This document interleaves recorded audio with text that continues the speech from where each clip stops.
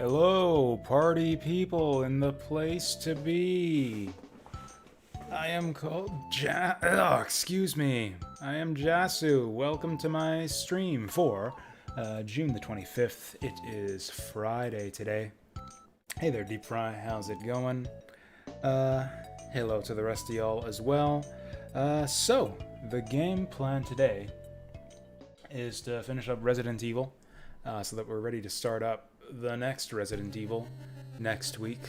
I've decided that, I don't like it when I finish a viewer's choice game in like just one stream or 1.5 streams. So yeah, we'll just like have a run through the Resident Evil series until I get sick of it.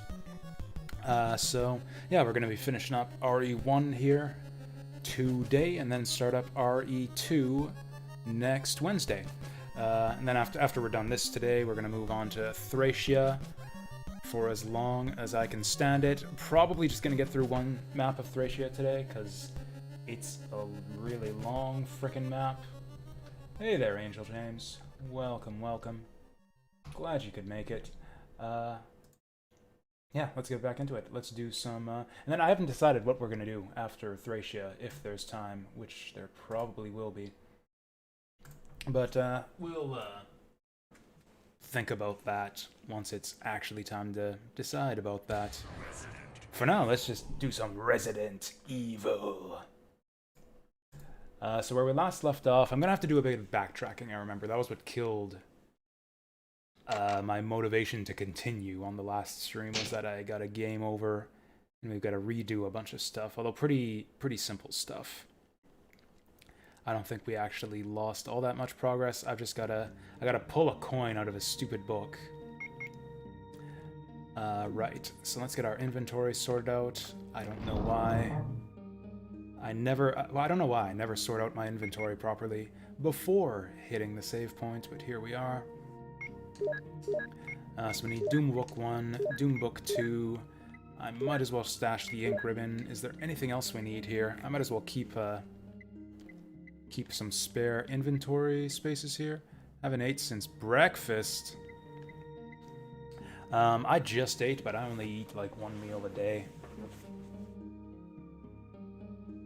Thank you, Deep Fry, for the reminder of no spoilers. I mean, no spoilers is kind of a usual rule for, oh, do I only have 2 ammo discs? I could have sworn that I had 3. Or maybe we pick the other one up in this next area. I could have sworn that we had 3 of those. Because I thought I was really surprised when we found the third one. I think it's in the area up ahead. I think I found the third one and then we died and game overed. Anyways, we're gonna have to check this thing. Oh, it's nothing important. Why did you even pick up the book if it's nothing important? Nothing on the spine. That symbol on the back looks important. No, you gotta examine it from the exact correct angle. I still maintain that that is an extremely dumb puzzle. It would make sense if that were a consistent thing in the game, where other items care about what angle you examine them from, but no, it's only the book. Only the book has to be rotated to just the right spot.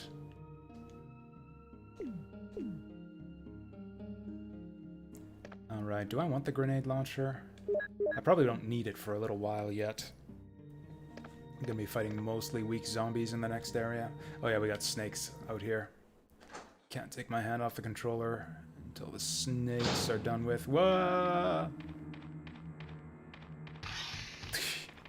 Something about, I don't know what it is, that like the color of the snake and the weird little, like just a little thump thump thump. I don't know, that seems to me like it's probably a very realistic, like snake falling from the ceiling sound effect. I find it weirdly unnerving. It's been a while since it's been 2 days. It's been a while since we played this game, guys. It's been 2 days. But I forget the layout of this place already. Hey, Saturn Meteor. Oh, you've been playing some Mario Odyssey? Way less fun than you expected. I've been back and forth on Mario Odyssey. I obviously haven't played it yet, since I don't have a Switch, but, Like, I've seen different people being alternately, like, either very enthusiastic about the game and saying it's, like, the best 3D Mario ever, and some people saying, it's overrated. There's actually not much to do in that game, and the levels aren't that interesting. Like, it's a big scavenger hunt. That's kind of the way the game seems to be structured. It's, like, these huge open worlds, with, like, tons of little... Like, it's not, like, in the old ones, it's, like, you got 6 stars per level, and each star is kind of like a full level in itself. Like a full challenge for you to complete, whereas most of the moons in Odyssey seem to be like micro challenges, and some people aren't really into that. And then on top of that, some of the moons aren't even challenges. It's just like, oh, the moon's just sitting out there in the open. You just gotta go look for it.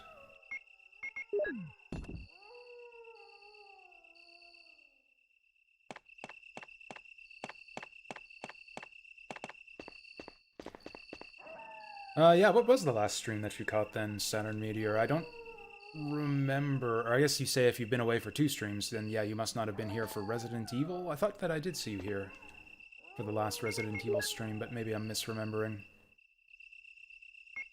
The tricky thing about doing, like, these huge, like, 10 to 12 hour streams is that you see so many people over the course of each stream. People popping in and out throughout the 10 to 12 hour stream that it's hard to remember every single person who popped into every single stream. Also, yeah, so we're going down into the fountain. Do we even get to open these doors over here? Are the doors over here? Just like a red herring? Oh, I see. So you actually don't know Resident Evil. Okay. Well, if you saw me, if you saw me grab those coins out of those books, then you probably just saw the biggest spoiler in the entire game, at least in terms of puzzle solutions, because that was the hardest puzzle in the whole game.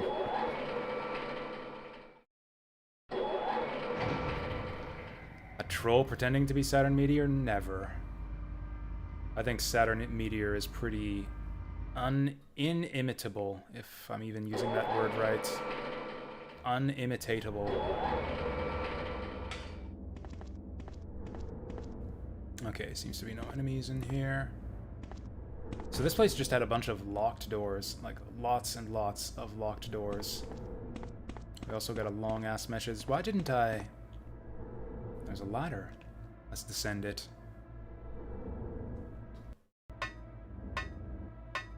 I know there was a typewriter down here. I don't know why I didn't frickin' use it. Or unless they gave me a typewriter with no box. Or no, it's the opposite. They gave me a box with no typewriter. Like, I'm sure they want me to take something out of that box, but I don't think I need anything. I know we've got several items to pick up over here, so I think I'll just leave my inventory empty. Oh, I guess the knife might be okay.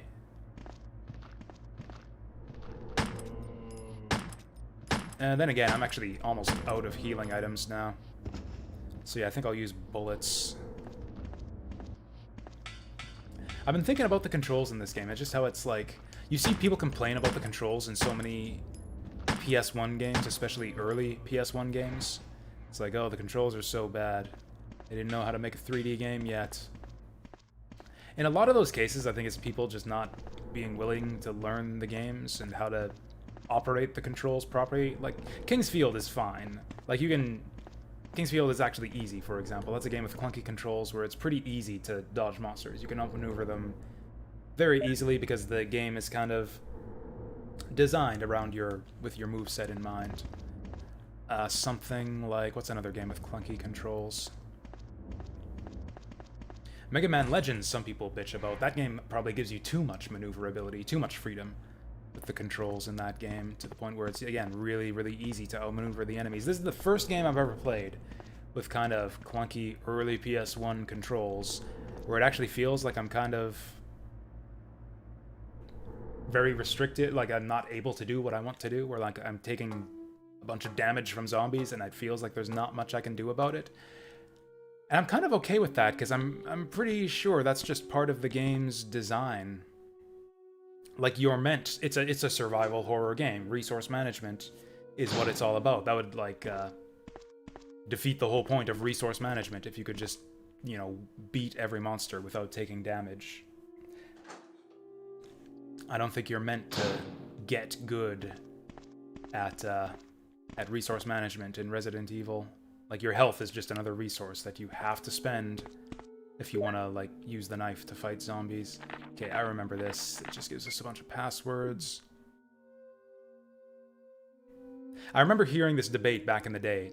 People, like, and a lot of people, the way the kind of viewpoint that I just put forth, how, like, oh, the kind of lame controls that make it impossible to dodge monsters are part of the game design.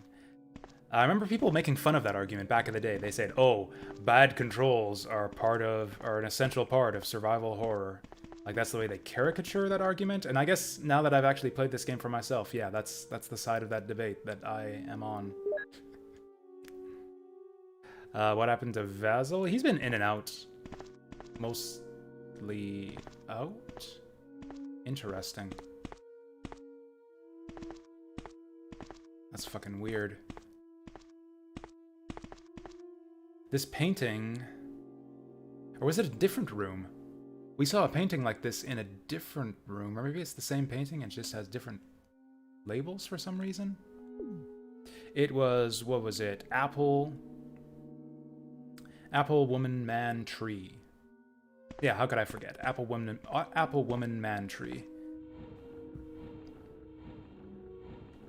Oh, no, okay, it's not a different painting. It's that if you turn on the blue light, which I guess is probably a black light, and then it becomes tree, apple, man, woman. I get it. So this is actually a real puzzle. I'm supposed to convert that to those letters that we saw in the file. This is actually a real puzzle. This is actually the first, I think, kind of neat puzzle that I think I've seen in this game so far. The first one that wasn't either completely stupid or completely brain dead. Oops, that's wrong. Which one was it again? Ah, there we go. Researcher's letter.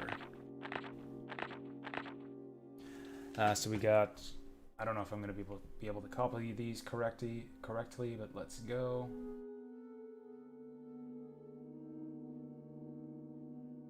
Okay, so the weird M thing, the weird fish thing,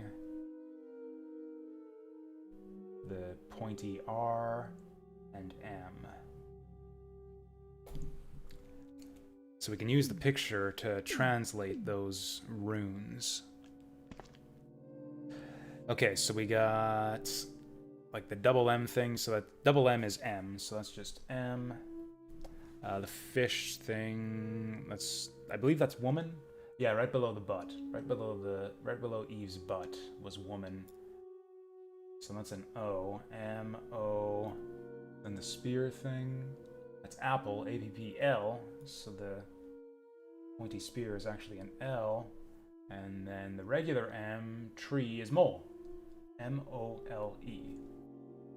Mole. Played through the... Oh, you played through Resident Evil 2, but not 1? Interesting. So you skipped the first one. I guess a lot of people did. Because I think the second one was the one that really took off. Like, I know there was a lot of buzz around the original Resident Evil when it first came out, and everyone loved this game. But yeah, I remember Resident Evil 2 was a big hit. I remember seeing that one, like, consistently at the top of lists of, like, the best PlayStation 1 games of all time.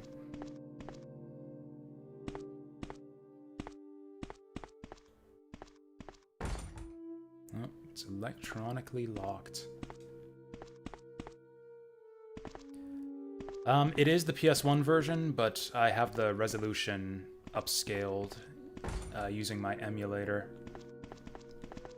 So yeah, it looks a bit better than the PS1 version. It's the same thing I've done with other PS1 games that I've played.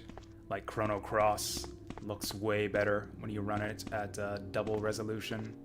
Yeah, I think the soundtrack has been the highlight for this game so far, Deep Fry. I'm gonna have to download this once we're done. The music is just like so atmospheric. Again, it reminds me of like some of the creepy underground tracks in Mega Man Legends. Why did I do that? Let's just kill this guy, even if we have to kill him again later. Should have brought my knife, but whatever.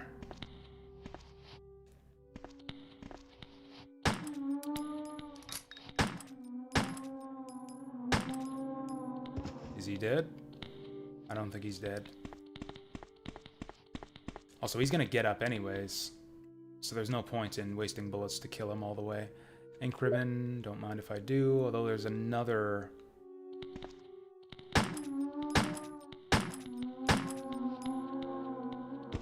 Okay, these guys don't stay dead, so there's no point in going back to finish the job. In fact, I will probably never be back in this area ever again.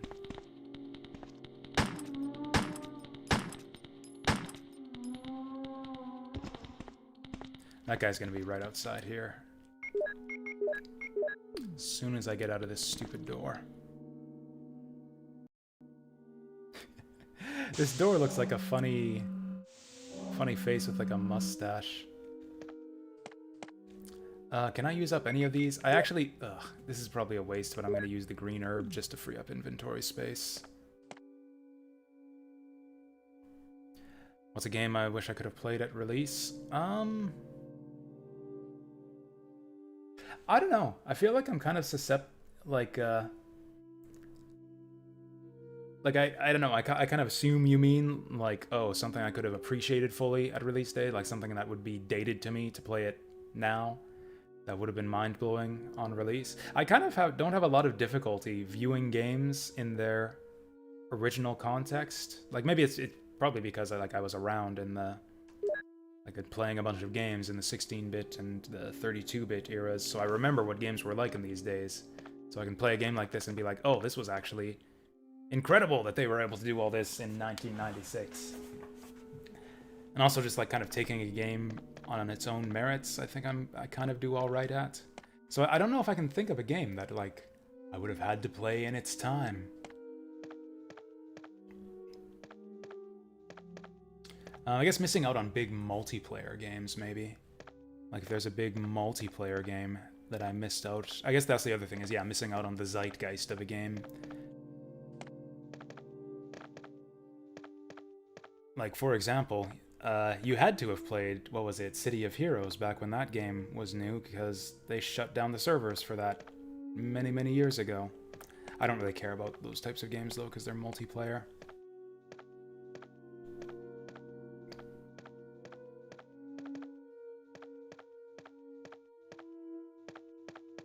Actually, my one regret in terms of not buying games or consoles, I really wish I would have picked up an original Xbox. That was like the one console from, like the one major console from like the 16-bit up to the PS3 era. That's the only console that I never bought. I owned pretty much every other home console and most portables as well.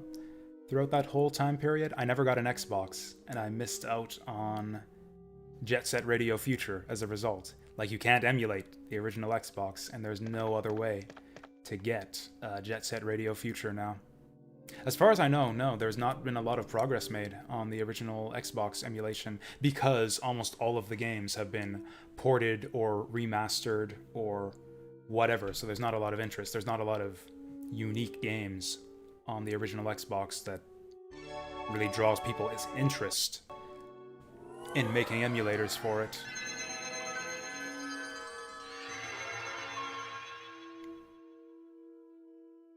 So yeah, to the best of my knowledge, yeah, like having an original Xbox with an original Xbox disc is to this day the only way to play Jet Set Radio Future.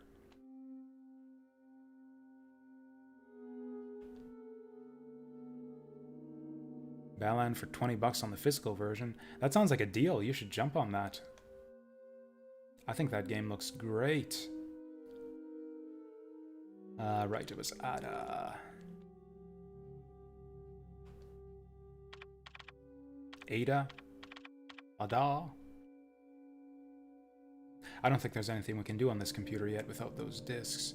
Basement door lock operation. B2. Accessing.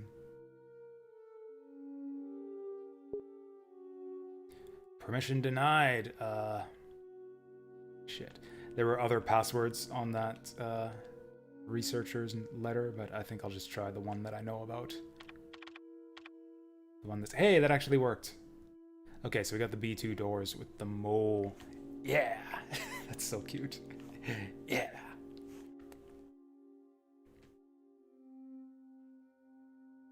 Yeah, I think it's smart to refuse to buy most games on release these days.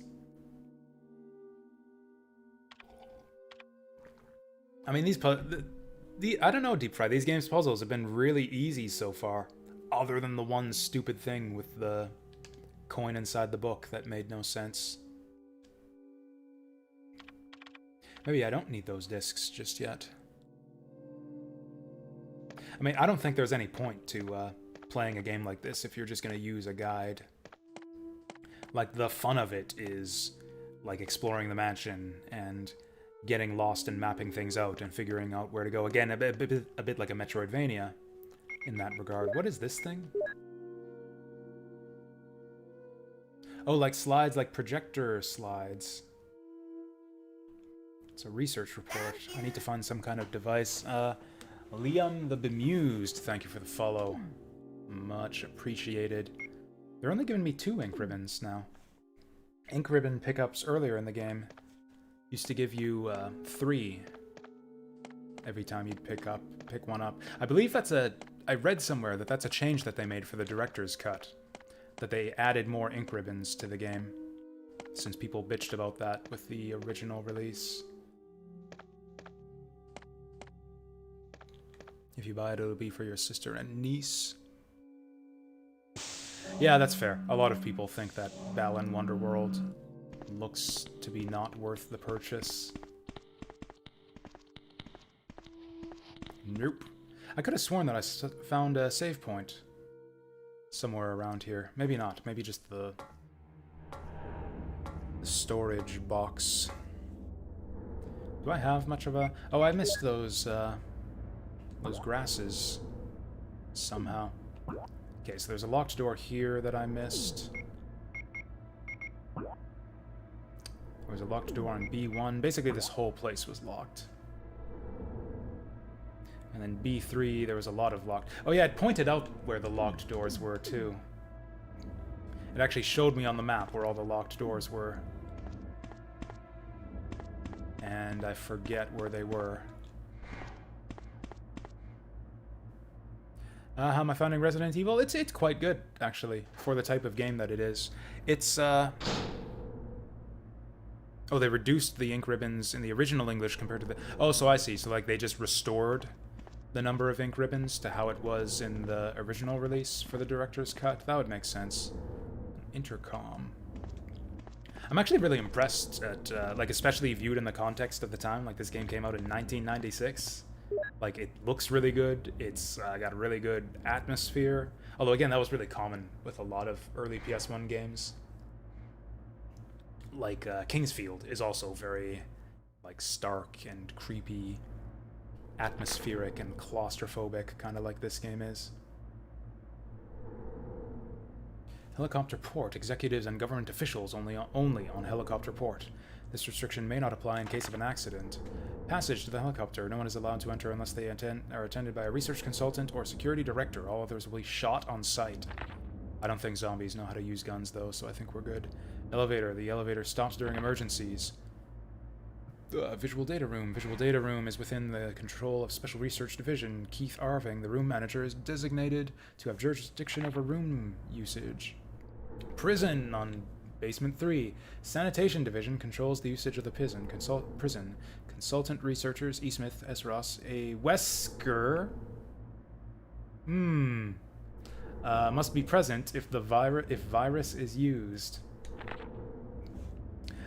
Triple locked door. No one is allowed to enter unless he presents all passcode documents. Passcode documents must be created by the specialized output machine by the chief researcher of each block. Only headquarters supervisors may enter the power room. This restriction may not apply if the consultant researcher has received special instructions. God, this place has a lot of rules and regulations. Passcode output machine. No one is allowed to use the passcode output machine but the chief researchers. Oh, there's another basement level. Top secret regarding the progress of Tyrant. After the use of T-Virus, remaining document is unreadable. Okay, and we got the security system filed. I have been informed that there are multiple endings to this game. I actually knew about that at the outset. I don't know what the requirements are of the different endings, and please don't tell me. I am keen to just play through naturally, unspoiled, and just see what ending we get at the end. I'm not going to press that just yet. This looks like a projector. We can probably use our slides on this one. That pillar looks suspicious.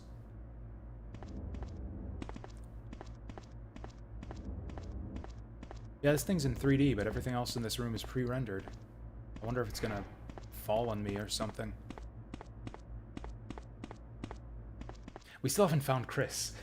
Chris has been missing since the very beginning of the game, so I'm afraid I'm gonna get a bad ending since I, like, missed him in the mansion or something. There's a switch. Why don't I press it and see? Oh, there we go. It didn't even fall on my head. That looks like just bullets. I don't have room for it anyways. That's a key, isn't it?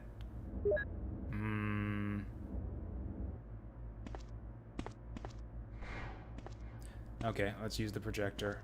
Maybe this will use up the slides. A projector. Oh yeah, you gotta actually use stuff to use it in this game. Umbrella Inc. Bioweapon Materials. MA39 Cerberus. I hope we're not meant to be able to read what's on the slides.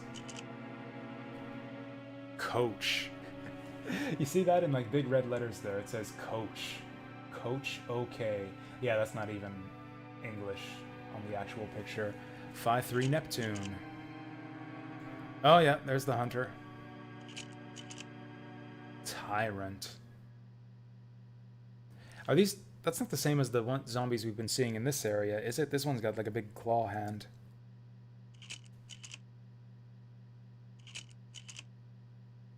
Hey, there's our boy. Bioweapon Research Institute, R&D staff. I love how that's like recognizably Wesker just because of the sunglasses. It's like they can't put pictures like that in the game and have like recognizable human faces. Or even more so on like the 3D models. Like I've got things up-resed now, but like if I were to like adjust the resolution back to like PS1 levels, like this. Like, yeah, this is more like it would look like on the original PS1 output. You can't really do recognizable faces or facial features like this, so they just give Wesker like these big dorky sunglasses so that you know him on sight in that picture. Like, I know it's kind of like, you know, Mario's mustache, where it's like, oh, we couldn't really draw a mouth in using only pixels in a 8-bit sprite. So we drew the mustache so that we could like give the shape of his nose and mouth all at once. It's like that kind of thing, where it's like Wesker's sunglasses are kind of like the result of a technical limitation so that he's more recognizable in photographs. Hey there, Thescally. Like, why does he do that? Like, is there an in-universe reason why he does that? Are his eyes fucked up or something? Is he actually blind?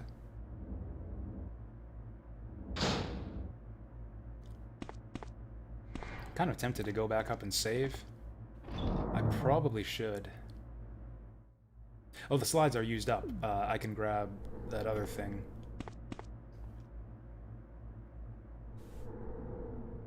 Just because it's cool. I actually have a friend who wears sunglasses indoors. I don't make fun of him for it or anything. I just make fun of him in my head. And I guess now on stream. In front of the entire internet.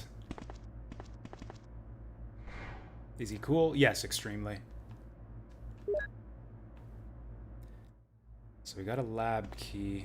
Even though I'm sure that they're going to give us a typewriter right away, I'm actually not totally sure, and so I think I'm going to backtrack a bit to our last save point. Also, we can do some inventory shuffling to be able to carry those herbs.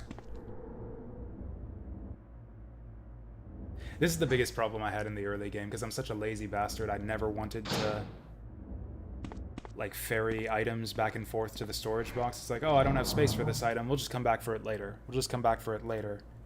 I just kept on saying that with, like, all of the items we found. And so as a result, I left so many items behind in the mansion. And then, of course, later on, it's like, oh, we're going back to the mansion. I guess I can clean out, whoops, all of those items I left behind. And then suddenly there's hunters everywhere. It's like, well, I guess I should have grabbed all those items when the mansion was empty. Yeah, I think when you see an item that you don't have room for, you want to always go straight back for the storage box.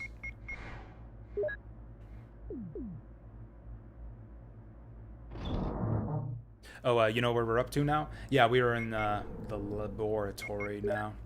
I've got so many ink ribbons. Yeah, we should go back and save. Actually, let's dump the fade spray too, because I think there's 3 herbs over here. Extreme written as extreme. You know, this was the era of extreme sports too. Early PS1 times, you had games like 2 Extreme, or even 3 Extreme, or 3 Extreme as it was spelled on the title. Oh, there were only 2 herbs. Good enough. Anyways, actually, I can show you exactly where we're up to. There. These are all the rooms I've visited. B3 doesn't actually seem that big. If all the doors are unlocked now, we should be fine. I'm sorry I ignored you, Thescally. It's difficult to keep up with chat and play such a thrilling and all-absorbing game as Resident Evil.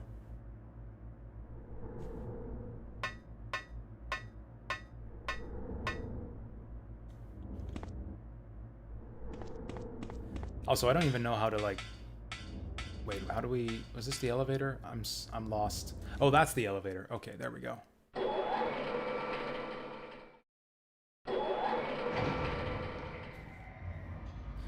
Actually, the previous save point isn't that far back either. I've never played any Resident Evil game before in my life. Like, I haven't even tried them. I haven't even so much as, like, loaded one up and tried it out for 6 seconds. Like, I've done that with Silent Hill. I've played, like, maybe an hour or 2 of each of the Silent Hill games. Like, 1, 2, 3, and 4. But yeah, I never tried Resident Evil.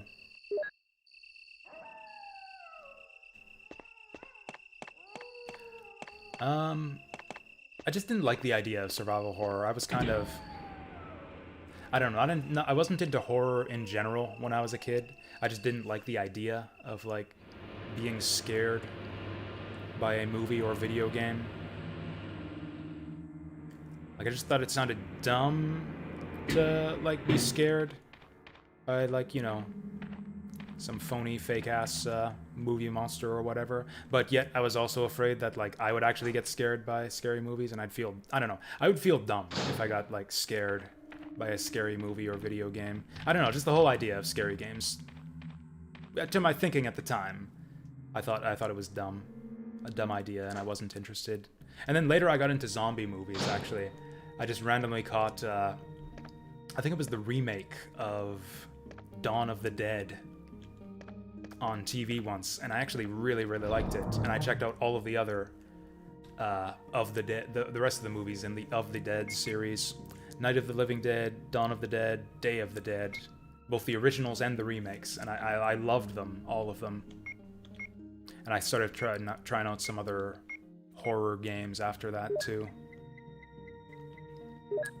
To my dismay, Silent Hill is more of like an adventure game, like almost a point and click style adventure game, which is a genre of games that I really detest.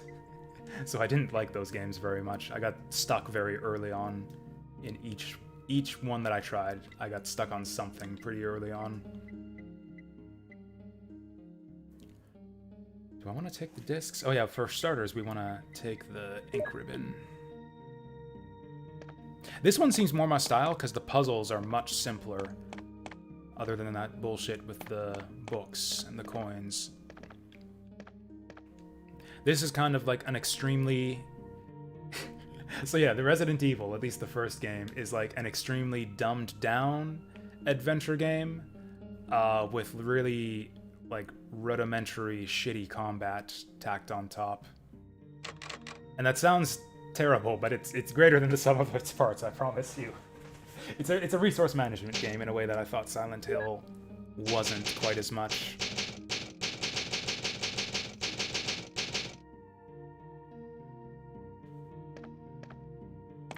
The jump scares haven't been effective on me so far in this game.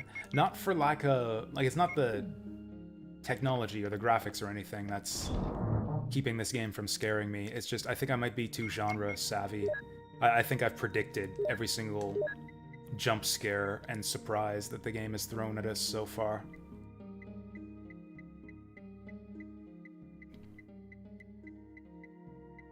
It's just like, oh, that closet looks suspicious. Oh, researcher's journal? I bet you a zombie's gonna pop out of that closet as soon as I'm done reading that journal.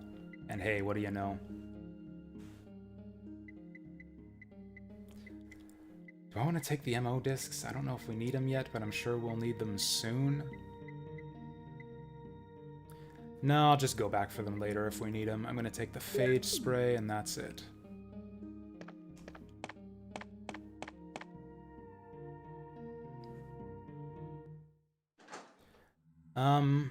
What's in the old 3D Mario collection? Because I think I have played all those games quite a bit already. I hate...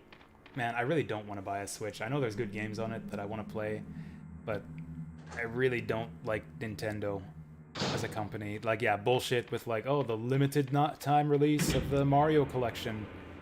We're remaking all of these beloved classic, or remastering all these beloved classic Mario games, but you only get to buy it for a few months, and then we're taking it away forever.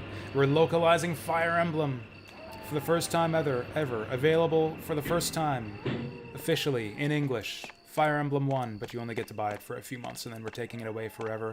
Even though, like, they only sell it digitally. There's a limited edition physical copy you could get, but other than that, it's just, like, they even took it off the digital store for no fucking reason.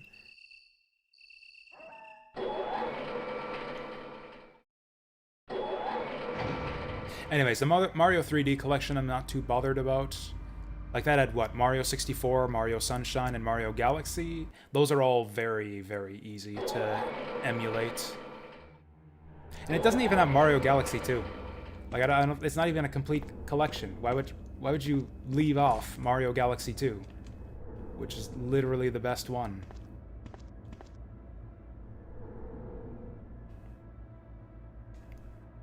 Okay, so at least that one is available in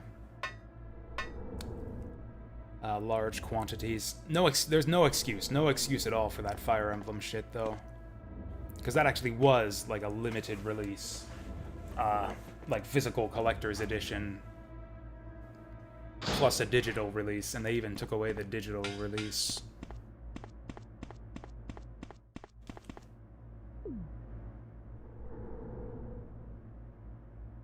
Now, Shadow Dragon is also easy to emulate, so it's not exactly a huge travesty in the grand scheme of things. It just means that Nintendo's a bunch of shitters. Oh, he just tried to vomit on me. I was too fast for him. Oh yeah, let's read the rest of that researcher letter. I think there might have been more passwords for us. Oh yeah, what was this? Oh yeah, this is all that complicated procedural mumbo-jumbo.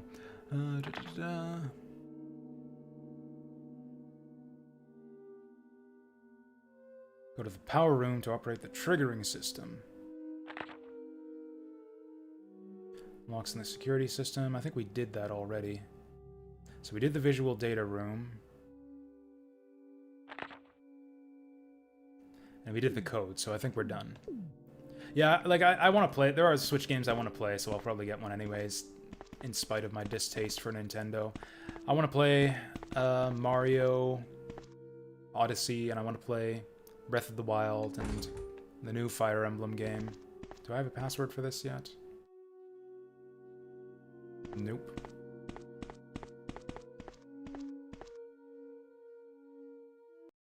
Still haven't played Breath of the Wild. I'm a bit skeptical of Breath of the Wild 2, to be honest. I've seen... Oh, God.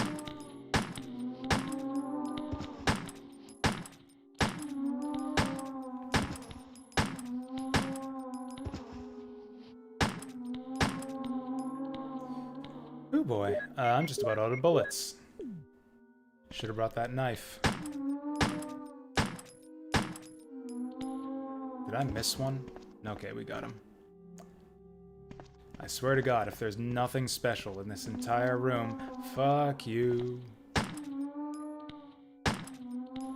I probably could knife these guys. Gosh, I hope they give me some bullets in here. Facts. To General Manager of Sanitation Division from Special Committee of Disasters Raccoon Special Research Department. This memorandum is strictly confidential and must be destroyed as soon as it is understood. Alright, way to follow orders there, Mr. General Manager of Sanitation. Regarding the T-virus outbreak, which occurred recently, this committee conducted a field survey. According to the survey results, estimates on the amount of damage caused by the accident are considerably greater than reported earlier. First, although it is very difficult to obtain accurate data in terms of actual numbers, it is thought that more than half the researchers died after exposure to the T-virus. The body count will most likely increase, since nearly all of the survivors show symptoms peculiar to the T-virus. Second, our security system is still in operation. However, our special security guard squad has been nearly destroyed. Because of that, research information considered by our company to be top secret has been made available to outsiders. Countermeasures should be taken as soon as possible. Finally, many of the subjects from the experiment have escaped and are out of control. We believe that some researchers were killed by these subjects, and their bodies were mutilated. By curious coincidence, these events are proof of the success of our research. However, there is also a very high risk that this news may be leaked to the press if we don't act immediately. The condition is very serious. Our operation to cover up the situation is difficult to attain. However, we hope the problem will be solved quickly. We are especially concerned that the state police and STARS are intervening too quickly. We need to act on this situation as well. What guns have I got? I've got the Beretta that we started with. I've got a grenade launch or a bazooka that I'm saving for like hunters and bosses and stuff. And I've got a shotgun, but it's only got like 4 shells remaining. I've got bullets for a magnum, but I never... Ooh, nice. I've got bullets for a magnum, but I never found the magnum. Okay, I've got way more ink ribbons than I even need right now. It's like I can't kill zombies with ink ribbons. There's fucking nothing in here. Oh, there's another corner. Most of them are fiction books. It's a passcode output machine. If I had a Mo disc... Ah, fuck, we're gonna have to come back in here. Heck, I've got 3 Mo discs. If those zombies respawn like the other ones did... I'm not gonna have enough bullets to take them out.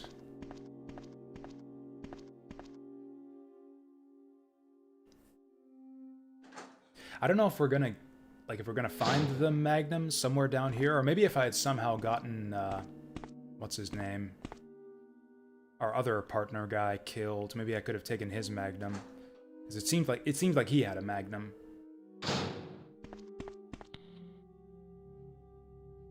Anyways, he's still alive.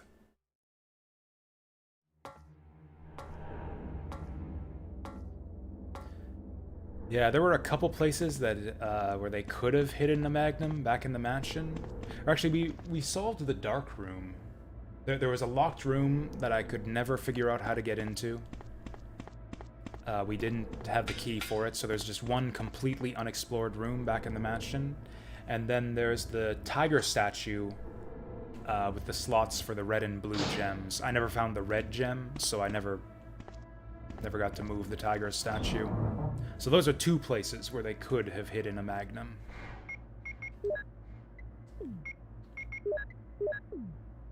Yeah, look at this. I got more ink ribbons than I know what to do with. Why are they even giving me ink ribbons if there's no typewriter around here? If I complete the game? Okay, that's nice. That's nice of you. I actually need to get all 3 MO discs, which means no healing spray.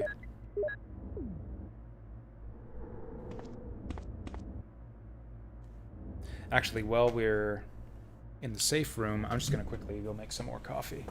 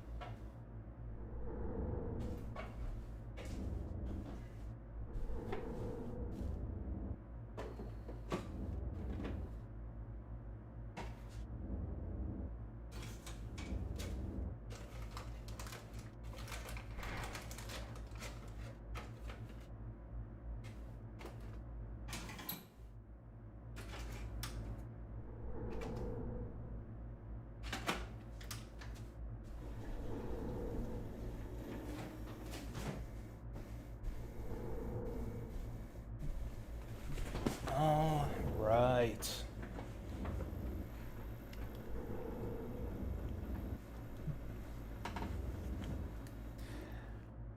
Oh, hey there, little Sam. Ooh, a large asteroid could hit Earth in 2028. Yeah, it very well could. I agree with that statement. It could happen. Azathoth could awaken and devour the universe in 2028 as well. That's another thing that could happen. Right, so we want to go back in here. Yeah, these zombies keep respawning. This sucks. Reports show is a pretty weak form of evidence.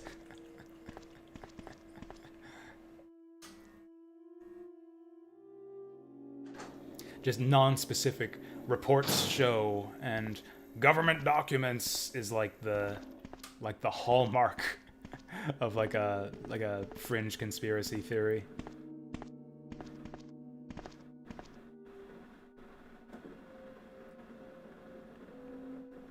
All right, we got 3 Mo discs.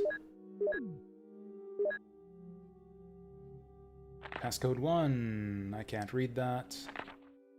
I swear by myself, declares the Lord, that because you have done this and you have not withheld your son, your only son. Oh, that's the story of Isaac, isn't it? That's a fucked up story.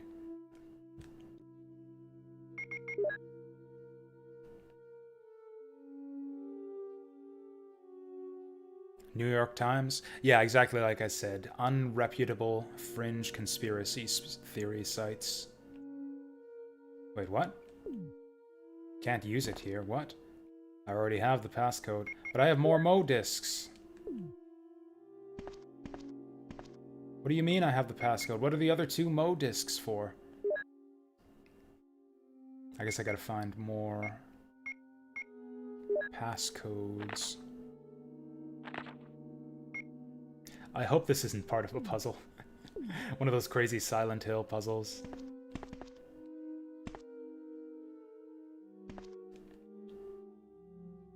Did anyone play like the highest difficulty? So as much as I complained about how I hate adventure game style puzzles, I still played Silent Hill 3 on the highest puzzle difficulty.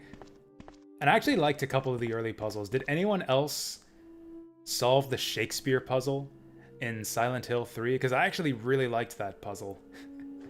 It kind of sucks that you need to actually like know like the plots of Shakespeare's plays to be able to solve that puzzle, but it was actually a really cool one.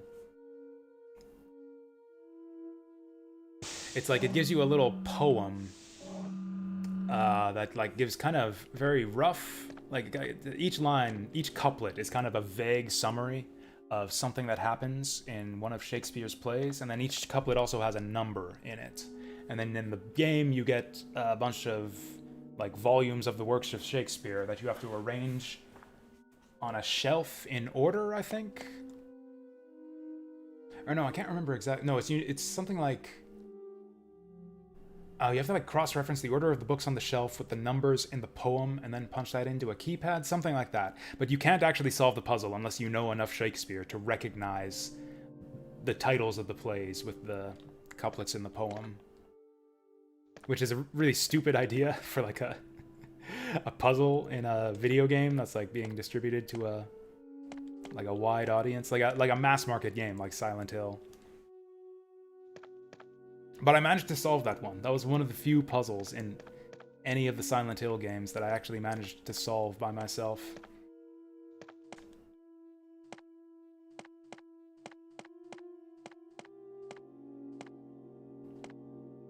If you turn down the puzzle difficulty, the puzzles get simpler and simpler.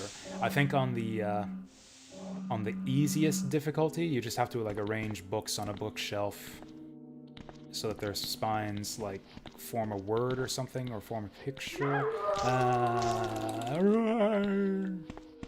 He's gonna get me again. No, he's not. That buzzing was a bit ominous. Oh, yep, I'll discard that.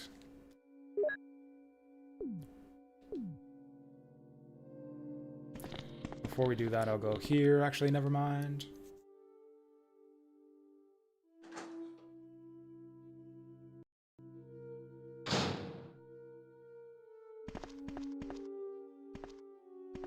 Okay, these are the kind of zombies that don't respawn.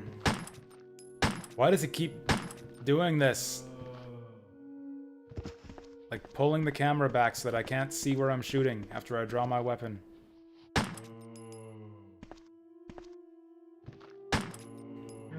See, look at that. I thought that would have killed him.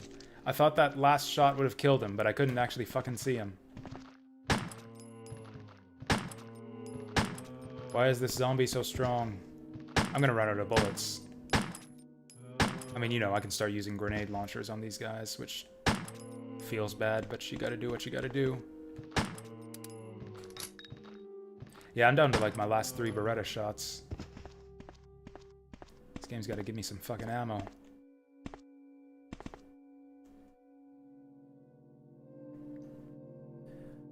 Why are these zombies naked? I mean, this is like the science lab, or this is the prison area, isn't it? Yeah, this is B3.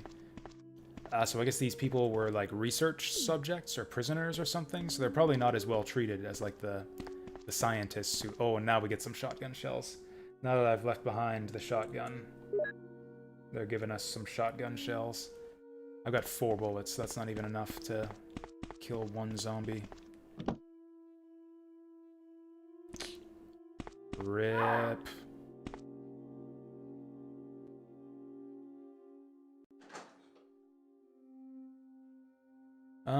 Sure, I'll take that bet, little Sam. Oh, I'm not actually poisoned. That's nice.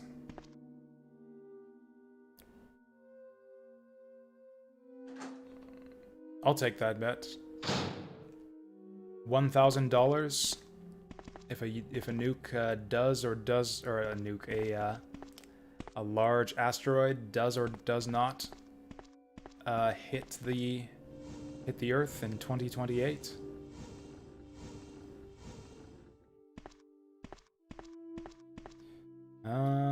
This actually seems a bit tricky. Just get on the bed and push it from there. Maybe we can push it from here.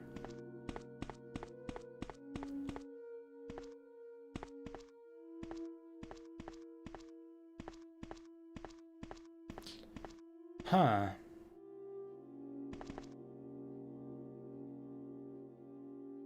Actually, one thing I could do... Okay. Take some lateral thinking here. I was thinking, hey, we need to get the stairs up to the duct there so I can climb up to the duct. But maybe what we can do is move the ladder over the hole, then use the ladder to get on top of the boxes. And then the boxes take us up to the hole. That's the ticket. I hope that's enough to push it.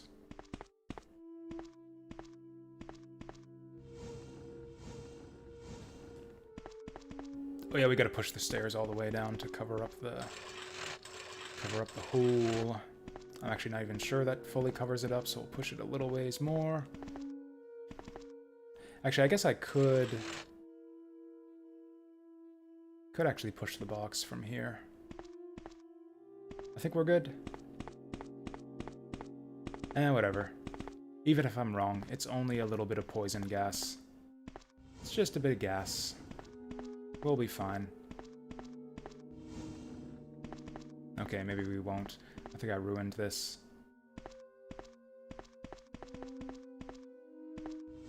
Oh, there we go.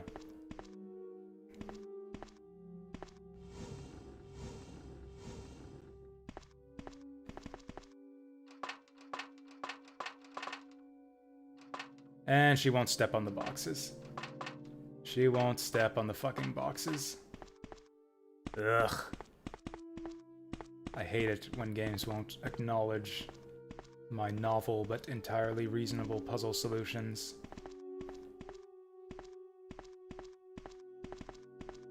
We'll take that red herb because I'm probably going to need it right away.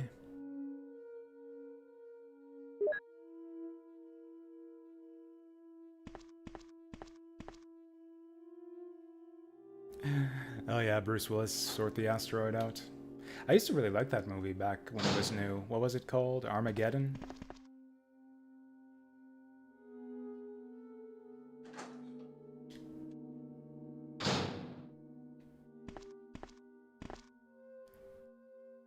Okay, so is there anything else we can do here?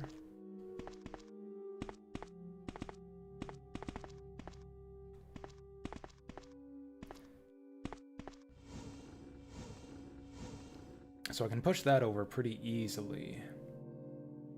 I think I've got it. I think I've got it. Push you over here.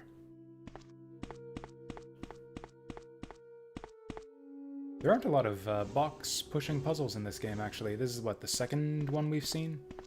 I'm actually a fan of crate puzzles. I'm always happy to see box pushing puzzles in video games. I just think they're fun. La Mulana had some of the best block pushing puzzles, although the original La Mulana actually had a completely unsolvable block pushing puzzle. You could still beat the game by basically cheating that puzzle. With the double jump, which you could get later and kind of sequence break. But yeah, they made a shitty puzzle in the original La Mulana that was literally unsolvable. Other than that one puzzle, though, La Mulana had good crate puzzles.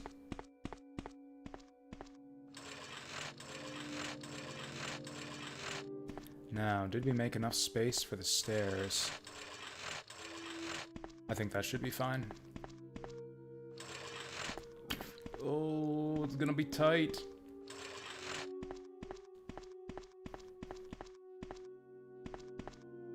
Oh no. It's gonna be really tough to push it. Okay. Just the right amount. Oh no. I should have pushed that top box a little bit more to the right, or a little bit more upwards maybe. Yeah, there's not enough space. Oh no. Oh, this sucks. Okay, we're gonna do it again. I have 40 people watching right now. Once again, Little Sam, I'm sorry to say that I don't believe you.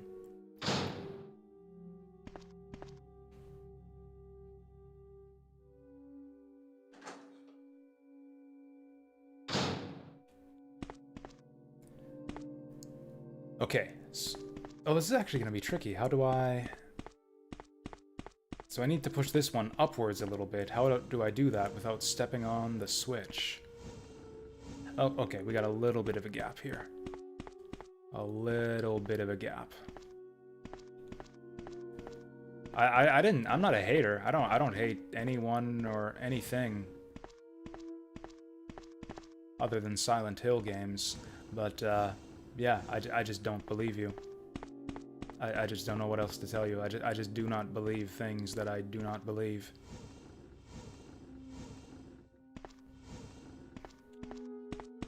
There's a weirdness that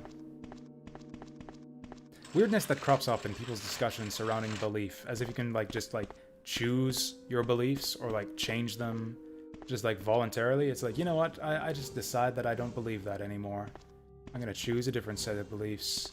It's like, can you guys do that? Can you guys just like choose to believe or not believe things? For me, it's always been just kind of something that happens naturally. Like I just naturally believe things or not. Like I can't help believing or not believing things that are told to me. It's just like I hear a statement and my brain just some automatic process kicks in. It's like where I just immediately go like, yep, that's plausible, or nope, don't believe it.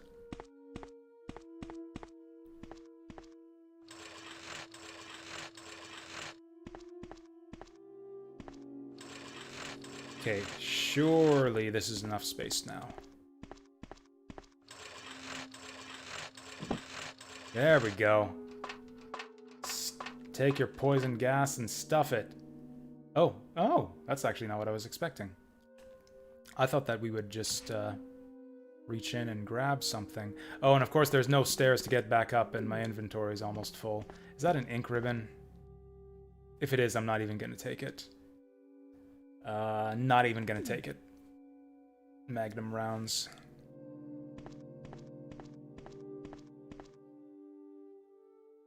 If I said we were friends, friends is a tricky term. I know that's probably not the answer you want to hear when you ask someone, are we friends? A lot of people have different standards of what they consider to be, like, what makes someone a friend of yours. Like, a lot of people have a very loose definition of friendship.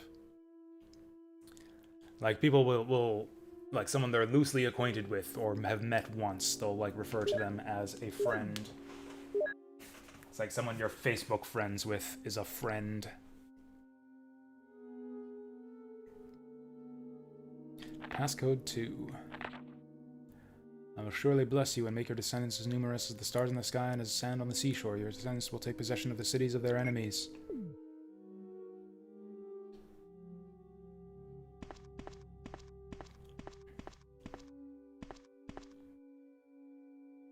This place seems to be a morgue. Weirdly enough, I feel safe here because none of these body bags seem to be like they're all pre-rendered, so they're not going to animate. Nothing's going to jump out of them or anything. I am perfectly safe in this room. I would love to get a storage box so I can grab my shotgun, though. I'm always hesitant to call people friends for that reason. Like, even people I, like, interact with on a fairly regular basis. Just because, I don't know, I feel like I'm, like, being too presumptuous if I just call someone my friend, if I only hang out with them, like, I don't know, like a few times a year we get together and play games. Does that constitute a friend? Also, like, what's the threshold? Is, like, an internet friend the same thing as a real-life friend? I would say no. Like, I have no problem calling you guys my internet friends, especially those of you who have been around for a while. Like, I've been chatting with Saturn Meteor for, like, almost 4 years now. He's an internet friend. Little Sam's been around. Yeah, Little Sam, Thescally, Vasil. Y'all have been around. Like, I probably chat with you guys more than I do almost all of my real-life friends. Like, we can certainly be internet friends. I have no discomfort throwing that term around. Saying that y'all are my friends on the internet.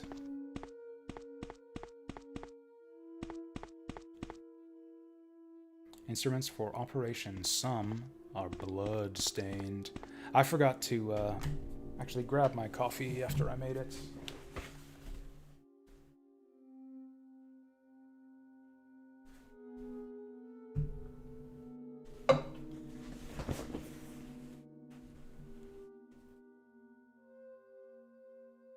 I think Steam did well to change the mention, change friends to contacts. Yeah, that seems pretty reasonable. It's like I said, because the word friend is like a little bit of a loaded term. It means different things to... It implies different levels of familiarity to different people.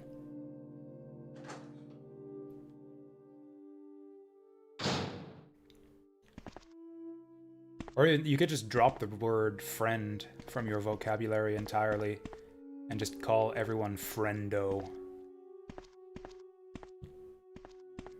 Which, I don't know, feels to me like it has a slightly different connotation. Oh, this sounds like a safe room. Yay! More grenade launcher rounds. Okay, I can stuff all these herbs in the box.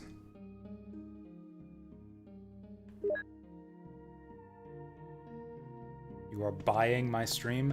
I do not view this. I do not view it like that. For one, you aren't actually buying the stream because you can all watch for free. I don't give you anyone anything in exchange for subscriptions and donations. I consider it more along the lines of a like tip or gratuity.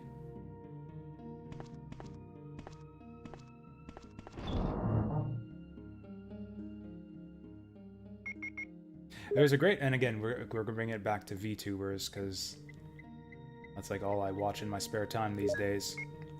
There was a funny moment on a Pecora stream.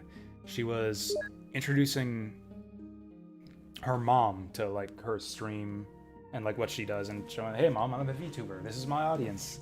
And then her mom asked like a funny, like Pecora she was asking, oh, what are all these red and green messages that are going by? Oh, those are my super chat donations. These are people who send me money. And and their mom asked her like, why are they doing that? And like Pecora just doesn't have a good response for it. It's because they, I don't know. I thought it was really funny. That's a good question. That's a very good question.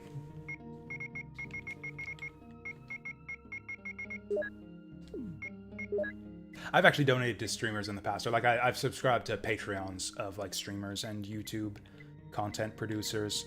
A lot of like people online, especially influencers and content creators, have like kind of gone to the like Patreon and like pay what you want type model. And the approach I always take to that with like people I follow who have Patreons and that sort of thing is like if I needed to pay to be able to continue like watching their streams or videos or whatever, what would I be willing to pay? Like if my favorite streamer were to like quit streaming tomorrow unless I subscribes for a certain amount of money, would I be willing to pay to keep this stream going, and how much would I pay? That's like the approach I've taken in the past, and I kind of set my Patreon and subscription amounts accordingly based on that. Yeah, the 4 pistol bullets are not gonna do me any fucking good here. It's time to bring out the shotgun.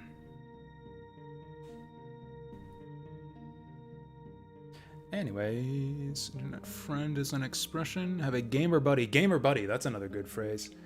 Do a long time on the internet, have nothing in common IRL. Yeah, I've never really had a lot of like online only friends. I actually feel more awkward a lot of the time in online communication than I do in IRL communication. I don't know, just like text-based conversation has never gone great for me. I find it, I don't know, just like wires get crossed, miscommunications happen all the time. I feel like I'm like whenever I've tried to participate in internet forums in the past, I always end up annoyed. I feel like I'm being like deliberately misunderstood or misquoted, or like people are not meeting me halfway and trying to understand what I'm saying. And maybe that's just that I'm a shitty communicator.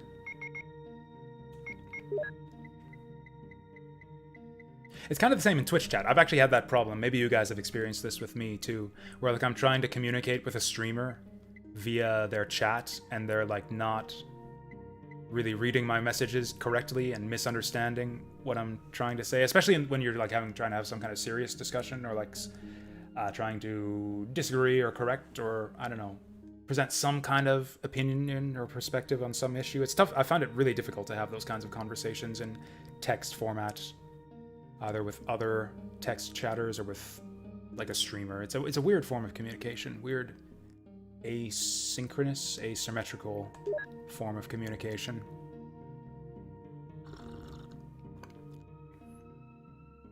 Also, you're very kind, Thescally. You are very, very kind to say that. And I don't even mean necessarily to say that you don't mean that or anything. Like, I don't mean like you're very kind in that sense, but like, it's just a nice thing to say. I feel like I need to be better about like showing my appreciation. Like, not just through subscriptions or like, you know, throwing small amounts of money at them, but like actually, I don't know, sending fan messages and stuff. Or like saying, hello, I appreciate you. I think you're actually one of the best streamers or YouTubers out there or whatever, and you deserve a lot better. I feel like that about a lot of the people I follow on Twitch and YouTube. Like, it's just absurd. Like, I think I follow like a pretty fucking good crowd of people. I think it's absurd that all these people, all these people, like my mainstays, people I've been following for years, producing high quality content and not getting more than like $100 or $200 on Patreon, averaging like a couple hundred YouTube views or whatever. I came in, oh yeah, I was looking for my ink ribbons. There we go. Let's combine those. And then we'll use one of those and move on. So we're shotgunning now. I really hope the shotgun takes out these infinite respawning zombies in one shot. I also hope they give me more bullets, because I'm really running out. Did I hear about the high-rise that collapsed and 150 people are missing? No.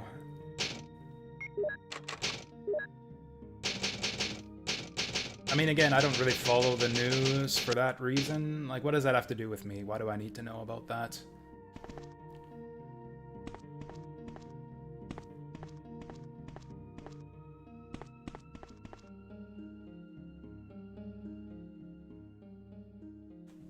You just turned into a giant piece of meat in Mario Odyssey. Well, that's one more on the list of reasons for me to pick up Mario Odyssey, then. You can play a giant meat.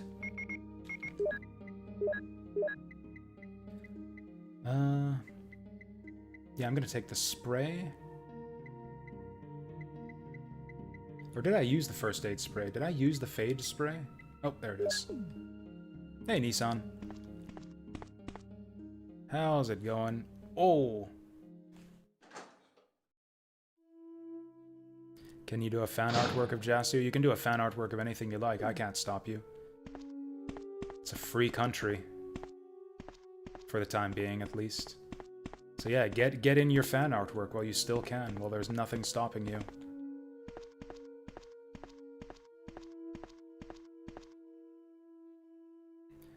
I'm doing alright. I feel like I've been less... Whoop. I don't know. I've been really tired this week. Oh my god, what the fuck? What the fuck?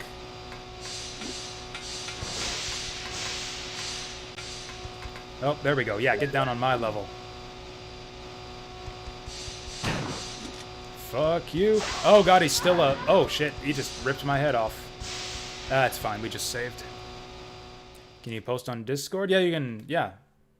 Like, yeah, post whatever in Discord.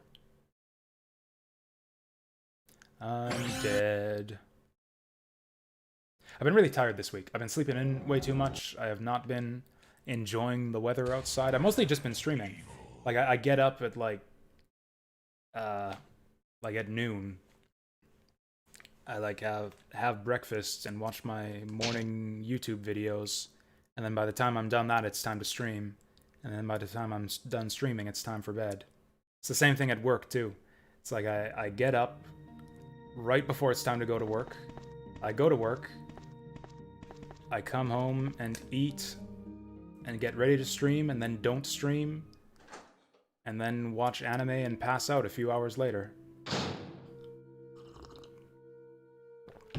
Okay, let's get the shotgun ready. Actually, let's get the bazooka ready. I don't want to waste 2 shotgun shells on these guys.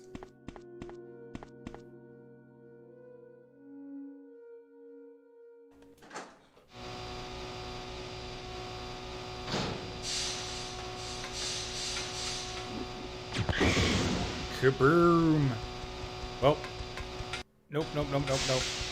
I can't run these guys. This looks kind of silly. Is that a maggot? Can I pick it up? Oh, these guys, like, maggots fell out of them after I killed them. That's disgusting. This has got to be the power room, then?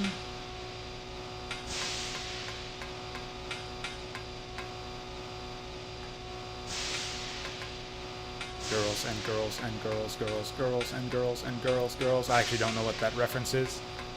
What are my long-term goals in streaming? I actually don't think I have one. Finite resources.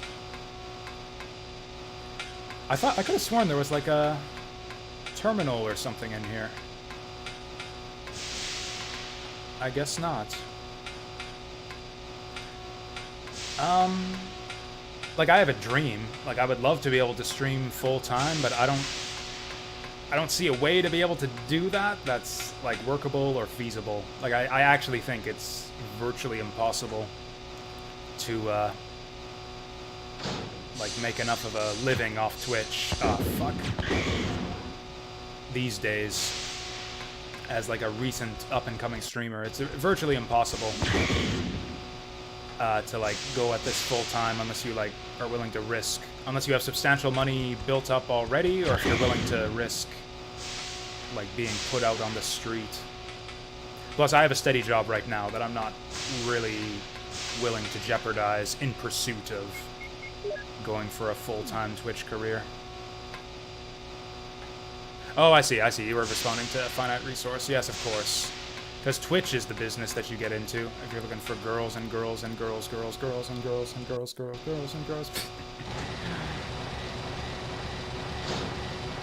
Yes, I did. Have you guys seen that? I don't even know what the context is, but there's a YouTube video, a meme even, of someone singing water and water and water, water to the tune of the FF8 battle music. I don't know why that's a thing, but someone put it on YouTube, and it's really weird. I think it's the first thing that comes up if you just search on YouTube for water and water. You have seen the water video. Cool. That was just the first thing that came to mind when I saw that girls and girls and girls message.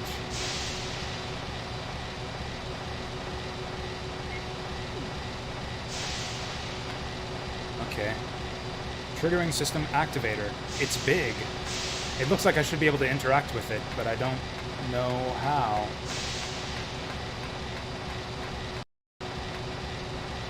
Oh, there's another one over here. Or is that just the same one? It's the same one, just in the distance. Power connection switch. The elevator power is off. Let's connect it.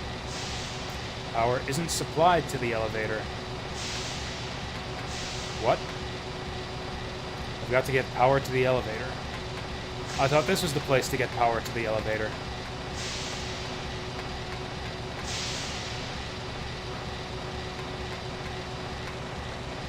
Why don't we activate it? I guess it's too big.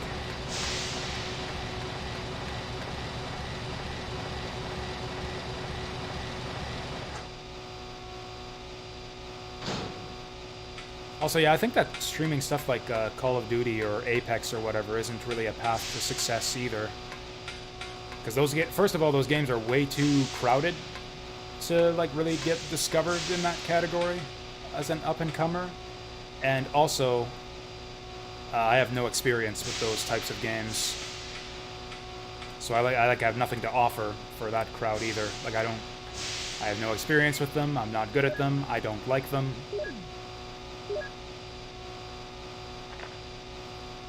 And you will know my name is the Lord when I lay... Oh, and through your offspring, all nations of the earth will be blessed because you have obeyed me. Alright, we got 3 passcodes, but I don't know where to use them.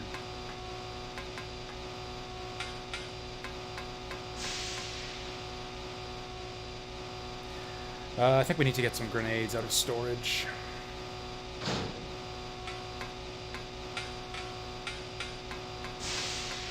Really looks like I should be able to do something in this room. Ah, well.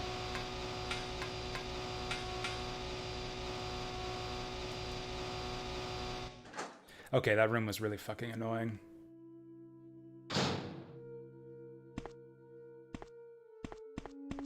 Here we go, back to the nice, soothing, creepy background music rooms.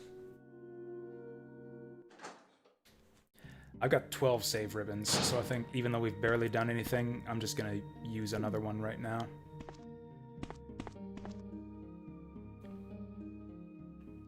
Yeah, I've probably been too stingy with ink ribbons up to this point.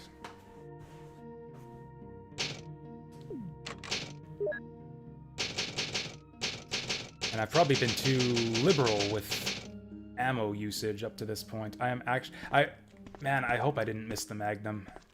Like, if the game expects me to be able to use all these stupid Magnum bullets... Ugh. We must be cautious. I think I've got a lot of grenade... or a lot of explosive rounds. Unless I used all those, too. Actually, I think I did use all those up on that last snake boss fight. Holy shit, I actually used up all my explosive rounds? Oh my god. Yeah, and I was using them to take down hunters, too. Oh, wow. Yeah, we're pretty low on ammo.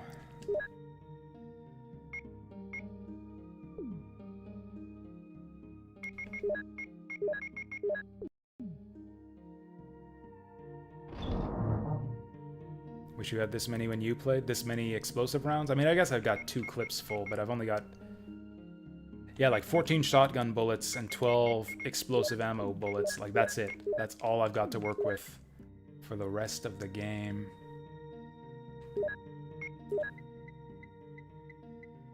Oh, and 4 Beretta bullets. Can't forget about that.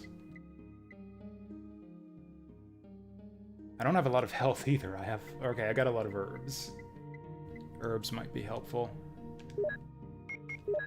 I'm gonna mix these. Might as well mix the blue herb, too, just in case we get poisoned. I got more blue herb than I'll probably need. Oh. It said, oh, the red herb can only be mixed with other herbs. Turns out that the red herb can only be mixed with green herb. That's actually annoying, because mixing red and blue actually does have one effect, which is to reduce your inventory space. Or like, you know, free up inventory slots, which is the main reason you would want to do that. But it doesn't let you.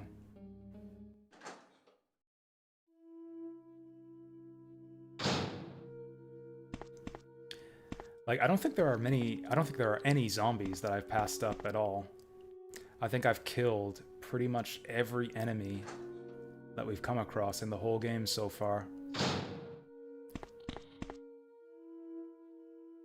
I know that the wisdom online seems to be, oh, you can just run by enemies in Resident Evil. It's better to save your ammo. But I don't know, the hallways in this game are so narrow. It hasn't seemed to me like it's possible to avoid enemies most of the time. And health items are more rare than ammo pickups. So I don't know. I feel like people like to talk a lot of bullshit about this game. Okay, I'm in danger, so let's use that. Yeah, it might be easier in like 2 and 3, because I know that 2 and 3 are more like urban type settings, so you're running through city streets, which would be a lot wider than these like the narrow mansion hallways. Like in Silent Hill, I found it really easy to avoid enemies. In fact, I don't think I ever got killed by an enemy at all anytime I played the Silent Hill games. Although, again, I never made it far into any Silent Hill game. Maybe this is the passcode? Passcode panel. I've entered the passcode. I've entered the passcode. I've entered the passcode. This is ominous. There's gonna be a giant fucking monster. Whatever is locked up here was, like, locked up super tight. Behind 3 Bible verses, even. Nope. Did she aim it at something? Nope. That's one way to check if there's enemies, because you'll kind of auto-aim when you draw your weapon. So you can, like, point away from the camera, and then if she automatically swerves towards the camera, automatically aims her weapon this way when you bring out your weapon, then you know there's a zombie in front of you. Like, again, this is safe. Well, there's no giant monster. Jill? Is that you, Jill? Holy shit, Oh, it's... Chris, you're alive! Oh, what the fuck? Chris is alive! Of course. Damn it, we're in quite a predicament, Jill. I know, Chris. Anyway, I have to open this room. It doesn't work. Well, Chris, I'll be sure to come back and help you soon. Will you wait here? Thanks. I'll be waiting here for you. I actually thought he was dead. We haven't seen him since the very start of the game.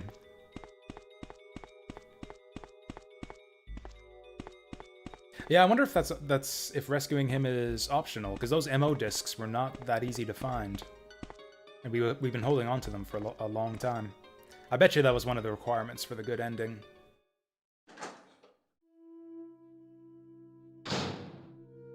I still can't figure out how to open his door, though. Actually, okay, so what rooms have we not been into yet? Well then. Oh, okay, so yeah, that's Chris's cell. That empty room in the top left is Chris's cell. So I've been in every single room on this floor. B2 we fully explored. B1 had a locked door that we never actually opened. Maybe that's the key to his cell.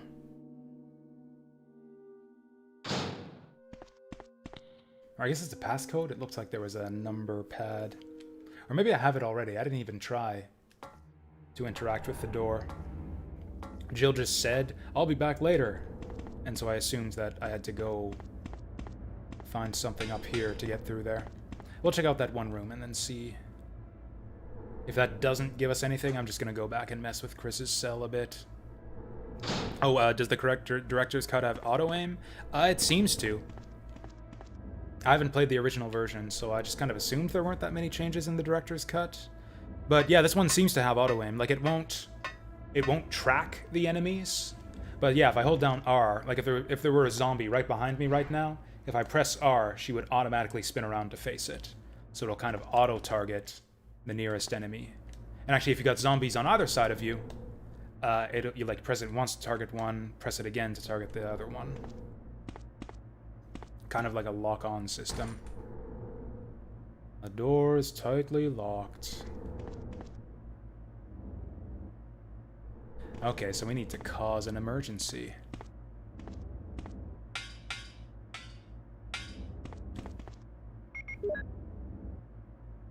Yeah, I think I was supposed to interact with Chris's cell door or something.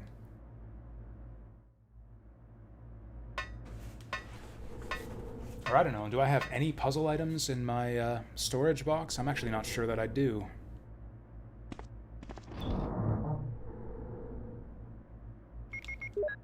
Yeah, it's nothing but ink ribbons,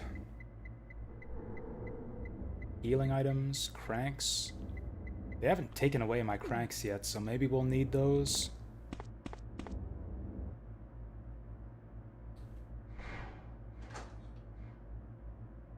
Your sister gave you a stomach bug. Gross. Like she pulled it right out of her stomach and gave it to you? That's disgusting. I would disown my sister if she did something like that to me.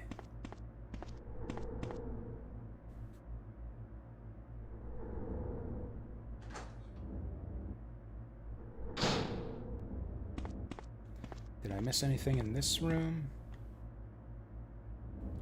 Like, yeah, I've explored every room, so if I don't have what I need to rescue Chris, it's gotta be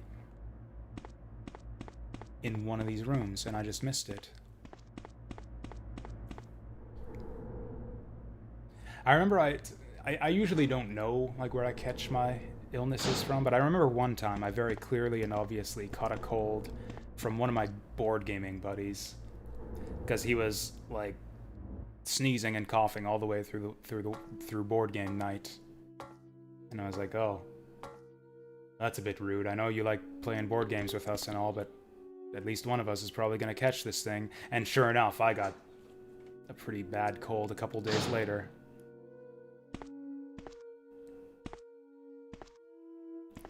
That's pretty shitty, Angel Jams. That's actually really shitty. And you know, that's what I hear about COVID. It not exclusively, like, COVID's pretty contagious, but around here at least, it largely seems to be spreading among people who are, like, very socially active and, like, going to parties and visiting friends at their houses all the time. Like, that's mainly the way that COVID's was getting spread around here for quite some time.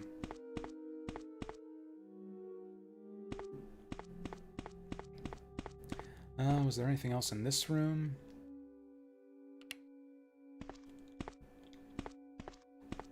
Oh. Pistol rounds! Right after I put my pistol in the box, they give me pistol rounds.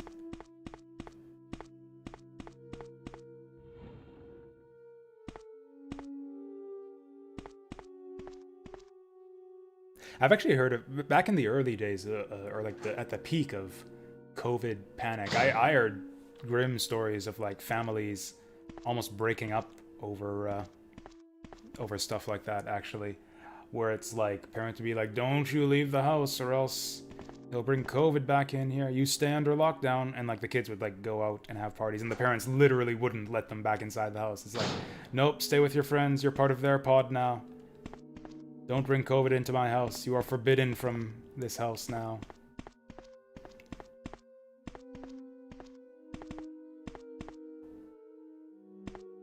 Again, all of this is, like, mostly news. Or actually, now that I think of it, I think it's mostly forum posts. It's not even, like, newspaper bullshit that I've been hearing stories like that in. It's, like, forum posts and online discussion.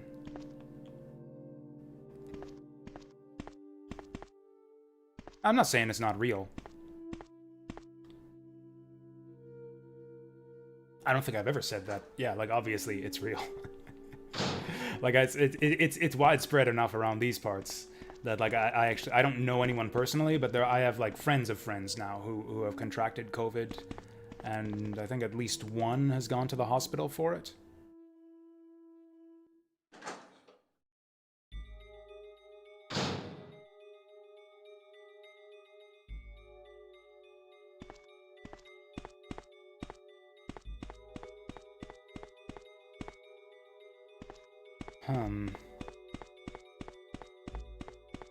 Yeah, let's try. Okay, the door is tightly locked. By what? It looks like there was a keypad. Whatever, I guess we need a key.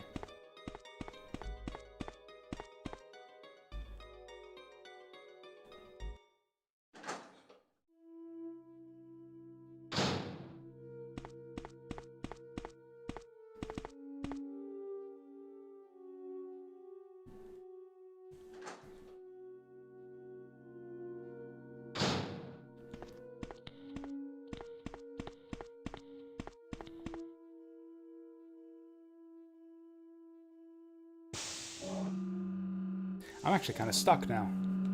Like, we've been pretty much everywhere, haven't we? There must be, like, just some random, like, pixel that I need to examine in some room that has the key to his cell. Also, it looks like Restream is cropping out here. I can see your messages on Twitch, but not in Restream. I'm gonna reload this shit. Log out. Log in.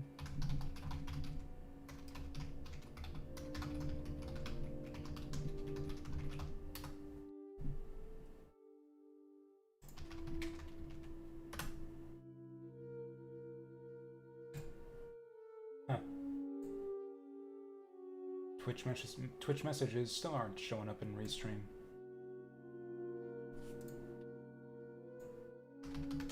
Am I even online right now? Oh, YouTube's showing up just fine.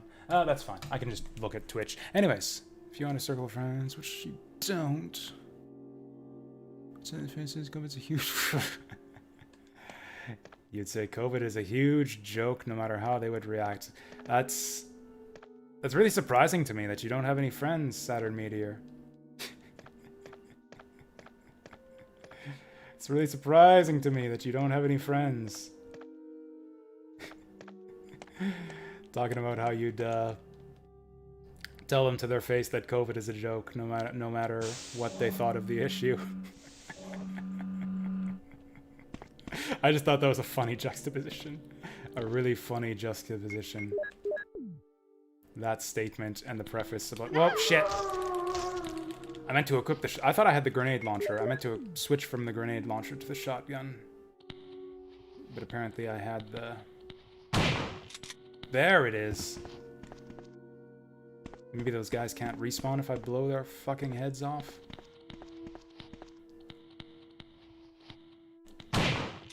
That is so satisfying. She points it right at him, too. Right at the head. Oh, fuck off! That was kind of my fault. I could hear him. I thought that he was further in the other direction, but...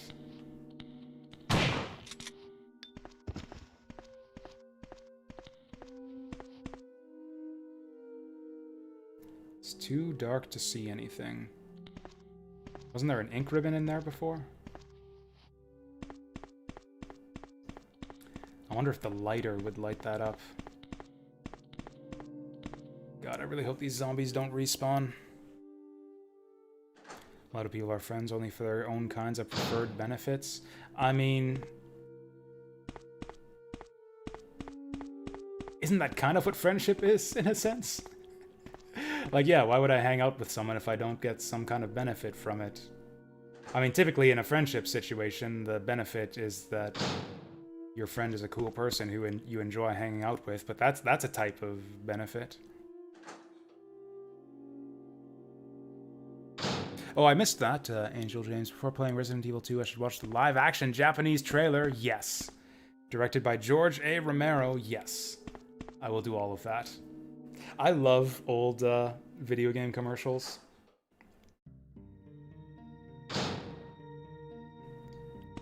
I tweeted out a few of my favorites. Squaresoft used to have really good commercials, especially the Japanese ones. Some really good stuff. Okay, I'm gonna try the lighter. Like in a little hole like that, the lighter should absolutely provide enough light to be able to see into the hole.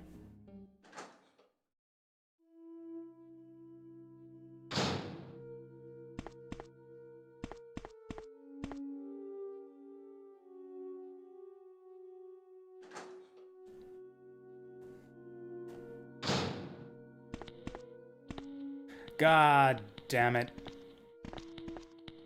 Sick of your shit, giant zombies. How can they respawn with no fucking heads? None of these guys has any fucking heads anymore, and they keep on respawning. I'm gonna be out of shotgun shells at this rate. I should probably just reload to get my ammo back. Okay, so it's too dark for the lighter.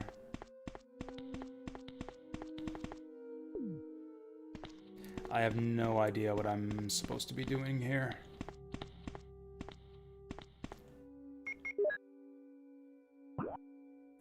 There must be something I missed in that, like, power room. Oh yeah, there's an elevator too, so we go... Okay, so that's the stairs back there. We go right and then down and then right.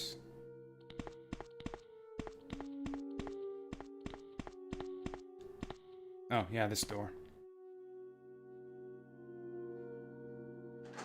Yeah, see, on these zombies, that's right, Thescally, on these zombies, aiming upwards seems more correct because they're taller. They're taller than the zombies we fought before, so if you point the shotgun up, it actually looks like you're pointing it at their head. think this is the puzzle room with the staircase.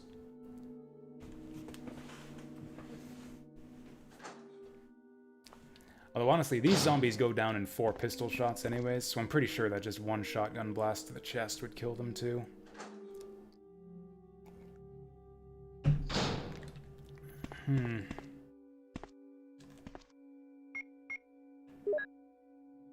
Yes, that's right, Thescally. Restream seems to be down right now. YouTube messages seem to be showing all right, as far as I can tell. I have Twitch chat open, so I can still respond to you guys, but yeah, for some reason it just doesn't show up on the stream. Oh, is this an elevator over here?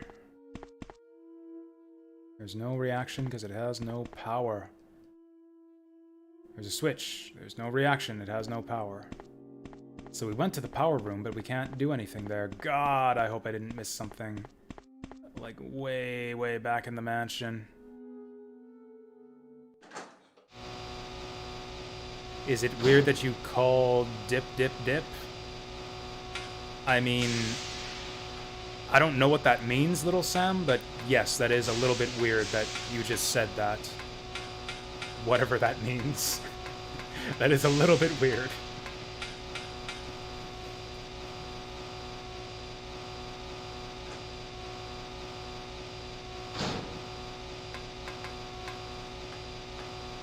Okay, I think we just need to examine some random objects here.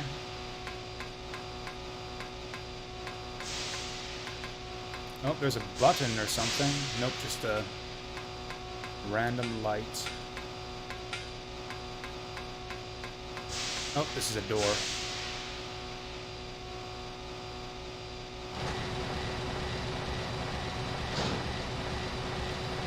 We're in the noisy room again.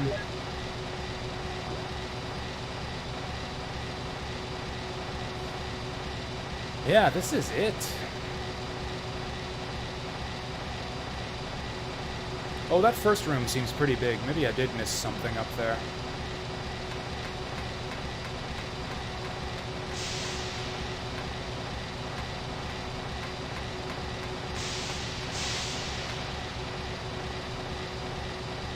It's a triggering system activator. It's quite big.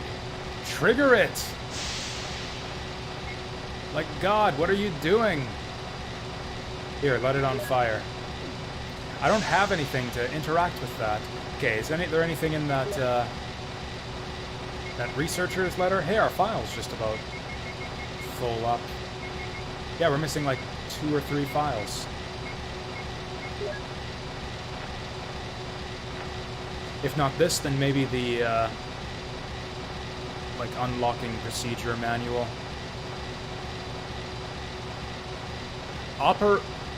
Take the material in the visual data room and go to the power room to operate the triggering system. Yeah, that's what I'm trying to do. Take the material in the visual data room. We opened the locks already.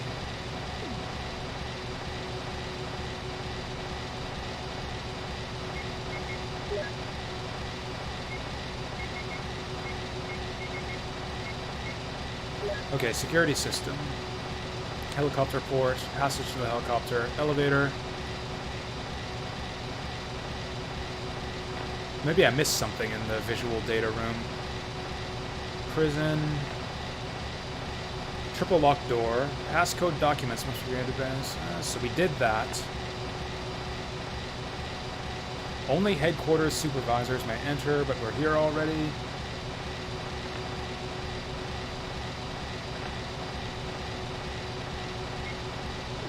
Damn it, there's no clues.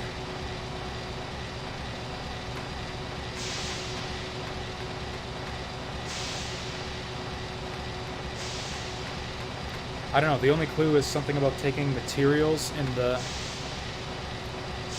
visual data room.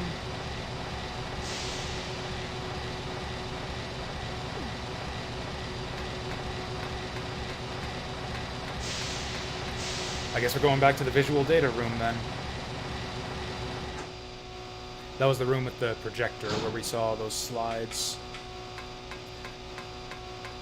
Also, it seems like the first room of this area was a bit bigger than I realized, so maybe I missed something there. Where we first got attacked by those ceiling crawlers. This is every adventure game for me eventually. Like, at some point, it just resorts to this, where you're, hey, Restream's working again. I mean, I said it was weird because I didn't understand what you were saying. I did not understand the sentence, is it weird that I call dip, dip, dip? Whatever you were asking there, I thought that was a weird way to phrase it. Oh yeah, there was something over here. Yeah, okay, this is it.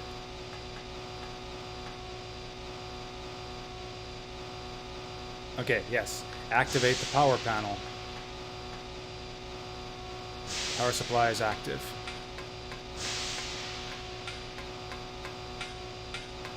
Like, in terms of using the word dip to refer to, like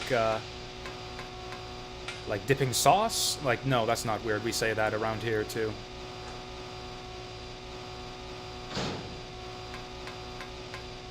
Or, like, dip for chips.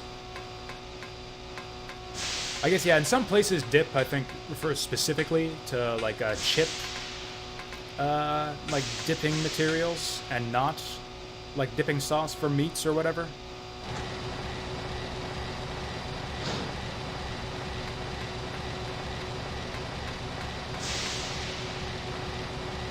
So, triggering system activator. It's still big. Okay, let's try to activate this thing. Power for the elevator is activated as the power supply and the circuit have been connected. Oh, I see. So I connected the circuit already and I just needed to activate the power. Okay, so the elevator's working now. Although Chris is still fucked.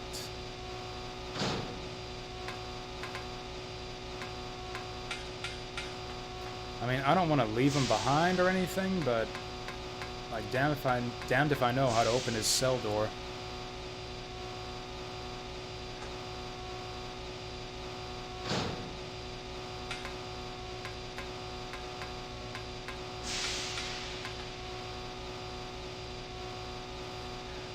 So now... Where was this elevator? Oh, you know what? This elevator probably leads down. So yeah, I think what we're trying to do in the end is open that locked door on the first floor. Which I believe leads to the elevator to the helipad. This probably leads down to the Jill! 4th basement floor. Hey, this guy's still alive. Jill! You're here too! Yes, you're here too?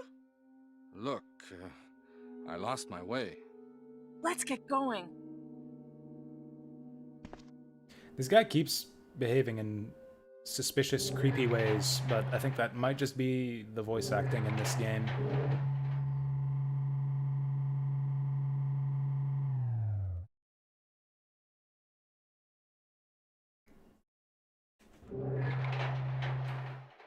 Didn't they say this was like, what, the Tyrant floor? We're probably gonna fight another boss right away.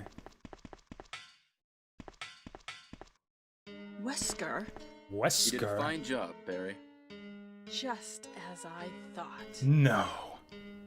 I think you should stay away from Barry, Jill. I hear that his wife and 2 daughters will be in danger if he doesn't do everything I tell him to. Oh, you bastard. You are so cruel. Well, you don't have to worry about anything, because you'll be free from this world very soon, Jill. Why do you have to destroy stars? That's Umbrella's intention. This laboratory has been engaging in dangerous experiments, and recently an accident has occurred.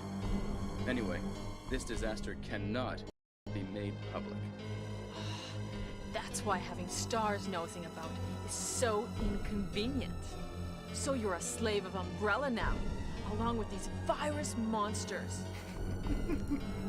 I think you misunderstand me, Jill. To me, the monsters you mention mean nothing. I'm going to burn all of them together with this entire laboratory. Why does it keep hitching? I must complete This wasn't my happening mission last time. as ordered by Umbrella. Barry, Go up on the ground and wait there. So, are they not gonna kill me? Barry! Are they not gonna kill me? Aw, he's ashamed. Barry's such a fool. He'll be under the control of Umbrella. Barry's such a forever. fool. How come both Umbrella and you can intimidate him by taking his family as So- hostages? No one. Umbrella? Oh, Well, he's pointing I a gun at me. intimidated him, but it had nothing to do with Umbrella. I just used I him like for how my smarmy personal both of them are purposes. acting here. Though both you and Barry seem to think I was following orders from Umbrella. So you're planning something else? If you succeeded in developing the world's most powerful biological weapon, what would you do?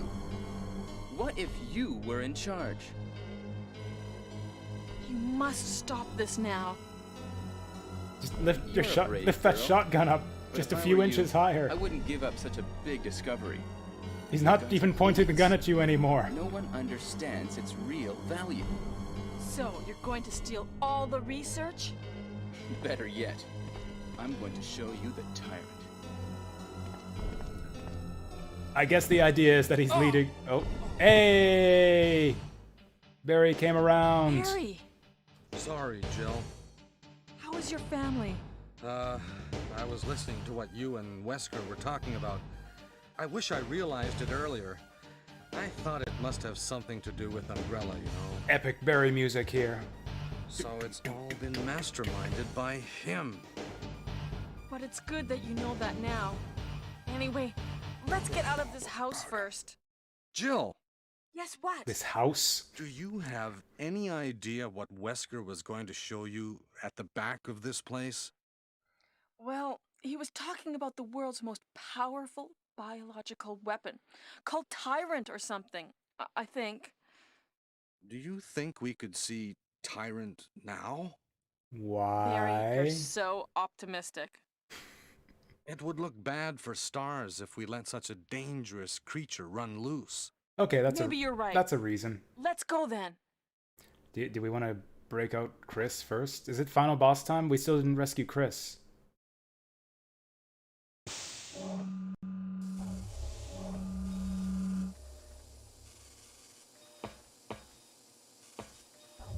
Oh, cool. He's just in a tube. We can just like murder him in his sleep. Never mind.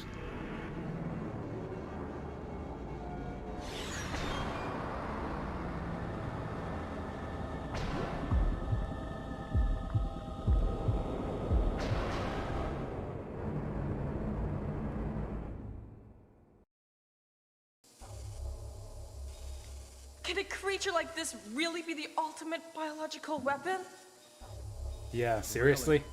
Wesker is a crazy man. Tyrant is not completely developed. Like seriously, just a really tall dude with a claw hand? But we can't That's let the it ultimate live. biological weapon? That must be the computer for monitoring this creature. It's like dude with a crab claw hand. The ultimate life form.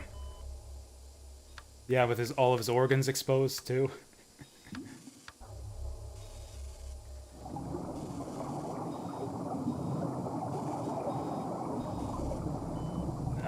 Barry, I think you're just waking him up.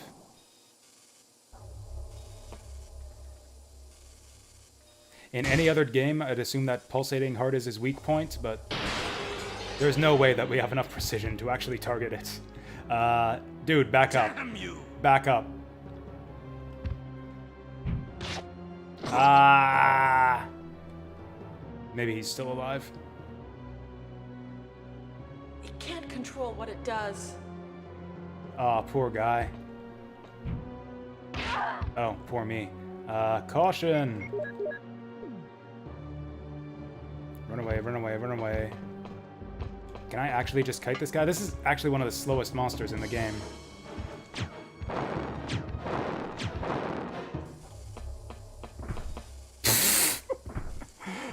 He's just playing possum, right? I don't see the blood pool. Barry, are you alright? Like, come on, even the previous Barry? bosses Barry! withstood more shots than that. The giant plant monster took like 6 shots. You're alive! alive! Although I guess we use flame rounds on this one. Maybe flame rounds are twice as strong. I'm really embarrassed. You I should was be. clumsy. Don't feel bad. Let's get going. It's the controls. He should be embarrassed that he went down in one shot. Whereas Jill managed to take a slash and keep on trucking. I don't believe it. He's coming back. He's burn the corpse! Like, use the lighter on it.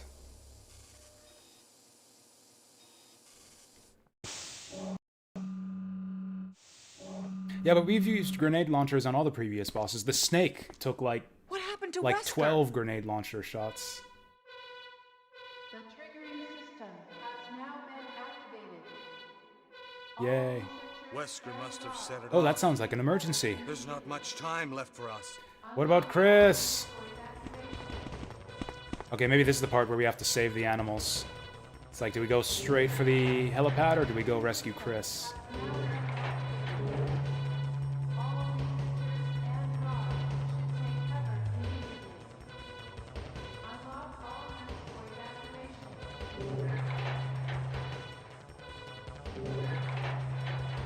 Wherever he is. Fuck Chris. Yeah, exactly. How can we do that unless we rescue him first? We'll have to fuck Barry instead, and nobody wants that. So... I think it was this way? Or no, it was out this way.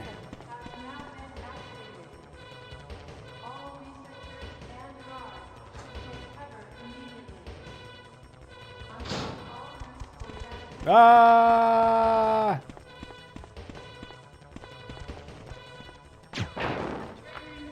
Oh, come on. Grenade launcher doesn't do it? Fuck you. I should probably save my grenade launcher shots. But didn't we one-shot him with the shotgun? No, we used the grenade launcher for those guys.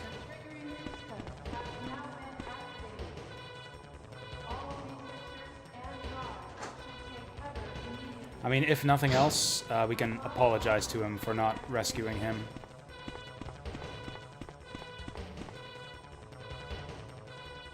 Oh, hey, the door... Okay, the door is unlocked now. Because, yeah, it said something about how a bunch of the doors get unlocked in an emergency. Oh, Jill! Sorry for keeping you waiting. Could he not have opened it himself? Everything is done? Well, almost, yes. Now let's go. Love how she's brandishing that shotgun at his kneecaps. What's with the sudden romantic music, too? Does he have a gun? It doesn't look like he does. That's fine.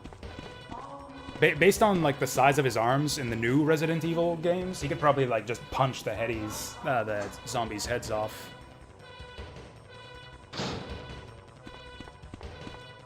Just, like, clothesline and decapitate him. Let's go! Yeah, that's what I'm trying to do, but I'm stuck in this cutscene.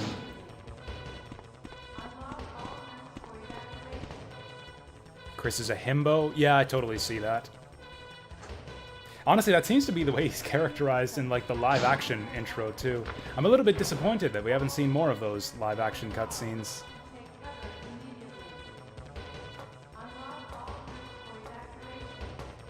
Don't. No time to waste. Skadoosh.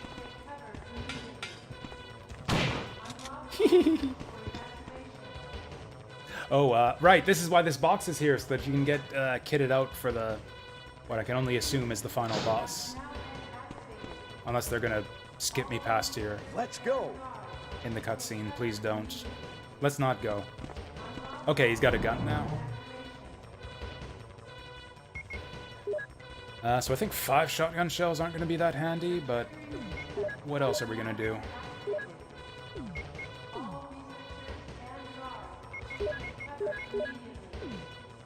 Man, I really don't have a lot of ammo. And there's no typewriters between here and the end, I don't think. And if we have to resort to the combat knife on whatever the final boss is, I think we're doomed. Beretta. And probably all the rest of my healing, too.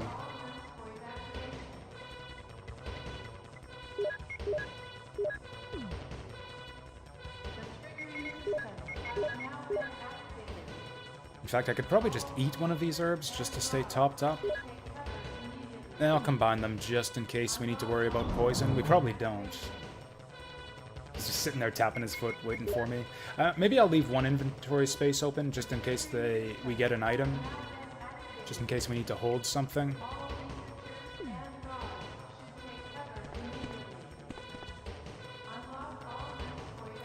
There's a ladder. Perhaps you'd like to climb it.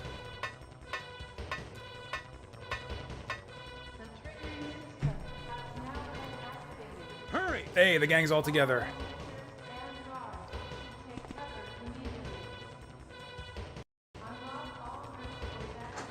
Minus Wesker, but fuck him.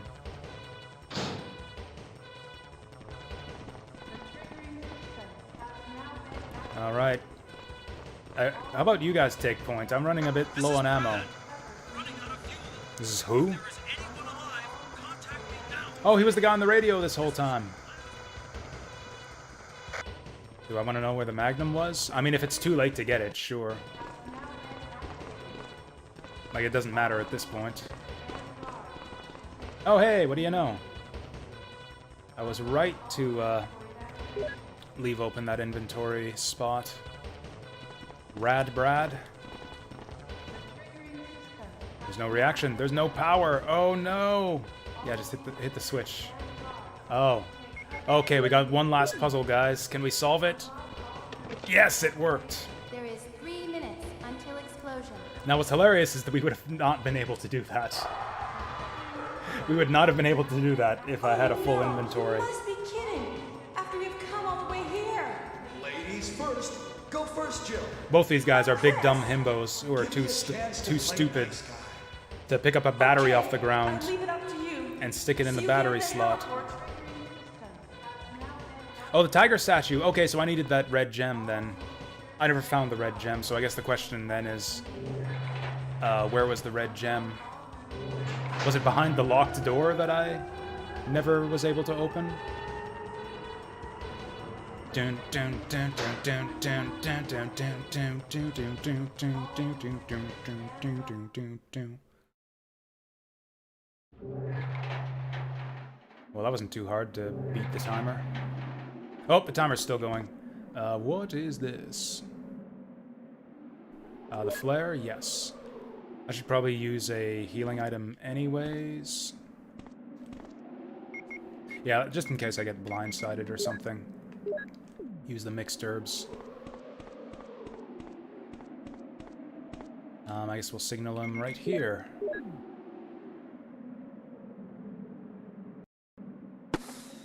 Free explosions, fireworks. Oh yeah. It's like any time now.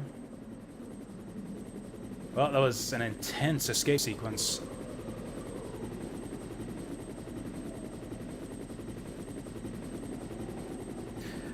"3 minutes until explosion" voice sounds like roll?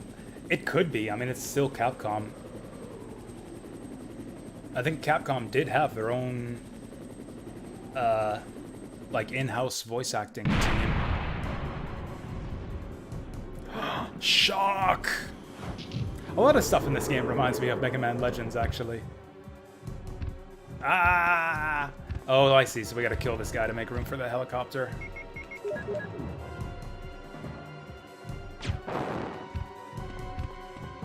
Well, it's a good thing I healed. Alright, we got the acid rounds still. This guy's like the easiest boss in the game. Like the... Oh, never mind. Never mind. That's what I get. That's what I get for talking shit. I was gonna say, he's like the slowest monster. Every other boss was actually kind of difficult to get away from.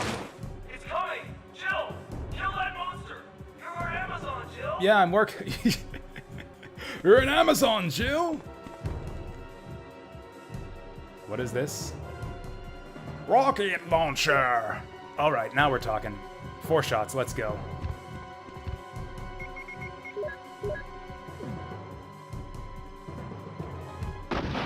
Oh, 1 shot. 4 shots. 3 shots. Well, he won't be back for Resident Evil 2.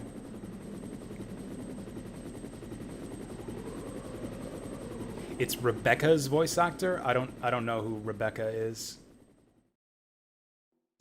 That's not a Mega Man Legends character. Was there a Rebecca in this game? I thought Jill was the only lady character. Is that it? Dang.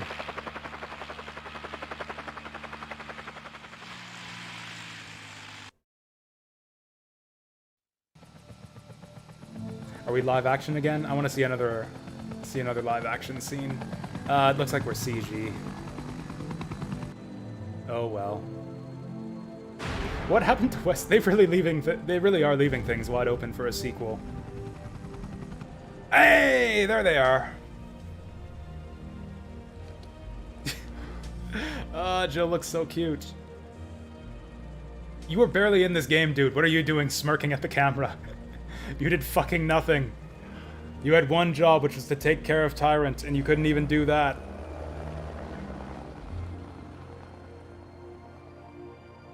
Jill's the only one, like, getting some well-deserved rest here, because she's the only one who fucking did anything. That's it. That's the ending? Was that the best ending?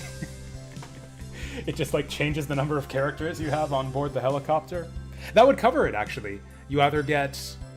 Because, yeah, you would have, like, only Jill survives, only Chris survives, and then, like, all 3, and then 2 of them.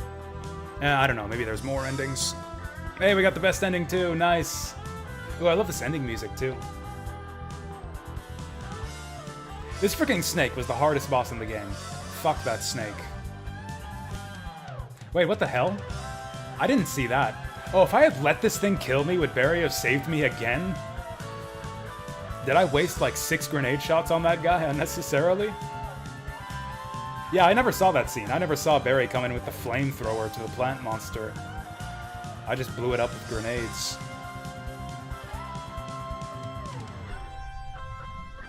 Yep, this is the entire game.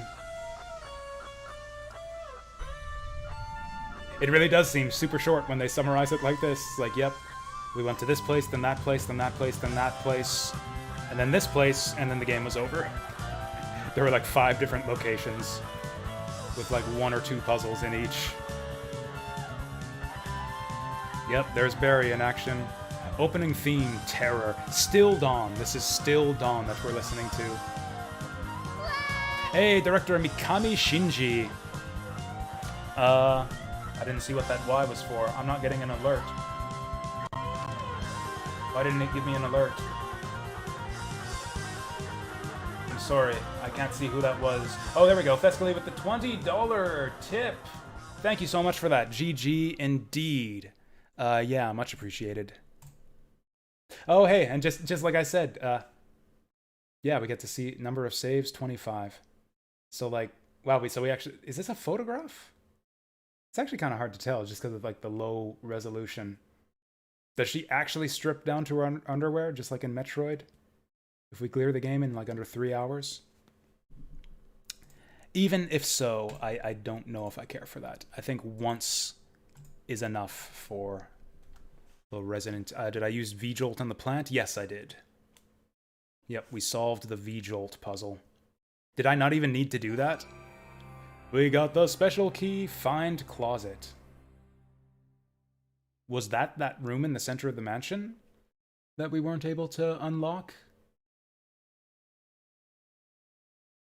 So this is the director's cut version of the game, which I believe added some extra features.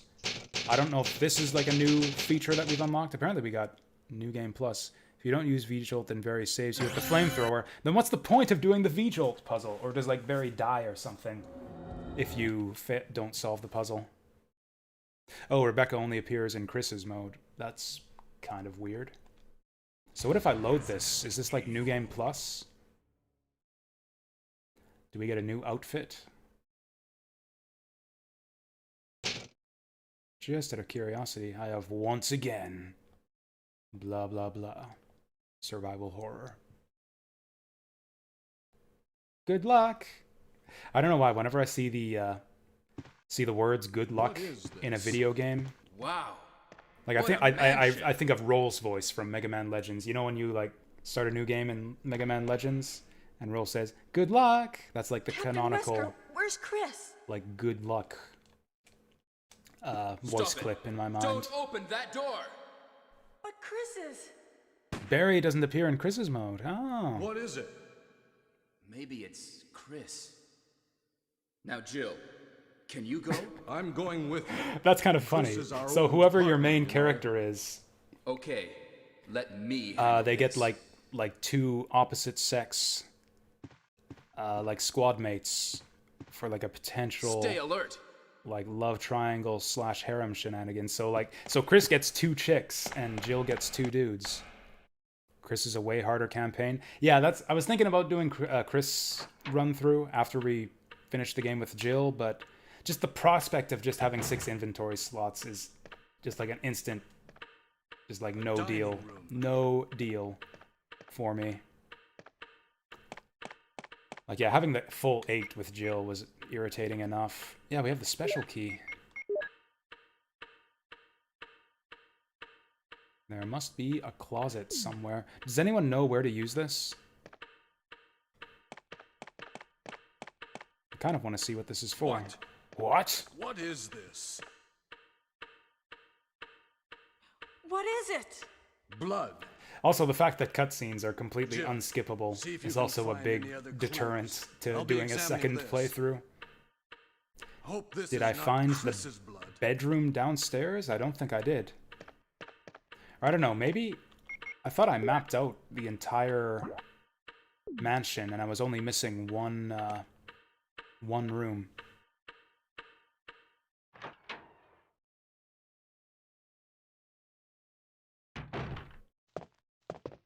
Like, how far... Does anyone know how far into the game I need to get in order to use this key?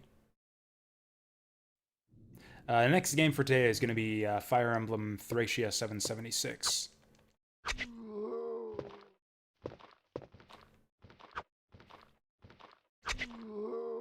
Can I get away with this? Ah, no I can't. So yeah, it's like you back up at almost the same speed the zombie does.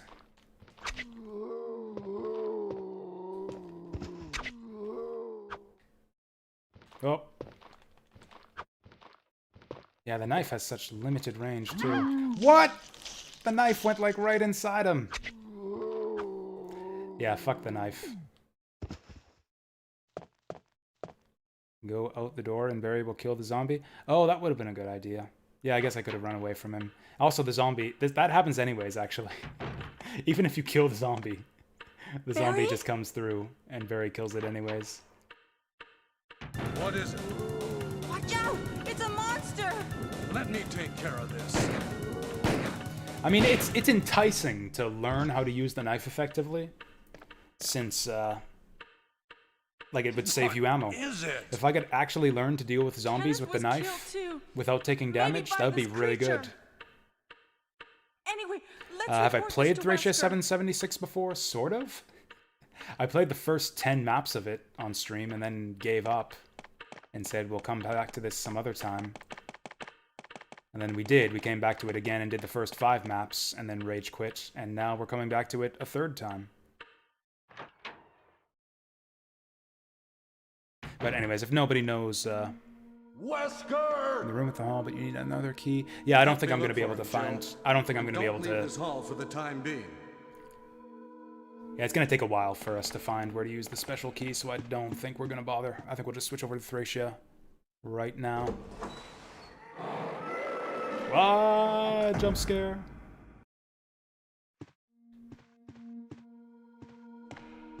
You know what's funny is my first run through of Thracia, at least for like the first 5 maps, went really smoothly. Like things went almost perfectly for me the very first time I played it.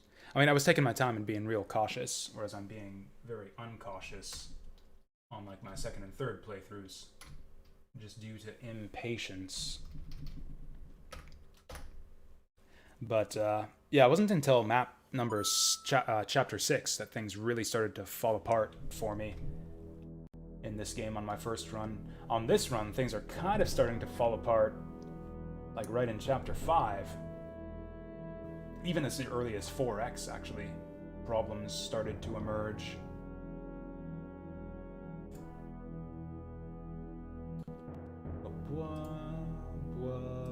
There we go. Fire Emblem 4 looks daunting. I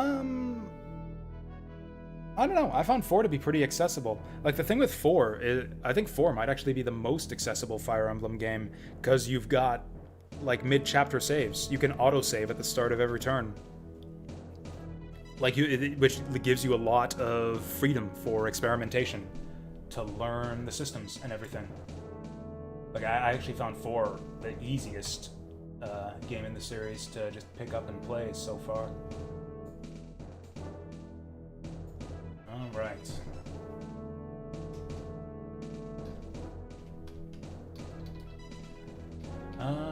What do we call this? I've just got to update my stream title and category and everything.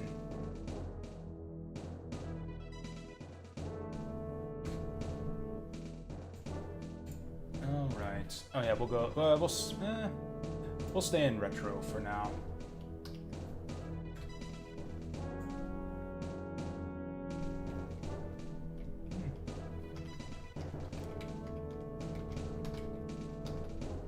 Actually, since I'm streaming in under retro, I should just make the stream title the name of the game. 776. Stream number, what is this? My 3rd stream of this game on this particular run. First playthrough, it's not really my first playthrough on this map since I've seen this map before. We will say backseating allowed, since I don't really care. Strategy suggestions are welcome if anyone wants to. Okay.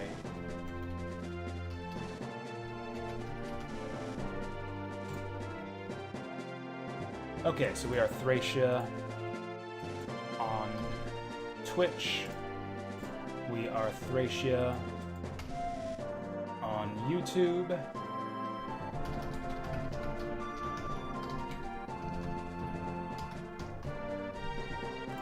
All right, we are good. Good to go, almost. Earlier on I was talking about how BS Nintendo was about localized FE1. It's even more BS because 1, 3, and 4 are free through the Japanese one online. Yes, I do still have no spoilers. I still do have the no spoiler tag active.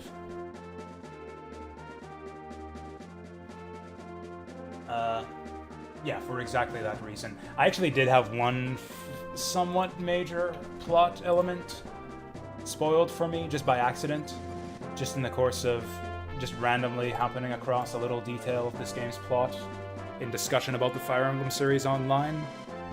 So that was a bit disappointing, but for any of you guys who don't know the game already, I won't tell you what that is. I won't. For those of you who are just experiencing the story of this game with me, blindly for this first time, I will not spoil you the same way that I was spoiled.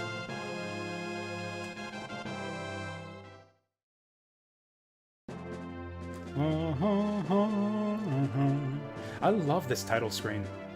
This looks, I don't know, just so epic compared to past Fire Emblem games, like the flames, like the fire in the Fire Emblem, the actual emblem in the background. This is another one of those Fire Emblem games that doesn't actually have a Fire Emblem in it. Like there's, as far as I know, no object called the Fire Emblem in this game.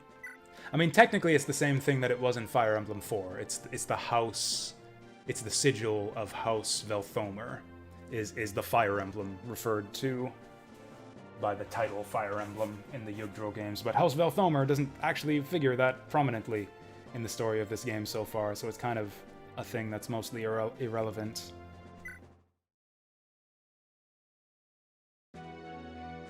Chapter 6, The Escape. This is a fun chapter. As difficult and as long as it is, I had a lot of fun with this one the first time we did it. So this, I I gave up at the end of the previous chapter on my last run because Nana died right at the end.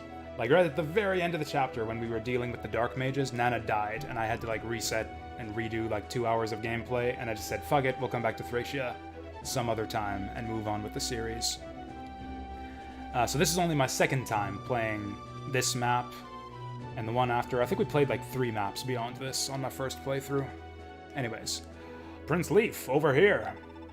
Augustus, what are you doing here? Planning your rescue, but it seems that was unnecessary. What was his rescue plan exactly? Did he bring, like, an army with him? A rescue crew? It looks like it's just you, my dude. He's a bishop. Clearly you're safe and sound, but you look as if your mind is in great turmoil. I've never hated the Empire more than I do in this moment, Augustus. My parents were snatched from this world because of the Empire's actions, and now it has taken the only person I have known to be my mother. Raedric is little more than their hand, committing untold evil at their behest. Augustus, show me how to wage war against them. I'll do anything to get her back. Just tell me what I need to do. Lady Avel was turned to stone by some foul magic, you say? If that is indeed the case, you must accept that she is gone, Prince Leaf. What kind of talk is that? Isn't there some way to undo what's happened to her? Well, there is a sacred artifact, the Staff of Kia, that can reverse the process of petrification. Yet the enemy is one step ahead of us. Long ago, Archbishop Manfroy of the Lopter Church placed a seal upon the staff that prevents anyone not of his bloodline from using it. That not just prevents anyone but him from using it, but anyone of his bloodline. That's an interesting loophole. Manfroy's bloodline. So then... This is mere rumor, but it is said that a hidden shrine to Loptis lies deep within the aged desert. Countless warriors who defiled the Loptirians were turned to stone and kept within its forbidden halls. Among them, some say you can even find the young rebels who fell in the Battle of Valhalla so many years ago. Oh god, my old petrified Gen 1 buddies in FE4. That is gruesome. I wonder if we'll get to see, what's their names? I can't remember any of their names.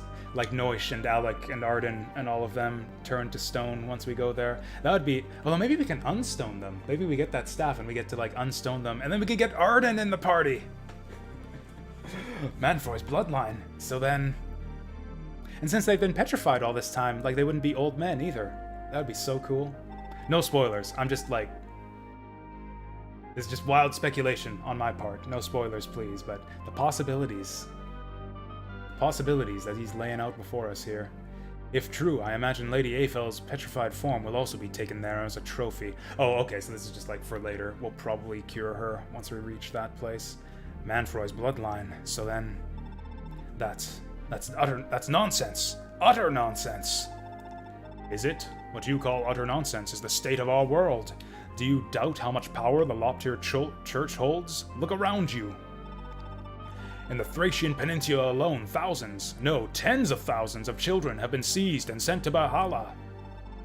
In the places where the Church's influence runs strong, places like your native Leonster or this very city, they possess near total authority.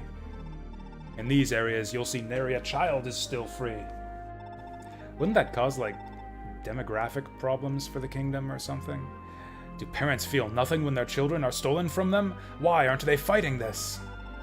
Of course the people fight. They resist however they can, not just in Munster, but everywhere the Empire has dominion. But they're simple folk with no real weapons. They could never match the might of the Imperial Army, let alone the Lopter Church. Any who do try are arrested and executed, at best. The Church's elite unit of sorcerers, the Welkenrosen, use methods that are the very definition of cruelty. They don't merely execute rebels, they burn everyone in their village at the stake. From all this, the men and women of Yggdrasil have lost their will to fight. They are little more than slaves now. Wow, this is dark. This really is the darkest timeline. This is everything that was, like, glossed over in, like, the prelude to the second generation. This is, like, everything that happened in the 15 years later part, right before Gen 2. Make no mistake, the Dark Age is upon us again. Is there no end to their heartlessness? North Thracia was once defined by its clear skies and lush, verdant fields, but the land is now beset by dark clouds that blot out the sun. Prince Leaf, your loyalty to Lady Avel is admirable, but a more important task stands before you. North Thracia needs a hero to rally behind, someone who will reinvigorate the people's will to fight and assemble them into an army. Call such heroism whatever you like. Whether through bravery or ingenuity, you must rise above the obstacles before you. Prince Leaf, you carry the blood of both the loyal Quan and the just maiden Ethelyn. Their strengths, their deeds live on in you. Do you realize what that means? If the heir to House Leonster were to raise an army, all those in North Thracia who oppose the Empire would unite behind him. If such a thing were to occur, perhaps, just perhaps, the Empire and the Loptrians could be driven from Thracia. I refuse to abandon the commander, but I understand your reasoning, Augustus. If I could become the rallying figure for the liberation of Thracia, if I could rebuild Leonster and lead its army to crush the Empire, it would be nothing short of what Finn and I have dreamed of for as long as I can remember. Augustus, if you had joined me as my tactician and advisor, there is no hardship I would be unwilling to endure. But is defeating the Empire even possible? Yes, but leave the details for another time. For now, we must focus on our escape. Though I must say, Prince Leaf, I am gladdened to hear such resolve from you. There's no shortage of soldiers. There's no shortage of soldiers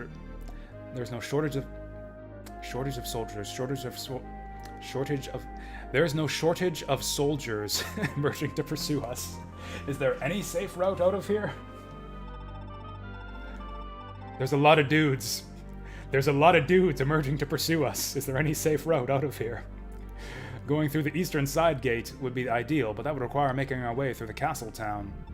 If anyone is spotted by the enemy, they'll call for reinforcements, making our escape that much more difficult.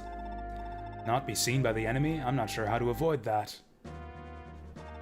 If you want to avoid going through the town, I've got your back. Hermes and I can fly everybody over the wall one by one. No chance of being seen that way. That'll get us out of here without a fight, but will you be alright, Karen? I can tell Hermes is willing to tough it out for everyone's sake. Normally, Pegasi only let women so much as touch them. Something about men gets him spooked. Hermes is willing to give everyone a chance, though. He's a male Pegasus, so he's plenty strong to carry me and one extra. Hella guys. And it seems we have a viable means of escape. The question now becomes whether we should chance visiting the castle town. Man, I was all excited to get a new bishop in the party when I first saw that guy, but yeah, he's actually just a tactician. And that's that. I'm actually going to take a break here and grab some refreshments. So we've actually got a few options. Oh yeah, also, there's a fun comic that I want to share with you guys, if I can find it. A fun Thracia comic that I've seen translated to English that actually involves that scene that we just saw. Oh, do I only have it on my phone? It's only on my phone. I'm sorry, I can't share it with you. It's just on my phone. Actually, we'll go on refreshment break now. Actually, we want to get a jazzy refreshment break. That's the wrong playlist. There we go. And I guess while y'all are refreshing yourselves, I can find that. Or actually, here's what I'll do. I'm gonna hook up my phone to my computer and show you that comic. I'm gonna go get my phone while I'm getting myself a drink.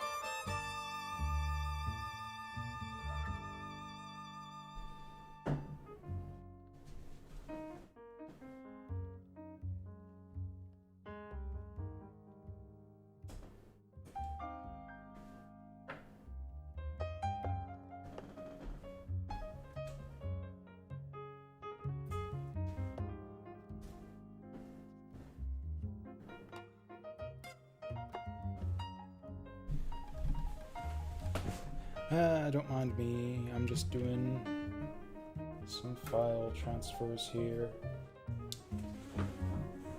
And opening a bottle of cider.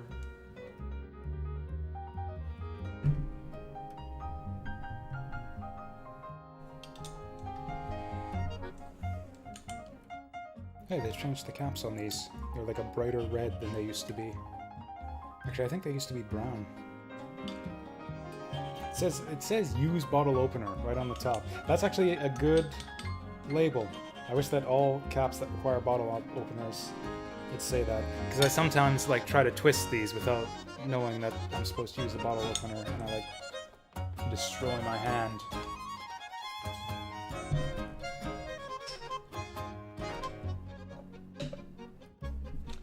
Okay, how does this even work? I transfer files on this thing so seldom.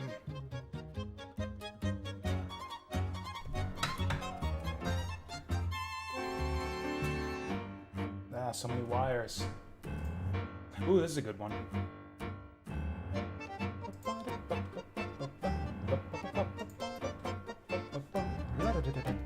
Oh, you know what? This is from Legend of Mana. Legend of Mana, this is a total coincidence that this cropped up on the jazz playlist. Legend of Mana Remastered came out like yesterday. I was meaning to play that. I forgot. Fuck, I'm gonna have to find time for that. Is anyone else playing that? Has anyone picked up the Legend of Mana Remaster?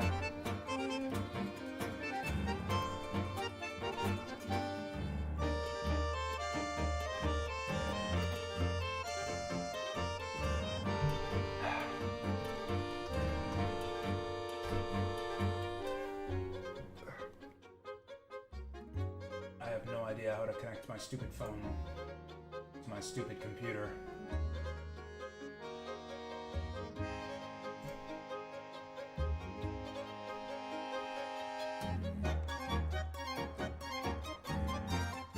Oh, here we go. It's doing it automatically. Not in a hurry for that one? Fair enough. I actually like Legend of Mana quite a bit. I'm actually tempted to buy it and, like, play it when we're done Thracia today. Just to show it off, because it's a really freaking cool game.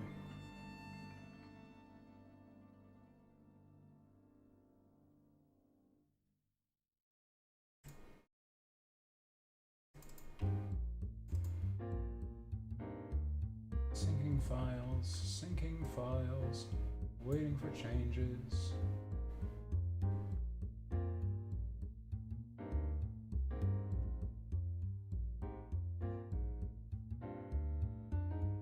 Okay, this might take a while.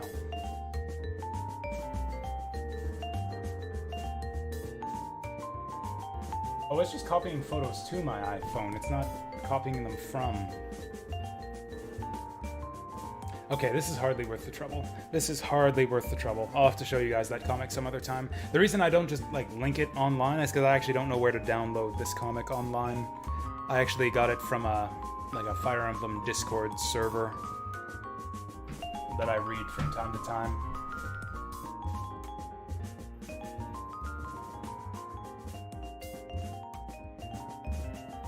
How much is the new Legend of Mana anyways? If it's less than $40, I might actually pick it up, but I don't know. I'm kind of predicting that it's going to be more than $40. It's exactly $40. I mean, it's technically less than $40. It's $39.99.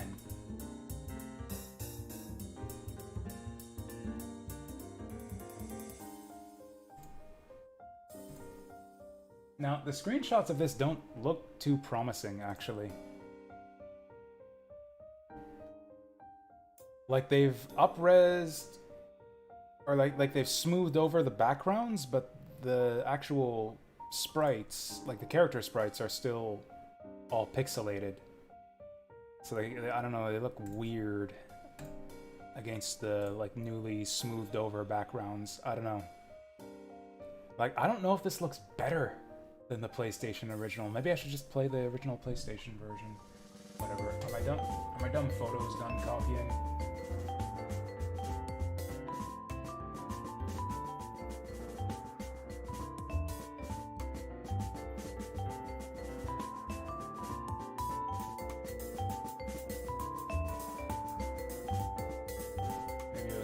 WTF?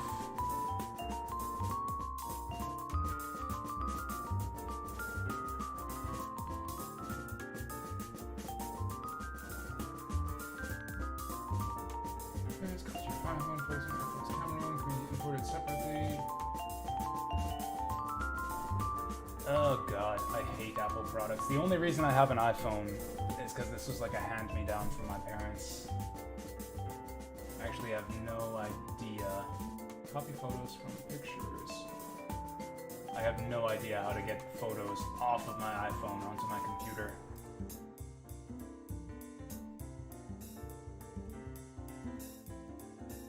It might be impossible.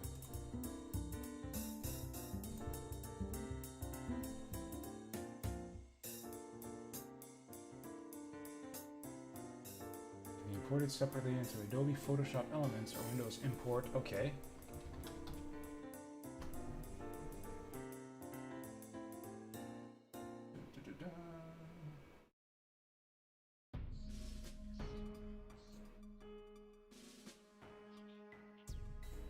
Import from a connected device.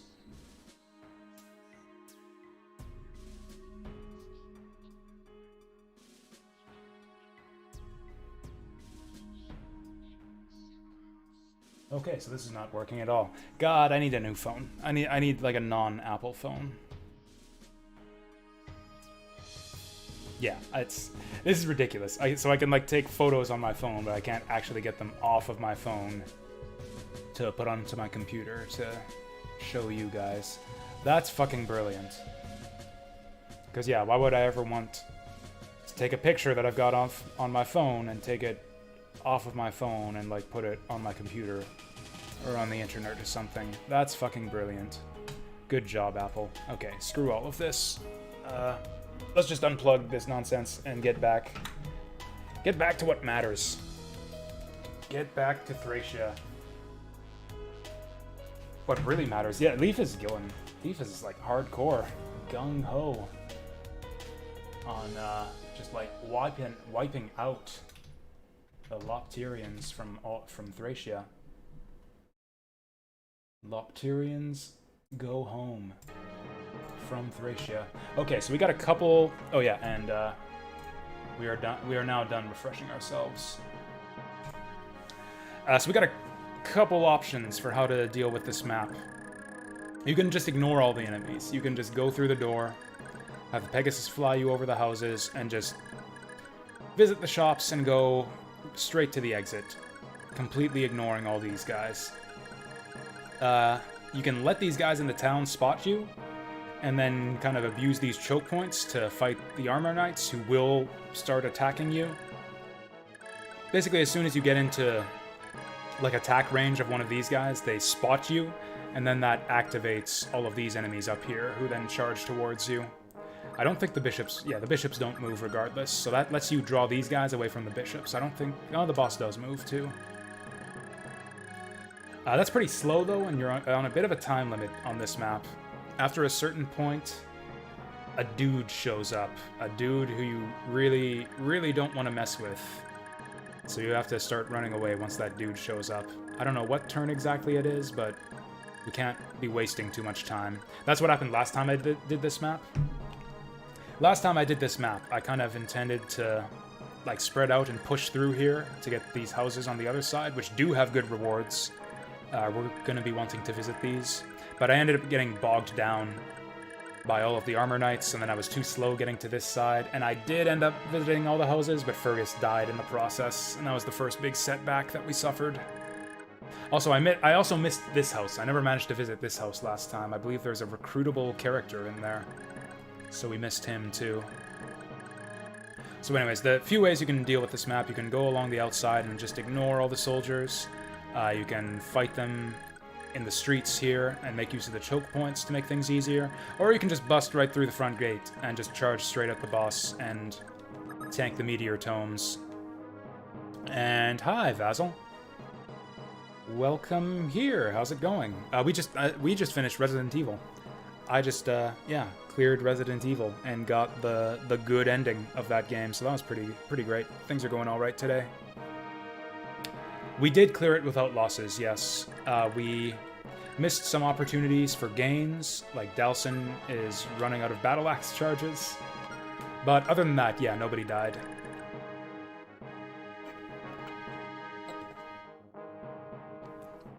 We killed the Dark Mages. We got the skill ring and the lockpicks. Wasn't exactly a perfect clear, but it went all right.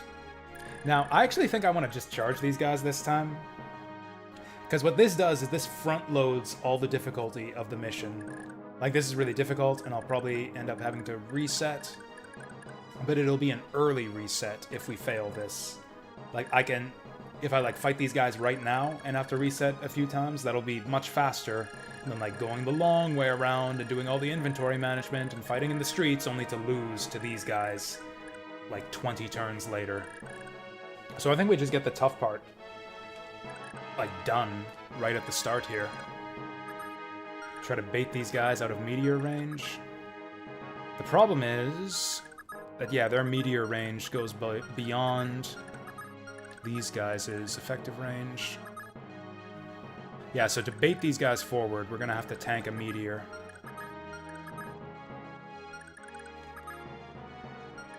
Which is maybe fine. The trees are key. If we can go into the trees, yeah, trees are 20 avoid in this game.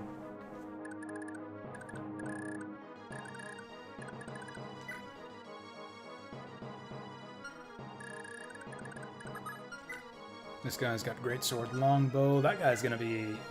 Oh, he's uncapturable too, 16 con. Yeah, we can't capture that guy. Also, these are pretty accurate too at 84 to hit. They're actually the most accurate weapons that we're up against. These guys have got physics too, which we might be able to capture for ourselves. Oh yeah, all of our guys get their horses back too. In fact, Brighton... Whoops. Fuck. That's right, Brighton transferred his steel axe to Dalson. Okay, do any of these guys have good items that I'm gonna want to steal? I don't think any of them have any items at all.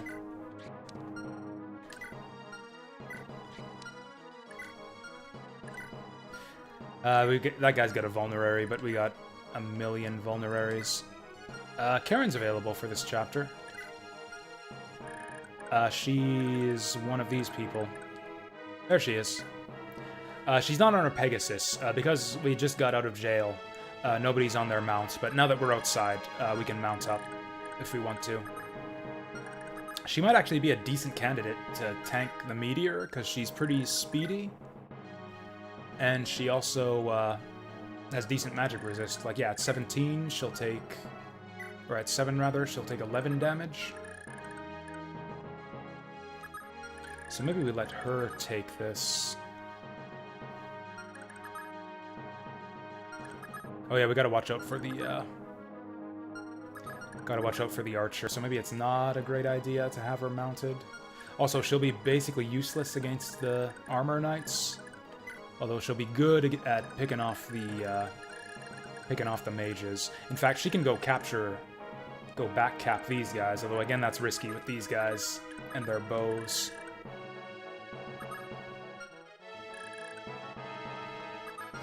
Okay, so let's just mentally mark. Okay, so like this is the line right here. This spot right here. Or actually, even better, we can go from Dalson. Yeah, so Dalson is in the line of fire right now.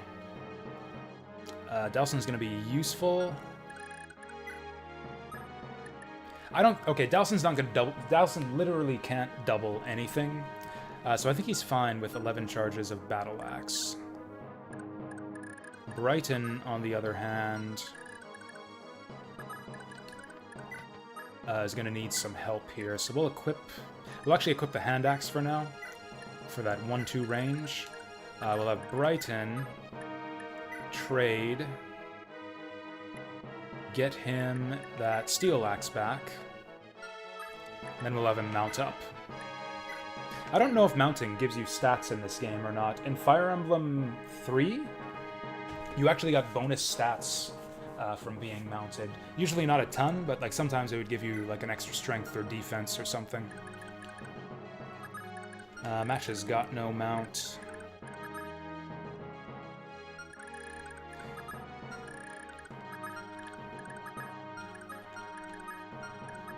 We'll put her right next to Brighton, I think.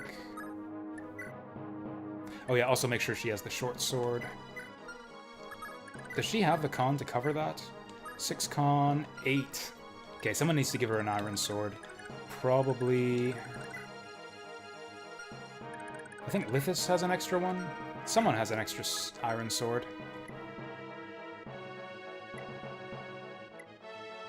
Oh, yes, Karen won't be using hers. Because she's mounted.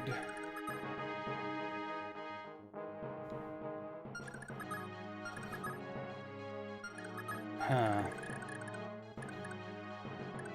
Because yeah, we're gonna need all the evasion we can get here.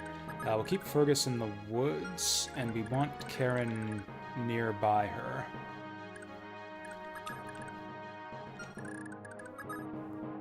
No, that's a bit risky. Yeah, we'll put Fergus here.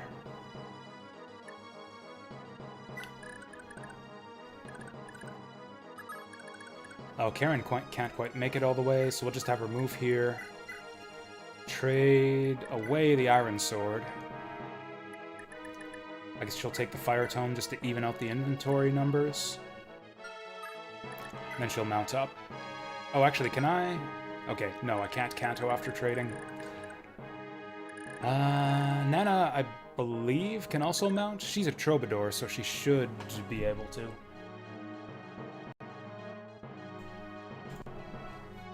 Asbel's going to be useful here, too. And I think we'll just have Lara and Lithis do all of our shopping for us.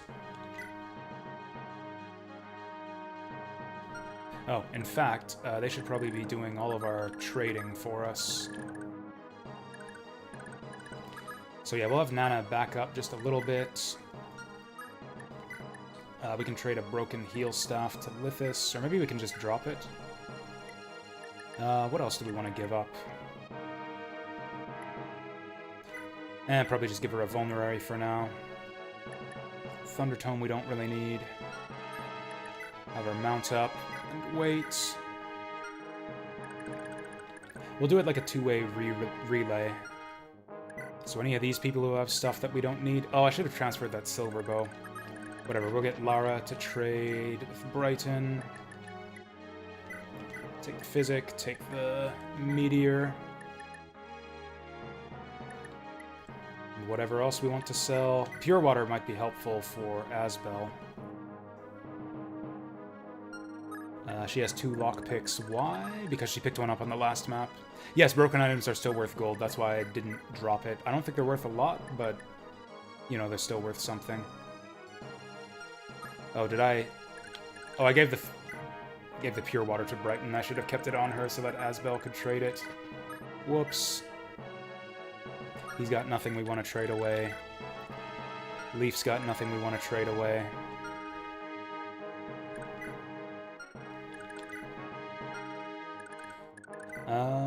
Do we need that fire tome? Well, Asbel will conceivably use that fire tome. I think there's plenty of fire tomes where that came from. I'm just gonna trade that away to keep our inventory open, and then we'll start moving. Hey, dee-dee! Then we'll move over here, unlock the door, and start shopping and trading.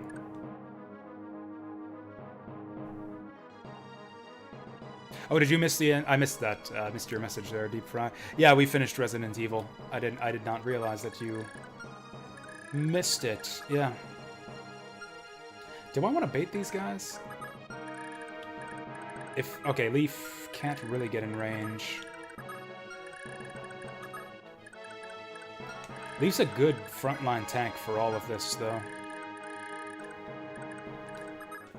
Odds are pretty good that we're just gonna have to eat 5 meteors. So I might as well get this started. Set up Leaf. Probably within support range of Asbel. Oh, okay, that would be like right here. We'll just get him down here for now. aggro these guys next turn. I don't think they're going to do anything because they don't see us since we're not in range.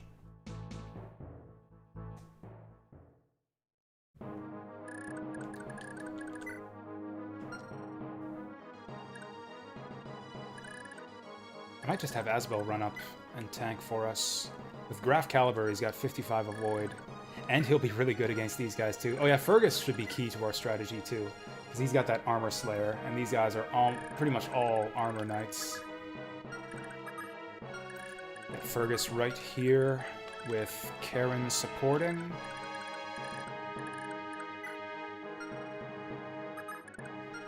Is there anything else we want to trade away here? Probably not. Let's just get this unlocked. What kind of shop is this? Oh, that's the supply, not the shop. Oh, we're gonna have to sneak around to get in here. Well, there might be items in the supply for us. Okay. Gotta be a little bit careful here. Dalson does not want to get meteored. I think we'll just keep him out of meteor range and he can swoop in if we need to finish anything off.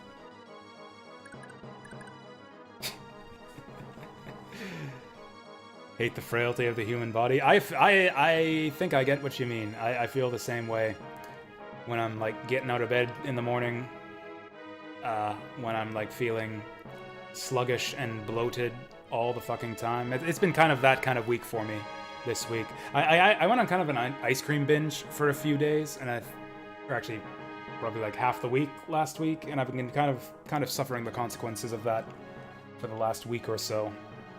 It's like Return to Monkey is a meme now? Fuck that shit. Fuck Return to Monkey. Advance to Cyborg. I don't want to return to Monkey. I want to advance to Robot.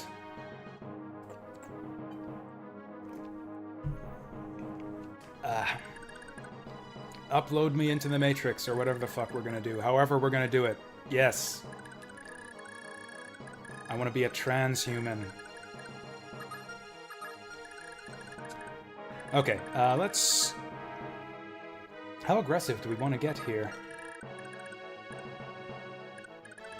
I mean, basically we can't get too aggressive because we need to stay in the woods. And we can't have Karen in range of the archer. So I think it pretty much has to be like this. Fergus... He'll probably be fighting an Axeman. 45 evade. But I think it's worth it to get that guy out of here. We'll get Karen probably right next to him, to be honest. Brighton's on a horse, so he can just swoop right in there.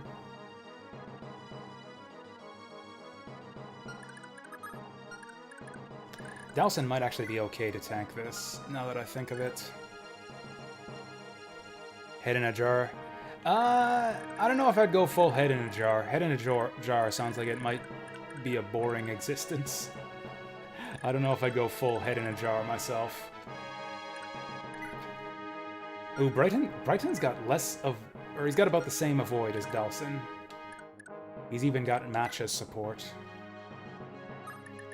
Oh, it's because the steel axe is weighing him down heavily. 15 weight. 14 weight. He'd gain... 12 weight. He could actually hand axe without penalty. Or without too much penalty. So yeah, he would go from 15 down to 12. That would gain him like 6 evasion. Up to 26 avoid against 84. That's still not great chances. He would take 18 damage, leaving him with 12 hit points, which is enough for this guy to kill him. So no, Brighton wants to stay back. Oh, does he have magic? He doesn't have magic. Matcha might be the stronger candidate here, but she doesn't have ranged attack. Does not have the 1 to 2 range. Nana could be good here because of her high magic. She got low defense though, so at her 4 defense means she takes 16 damage from that, which almost kills her.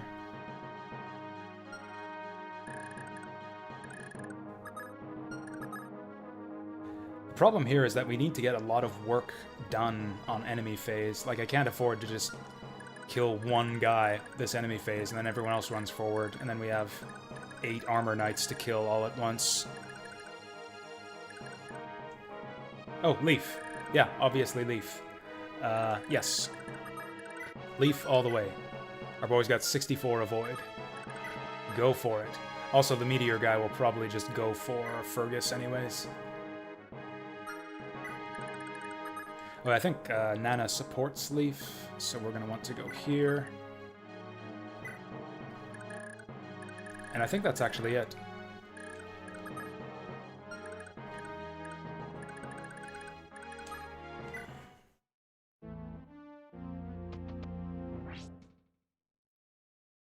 I'm concerned that Leaf is soaking up too much XP, but what are you going to do about it? He hits the fucking 12?! That was a 12%. Fergus could die now, because he's going to be like 50-50 to get clobbered by Meteor, which will kill him. 1 point of luck. So it'll be like plus 1% avoid on this Meteor shot. Oh, the bow guy can go for him too. This is 21%. He dodged that one.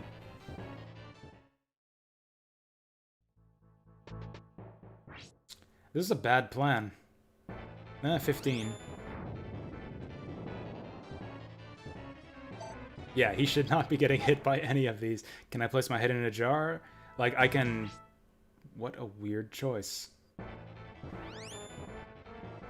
Oh, was Fergus not in range? I think Fergus wasn't in range. 20%.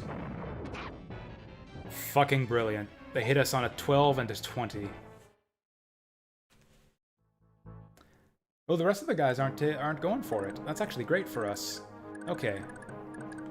This guy's too far back to do anything, so I could have Karen go for that, and she can tank the meteor pretty good.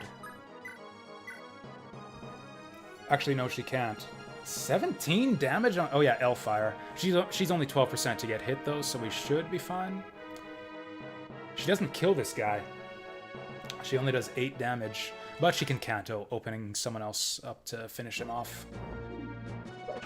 Also, 15 crit. I don't know what her FCM is.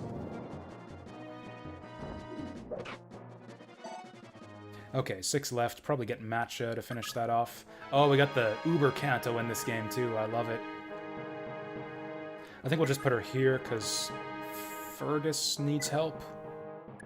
Probably have to get Nana, yeah, right here to heal Fergus.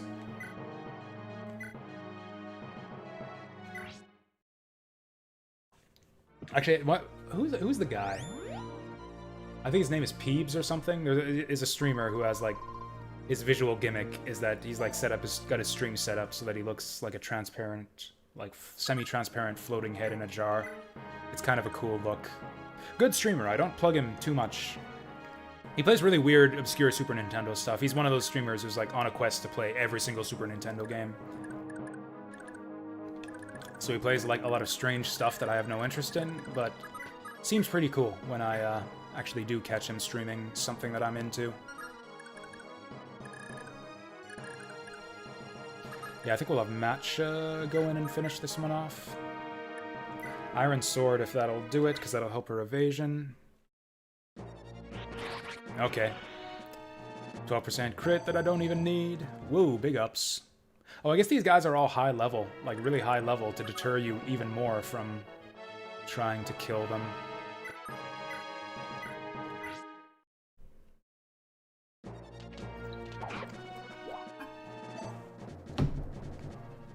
Fuck you, Fergus. What were the odds on that? I didn't even see.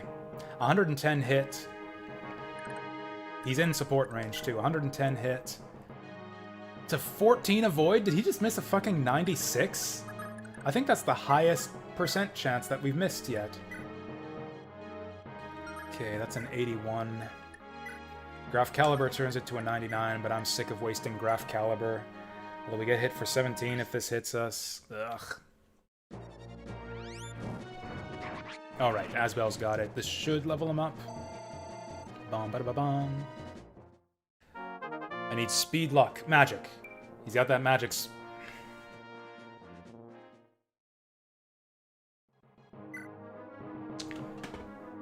What's this fucker's base magic? I swear to God, he's missed magic on, like, almost every level up. I think he was 6 base. I guess that's 2 out of 5 level ups, if he's 6 base.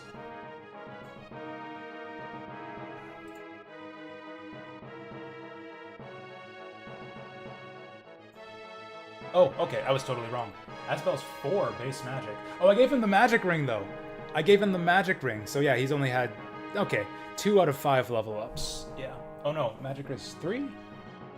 No, I think magic ring gives you 2 stats. Anyways, what's his growth, though? Does he actually have low magic growth? Maybe Asbel sucks. Maybe I should stop using him. Asbel... Oh yeah, he's only got 35 magic growth. That's 45 with his scroll, but yeah, he's actually, yeah, right on par. I'm not getting magic screwed or anything. That's just how Asvel do. Oh, they call him Asvel in the Serene's Forest translation.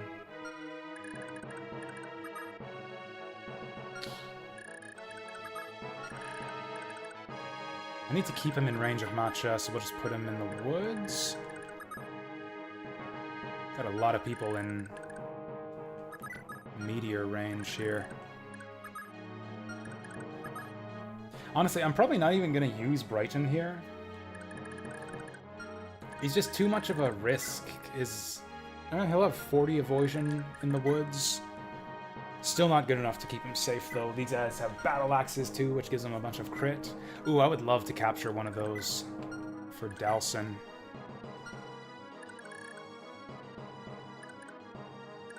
Yeah, I don't think there's much we can do here. Also, we need to bait some of these guys up. Like, we're getting nothing done on this enemy phase.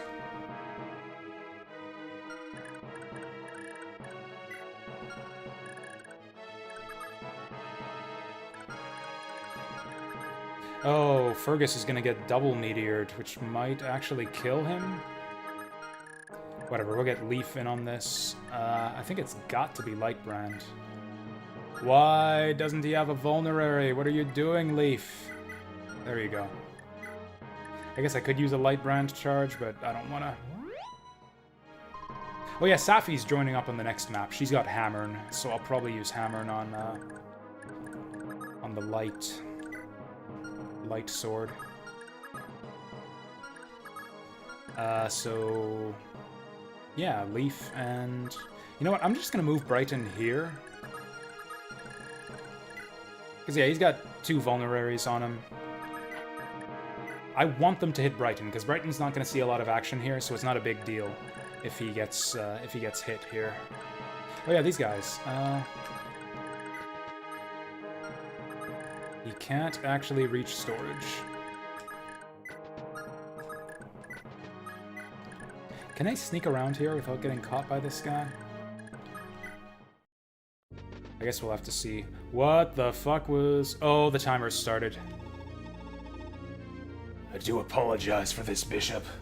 Looks like all I've done is weigh you down. Tell me something, Galzus. You said you work for Baron Raedric, correct? So why this girl, of all people? What is she to you? Nobody. Whatever you say, Galzus. I admit this is a bit much to handle on my lonesome, but I'll manage. May the fortunes of war be generous to you, my good man. Who's the girl? Well, whatever. Off she goes.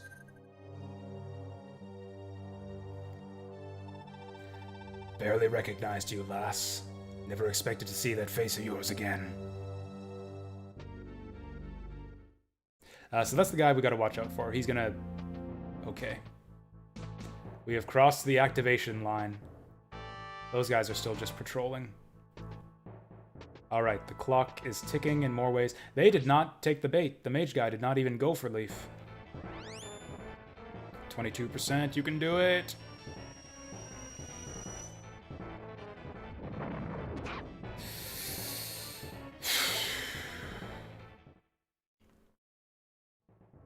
All of the enemy attacks have been like 12 and 20% to hit.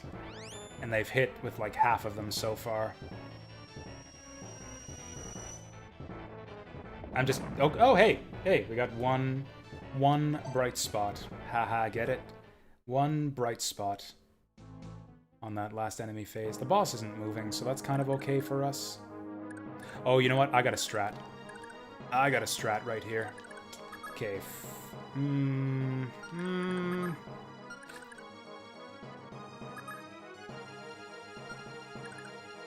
Nana's got to heal Leaf. Karen's also probably got to make something happen here. What's her movement? She's 8 move. 1, 2, 3, 4, 5, 6, 7, 8. That'll do. 1, 2, 3. Oh, does she not have a javelin? Oh, Christ. Okay.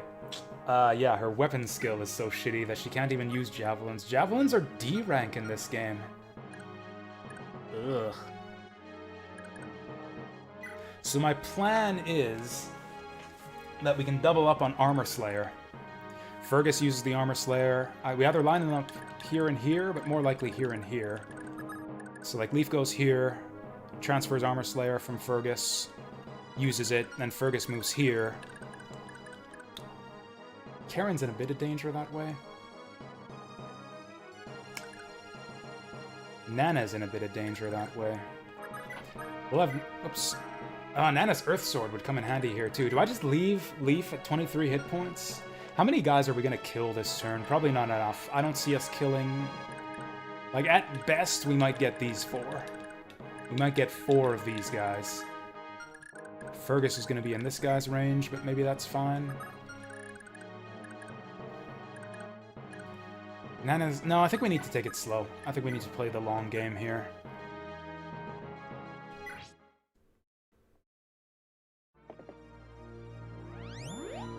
Keep forgetting to skip animations when I go in for healing like this. Hey, we didn't miss. That's right, we can't miss. I used this... So in the previous map, we got a skill ring at the end. I used it on Nana to get her skill up to 10. So she can't miss with staffs anymore.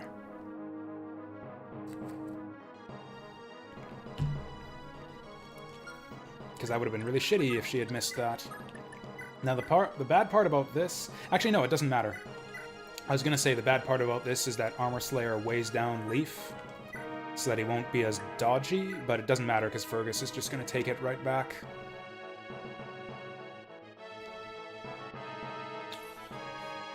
We're missing... Actually, Leaf's in support range here. He's 5% to get hit, so this is even better. And he one-shots anyways. Boom. I don't think we're going to be able to capture these Battle Axe guys. None of these guys have Battle Axes, though. We can... we'll buy axes in the shop, probably.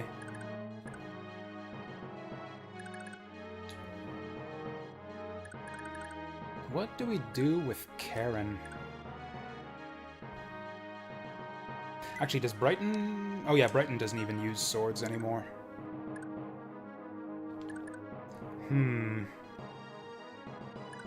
We might actually just end up killing 2 of these guys.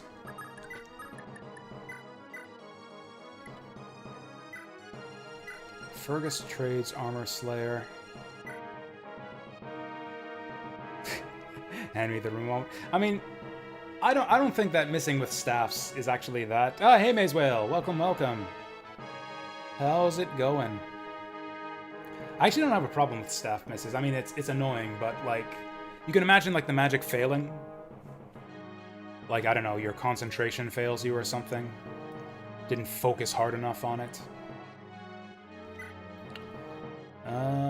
It's a one-shot kill, so we don't have to worry about him getting counterattacked. 88 to hit, which isn't brilliant, but good enough. What I might actually do here... Okay, kind of a shitty one for him. Khan is actually good for him. In fact, I believe he can... Okay, that's effectively an extra point of speed with the Armor Slayer. Karen can get in and poke this guy now. 1, 2, 3, 4. 1, 2, 3, 4. Not safe. Not safe.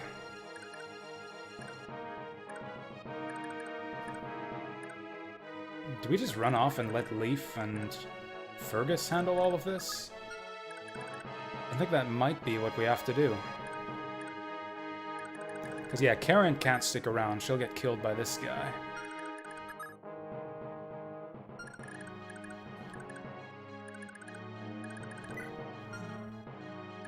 Brighton's pretty unsafe right now, too. Yeah, this guy's got 19 damage on us. Match is probably better here, although we have to get them out of meteor range. That's, like, just for sure that needs to happen. Delson's in a little bit of risk here. I think we just back everyone up out of meteor range. Leave Asbel and Leaf and Fergus to tank. I'm a bit frightened of leaving Fergus out of... Oh, we can fly over walls in this game. Oh, that's baller.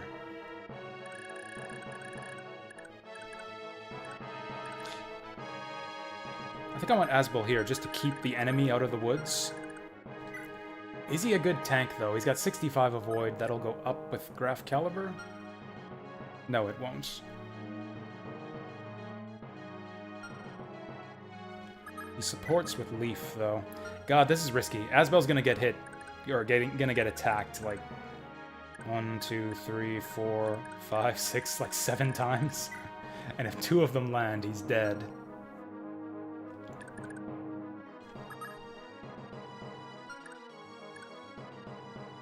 Nana's at risk here, too. I don't know why I put her here. I guess to support with Leaf.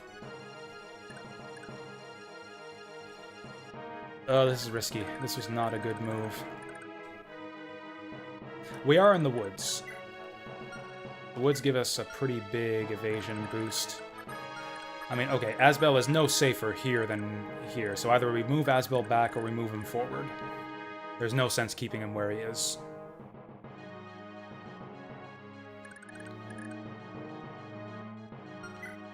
Does he actually gain speed with this? He doesn't. Although maybe the Wind Tome will be a deterrent. Oh, he's out of a Meteor Tome range. Meteor is like 20-ish to hit him. I have the perfect plan. I have the perfect plan. Okay. Delson, he can back up into the woods. Brighton can transfer a Pure Water. And then Skedaddle. Is there anything we want him to pick up here? Asbel's inventory is good. We have him Skedaddle. We have Match Skedaddle as well.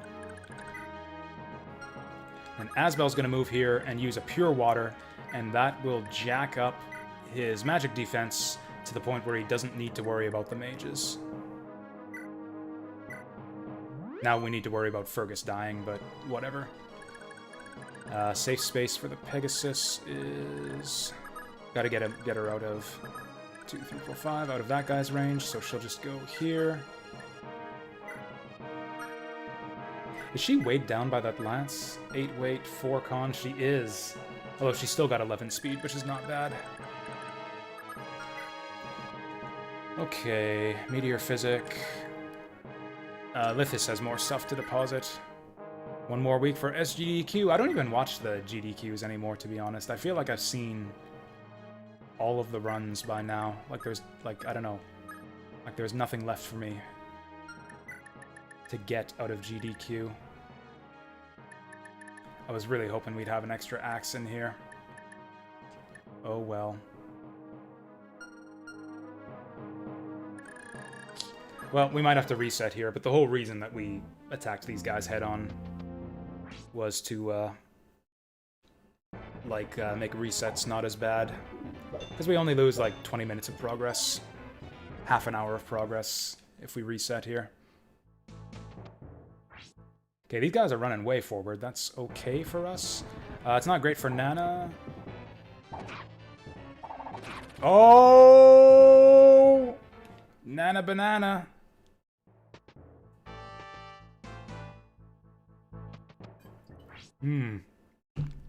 Not a great enemy phase for us. Oh, that's really bad. I didn't think he would be that high of a percent to hit Matcha. Defense. Okay, speed luck. That'll help her evade. Not a brilliant level up, but that'll help her evade. We kept her out of meteor range. So I think she's safe for this turn. We've got a lot of work to do on enemy phase. That was a big dodge. That would have been... Yeah, Fergus is the one who's in danger here. He could die if all of these hit him. They will all go for Fergus. Never mind. They're really spreading out their damage here. He dodges the 60. Wow. Brighton just tanking it up here. Okay, now they'll go for Fergus, and I think the Meteor guys will go for him too. Okay, good, good, good. Dodges the 30s. Now the Meteor... Who are the Meteor guys going to go for now?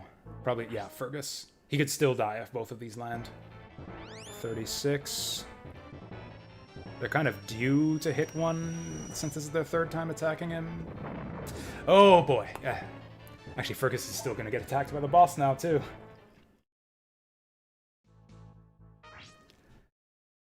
Yeah, maybe, or I guess I would have put Leaf in front here if I could have, but he wasn't in range. So if this lands, then Fergus is still in danger of getting killed by the boss.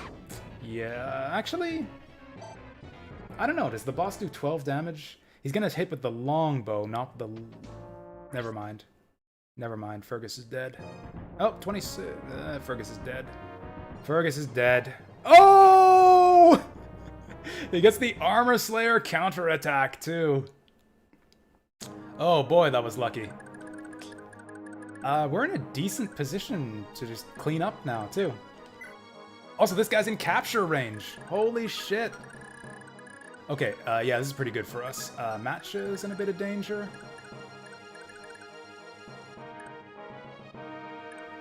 Matcha's in a lot of danger.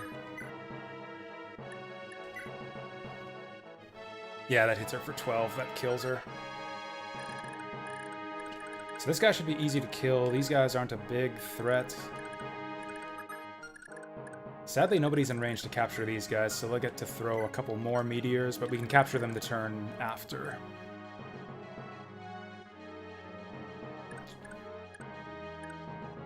Yeah, that's an easy capture. I'll probably go for that. This guy's got a great sword, so we can hit him safely from range. Probably Asbel wants to clean that up. The situation with Matcha here is awkward.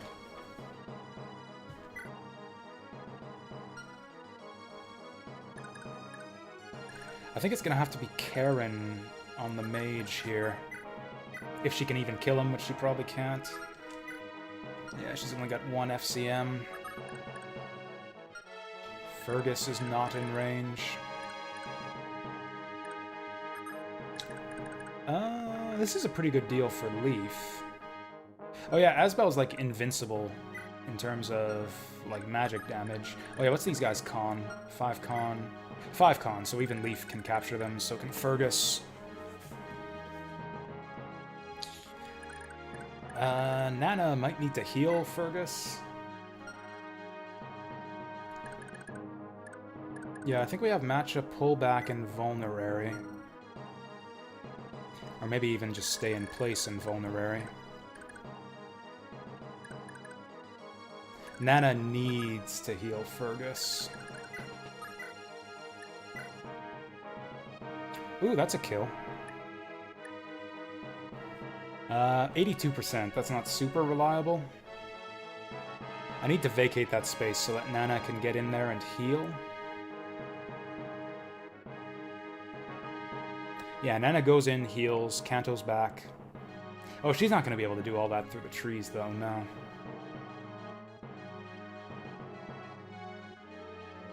Oh, this guy's going to have to move through the trees. Oh, wow. Oh, yeah, mages can, yeah, have, like, tree walking or something. Ooh, this could be pretty big. If I could capture that guy, that would actually be huge for us. That might be the best thing that Leaf can do. Oh, Nana can't even get in range to heal Fergus.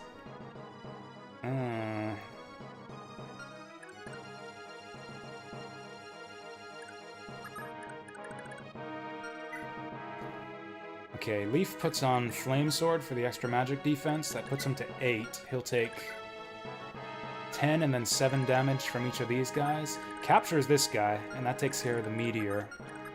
And then almost everyone's going to be out of meteor range. Asbel kills this guy. Is immune to the magical counterattacks because of his high magic resistance. Then we've somehow got to kill all these guys with what we have left. I think this has to be the play, though. Because, yeah, Leaf needs to get out of this spot to make room for Asbel. Oh, shit. His defense is going to be halved. Yeah, his... No. His defense will be halved, but not his magic? I actually don't know. Does capturing have your magic? I know it has your strength. Calculations.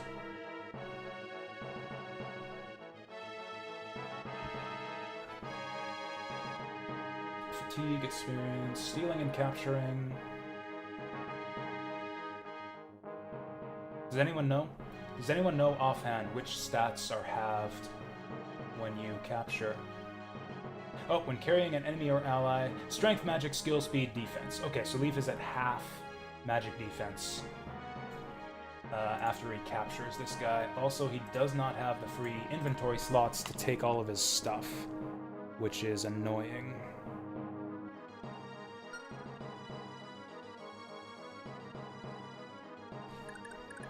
But what are you gonna do? I think we'll just leave the physic.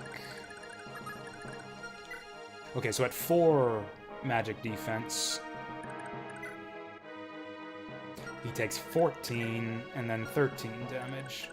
That's 27. He's still alive. No one's in range to attack him. Let's go for it. Oh, yeah, make sure he has Flame Sword for the extra magic defense, otherwise he's in big, big trouble. Okay, so that's that. Asbel gets here. That's kind of overkill, but I think we need to use Graph Caliber for the hit chance.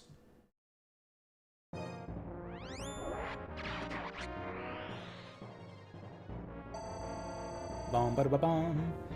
Big ups for Asbel. Please, 1 point of magic. That's all I ask. If I get 1 magic and... I think I'm gonna not give my promotion item to Asbel this time.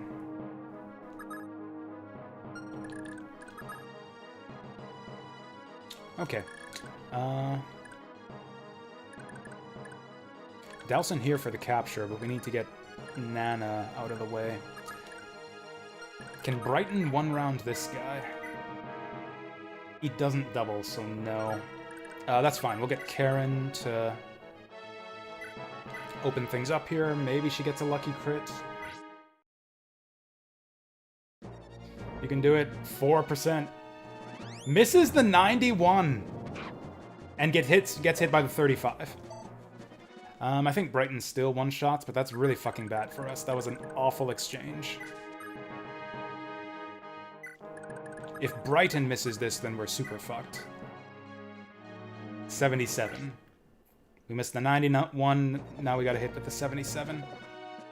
Okay. Got it. Barton's pretty tanky here, too. I'll keep him in range of Matcha. Matcha's probably is just gonna back up here.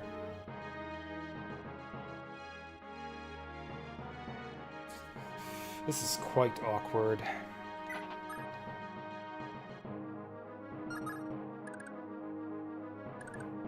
Yeah, she's in danger.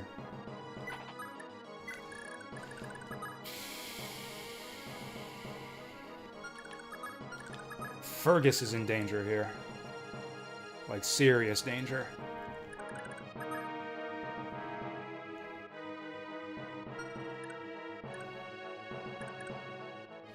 Matcha also... Oh, fuck. No, we're gonna kill that guy with Fergus. Yeah, he's gonna get triple spells on him again. Only he won't have the trees this time, so it'll be like 40% to get hit. And this longsword guy is gonna survive.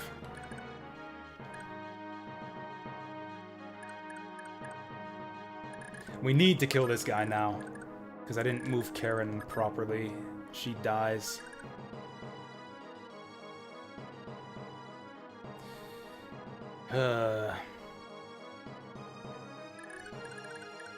I think this is a reset. Yeah, we've backed ourselves into a corner here. I just didn't kill the Armor Knights fast enough. Okay.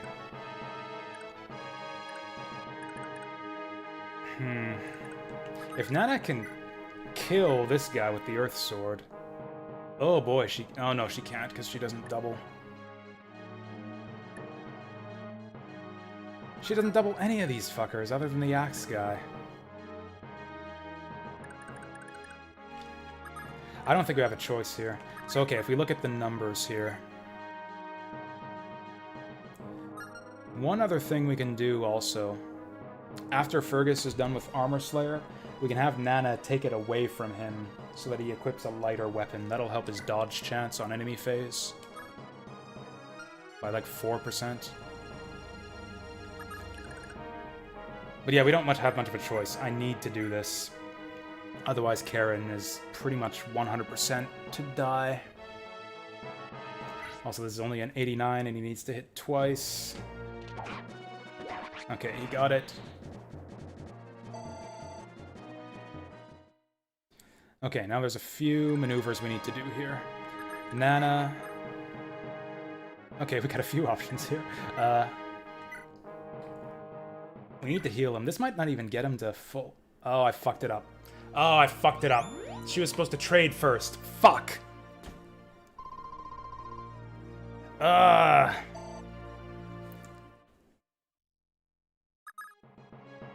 Oh, and she can't canto away as far as I thought she could. So she probably is dead anyways. Also, Delson's only 64 to capture this guy. I don't think it's worth it. I think we just thwack him. 68. 68 versus 64, because his skill is garbage. I might as well go for the capture. Doesn't make much difference. It's worth it to recover his Battle Axe charges. Okay, he got it. He might also die now, because he's in range to get hit by everything.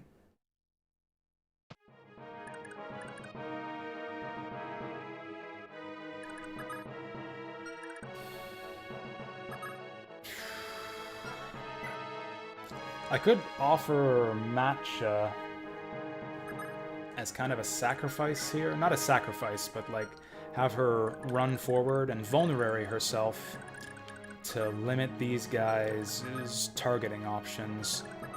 Yeah, Fergus gets hit by everything here.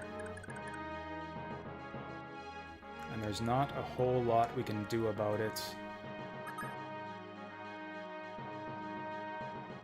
Also, no one's in range to deal with this bishop.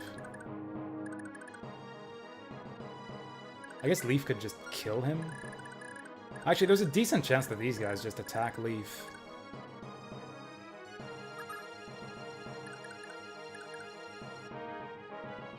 Yeah, we need as many swords available on the front lines as possible. I think we kind of have to do it. Oh, and she's outside of meteor range too, so this is kind of a decent move. Keep the Iron Sword for evasion. And use the Vulnerary. So Fergus could die here. Delson's probably safe. 5 defense. He takes 14 damage. Oh, Delson... I think Delson dies exactly. 18 damage on 0 magic. Leaves him with like 13 hit points. Oh yeah, and then he gets hit for like 14. Yeah, Delson's gonna die here. Whoops, shouldn't have gone for the capture. Stupid move. Not worth it. Not worth it. I threw away Delson's life for a Battle Axe that I'm not even gonna get to keep. Oh well. Maybe he'll dodge? He's in the trees, so he'll have at least 20% evasion. Interesting move there, buddy. I don't know if that's the one I would have picked myself. And it's Brighton! You can't hit Brighton. He's like dodging all of these like 60. He's like getting better and better at these. It's like dodging the 55, dodging the 60s. Now he's dodged a 67.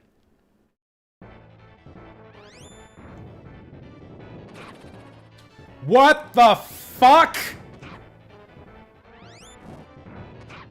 2% crit. 2% crit on Leaf. He's finished. He's finished now. He's gonna take 10 damage from this. 52% for 12 damage. Okay. Lucky dodge, but now... he's inside the other guy's meteor range. Like, within 1 to 2 range. So the other guy can't hit him with meteor. No one else is in range. Fergus gets clobbered by meteor, so that's fine. Okay, we survived that, but I'm still pissed. That was a coin flip. 2% crit! Fuck you! And watch this guy get the 1% crit on Fergus. Okay, no, he didn't even get the 40% hit. This is just a preview of the bullshit we're gonna see later on with the ballistas. I don't get my health bar.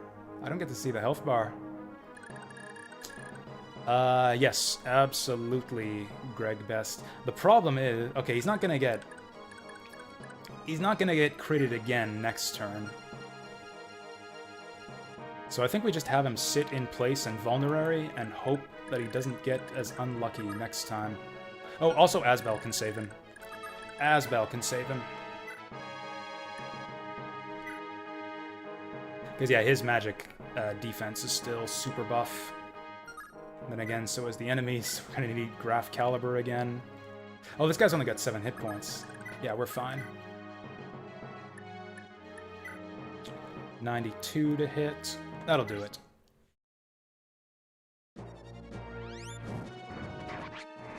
God, that was so close. I've been getting really lucky with those so far. I've actually had multiple instances in the last few maps where it's like, okay, we're 50% to die here.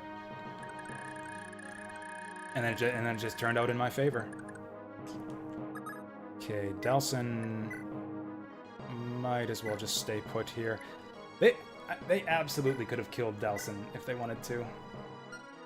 That's just like stupidity on the enemy's part. Is anyone in range who can actually kill this guy? Oh, you know what we can do here?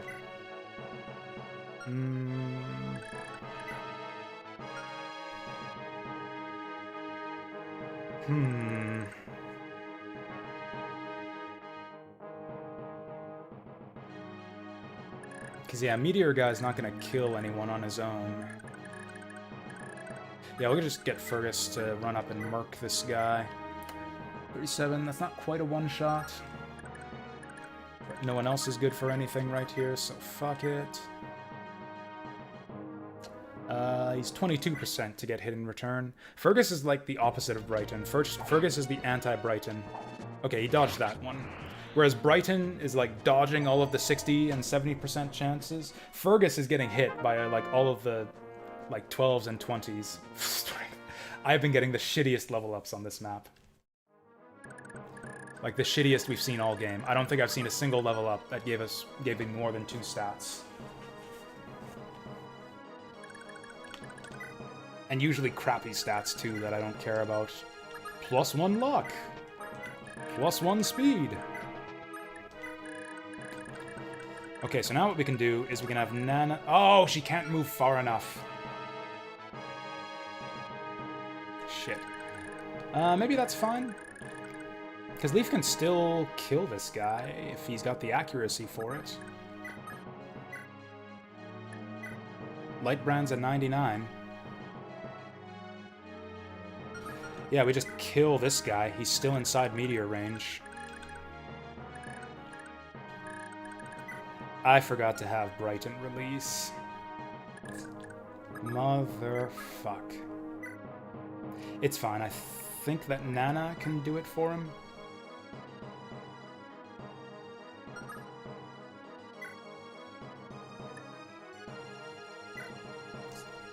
I'm stressing out about this 99% hit, but yeah, it should be good. I mean, I don't know. He got hit by a 2% crit. He could get a 99% miss. Okay, so Leaf is still good. Nana doesn't die to Meteor.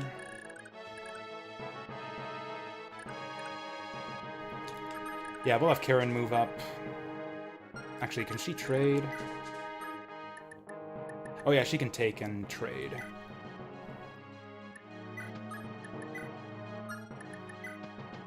Release. Now that we've done that, Nana can heal on her way over.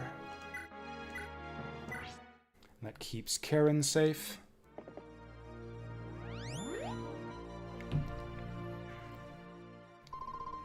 Ba-boom. Bom, ba-da-ba-bom. How about magic?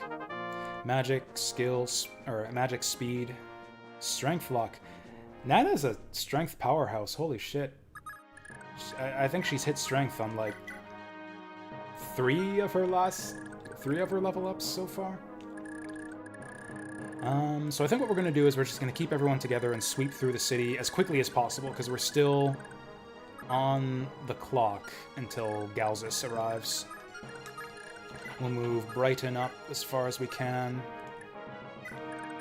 We'll move Matcha up and keep her in support range. I think we still got quite a while until he shows up. Also, I believe that the enemy gets reinforcements at some point. Like another wave of armor knights, the same size as the group we just dispatched. Ah, the streak is broken. Brighton's not dodging the 60s anymore. Okay.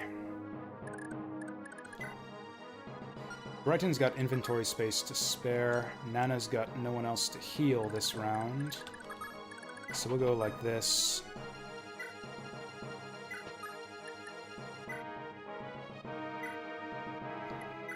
Take his meteors and physics. And release. Leaf can just vulnerary himself this turn. Can Matcha grab this guy? She probably can. Yeah, Matcha for the capture. Once again, she's got inventory space to spare. Yeah, Nana needs to do the healing this round. Oh, he's missing, what is that, 18 health? Leaf is missing 28 health. So yeah, Leaf vulneraries. And we'll heal this guy. We're not out of the woods yet. I'm pretty sure there's extra enemy reinforcements. Maybe from the south, too. I actually don't quite remember this map. I only played it the one time. Gotta watch out for archers, too.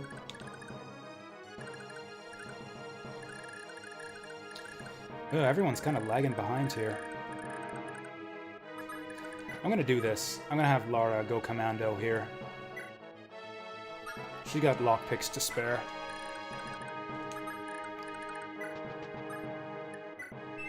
Doo-doo. Well, I was gonna have Karen lift him up. Actually, Karen can lift Dalson. Can she lift Dalson? Oh, she can too. That would help him keep up with the rest of the group. I actually like that play. Although that slows her down, doesn't it? Or is that only with enemies? Do you only get slowed down by enemies? I guess this is a good way to experiment. Yes, that slows her down. Whoops.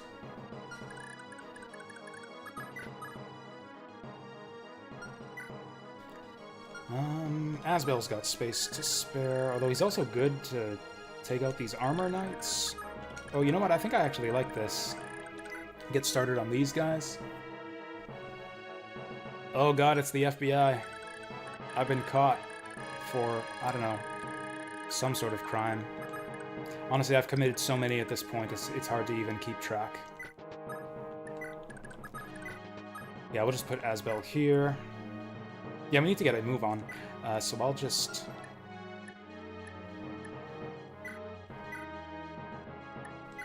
Yeah, we'll bait this guy forward. Leaf needs to heal himself. In fact, Leaf is probably good to aggro this guy, too. Get him right underneath Nana here. There we go, that's the ticket. Now, don't forget to vulnerary And don't forget to equip the right sword. I'm not sure if this is the right sword, to be honest. It helps his evasion. I think that's mainly what we care about. I don't care about necessarily dealing tons of damage to this guy, because none of our swords will deal tons of damage.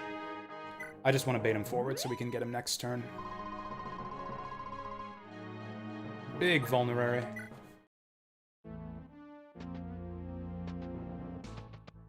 Okay. I thought that getting these guys ranged would activate all of the others.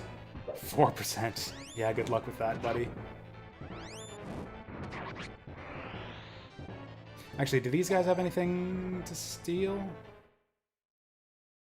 I should have checked that before I started murdering them.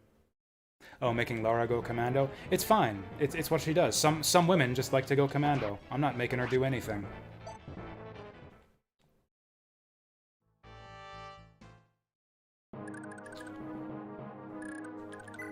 Ooh, these guys do have vulneraries. Lithis, get on it.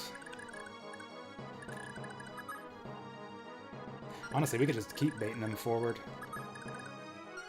God, Fergus, why are you so slow? Okay, get Delson over here. Asbel. Yeah, get Asbel to finish this guy off, or at least damage him a bit more. Oh, hey, that's a one-shot kill. Beautiful. The best kind. I don't know why I'm giving Asbel all the kills here, because he's just wasting them. Ooh, gaming PC. Nice, nice. Any immediate plans on, like, anything cool to do with it? Any games you picked up that you're gonna... Oh, fuck. I forgot to steal with Fergus, but it's not a big deal. It's just a vulnerary. We got lots of those. Ooh, we got weapon triangle on this guy, too. And we got an extra battle axe now. Finally. Is Fergus mounted?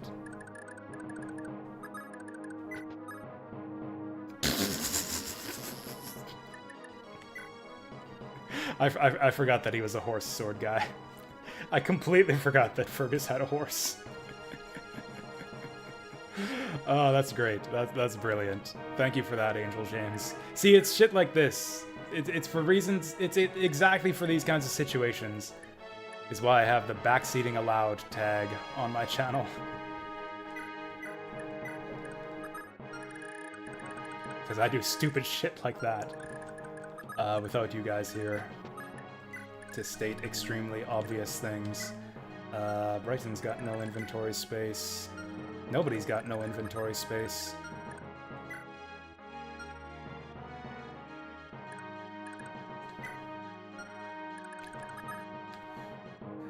This is a bit of a problem. I guess we'll just have her... Oh yeah, she's got plenty of inventory space, so we can just do this.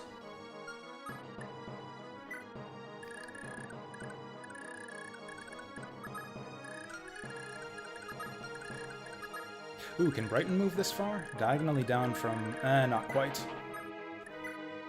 Steel Axe, that's good enough. We'll get Leaf to bait him forward for what it's worth. Oh yeah, right next to the tree, so we won't even take damage. Nana...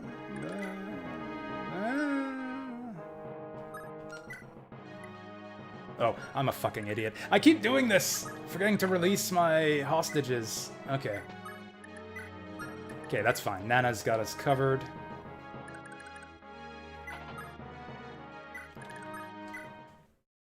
That is true, Mazewile. And also, Cyberpunk, good choice. I mean, if I had a new gaming computer, or at least a new GPU, Cyberpunk is probably the first thing that I would try out. Either that or Sekiro, although that's not a super modern game. And yeah, you're right that the Discord's pretty inactive, and part of that is my fault, because I'm not a big Discord user.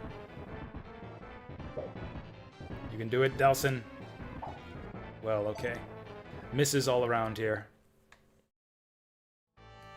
Yes, I actually did notice that, Angel James. I mean, you could also just know that... what is he? That Sword Knight equals mounted unit, because Sword Knights were always horse users in Fire Emblem 4 as well. Is it gonna reset everyone's fatigue after we're done? So, like, I think on chapter... like 8 or 9 is the first chapter where you have a full deployment screen, and that's where the fatigue system starts to kick in.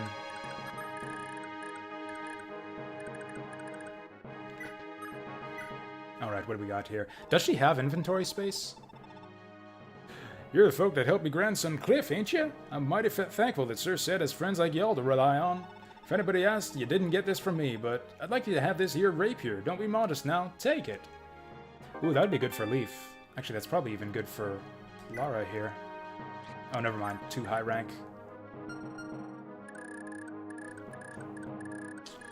So I guess we can just kill this guy. He's only got 2 defense, so even Karen should be able to do this. Oh yeah, we should be looking at captures now too, because yeah, Karen's only got like 14 lance charges. Actually, Dalsin could even go for the capture here. Maybe not. That is a one-shot. That's a pretty good start on this guy. Oh, it's 64 to hit. I think I'll just have Leaf charge forward here and bait the next guy. I don't want this guy going in the forest, though. How do we do this? Oh, or I could just get Nana to fucking murder him with the Earth Sword. That might actually be worth it. Oh yeah, let's not forget this. Lithis should go this way so that he can get to the shop. We'll have him steal that Vulnerary. There's easier ways to get long lances. Dee-doo. Okay, maybe not.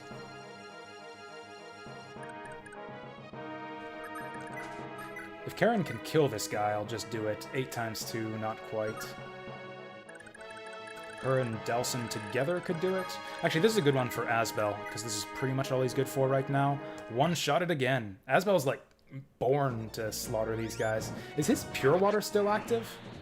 It feels like his magic attack is way higher than it normally is. I guess that was only, like, 4 turns ago that we used that.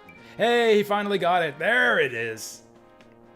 I forgot, too, on the previous map, he had an amazing level up. He hit, like... He had a level up where he hit every single stat except for strength. He got every stat except strength. It was incredible.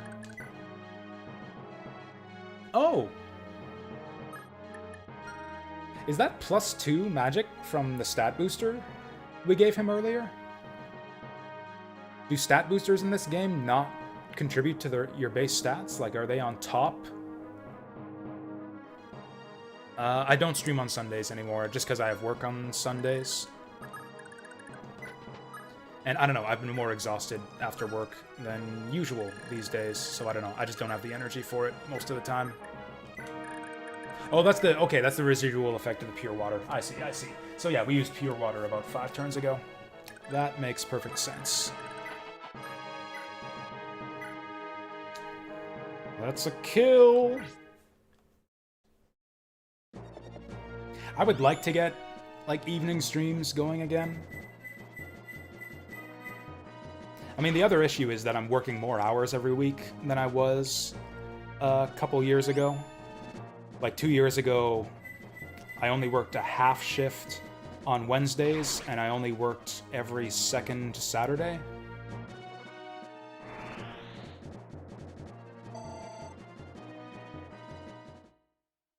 Return to Sunday, Tuesday streams? Probably not, because those are the days that I work. And yeah, it's rather difficult for me to find the energy to stream on days where I'm working. Okay, so we can hit this Canto back and then let Karen get the kill? Actually, it might be better to hit this guy. Oh yeah, we still have to kill this guy. That's not that easy. Yeah, we gotta do this. Only 64. But we gotta do it.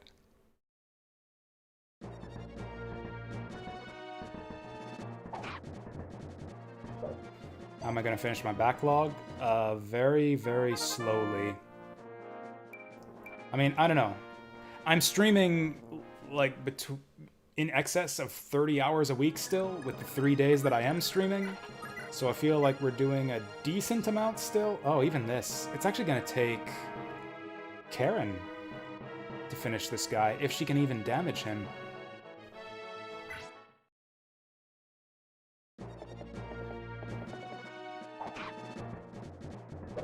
Oh, Brighton, what happened to you, man? Although he's got pretty good defense. I guess that's thanks to the forest.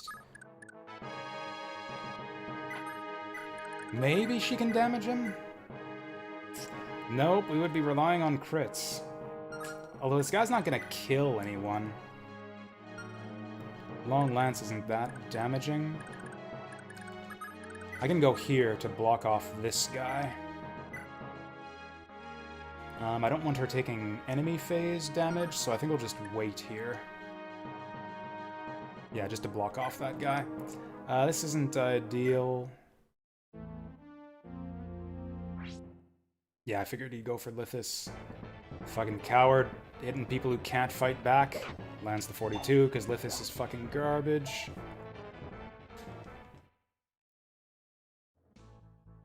Like, 3 streams a week isn't a lot compared to a lot of other streamers, but 30 hours a week, I feel, is, like, not bad in terms of amount of streaming, in addition to, like, a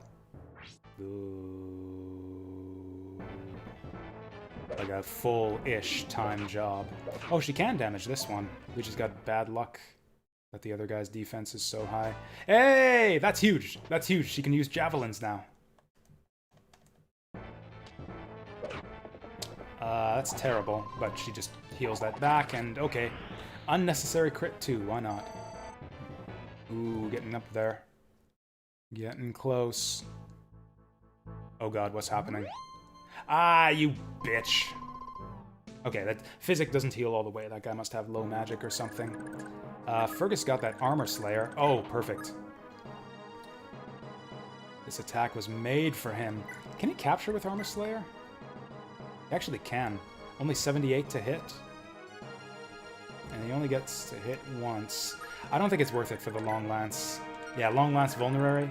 I've made too many mistakes before. And then there's the question of what do you do with the guy after you capture him. We'll just make this hit. Oh, so your work schedule is like the opposite of mine. Because yeah, Wednesday, Thursday, Friday are my days off.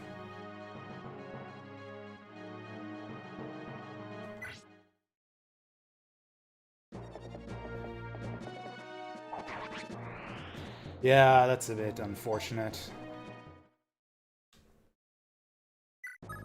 I mean, like I said, I would definitely like to pick up some extra days for streaming. It's just, I don't know. I think if I fix, like, my eating and sleeping habits, that'll help with my energy levels and whatnot, and help me get more streams in. Like, I've been really bad this week, just because I've been eating crappily in the past week or so. I think I'll actually let... Asbel doesn't really have... actually, Asbel's got decent foot speed since he got that one movement level up. Nana's got a lot more, though. This guy's a javelin user. Oh, no, he's not. Yeah, sure, we'll get Asbel here. I'll get Nana to hit the back one. Oh, fuck, she's got no inventory space.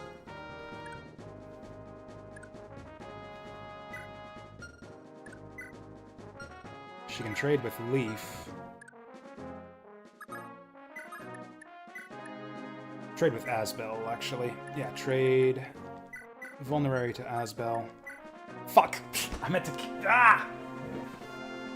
Sorry. Sorry, I never do this, but this just pisses me off when this happens. Press the B button to Canto. There, that's what we want. Pisses me off so much when I miss inputs like that. We'll bait this guy too, just to get him out of there. I don't have any choice on my days off. I don't actually have any choice with my days off, because other people are working other days, and they have much less ability. Oh, thanks, Yoshi. Thanks, Yoshi. That's perfect timing. Perfect timing for you to come in here. I'm sorry. I just get so pissed off at dumb mistakes like that. Because, like, there's no remove button. If there were, like, a remove option on the menu, I would hit it, but there isn't. You hit B. You hit B to remove. You wouldn't even know that unless you experimented with it. Ah, whatever. Someone needs to kill this guy and this guy.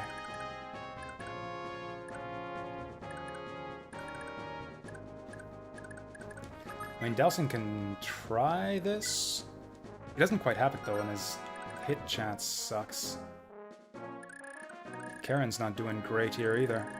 Taking off to work. Well, thanks for dropping by and saying hi, at least, Mayswell. I mean, like I said, I'm trying to get my free time sorted out so that I can schedule like Sunday and Monday streams again. So maybe we'll be able to chat on those days. Have a good work at least. I don't know how to deal with this. Brighton and Delson could probably do it, but they don't have very good combined strength right now. Actually, Matcha could probably get some damage on this guy with Longsword. Not really. FCM would give her 30%. Yeah, that's not great. Actually, I think the best thing we can do here is just have Dowson whack him, and then have someone else whack him.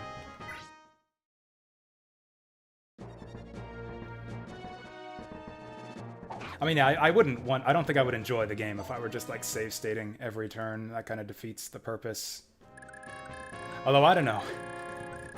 Maybe I would have enjoyed yesterday's play session a bit more if I had done it that way. I had to reset, what was it, chapter 5? I had to reset the previous chapter twice. Once due to kind of my own blunder that got Dowson killed, and then once due to shitty RNG with Leaf, where he ate like a 20%, 30%, and 40% hit consecutively in the same round. So actually now Matcha can kill this guy.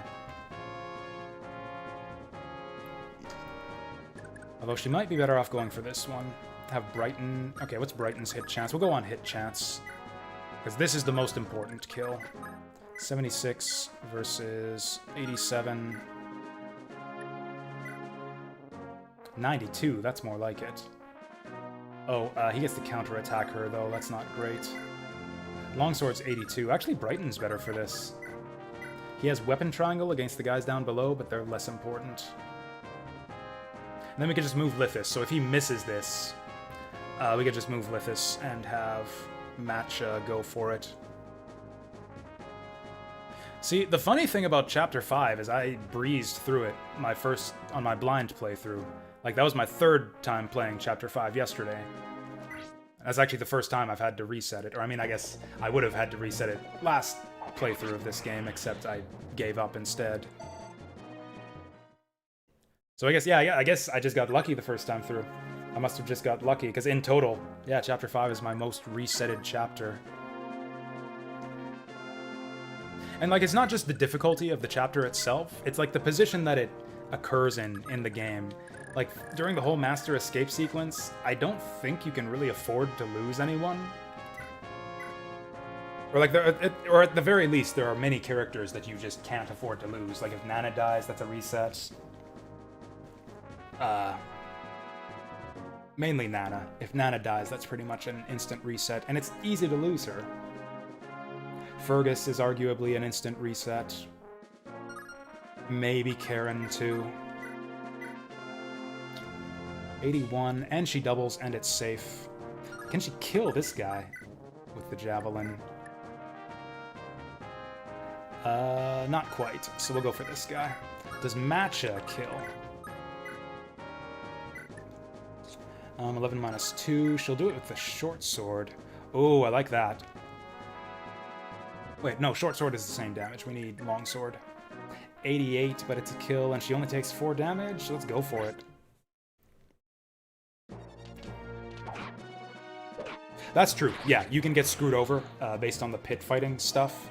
Like, yeah, depending on how that goes, maybe you lose Avil, and then Nana's stuck facing down the pit fighters all on her own. Like, that would be a reset, obviously.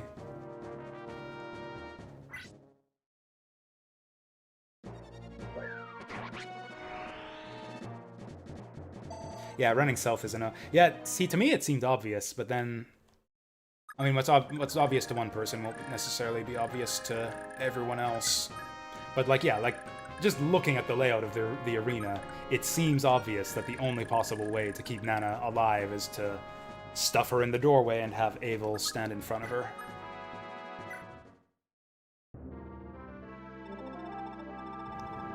Can Abel die? Is she no longer invincible? If you, if she's not invincible anymore, then I cheated death on our last successful run of Chapter 5, because Abel was on like 2 hit points. Thunder and Thrud, I've been waiting for you folks. You're the ones who helped my son Murphy. As soon as he came back home, I speared him and the other village kids away to someplace real safe. I got y'all to thank for even being able to see him again. Shucks. But I'm being awful impolite. His name is literally Hicks. I'm Hicks, proud axe knight of Munster. And after what Raedric's done, he's sure worn out his hospitality. What do you say I team up with you and we teach him some manners? Y'all? Boom! I missed this guy on my first playthrough. This was the one house that I didn't visit, because this whole hallway this whole alleyway here got stuffed with armor knights. Actually, so now we got another inventory buddy to help lighten the load. I think what I actually want him to do here is rescue Dalson and help him move forward a bit faster.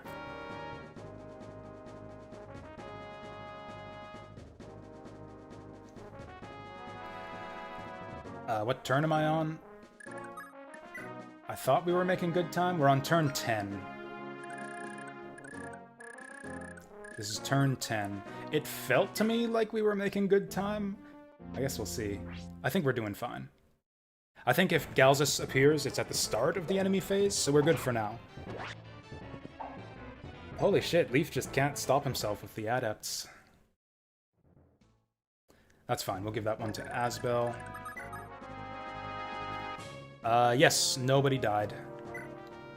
Leaf almost died. Leaf almost fucking died. He took a 2, so I boldly charged Leaf forward to capture the Meteor Tome, which saved the other party members. I had him equip the Flame Sword to up his magic defense by a little bit, and all he had to do was survive 2 mage attacks, which couldn't possibly kill him, because they only do, even with his, like, capture stat reduction, they could only do something like 20 damage total. So it's impossible for him to die unless he gets hit by a fucking 2% crit, which the first guy actually landed on him. So Leaf took a 2% hit, and then he was 50-50 to get killed by the second one, but he survived. Or rather, he dodged it, yeah. The Magi helped me kid Brother Bowie escape to another village, but ya wouldn't know anything about that, would ya? Listen, I don't know how I can ever thank you. Not a day'll go by when I don't remember your kindness, but words are wind, right? Yeah, that's a saying. Words are wind, right? Look, this here is a set of writings that's been handed down in me family for as long as there's been stars in the sky. Folks who read them get some kind of strange power, but shoot, we can hardly read anyhow. Look, I didn't want to be mean to these people with, like, the hick accents and stuff, but we can hardly read anyhow. Yuck. It'll help you more than it'll ever help us. Oh! Well, okay. I guess if she could read, they would have used that thing ages ago, because holy shit, I forgot about that. Right, because of course, Fergus gave his life to get us this Paragon manual on our first playthrough of this map. That's why I thought that Fergus's death the first time we played this map was like such an epic moment, because it actually paid off. That's like the first time I've ever actually had a unit in Fire Emblem give their life for something meaningful. Like 90% of the time when I lose units in this game, it's due to like a stupid blunder on my part that could have been avoided. Like whether it's an input mistake or something I overlooked or just a tactical mistake.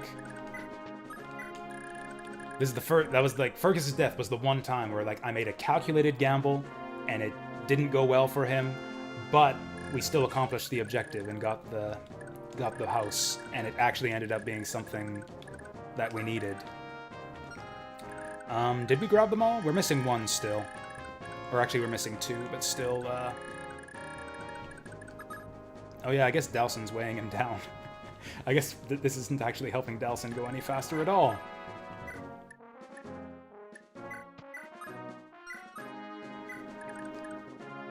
I guess we could do it like this. Oh, right, we didn't visit this one either. You're the ones that saved me daughter Emily! Oh, I gotta find some way to thank you proper. Ah, I know. Take a look at this. It's a medal for chivalry and knightly valor. Been an heirloom in the family for generations, but it can be replaced. My Emily sure can't be, though. I'd like y'all to have it. If you ain't worthy of this medal, nobody is. So last time I got the advice to use that on Asbel, which actually ended up working out pretty well for us. I kind of want to do something different this time, just for the sake of doing something different. I don't think... Man, there's no, like, ambush spawns by the exit, right? That would make no sense. Like, I don't want to waste vulneraries, because I didn't do a lot of stealing on this map. Though it's not like we're short of vulneraries or anything. Nana can heal them. I'll just move the damaged people down near Nana, and she can help them out.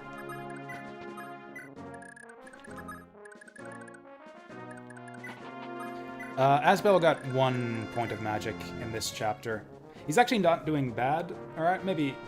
Given his growth rates, which are actually not spectacular, he's not doing too bad. I think he's about average. He starts with like 4 magic, and we gave him a magic ring.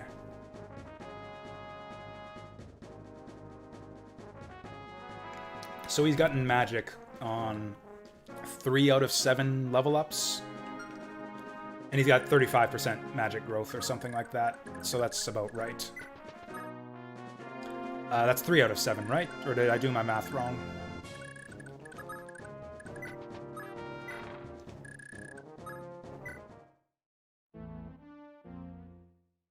Oh yeah, that's right. Yeah, magic ring's only 2. So yeah, he started with 4, and then gained 2. Started with 4, and then gained 2 for 6, and then he got 3 out of 7 level ups, yeah? Yeah? Oh, he starts with 3. Okay, I was mistaken about that. Okay, then yeah, he made 4 out of 7. That's phenomenal. Oh, I've been waiting for you. Bless you for helping me, little sis Lena. Oh, I know. Take this. I'm gonna rewind if I can't get this because of full inventory. I found it trying to uproot a tree from me backyard. Gods know how long it's been buried there, but it looks like a page of some history book or something. I figure it's gotta be something good, but there's no way I deserve it more than y'all. I'll just drop a vulnerary or something. Yeah, I knew that they just let you drop items in this game. Honestly, in terms... Like, I'll have to buy back... Oh, it just goes to the supply. Oh, well, in that case, fuck it. Right, because we have a supply now, that's right.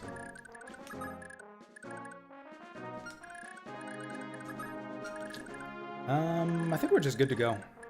We might try to do some shopping until Galzus shows up. But yeah, other than that, I think we're just golden.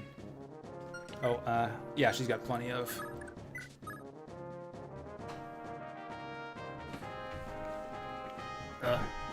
Anyways.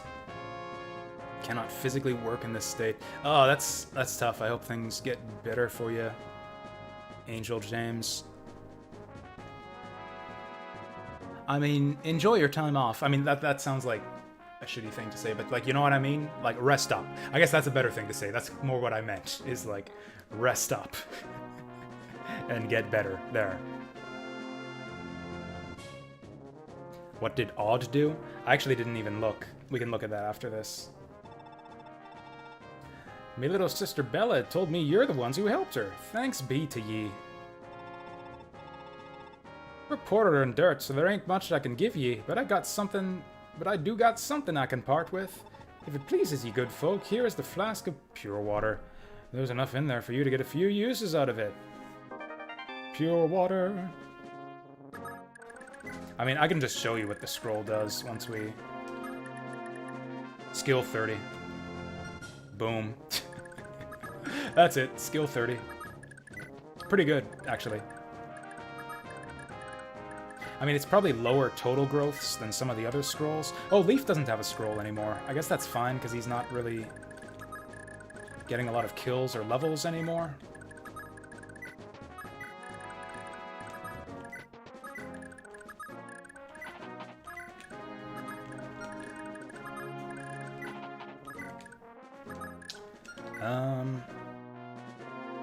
Do I want to sell the rapier? I don't think I want to sell anything in Lara's inventory, but I might want to give the rapier to, like, Leaf.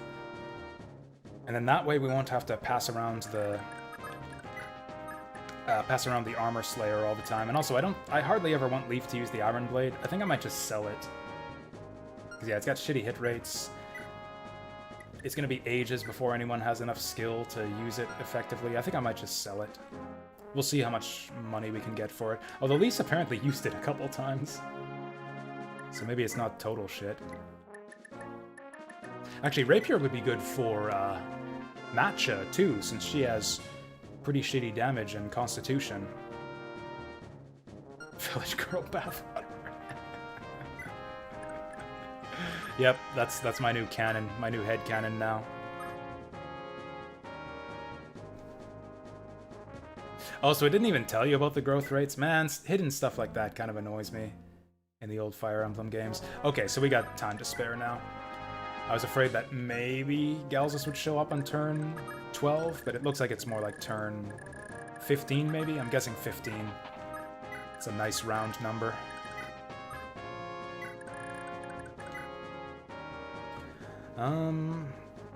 Yeah, she's got nothing. Wait. Didn't she say that we could get, like, a few uses out of it? That was a lie. Like, yeah, that was just a fucking lie. Oh, you can probably get a few uses out of this. No, you can't.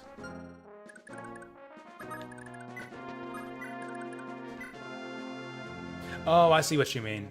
I see what you mean. So she, like, so that's how pure water works? You just, like, keep guzzling it from turn to turn?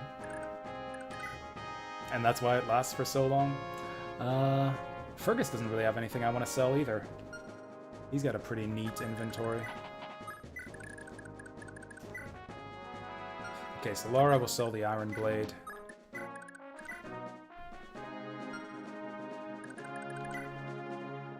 Brighton's got some stuff to sell. I think I'll just sell... Yeah, we got no money. Usually villagers are like falling all over themselves to give you money in Fire Emblem games. All these people, I guess that kind of makes sense. Like, these people can't even read. How are you going to make money if you can't even read? Honestly, I think I'll keep the physics. Physics probably worth it. We're never going to, probably never, or at least not for a long time, going to be able to use that Meteor Tome. It's only got 2 charges anyways, not worth the space it takes. A fully charged Physic, I think, is worth keeping. Is that fully charged? Do Physic only have 5 charges in this game?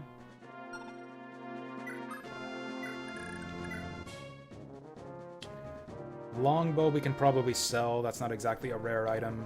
Meteor. Yeah, Physic's only 5 uses.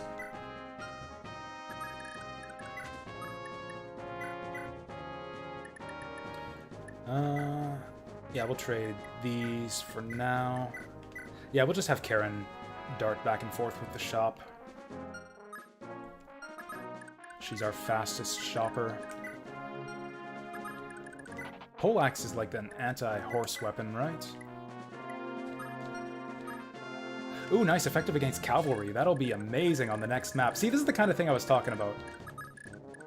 This is the reason why we, like, threw away our first run. Because, like, mistakes like losing Fergus, missing out on Hicks, like, that stuff cascades forward. The next map will be a lot easier now that we got Hicks and Fergus on our side.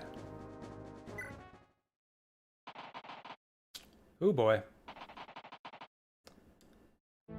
At least it's not Galzus. Boy, did we clear this map a lot faster than I did the first time around. I think I was like halfway dealing with all the Armor Knights when these guys showed up. Ooh, scary music.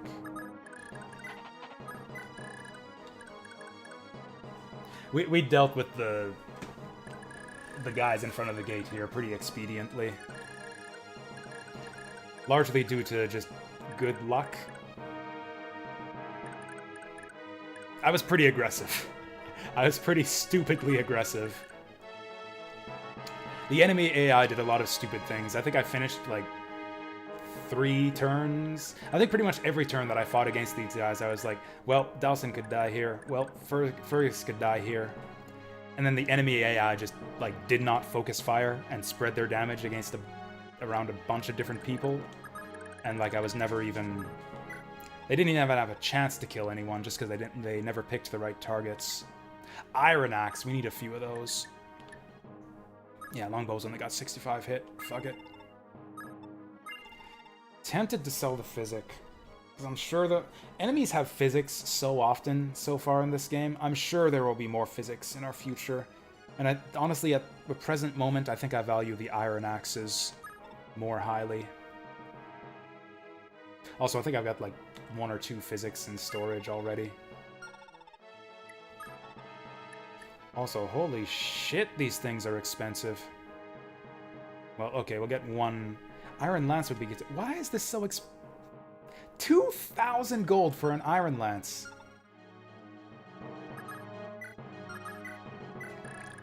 I'm gonna have to think about that a bit more. I'm gonna have to think about whether I want to spend 2,000 on an iron weapon. I mean, Hicks wants it. Hicks wants it because I don't want to pole axe everything. Yeah, we'll have Hicks go for it.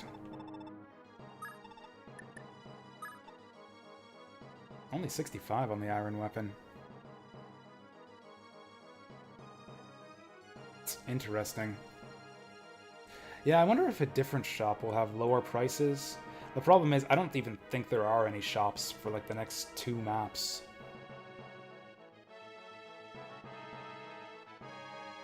I definitely want this Iron Axe. Like, I want this Iron Axe right the fuck now, in time for the next map.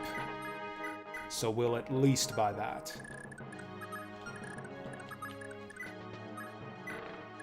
Now, do I want to milk these guys for some XP? They seem a little bit strong. I could steal their lances, too.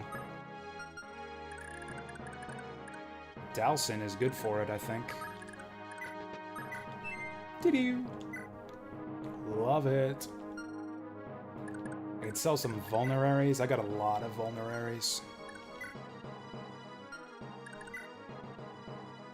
Okay, I'll sell that silver bow, because even once we get some archers, I doubt they'll be able to use it for a long time.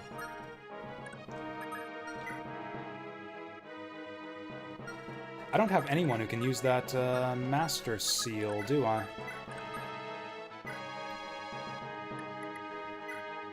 No, Fergus can do it. Dalsin can do it. That's actually pretty tempting. I think he would get the most out of it. Like, Fergus is already good, but Dalsin kind of sucks. And maybe he'll become good if I give him the crest.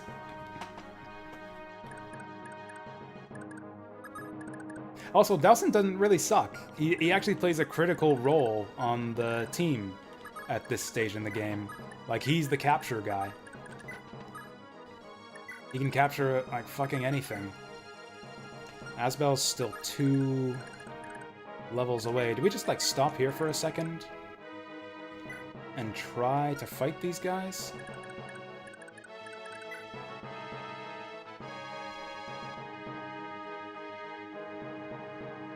Do I sell this Physic? No, I don't think I will. I might still sell that steel sword. Does Fergus have a steel sword? He does. I don't think I need 2 steel swords. And Brighton should have something for indoor maps. I mean, they're technically missable, I guess. Oh, here's what we can do. Because I've got so much, so many fucking vulneraries are in my inventory. I don't have any vulneraries. Oh, there we go. There we go. I don't even know that we'll use Lithis on this map for the rest of it, but I'll just use this now. Just to clear inventory space. And just in case we want to turn around and fight these guys for XP. I forgot about Ninja Gaiden. I'm sorry, Deep Fry. How's it going? Like, everyone's talking to me. I can't remember who's playing what. But are you going off to play Ninja Gaiden? I hope you enjoy it if you do. I will. I promise I'll have a good rest of the stream if you have a good wherever you're going. I guess Brighton can just vulnerary too. I've got more vulneraries than I really need. Just bugging me? Okay. That's good. You can bug me if you want to. Oh, yeah, she doesn't have a turn. La da da da da da da. We might as well fight these guys till Galzus shows up. Seriously? This is crisis time? I didn't miss any houses, did I? Yeah, we got them all. Oh wait, what am I doing? Fuck vulneraries. Nana with the heals for that XP. Think I should pick it up? Are you playing the PC version? Oh, I see what you mean. Pick it up on sale, like don't buy for full price. I wasn't going to anyways, because I'm not really in the market for new games right now, but thanks for the advice. I know that game's been getting middling to shitty reviews on PC. She's gonna max luck, like, right away.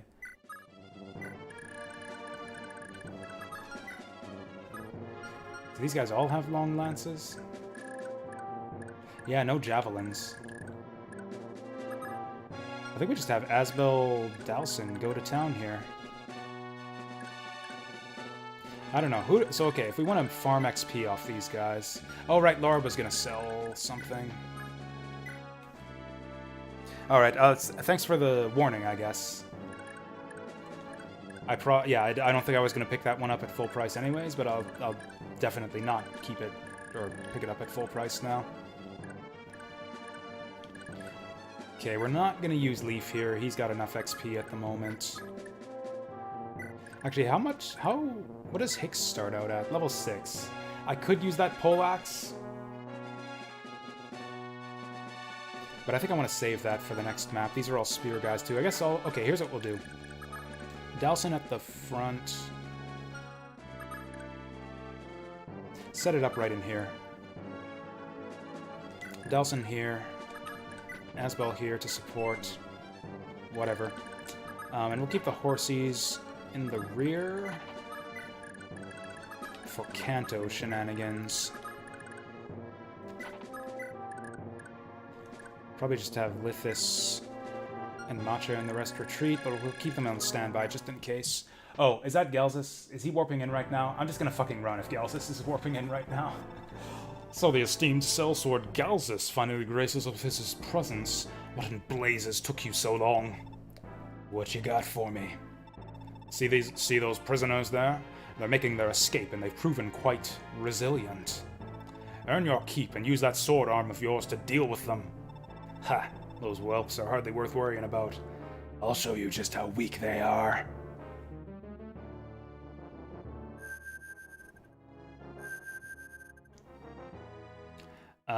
Let's run screaming. Does he start moving right away?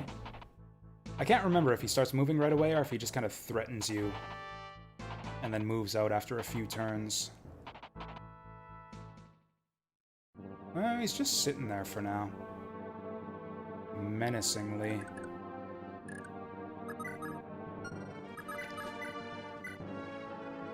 Ooh, we take like 8 damage in return. That's not great for us. Oh, also, they're going to be able to Kanto repeatedly. So he'll, like, take 8 damage 50 times. Or, you know, 8 times. Why is his defense just so low? Should I just promote him right now? No, that's probably a bad move. There's 70% to hit him, too. Darth Vader hallway scene from Star Wars. He's pretty far back. Although, he's got 7 movement and 5 vigor stars. Astra Luna.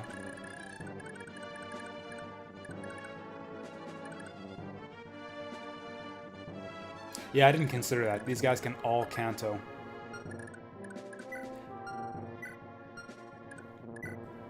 Oh yeah, these guys do shit tons of damage. This is a bad move. We should retreat. Oh god, I'm throwing it away. We had this map won. We fucking won this map, and now I'm throwing it away. Okay. It's absolutely worth a poleaxe charge here. 52 damage. We'll just canto back afterwards. He's 6% to crit us. 64 to hit. Does this guy have any friends? He's got 8 move. 1, 2, 3. 1, 2, 3, 4. We're probably gonna have Dalson stand tall here. I'll move Leaf up. Oh, I have to move Leaf right up here to support. Yeah, I fucked this. 3, 4, 5, 6, 7, 8. Okay, let's get Brighton out of here. He's not doing much.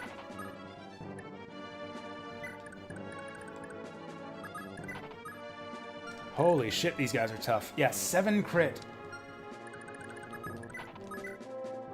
This is a somewhat risky attack. I guess in one sense, easy come, easy go. Like, we didn't even have this guy last time. 77 to hit, so we need to miss the 77, get hit by the 64, and then get the 6% crit. It's a lot of ifs. Oh, wait, I'm an idiot. We don't have to worry about crits. We do not ever, ever have to worry about crits. Who's got the scroll? Does Dowson have the scroll? That's a good question. He does have the scroll, so we don't have to worry about that. Oh yeah, it was... She's got a Baldur scroll. Who got the scroll? Nana got the scroll. Oh, who gets Paragon Manual? I think I gave it to Asbel last time. It's honestly not a bad target for it. Okay, so that solves our problem here. I think I even like 30% skill on Axe guys. It kind of sucks that I waste her turn like that. Yes, I agree. And I don't think anyone's that low level, to be honest. Okay, so now Hicks won't get critted, so this should be safe. Yeah, 0% crit. 52 minus 4. At worst, he takes 11 damage. He can afford to take 11 damage a couple times. Nailed it! Okay, so that clears things out. That's one fewer enemy we gotta deal with. On enemy phase. So what's this guy's move? They've got 8 move. 1, 2, 3, 4, 5, 6, 7... 8? So that's the limit of his movement. Oh, also that means that Hicks is getting attacked on enemy phase, which is not great. Delson's probably gonna have to go here. 1, 2, 3, 4, 5, 6, 7, 8. We could rescue. We could actually rescue Dalson, although that weighs us down. This is a SNES game, Jibekin. Gave it to Lithis. That's actually maybe not a bad move. Lithis is almost promoted already. Honestly, I might save it for later, to be honest. Like, if we have another unit join at level 1. I might just give it... Oh, Karen! I think we just give it to Karen. She has not been getting as good XP as I would have liked. She's got a scroll. Yeah, I actually really like Karen for this. Thanks, Greg Best. Yeah, I'll do my... I will do my Greg Best at this map. What am I gonna do? What am I gonna do? I'm worried about Delson. Okay, we could move him and rescue him. We could actually rescue... Okay, we can't rescue Hicks. Oops.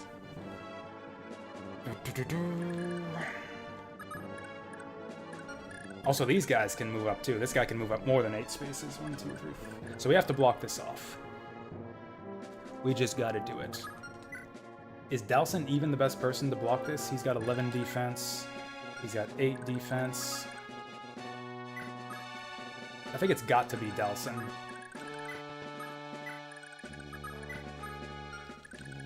I'm just gonna check the numbers again. 24. Oh, did I do math wrong before?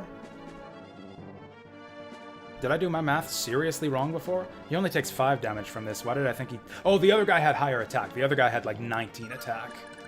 Yeah, this guy's like 16, 19, 19. So 19 minus 11. Yeah, he's taking 8 damage a pop. He still survives, though. He still survives. So yes, let's do this. Let's get Leaf up there for support, and everybody else runs screaming for the hills. Oh, she was gonna sell Iron Blade. Whatever. We can keep Iron Blade for now. I'm just gonna do this right now. I'm gonna pop Paragon before I forget, because I'm sick of having such a full inventory. Oh, nice. It spins the book around and transforms it into the icon. That's cute. That's actually a good spot for Fergus if we need into Kanto. All of our footlocked units... Oh, actually, Matcha supports Fergus. So I'll keep her 1, 2, 3 spaces away for now. Because, yeah, we might want to Kanto kill some of these guys. Well, okay, I'm not super confident here. Oh, fuck. Okay, he didn't get a movement star. That's the big problem here, is will he get movement stars? I should have just ran for it. I always do stupid shit going for, like, just as many... Oh, are they too dumb to Kanto?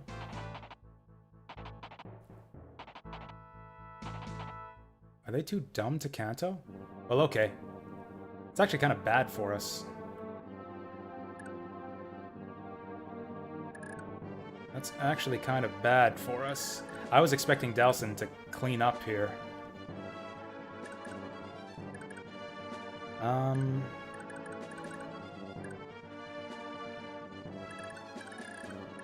Yeah, Galzus is a big problem here. Like 7 moves, so we could go up like about this far next turn. Okay, I see why they're playing this scary music now.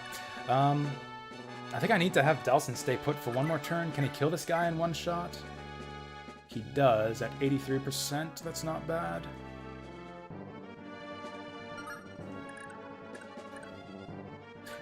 Oh yeah, you're right. I keep getting those mixed up. Yeah, you're right. You're right. It's Matcha Brighton.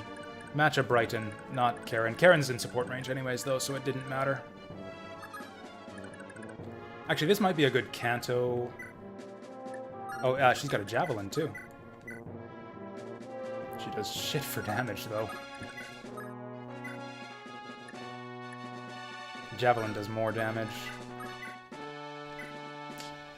So that's 5 damage times 2. Maybe she gets a lucky crit. Fucking go for it. You can do it! Yeah. Bum-ba-da-ba-bum. Of course, because we just gave her Paragon. And she got that Balder Scroll for big ups.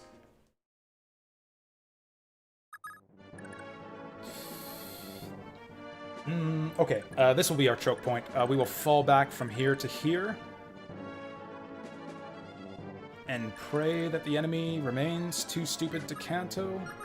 Also, I need to make sure that everyone's kind of in range to escape next turn. Okay, Lara's at risk. We just want her to get the fuck out of here. Oh, I'm watching my back all right. Who stands tall on the front lines here? Probably not Hicks, because he'll just cut these guys down one after another. Man, this really sucks that I can't get more... Oh, Nana could do it. 2, 3, 4, 5, 6, 7, 8. Fergus is in the way. Okay, we... I really want to kill this guy so that we could get, like, Fergus Kanto, Hicks Kanto. But I don't think that's going to work. We've got to...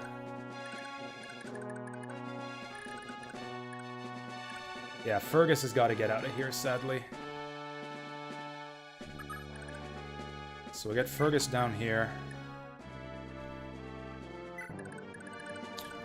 Nana can go for the Earths. Does anyone need healing? Nobody really needs healing. Nana, go for... And yeah, thanks for stopping by, Yoshi. We'll catch you later. It's a 99%. Good start. Nana's a good target for getting XP as well. This map actually went way more cleanly than I thought. I said we'd do just one map today. I think we'll do a second. I'll take at least a couple shots at the next map.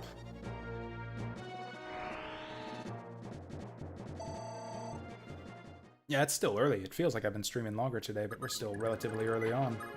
Okay, so that cleans... that. Okay, Matcha needs to get out of here.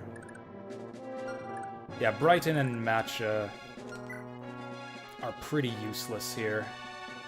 He's not one-shotting anything. He's not doubling anything. Yeah, we'll just get them out.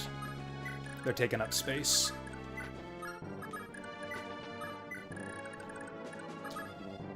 Asbel can get back here.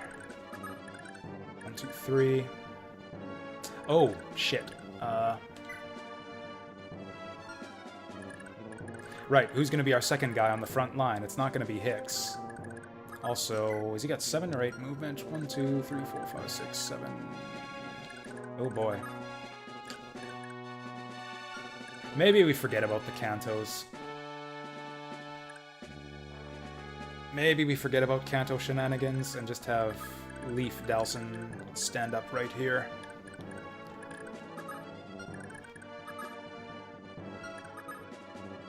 Yeah, that's what we'll do.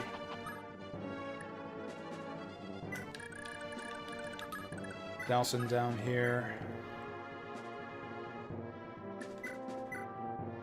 I'm just doing this in case Dalson breaks his battle axe, and if the enemies want to all attack him next turn. I never got to sell the silver bow either.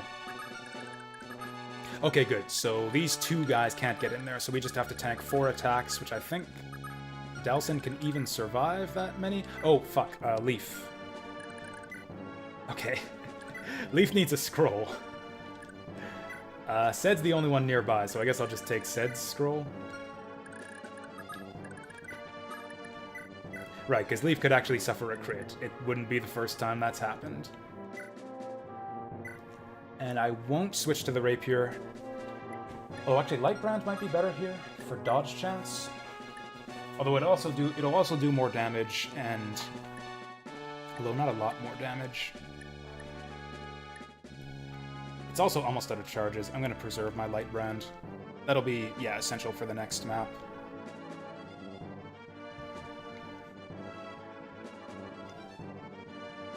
Oh, you know what would have been brilliant here? Rapier on Matcha, because I think she has Vantage. Yeah, I never considered that. Yeah, Vantage is actually amazing if you can one-shot. I thought that Vantage was crappy in this game, because almost nobody can one-shot at this stage in the game. All my units are way too weak. But if I use like an Armor Slayer or something... Does anyone else have Vantage? Actually, I think I would just go into the unit menu. Maybe I can see all their skills. Matcha's the only one with Vantage. Another clean getaway. Regards, gentlemen. If these guys start canceling, all of a sudden I'm gonna lose my shit. No! I think this reduces Leaf's, like, HP growth or something, too, or strength growth. Leaf, stop it. Okay, he's only 27 to get hit, though, so we should be fine. If he gets a point of magic. It's okay. Okay. He hasn't seen HP in a while, I don't think. He has most of his HP from that life ring we gave him earlier. He just can't stop himself. They're denying XP to my boy Dalson. Oh, here they go. 24% crit, let's go. He actually got it. Okay, that's pretty cool. We're actually going to kill all these guys. Because, yeah, that's an easy Kanto kill on that other guy. For a guy with low attack damage, Leaf has a lot of ways to kill these guys. Like, he's got FCM, modest crits. Okay, it's getting to the point where it's getting tough to run away from these guys. Maybe one last choke point. 2, 3, 4, 5. Yeah, we'll have Dalson fall back here. Everyone goes behind him. And then we'll have pretty much everyone escape next turn. Ooh, that should be a kill. Woo! Woo! Love the javelin sound in this game. Oh! I guess, yeah, in addition to having Paragon, she's level 3 now. Okay, she's lucky now. A lot of room. How are her bases so high? Like, she starts at level 1, and her speed and luck are already this high? What? Oh, he's got to move through those trees. Yeah, no cantoing for him. He's got to go this way.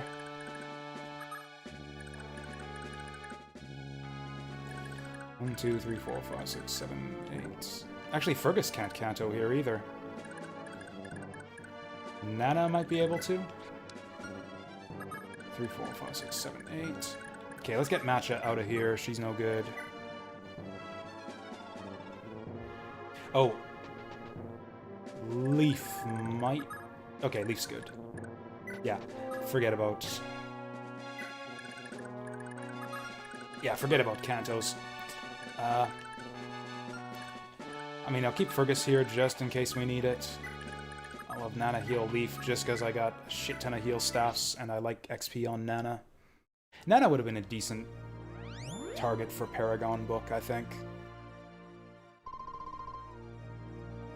One criticism I can see of the early game in Thracia is, as much as it's really exciting to go through these maps your first time through, and there are a lot of ways that you can approach the early maps, like the whole Master Escape sequence is just so thrilling, and it's just some of the best maps I think I've seen, some of the best map design by far in Fire Emblem history, I think. As event-packed as they are, though, I can see how they might get repetitive on future playthroughs. Like, there's only so many different ways to approach each map. Okay, no whistle that time. We gotta get out this turn. He could actually attack us next turn if we stay in the doorway here. Crit! He got it again. 23%. He gets it twice in a row. Fucking mad lad. Oh yeah, this will be an easy Canto kill too. We can, like, Canto and escape. 3 in a row? Not quite.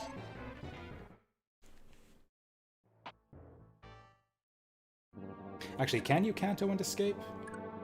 Okay, Dowson's got to book it here.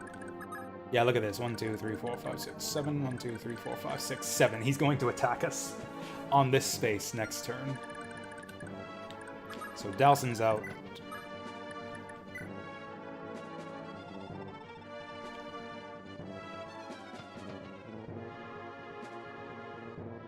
One thing I'm iffy on is, can I move and attack? Like, can I attack and then Canto escape?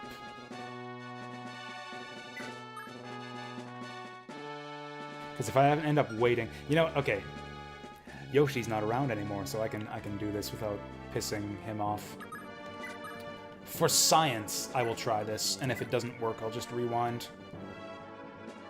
Oh, this isn't even gonna kill them. This guy's got... Oh, hey, Yoshi.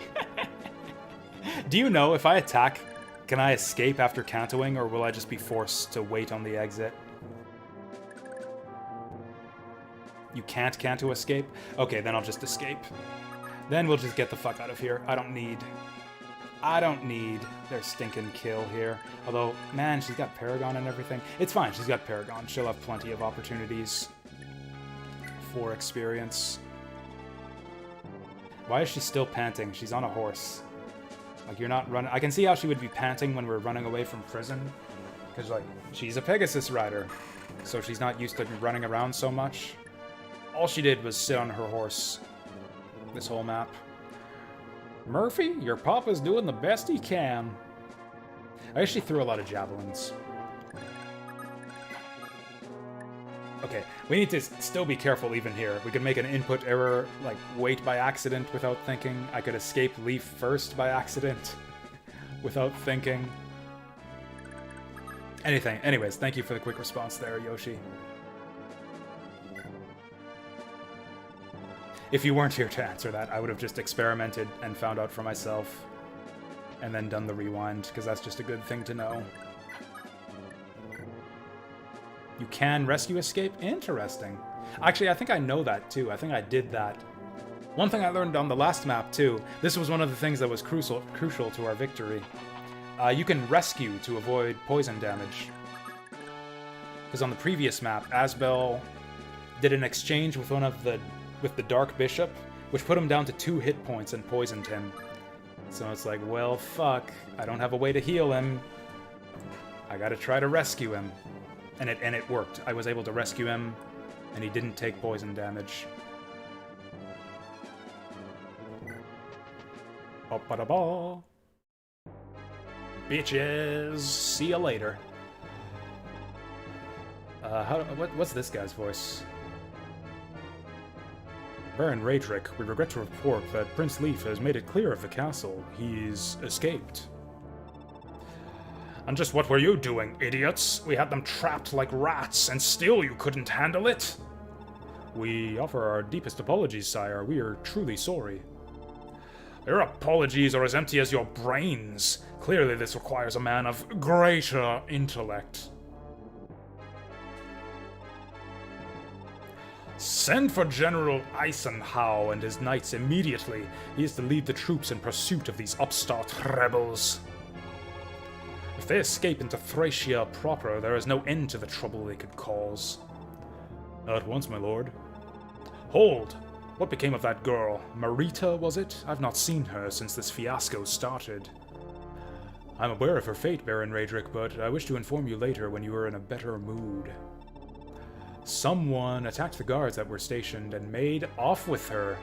Was she the girl who was with Galzus earlier? We didn't get to see the portrait. We just saw the unit graphic. She was green, not red during that scene, but maybe that was Marita. I cannot begin to express my apologies, sire. I swear I've never encountered a group of adults more incapable of being useful. Do you buffoons even have a clue who this assailant was? There's no doubt they were quite skilled based on what's left of the guards. But one of our own claims to have seen that sellsword, Galzus, near the site of the attack. Are you certain we can trust him? No. Galzus? What's more, another man is sure he's seen a brand on Galsus's back. The mark of Odd, to be specific.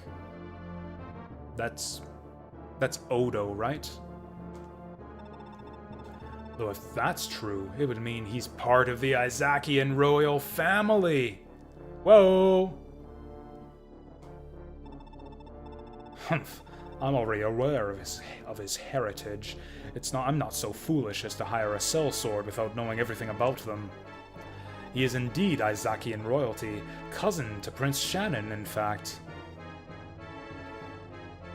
So Shannon's cousin. What would that make him in relation? So Shannon was Ira's cousin as well? No, nephew. Yeah, because Shannon was the son of the Isakian prince who, like, kind of set off the whole war in Fire Emblem 4. Yeah, Ira was his sister. And Shannon, yeah, so that would make him his other nephew.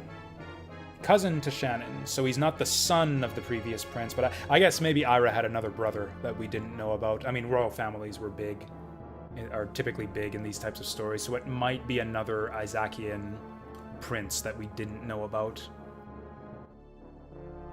Oh, Princess Wylo. So yeah, a bunch of people we've never heard of before. With the deaths of his kin, he's technically the Prince of Rivaux himself.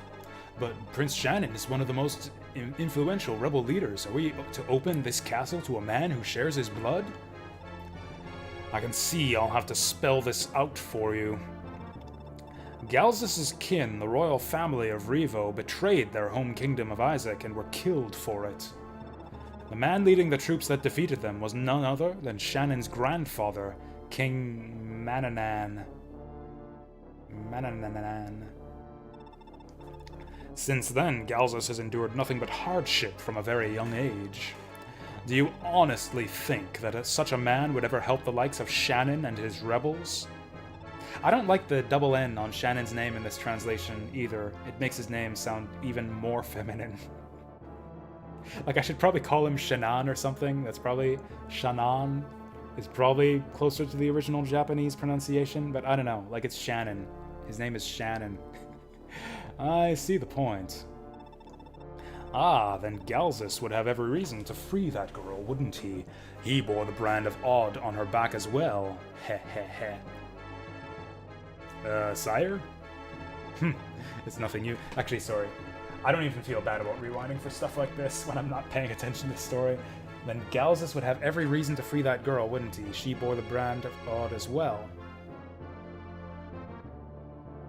Okay, so it was Galzus who freed Marita. She has the brand of odd as well? So I guess she's another... And then it said that she was... I almost slipped up there. It was Avel's daughter, but maybe she was an adopted daughter. I think they mentioned that. I think they mentioned that in the story. That Marita is her adopted daughter, just like Leaf kind of considers her to be his mother. I didn't know that the royal families bore brands on their back, or maybe it's just an Isaacian thing, like the way that, like, Ideen and Brigid, for example, have the dot on the forehead. It's nothing you need concern yourself with. We can't do anything about the girl now, but as for Galzus... Our position is too vulnerable to risk losing him. Don't act against him unless I say otherwise. That was a pretty strong chapter 6. We cleaned house there. Right, carry marks on their body, but not necessarily on their backs, yeah? I guess they don't specify what the mark is. They say the mark of odd.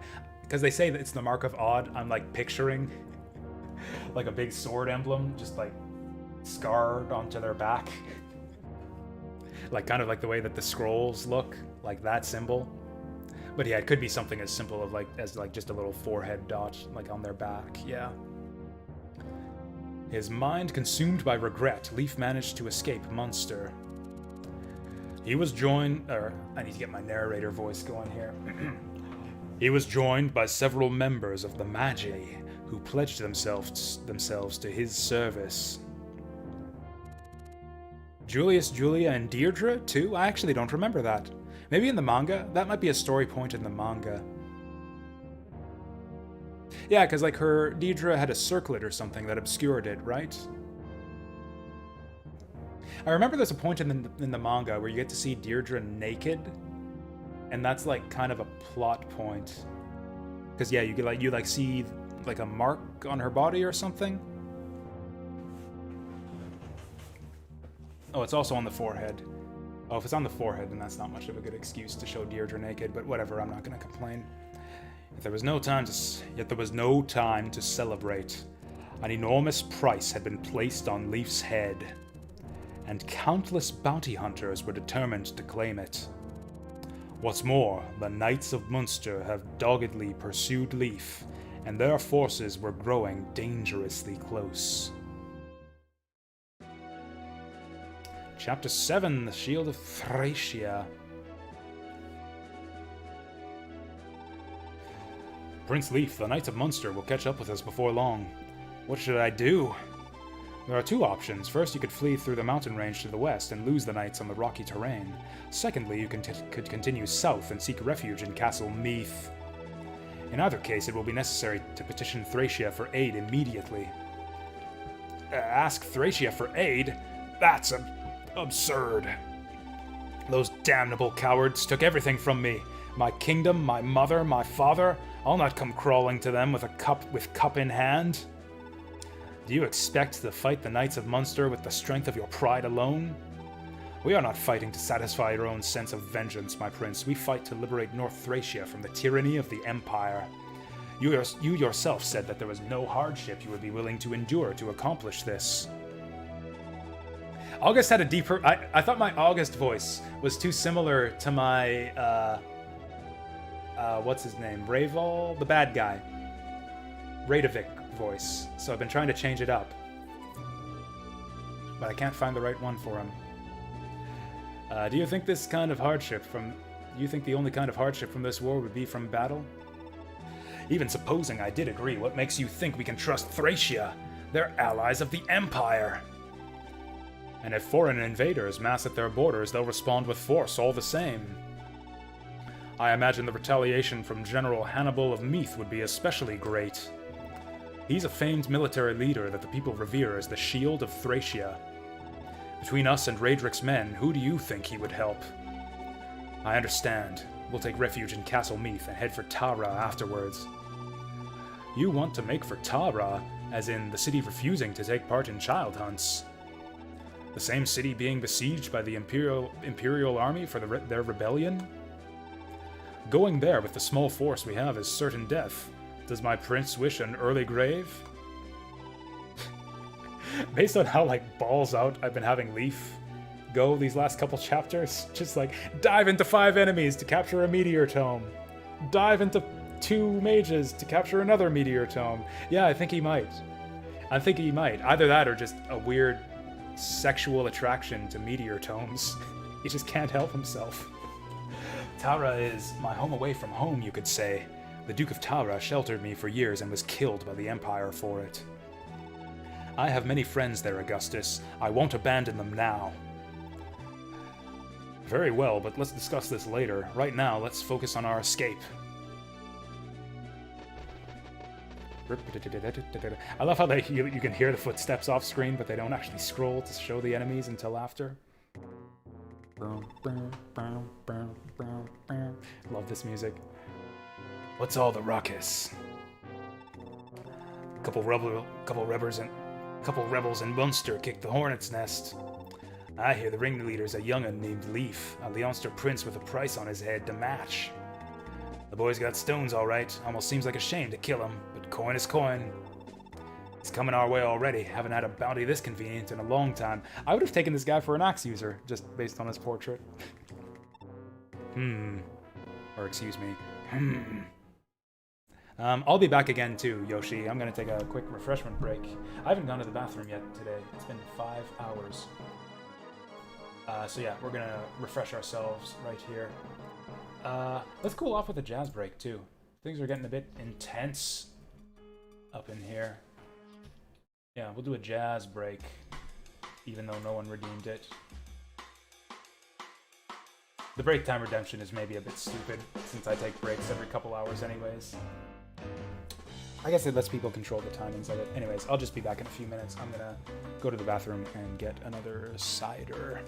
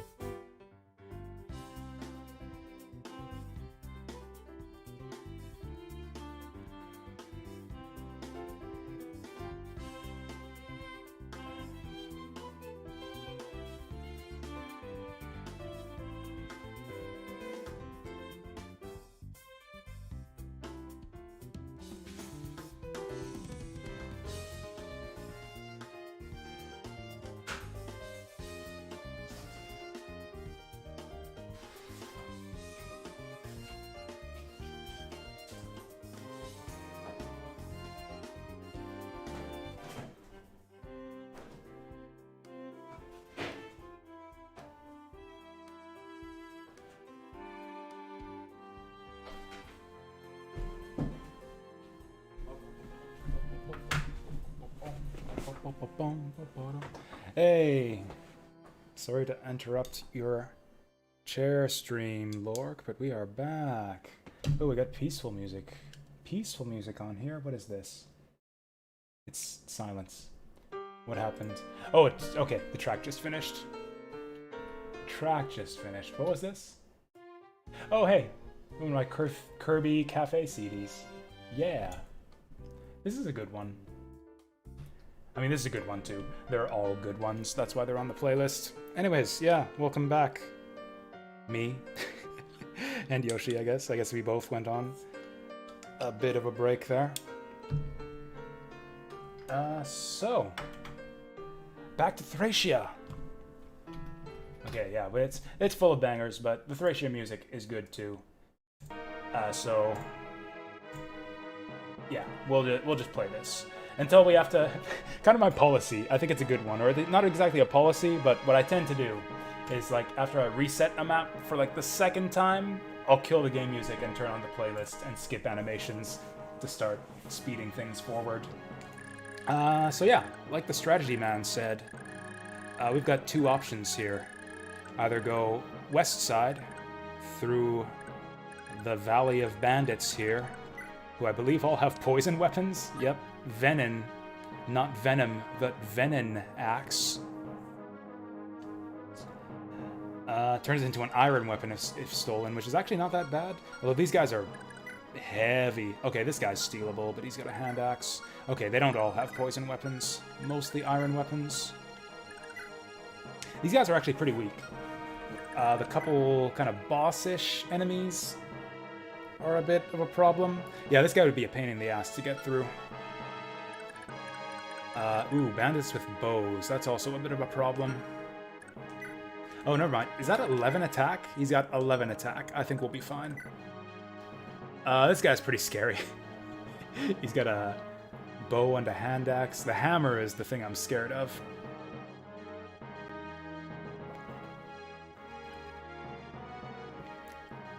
Oh, I see. We're French now. I didn't realize that Thracia was like the France of Yggdrasil.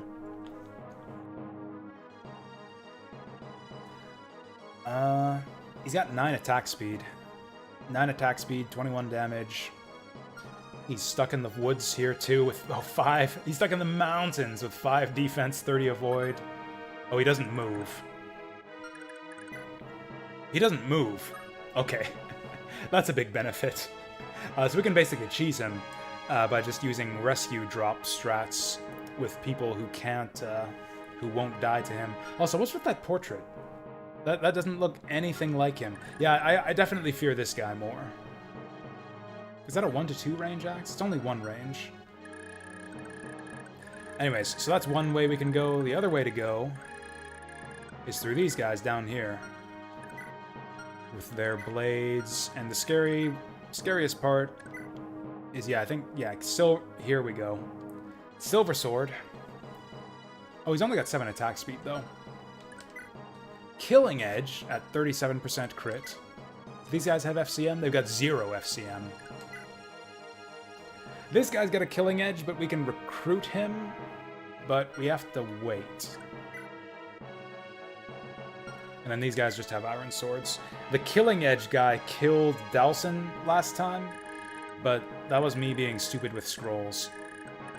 Also, I don't think I'm spoiling anything by saying that enemies are gonna start reinforcing from the top, and we'll be having cavalry chase us down as well. Like, that's not even a surprise. You can predict that just based on the layout of the map and the situation in the story. Honestly, I think we want to go down the center first, and then go back to clean up the bandits afterwards. Do they have anything I want to steal? Actually, they got a lot of good weapons for us. Ooh, that guy's got lockpick iron sword. I do have a lot of lockpicks already. And our party is pretty axe heavy. Like, we got Brighton, we got Hicks, we got Dalson, who I am tempted to promote right now. Early promote Dalson.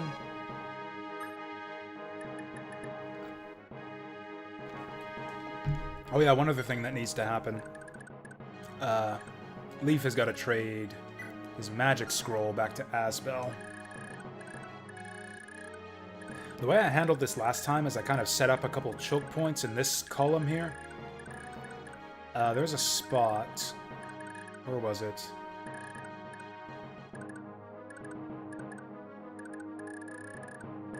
I think it was like right in this pocket here. It's like 2 here, and then 2 here, something like that.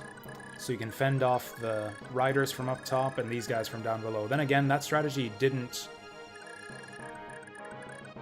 These guys, that strategy didn't really work out for us last time. So I could see... I could see what?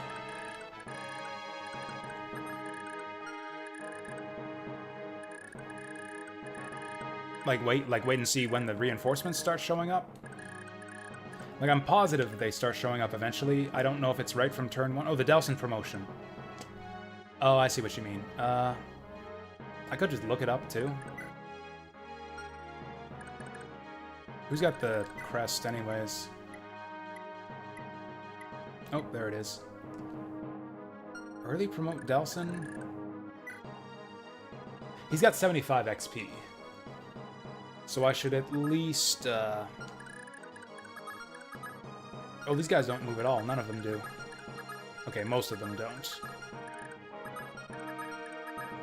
That means it's going to take a long time to punch through them, though. And we'll have horsies chasing us in the meantime, although they can't go over the mountains. They'd be squeezing through this one-tile forest here. Anyways, this is our first move. It's kind of a no-brainer. You're headed for Taura. Best take this antitoxin with you, then. If you get stuck with one of them venom weapons, just pour that over your wound and it'll clear right up. I hear lots of those bandits to the west be using poisons. One dose of the stuff and you'll be in for a bad time. If you get hit with a poison axe, you're gonna have a bad time. So keep that antitoxin handy. Can Brighton make that? You're not Brighton. And no, he can't. We'll just have Karen do it next turn.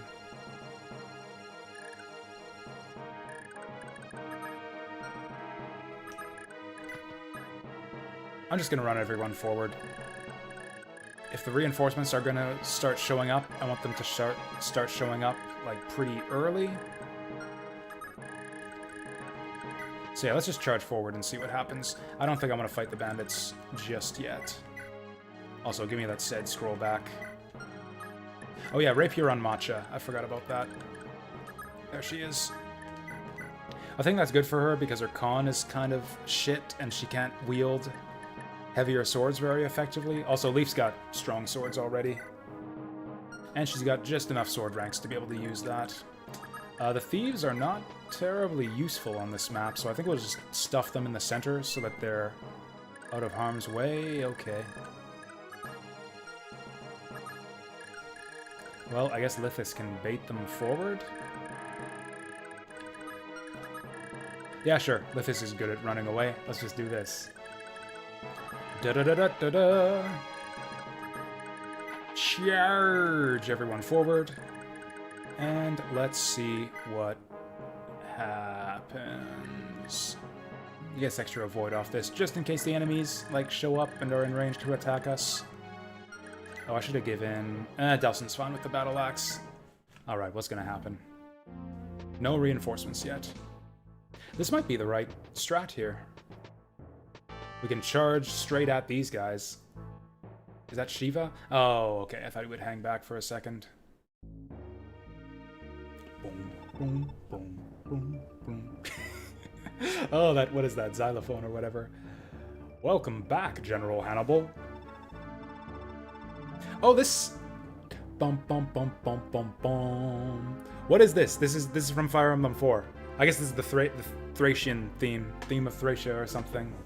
Dun, dun, dun, dun, dun, dun. Well, whatever. This is like a heroic version of that. Or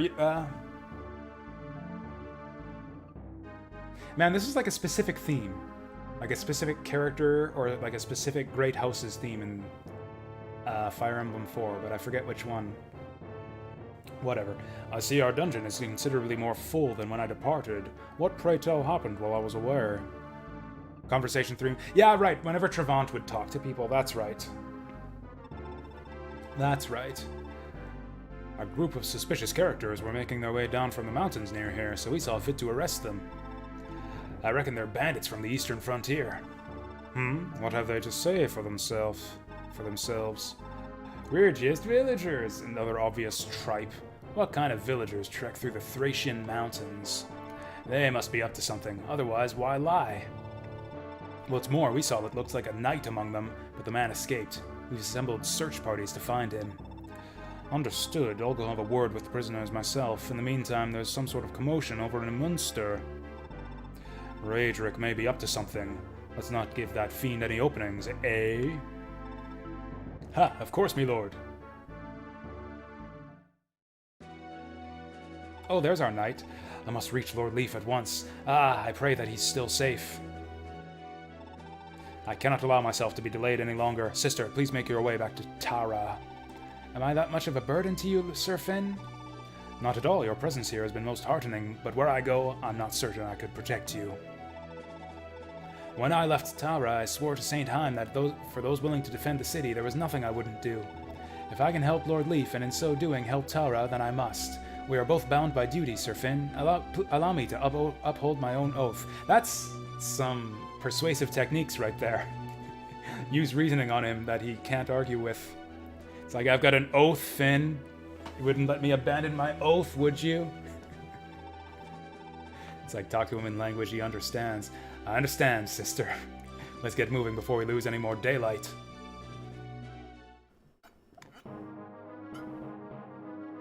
They took away Finn's horse.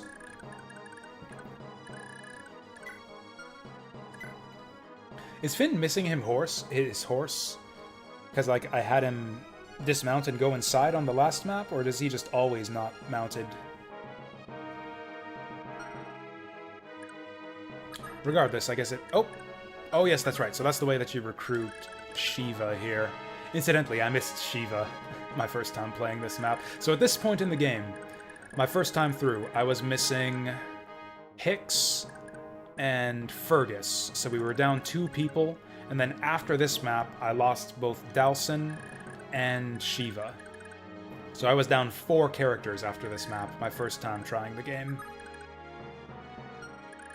They return how you left him? Okay. Actually, it's probably better that he's on foot here anyways, because, yeah, horses can't go over mountains.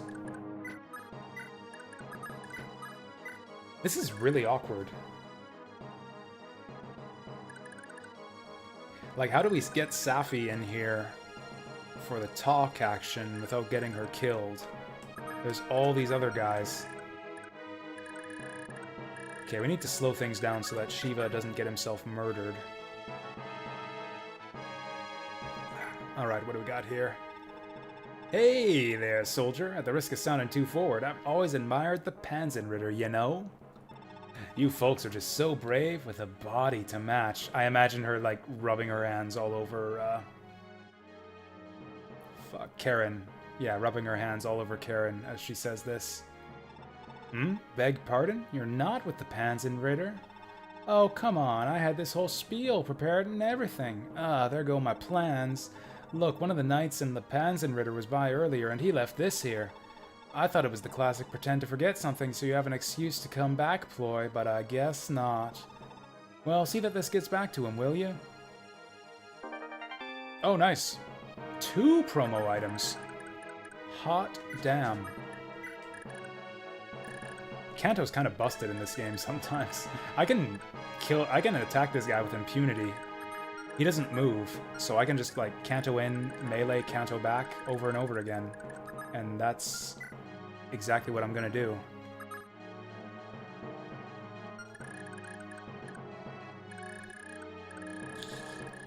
We want to slow push our way through these guys.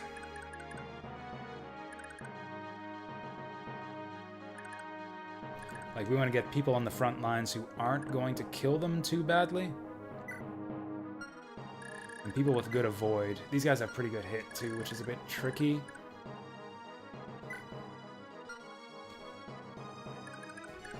And yeah, we'll probably get, like, Dalsin Hicks. Oh yeah, also, yeah, this was the choke point. We can, because horses can't go over mountains, the reinforcements up here will be horses. So we can actually get a choke point right here.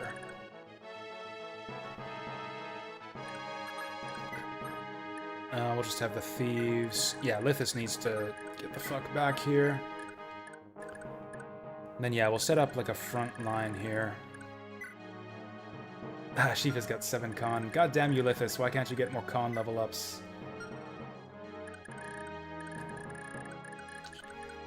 I think we'll just set that up now, to be honest. Yeah, Iron Axe.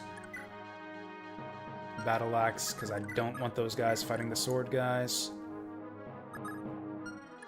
None of these guys can go in the mountains. That's kind of annoying. Match is probably the most fragile here, and Leaf is the most tanky. So I think it's going to be... Oh yeah, Fergus supports with Karen. We need Karen to get back here so that she can support Fergus. We'll keep him in the woods for now. We'll go Iron Sword to avoid kills and maximize dodge. Oh yeah, separating Matcha and Brighton's not a great idea either, although we might have to. Yeah, in the mountains she should be more than fine. They won't even try to attack her.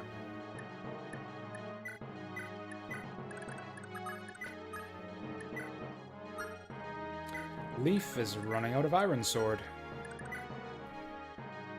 That's a problem. We need to steal one of those. I'll give him Nana's for now, because she really likes that Earth Sword. Oh, also, Safi's got that hammer. I'm probably going to want to use that on Lightbrand right away. Actually, I guess I could get Brighton up here for support. And here they come.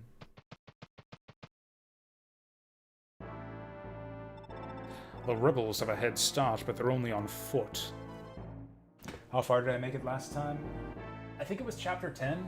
Chapter 9 or 10? The first one with all the ballistas. The first one with a fuck ton of ballistas, and I just could not beat it without suffering like 2 or 3 casualties.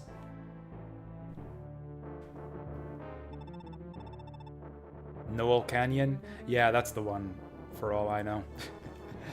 Eisenhower, chase them down with your knights and eliminate them. Also, I missed, I think it's 8X. The one where you have to capture the boss and I think hold on to him or something. I think it's 8X. I missed the Gaiden before that chapter. Don't allow them to set even 1 foot on Castle Meath's soil. Aye, my lord, but Thracia is our sworn ally. Why would the rebels head to Castle Meath? Oh, please, Thracia and the Empire can mix no better than oil and water. We may be allies, but we're certainly not friends. If the rebels have any sense, they'll use that to their advantage. Ah, I see. Perhaps I'm overestimating them, but I'll not be made a fool of twice. Still, we can't overplay our hand. Hannibal's elite knights, the Panzerritter, lie in wait inside the castle. Attacking them would be tantamount to a declaration of war. If they take to the field, you must not lay a hand on them, no matter what. Aye, my lord. Alright, what's he got? 3 at a time? That's not too bad. Yep, I'll do my best, Yoshi. I will do my best to have good luck. Thank you. Is that Shiva back there? I really hope that's Shiva back there. He's got that killing edge, which is a bit of a problem. Also, he's like running way up there, which is also a bit of a problem. Okay. Next turn, we can move Safi here, have Finn mount and rescue and start riding up the field. We might have to back up a bit, too. Yeah, Shiva's going to be attacking in like 2 turns. Also, scrolls for everyone on the front line.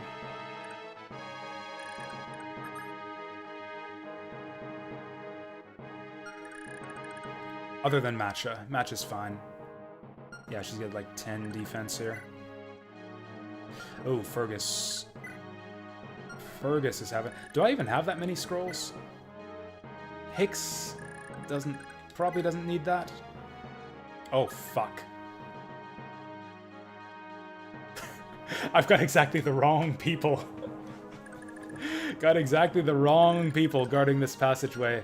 Oh god, they've all got rapiers. Fuck. Well, this might be a reset. Boy. This guy's got a great lance, whatever that is. 18 might. And he's a paladin with 9 defense. And he's in the woods.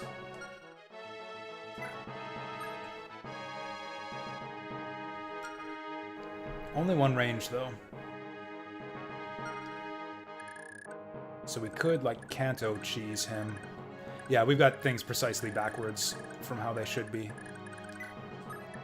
Okay, so effective against horses and armor, which is exactly what I've got on the front lines here. I guess I could dismount Hicks for starters.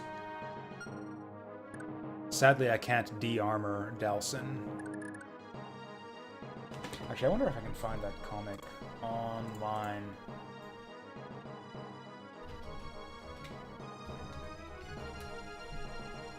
I wonder if I can find that comic online, just talking about de-armoring Dalsin. Because that's kind of what that comic I wanted to show off before was about. Oh, here's one of them. I really wanted to show it off for you guys. Here's one of them. We'll show that one off later. Can I find the other one? Yeah, it doesn't seem to be around here anywhere. Oh well, it involved Dalsin and Karen. I'll have to show it off on a future stream. Anyways, back to the game. Yeah, we gotta reverse things here. Could have everyone back up, but no, that lets the enemy into the woods. We could have Brighton tank here, although he's not exactly good at it. Okay, for starters, we need to trade that Balder scroll. I'll give that to Brighton for now. And actually, if we're having him tank on the front lines here, he probably needs it. I could have him dismount, but he's quite vulnerable. Actually, maybe he's not. He might actually have the highest defense out of this whole group. Yeah, actually, he does. 77 avoid, 63 avoid, 83, 33. They're all gonna go for Brighton, but he's not... Oh, yeah, Fuck, Brighton's got, crits. Okay, I think I got the strat. You... dismount. Fuck. He can't use his axes while he's dismounted. Ah! Well, whatever. At least he won't die. And I guess I can have him remount and attack next turn and use the poleaxe if that's legal.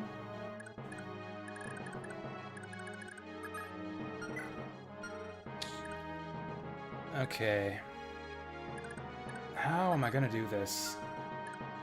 Okay, and then we need Nana out of here. Dalsin can move down here. And he'll oh, he's got the Hizzle scroll already. Cool, so we don't even need to trade then. HP, strength, luck, that's fine for him. Baldur's is just pluses on a bunch of stuff. I think I'll have Brighton trade to Fergus and then move up here. He's only got 7 defense. These guys are attacking for 14, which isn't half bad. They'll use their rapiers anyways, so it actually doesn't even matter if he has a weapon, because they'll just attack him from range.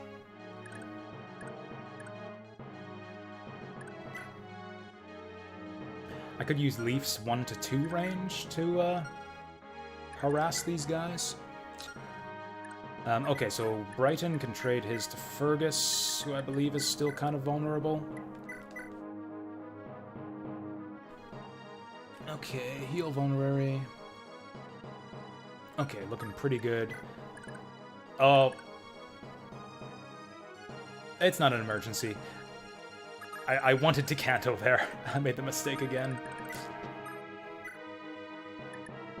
Is this worth Flame Sword charges? I kind of want to use up Iron Brand now, since we're going to get Hammern back, and he'll be able to repair it right away. Also, it doesn't really matter because this guy's getting attacked twice anyways. Okay, so now Fergus and Delson are covered by scrolls. Actually, Asbel might be good to tank in the mountains too. Give them another target to go for. I hope I have some fire scrolls around here, or fire tomes, but I don't think that I do. Oh, here's something we can do. Trade Iron Sword to Hicks, maybe? Trade Lithis' Iron Sword? Oh yeah, do any of these guys have anything to steal? Probably nothing but vulneraries. Yeah, nothing good. What about these guys? Vulnerary antitoxin. I'm mainly looking for stuff like, mainly promotion items. If there's any promotion items out there, I want to make sure that I don't miss them. Pure Water's a pretty good pickup, too. Yeah, if we want any of the goodies on this map, we're gonna have to go capturing. And I guess these guys just all sit tight. Oh, Leaf's far away from Delson. That kind of sucks. But what are you gonna do about it? Yep, 3 every turn. Kind of want to get aggressive on those guys. I think if you take out the boss, the reinforcements stop.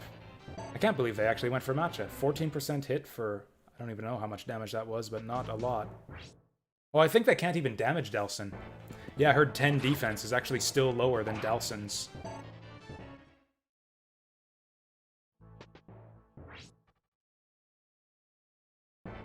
Yep, they're going for Fergus and his 8 defense. These guys have scarily high hit chances. Although I don't think they hit for very much. Yeah, we want to slow push this, so I don't think I'll even attack these guys on player phase. Oh, good, that's exactly what I was hoping for. Since when does Asbel have 6 defense? Oh yeah, he's in the mountains.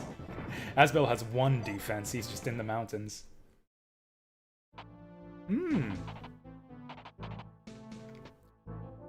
Oops. I forgot that they could do that. That's probably a reset. 'Cause yeah, you lose your whole inventory when they capture you.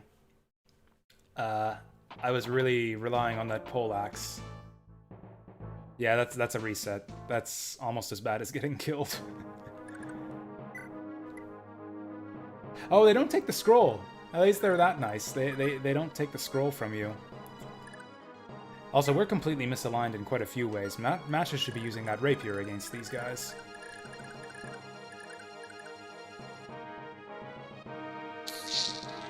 Yeah, that's gonna be a reset. Although, I am curious, does this actually work?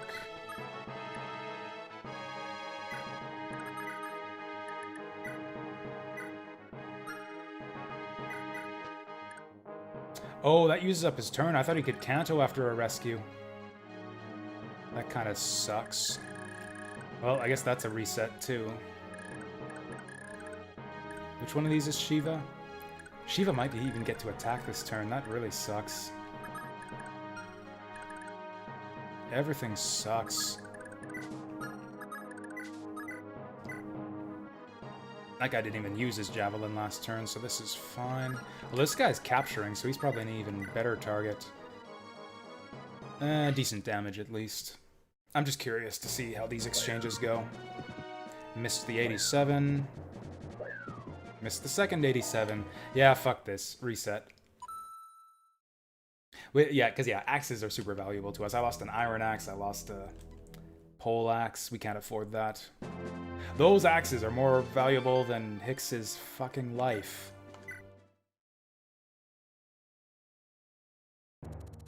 Alright, let's try that again. Thankfully we didn't play very far, and we can do pretty much all... Also, yeah, we need to do a completely different approach.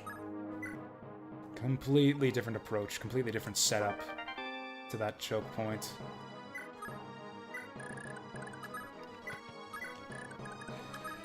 Okay, so it's Dowson down south is a good idea. He's got a scroll already, so he's good. I think we'll have Hicks kind of wait behind the front lines on the top side, so that he can, like, canto up and use his poleaxe, which I think should have an E on the end of it. Is that how you spell poleaxe? I don't think so.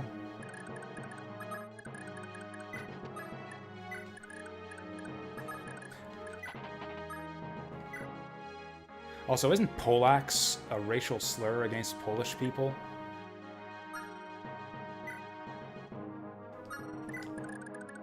Or is that actually what they're called? It's not a slur, and that's just like the technical term for a person of Polish descent.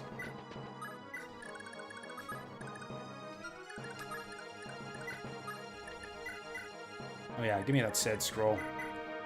It's mine. Oh, I forgot to trade the rapier too. That's fine. Oh yeah, Matcha doesn't even want to... Okay. We got some RNG similarities here.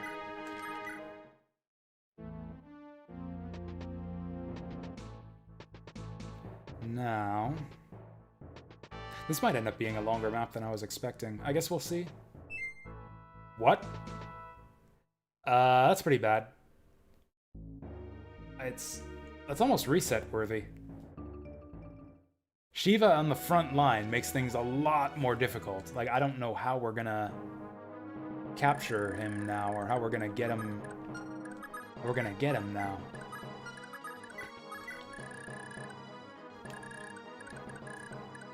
Seems like it's basically impossible.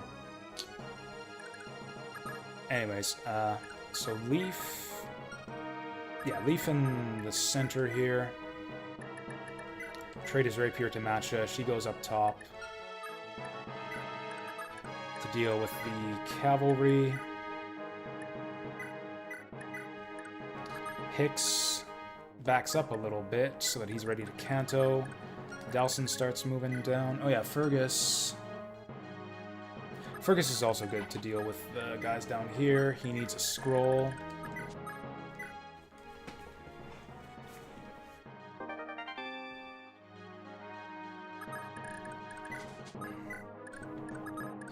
Dalson needs to get a move on.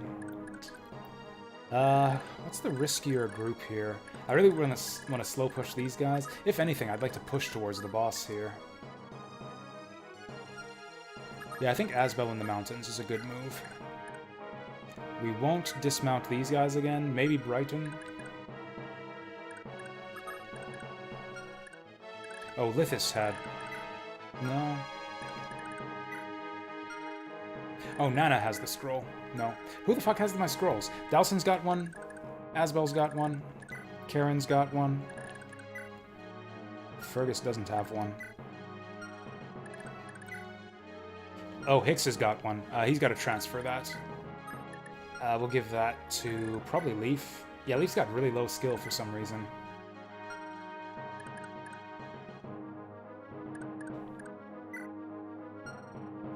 In fact, I might even do it like this. Yeah, I think we'll move Brighton to the bottom side? I don't know. It's a bit tricky.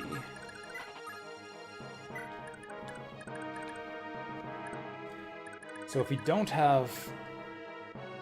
fuck, what's her name? I want to say Mana. It's not Mana. It's not Marita either. That's someone else. We don't have Matcha down in the mountains. That space is kind of empty. We could put Lithis there, although his Avoid is somehow even worse than hers. He's 35. Hey there, Nika Tedja. I'm doing alright. Yeah. Doing fine. How about you? He's 14 speed. Oh, to her 15. There you go. And she's being supported. So yeah, she's like 33. Oh, she's lucky too, whereas Lithis is unlucky. Very unlucky. I could put him in the mountains though. 65 avoid. That's still not great. Yeah, it's not nearly good enough. Oh yeah, I like this shirt too. Yeah, it's one of my better ones, in my opinion. Lara's just useless on this map. We just need to get her out the way. Okay, so odd scroll on Leaf. Boulder Scroll on Fergus. I think we'll get Leaf in the Mountains and Delson back here. That'll be the play. And actually, Brighton should probably go back up top. He's basically just here to trade his Odd Scroll, which I apparently forgot to do this turn. Oh boy. Are we going to be able to charge forward here?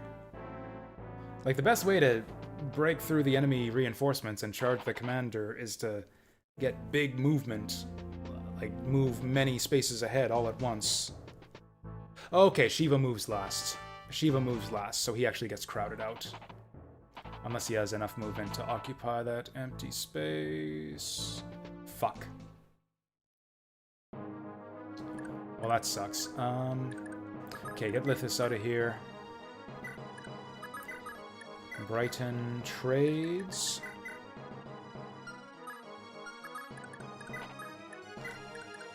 Leaf in the Mountains. Oh, before that, he needs Iron Swords. Have Nana give him that. Is there anything I want him to give her?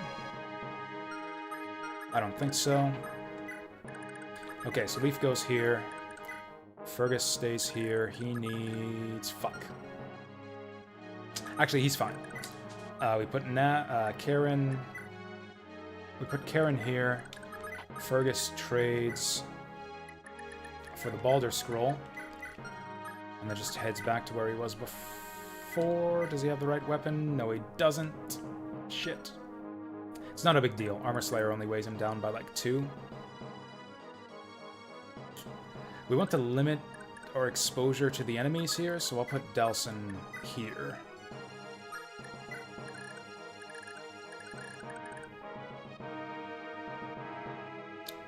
Oh yeah, we wanted Brighton at the front lines here. Okay, Hicks isn't close. We basically want to keep the horses out of melee range here, is the big threat. So this is good for now. Oh yeah, and then, did I forget to move Finn before? No, I think we're fine. Yeah, this is right. This is as much movement as we get for now. Matches in a little bit of danger, although she's next to Brighton, which is good. You bought the same shirt for you? Like you found it online just now? That's impressive. I don't remember where I got this shirt. I think it was a gift from my parents for like my birthday or something. Yeah, this is one of those maps where you just kind of hole up and wait for the enemy and hope that the RNG shakes out in your favor. No crits, Leaf. Okay. Oh, these guys are lucky. He gets the adept anyways, but thankfully the enemy dodges. He tried to attack me there, even though I had too high defense for him to damage. I guess he was going fishing for crits. So that's not great for us. Fergus is gonna clean up here with his FCM, because Karen's here. I don't want him critting. This is terrible. Okay, Delson doesn't get doubled. That's good. We need Fergus to miss one of these. Otherwise, he'll just clean up. And, I mean, he probably doesn't get hit all that much. He won't double. Okay, so that's it. That's it for Fergus. Really need to slow push this. If some of these guys have vulneraries, they'll probably slow down and use them. That is weird. That's weird that he went for the melee hit there. Do these ones not have javelins? Okay, that guy went for it. 40 hits. And we got good enough defense. Those javelins aren't too strong. Maybe that other guy didn't have a javelin. Ow.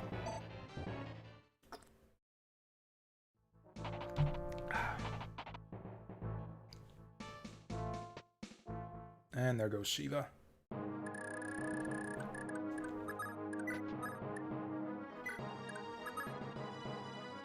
Oh, we can't even move that far. Okay, so now's a good time to... yeah, move here, and then mount and rescue, and then we don't lose too much movement. Once again, these guys just want to stand tall. I think I actually want to move Fergus.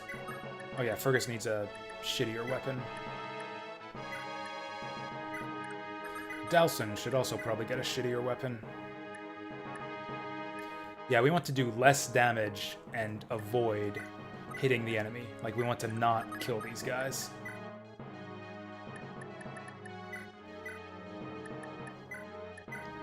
Leaf's gonna have some difficulty with that. Okay, so let's move Karen away from here. Because we don't want her supporting Fergus anymore. He'll have to manage with just his 77 dodge.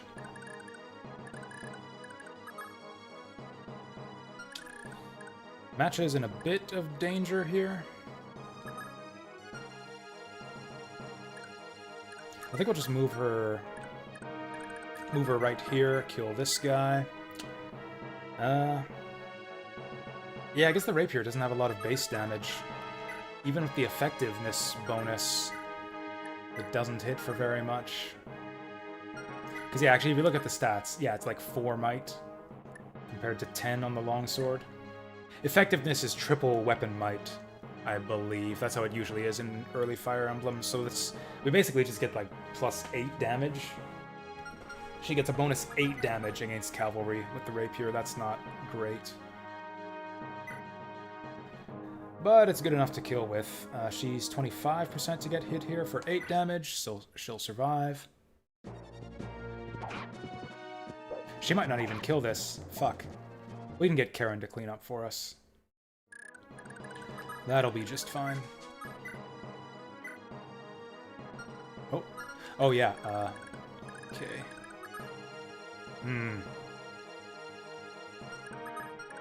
Okay, we can't let...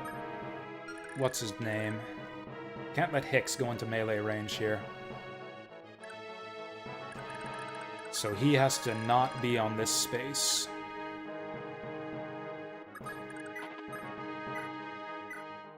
Poleaxe for 52 damage. Oh boy.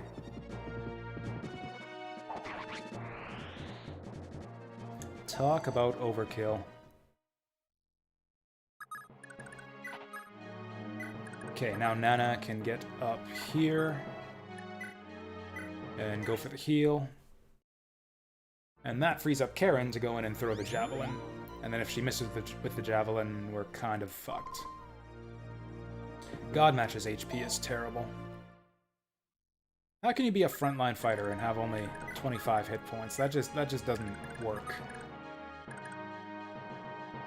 She'll only be able to canto back 1 space, but that's probably enough. She only does 3 damage here, and she needs to land both of these. Oh, he's got a javelin too, so okay, she's only 50. Oh, she doesn't double. Shit. So it's up to Brighton here. Brighton at 76%. That's not good. I could also just have Brighton dismount and hit him with the sword.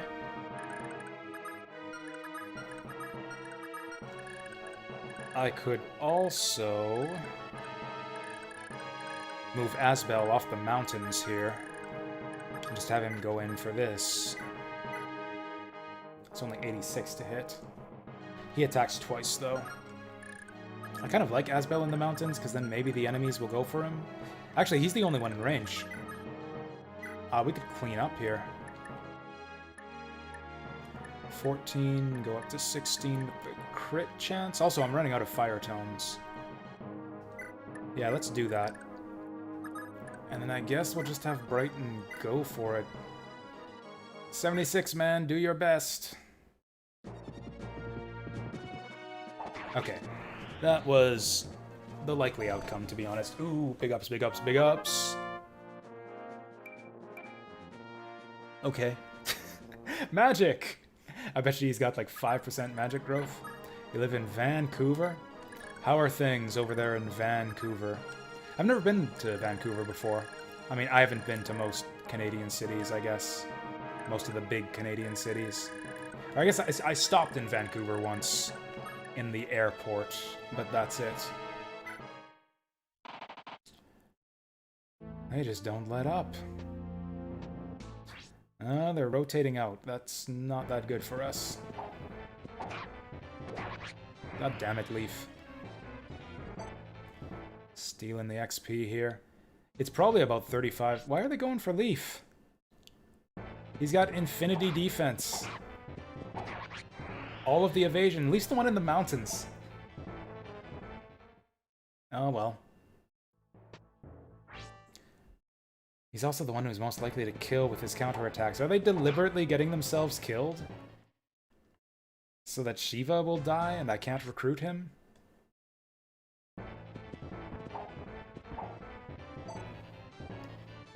Ooh, that guy had the blade. He actually could have hurt Delsin there. I should have had weaker people in the front line. Fergus is going to kill this guy. And okay, oh, that's right. He doesn't double. Okay, Fergus's FCM doesn't come into play since he can't double. That's good for us.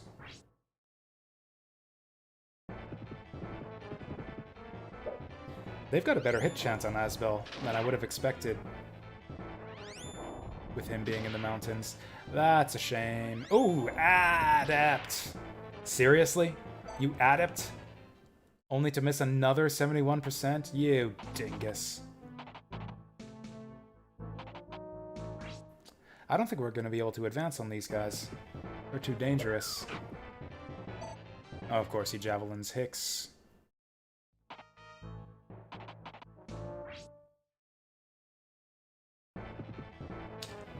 I probably shouldn't have put Hicks there. Whoops. We're not gonna get up there in time.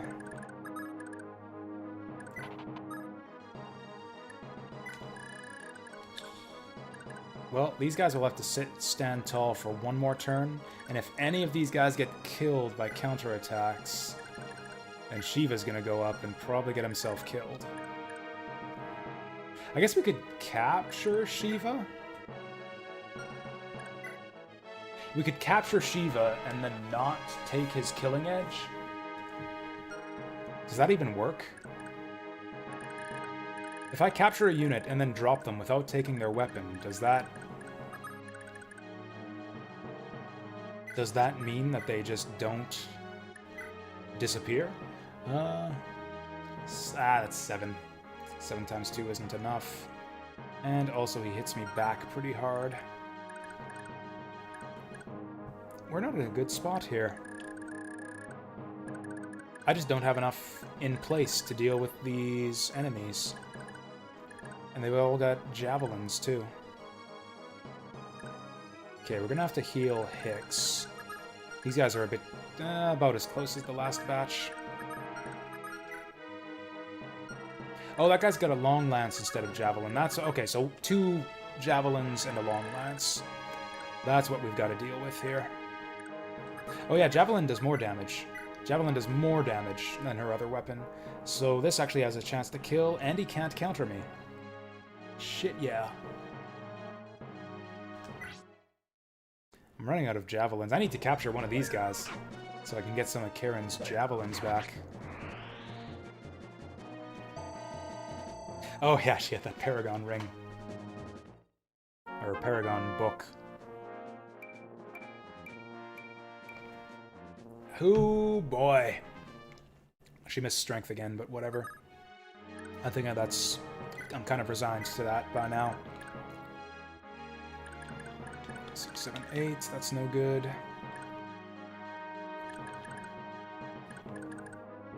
I actually don't have a good way to get up here and attack that guy.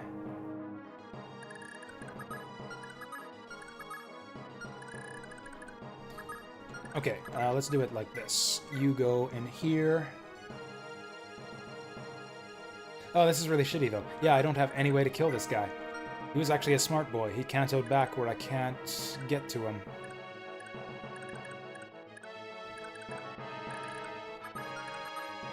Oh, actually, no, I only need to go back this far, so... Hicks goes 1, 2, 3, 4, 5, 6, 7, 8, and then he should be safe there. Nope. No, he is not safe there. What do we do here?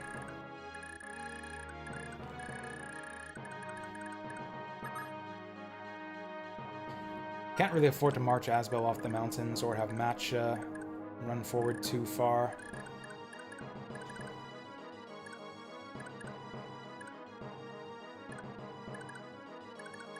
I guess I could just leave this guy be and not give him any good targets. Oh, except the problem is he's going to charge in there with that rapier. Or actually, maybe the rapier... Yeah, rapier only does effective damage. So that's like a 12-might weapon.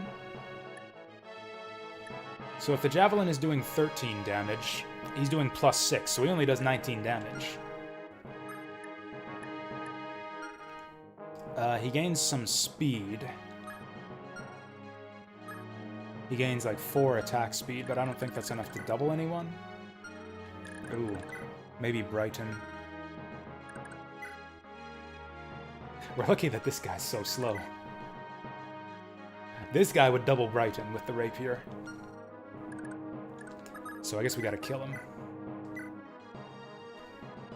So we're only 3% to get hit. I like those odds. Also, this kills this guy if we land both of these, but it's only 67%. Why is it so low? Oh, I guess because this guy's so speedy. Let's see that. Ah! Why'd I use the Thunder Tome? I should have gone, should have gone with the fire. Oh, well. So that's only 12. This is also a kill. And at 99%. Seriously? Oh, yeah, 127 to hit. It's because, yeah, Matcha's being supported. And Asbel is separated from his support buddy Leaf. Nice. I don't think I've seen that crit animation before. Usually they, like, have a big wind-up before the crit. That's just, like, an extremely fast cut. I like that one. Oh, she made Strength and Con! Nice. So this guy's a bit of a problem. He's got 1 attack speed. He's going to gain 4 when he switches to the rapier. And if he goes against a horse, he's going to gain... he's going to gain 6 might. So he'll be 19 attack, 5 attack speed. 5 doesn't double anyone.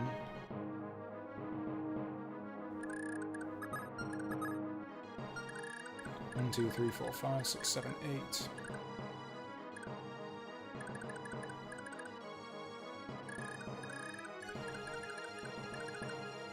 Oh, you know what? This might be safe, although I kind of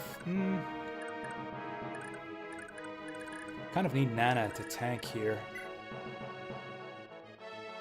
19 isn't actually all that bad. Yeah, I think I'll just let these guys tank it. Yeah, honestly, just let them tank it. And actually, more likely, they'll go for the Javelin attack. Because even though it does less damage, they don't get counter-attacked if they use the Javelin.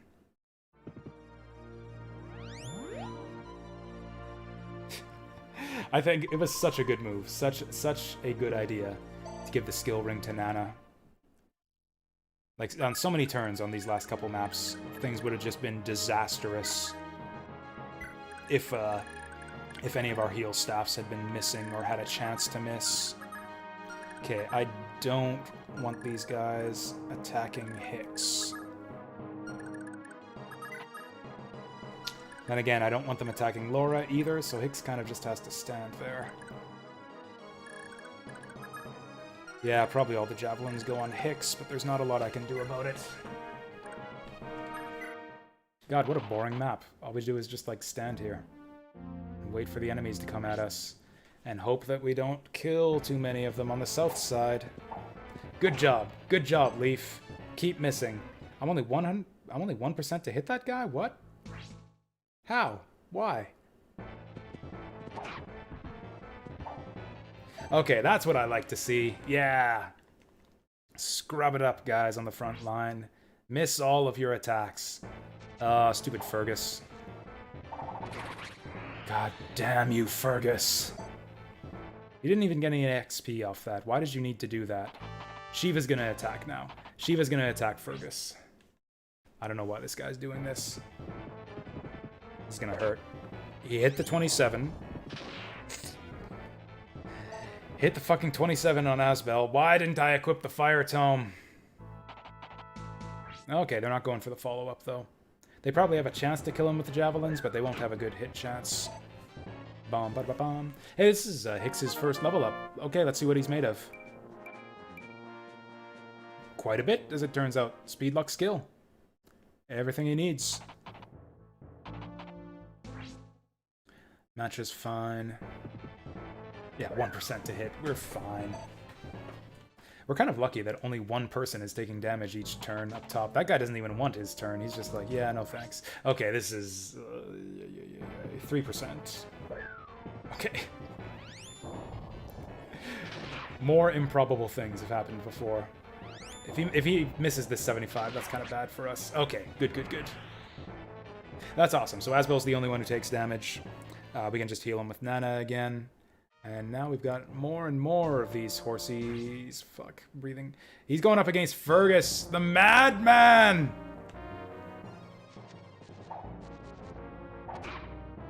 Okay, he doesn't get doubled, though. I think capture strats are the way to go now. He's only 7 con. He's only got 13. Oh, this is the boss, I think. Oh, yeah, he's got like 12 speed. Oh, my... Oh, it doesn't automatically change your equipment. Okay, that's why my hit chance was so shitty, is because I don't have my iron sword anymore. We've actually got a couple good captures here. I would really like that silver sword.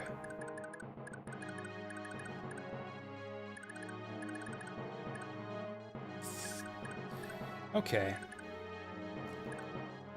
Oh, it's gonna be tricky to heal Asbel, though, because we don't have a space to get in on him. Can Karen do it?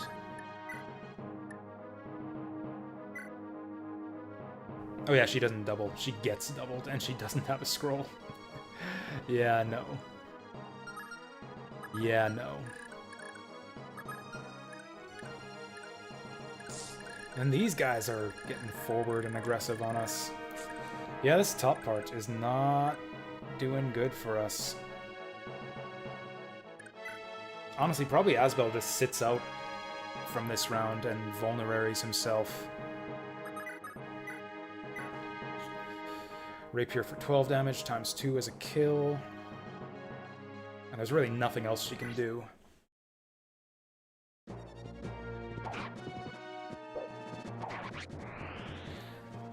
%22% crit with 3 FCM and she missed it.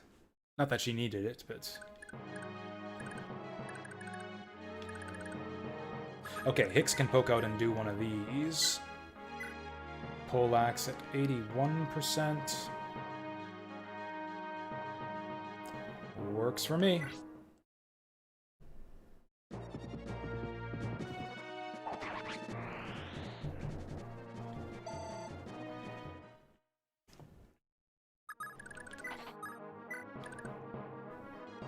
Oh, this is kind of shitty. I would really like Asbel to make this attack, but he can't.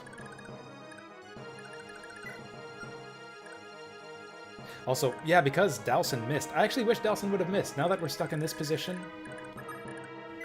it would have been better if Dalsin had hit that. Okay, I think we go for the capture on Shiva first, actually. Yeah, Asbel can't really do much. Does Nana have... Do we have physics around here?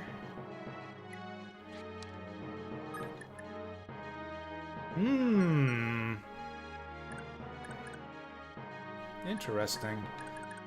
Physic is C rank. Nana actually has enough staff ranks to use Physic now. So we can Physic Asbel and then have him attack this guy. Probably with Excalibur or whatever.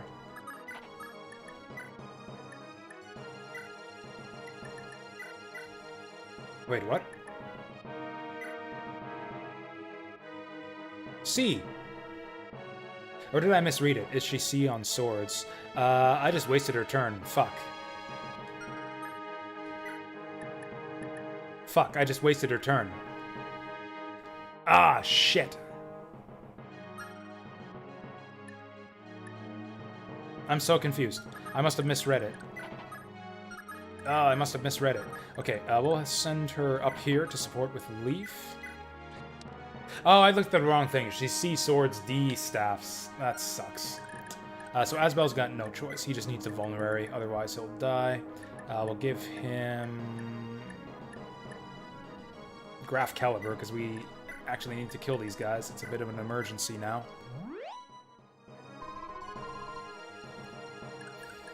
And then I don't even know what to do with Brighton. Kind of the same situation here. We just let him attack us. Okay, let's pop a Javelin at Shiva. Okay, 12 minus 4. That's 8 damage. 14% crit. I don't like that. Yeah, 14% crit is pretty shitty for us. We might just have to risk it, though. Okay, how does Dowson fare against him? Like, he can't be that good. Can't be that good. I mean, he's got high evasion. Yeah, Dowson won't match up well here at all. How many times did I restart this level? Just once so far. I did some pretty shitty positioning on the last attempt at this map. I put the wrong units on the wrong side of this choke point. What else did I do? I messed up Finn's movements down here. Did anyone die? I can't remember what happened exactly. We were just in a really shitty position, and we weren't going to be able to get Shiva. I think someone was about to die to these guys up here. Probably Brighton or someone. Might have to get Lithis in on this, too. I mean, I think we just have to risk it. I think we just risk a 14% crit here. The other... Or actually, can Fergus capture? I doubt that he can. 69, that'll be better if we move her in, but yeah, not enough damage. We need the Javelin.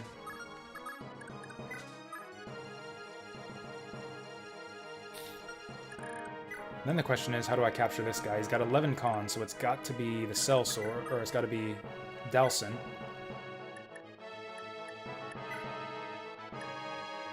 Also, he's still got 24 hit points, so we're not really going to be able to do that yet. I think we just leave this guy for this round. Right, so here's the play. Javelin with Karen. As long as we don't crit, Fergus can capture, and then we transfer to Brighton. And then we just hold on to him until Finn gets up to do the talk with Safi. I think that's going to be the play. The biggest place where this can go wrong is if she gets this 14% crit on him. Then he just fucking dies. Or misses. Or misses the fucking 81%. That could happen too, I guess. Okay. Actually, I think he survives enemy phase with 1 remaining HP. Yeah, at 4 defense to my 15. Yeah, if he just attacks Fergus again, he'll survive with 1 hit point. So actually, I think what we'll just do... We need Leaf to get a real weapon equipped. Give him the Iron Sword. Okay. I don't want to attack this guy, because if Dowson kills this guy and opens up the space next to him, it's possible that Shiva will go for him, and Dowson will kill Shiva with his counterattack, because he got 17 damage. So then what do we do with Brighton? Brighton, I guess, just sits here for support with Matcha. And I guess that's the play.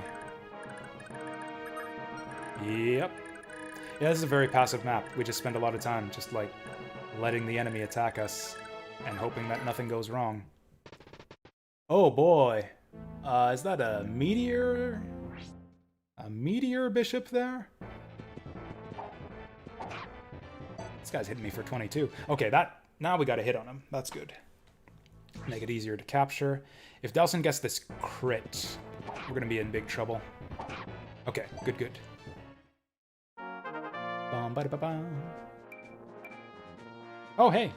That'll make it easier for him to capture, slightly. Maybe. Interesting. He'd rather do nothing than attack Matcha with the lance. Ow. Big ow. Is Brighton gonna survive?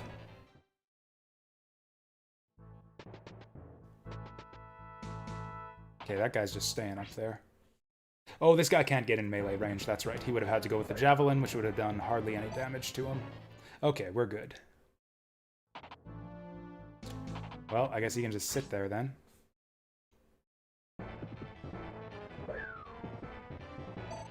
Sucker. Okay, Oh. Oh. Wow, a mobile meteor man. Okay, he missed that, but, this maybe spells doom for the rest of my party. None of us are safe anymore. Oh, fuck. I don't think I've seen this in Fire Emblem history. A long-range tome guy who moves around. Okay, no crit. That 7% crit was also a danger. Now we can capture and just hold on to him for a bit. No! You idiot! Oh, thank God. Misses the 84. Good on you, Fergus. That's what we rely on you for. We can always rely on Fergus to miss an 84% attack. Oh, Christ. That's the second one he's gotten on this stupid map. That's Shiva's second Vigor Star in, like, 7 turns. What is this shit? Okay, so Fergus can go for the capture.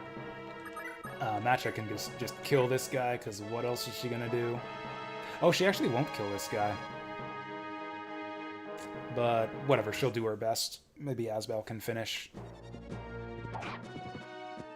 Crit. Nice.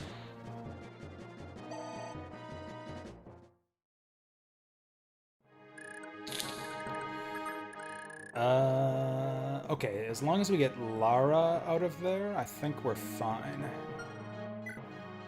Yeah, he's only hidden for 16. In fact, Lara can even survive. Actually, no, she can't. Okay. Okay. 2, 3, 4, 5, 6, 7, 8. What do these guys have? Oh, just fire tomes. These guys are pathetically weak. Now, if he keeps on bringing out the meteor mages, we're in serious trouble. Also, we got a couple people who need healing here. Maybe Brighton... Actually, Fergus should be fine. He's in the woods. He's got high defense. We'll go for the capture at 74%, which is not great. Also, he gets doubled this way. I mean, if he takes both hits, we'll just heal, but that's not great. Oh, here's what we'll do. We'll get Karen to soften this guy up first with the javelins. Exercise that Paragon, and then we'll get her down in support range with Fergus.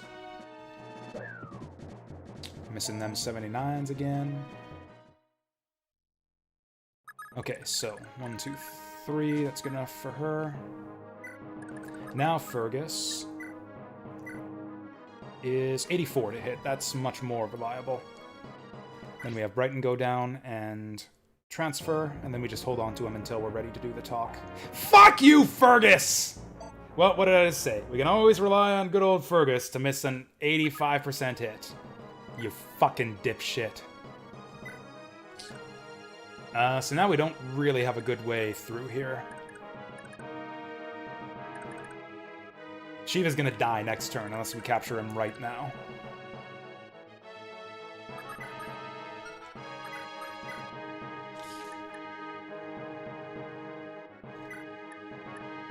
That's barely a kill on this guy. We can capture with Dalson, but that's a bit risky. Although maybe not super risky. This guy does a bit of damage, though. 22 to Delson's 11 defense, so he takes 11, reduces to 12. Oh, and then Delson can't be damaged by the other guy. Oh, no. No, Delson won't have Shiva captured because we'll transfer to Brighton. Let's do this. Light Brand on the Myrmidon, 99 to hit. And of course, Dowson's gonna have an even lower chance to capture. An even lower chance than fucking Fergus did. But what are you gonna do? Actually, we could have Brighton do it too. Okay, Brighton's 46 to hit because he doesn't have support. Dowson is 56. 56 and deals double damage in response. Do I just give up on Shiva? I'm gonna have to reset this map if this goes wrong. We're banking on a 56 and it's a reset if we fuck this up.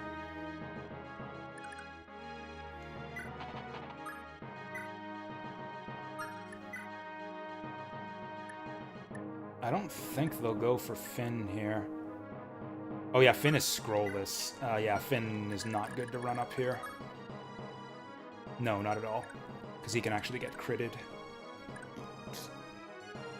I mean, I'm not seeing any other options. I guess...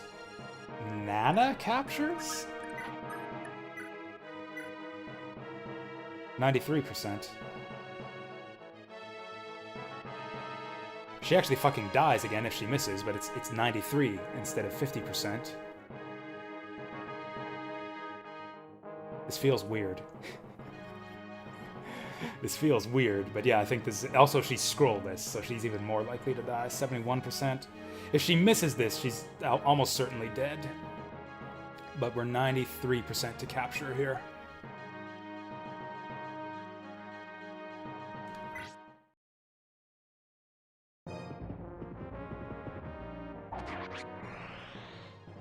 Okay, we got it. Oh, and she gets a level up too. Okay, I think she deserves a big one. She's done us a great service, picking up Fergus's slack strength skill. Well, hey, here's to many more captures. Strength and skill are exactly the stats she needs for more captures in the future.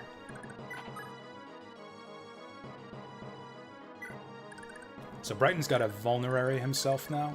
I think we keep Graph Caliber. Yeah, yeah, we got this guy. Yeah, that's right, we double him, so this is a kill.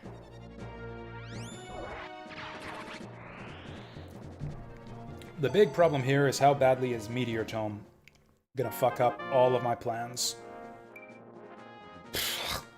How many of those has Asbel seen? Just speed +1 and nothing else. I think I actually have to have these guys back up. Yeah, with the Meteor Tome in play, they're not safe anymore.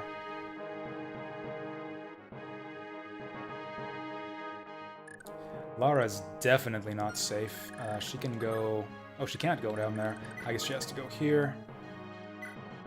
We might actually have a chance to capture this guy, too. That would pretty much clean up all of our problems down here. 60% is actually not bad, but he takes a big counterattack. It's probably better... God, I hate relying on Fergus again, but... yeah, it's probably better if we let Fergus do it. Next turn. Leaf might kill him with Lightbrand. 15 attack, 7 defense, he's fine. Now we just need to keep these guys out of this guy's range, which might not be possible. 1, 2, 3, 4, 5, 6, 7, 8. I can actually do it. Lithis gets javelined, but he can't get meteored, so that's fine. These guys can tank javelins. 5, 6, 7, 8. Oh shit. 1, 2, 3, 4, 5, 6, 7, 8. Yes, so we just occupy these two spaces with these two guys.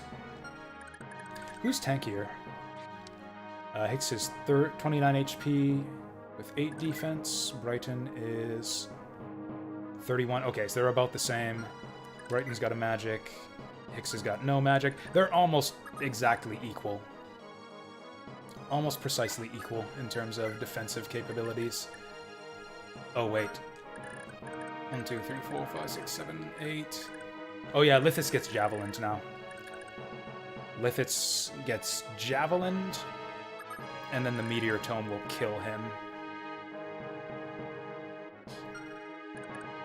And here's the solution to that. We just move up Delson. You never know what'll happen to him, so we'll just Vulnerary for safety. Oh, also get him a proper weapon. Yeah, we're going for kills now, so we'll equip the Battle Axe. I might not go for the bandits after this. I know I said we'd go for the bandits, but I don't think I'm going to now. 2, 3, 4, 5, 6, 7, 8. Okay, so now that carves out a little hole for Lithus. Brighton can go down here. Vulnerary frees up a inventory slot. Oh yeah, we can Canto afterwards too, so I could go even farther if I wanted to, which I don't. Okay, so now this guy can go down this far. As long as we go here, we're fine. Meteor Tome only does 16 damage. Takes us down to like 13 health, which the Javelin... Yeah, Javelin can't do that much damage, so we are fine. Now we just need to make sure that Finn stays out of their range.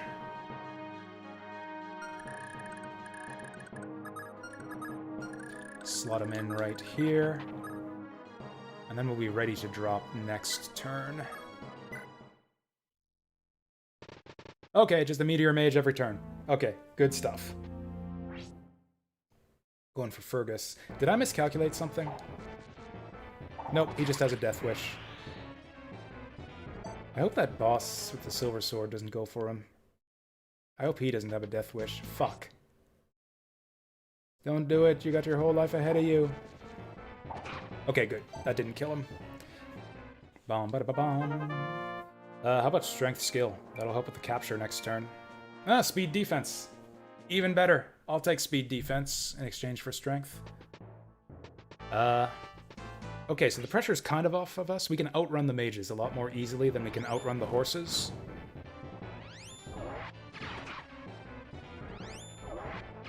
They're also just weaker than the horses, so we can clobber them pretty good. The Meteor Tome guys are annoying, but we can just charge them with the horsemen. Although now that there's 2 meteors on the map, that's actually quite risky. Probably our best bet is to go visit Hannibal and hope that the enemy just retreats. Woo! Oh, he's fishing for that 1% hit.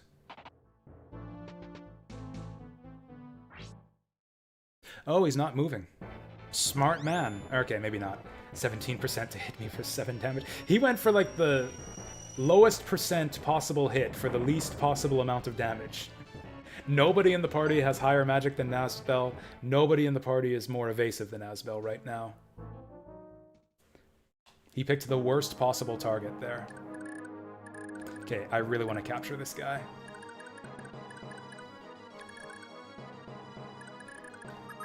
I'm surprised Finn and Leaf don't have a conversation here. Okay, so here's what we do. Probably just start running away from these guys, because I don't want to eat Meteor Tomes every turn. Yeah, he has only 5 moves, so we're fine. Oh, there's 1 horseman left. That's annoying.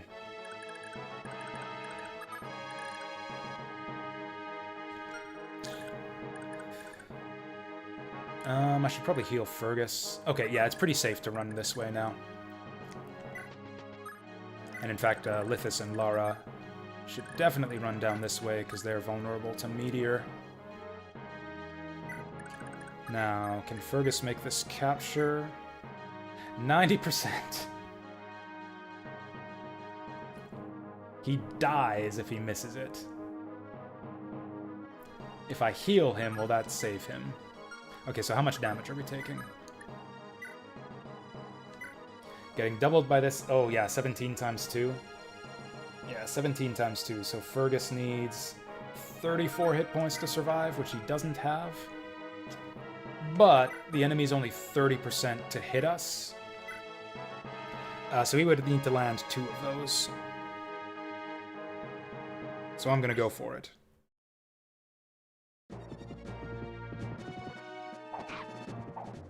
Oh. Well, I lucked out there. Fuck. I should have checked the damage numbers. Whoopsie. So that was pretty bad. Okay, I guess Dalsin has a slightly easier shot now. Only 60%. And Dalsin also dies. Like, for real dies. He is outside of meteor range, though, so actually, if he goes in the woods, then he's 55 to get hit. 50. Oh, at 15 times 2, he actually survives. Yeah, 22 minus 7 is 15. With the double attack is 30. Yeah, so I would need to miss the 60, get hit by 2 55s, and even then, I only take 30 damage.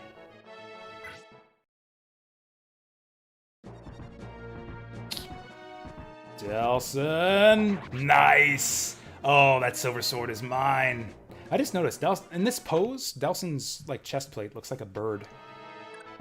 With like, it has like a beak and everything. It's a bit weird. Nana wants to talk to Finn. Interesting. We might be able to make that happen. Okay, let's... Might be time to just run everyone away. Yeah, we'll do that talk next turn. Fergus needs healing.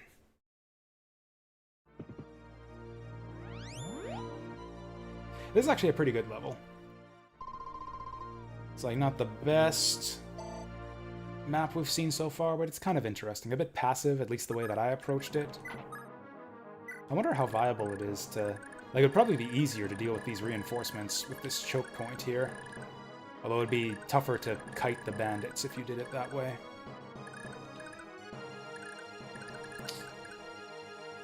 Now the problem here is that as soon as we flee our little mountain hideaway here... Oh, you know what? That's not a problem. That's not a problem. Oh, yeah, that's doubly not a problem. Okay, so Asbel's out of here. Move Matcha down.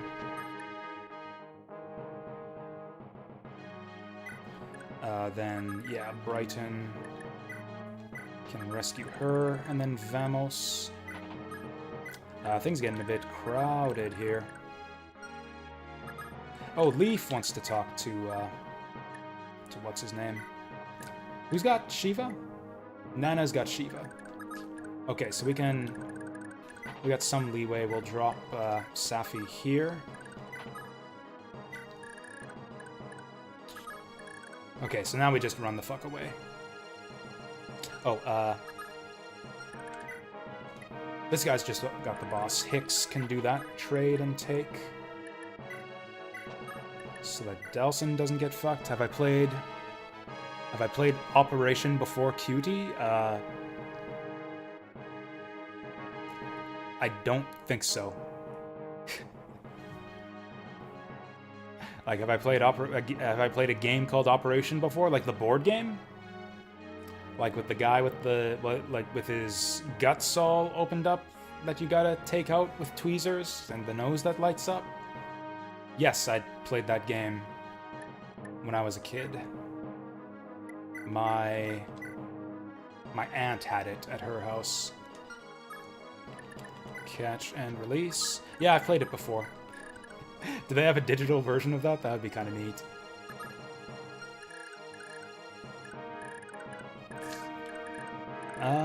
Is there any reason to kill this guy? We could capture him for the Great Lance, but that's really difficult. Yeah, he doesn't really have anything worth stealing. These guys have heal staffs, but we got tons of those. They would be easy captures for Karen. They have a VR operation, like the actual like Operation brand operation, like the themed around the board game. Because isn't there already a VR game like that, like Surgeon Simulator or something? Because I'm pretty sure that was a VR game. I'm gonna scab XP off these guys. Oh yeah, I guess we got this guy to worry about. He's pretty far away.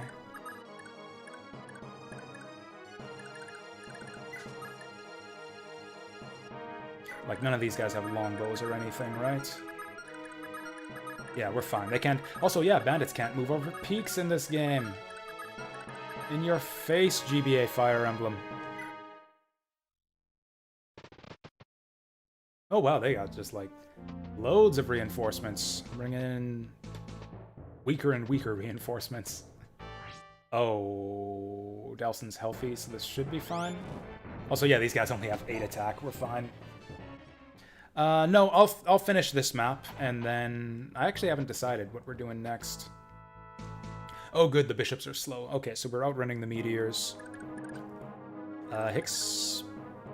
1, 2, 3, 1, 2, 3, 4. Okay, we'll get Asbel out of here.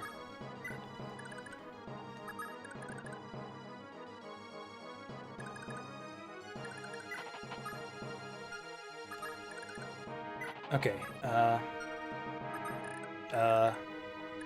okay, we'll do it like this.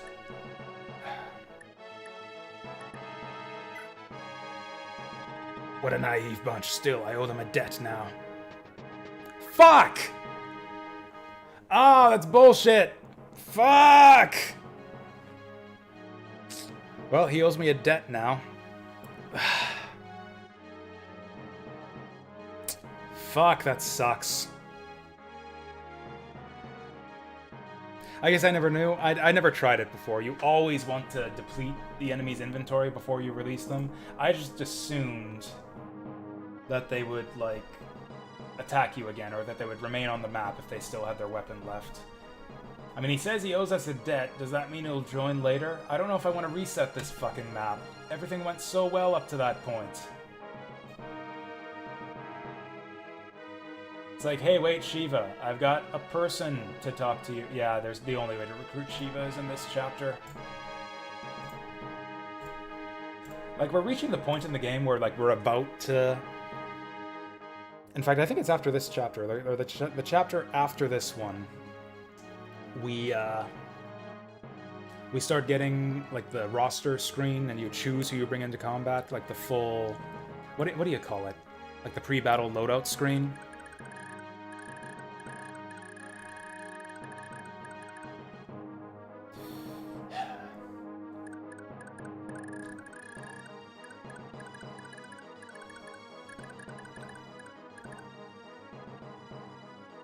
Okay, that's fine, Nikateja, because I know you're just trolling, because I'm like 90% sure that there isn't an alternate ending in this game. Unless you're going for rank or something, which I'm not. I really need to, like, yeah, set the rules up on Steam. I do, on Twitch, you can see that I have a no spoiler tag here. The problem is with statements like that, I can't tell if you're trolling or if you're giving me spoilers, is the problem. I'm not doing great. I learned something about capturing in this game, and how the enemies still flee even if they have a weapon left. So we missed Shiva, and I don't think I'm going to reset for him.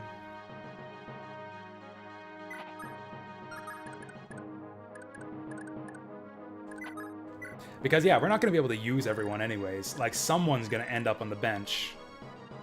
And it might have been Shiva in the end. I don't see how it's... Like, you must need special strategy. Like, he was gonna die. I had no choice but to capture him. The idea was that I capture him, and then release, and then talk with Safi. Just release him close to Safi, and then they talk, but he just leaves. He just runs the fuck away. I don't see why I can't just, like, shove him into Safi's face, and they're like, here, talk to her! But, yeah, there was absolutely no way we were gonna be able to keep him alive in time to talk with her. It was just impossible, the way we had it set up. Backseating is allowed, but not spoilers, and you need Shiva to get the good ending would be a spoiler if that were even true. And of course the problem is, because I haven't played this game before, I don't necessarily know if that's true or not, which, based on my limited knowledge of this game, I'm pretty sure that's bullshit. So whatever.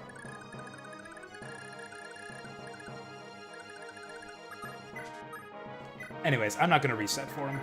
Either way, I'm not going to reset for him. Oh, he's got 11 defense. In that case, screw that. I don't even want to deal with the bandits. If we do, we'll wait until after we've got the castle. Oh yeah, Brighton's just carrying, I forget who.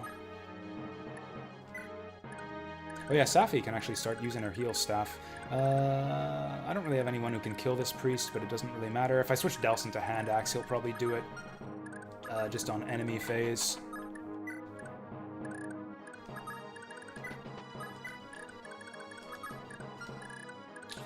Safi can heal Fergus.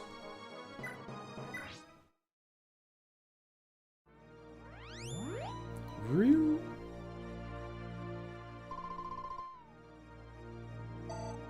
I'm not that upset. I mean, do whatever you want. I'm just clarifying the rules here.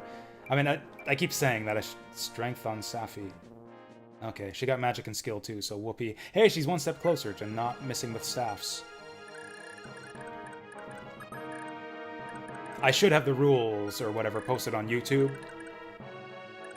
It's tough to divide your attention between two platforms. Like, I guess I just need to update my YouTube setup, because like I have the tags and stuff and the info boxes on Twitch, but not on YouTube. The problem is there's no good place to put that stuff on YouTube. Like, there's the description box, but I don't like filling that with like pages and pages of fine print and bullshit, because then nobody's gonna read it. I mean, it's sad in terms of gameplay. In terms of the story, we can be happy that he, you know, went on to live a full and productive life or whatever. He didn't get to romance Safi or whatever the reason is why she convinces him to join. But, you know, he's still alive. And he apparently owes us a debt. That's a bit deceptive, too. Like, his line when he leaves is like, heh, I guess I owe these guys a debt. But I don't know. I don't think you can have him join later on. Oh yeah, does he want to... He wants to talk to Finn. We can arrange that.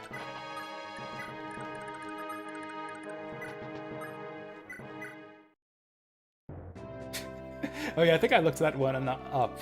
Yeah, he's like, hey, thanks for freeing me, dipshit. Or I don't know, he's just like really snide about it. Lord Leaf, you're all right. I'm sorry to have worried you, Finn. Worried? Oh, of course not. I never doubted you'd be able to keep yourself safe. I just didn't expect we meet again so soon. You can thank the Magi for that. Is that the name of your new retinue goes by? There appear to be 4 knights and common sellswords among them. Who are they, then? Much obliged, moron. Yeah, that was the line. They're a group of rebels from up north. They've pledged to serve me until the day that Munster stands free.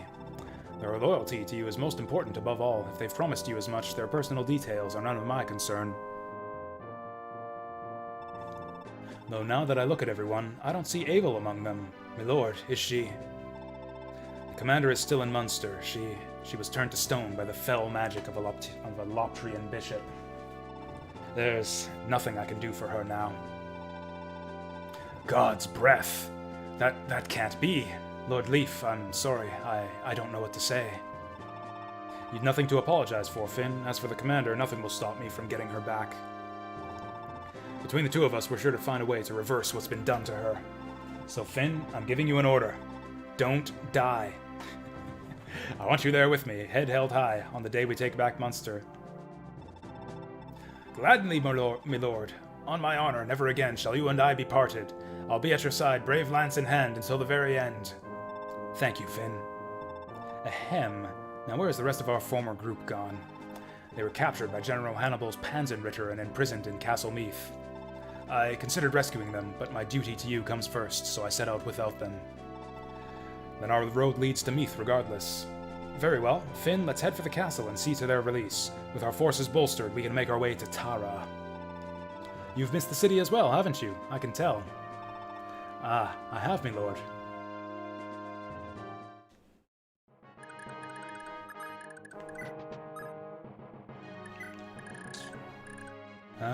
So Delson, huh? Oh, now Hicks is gonna get clobbered here.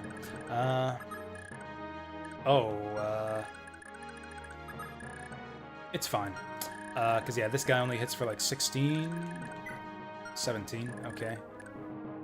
This guy only hits for like 8. Yeah, 17 plus 8, 25?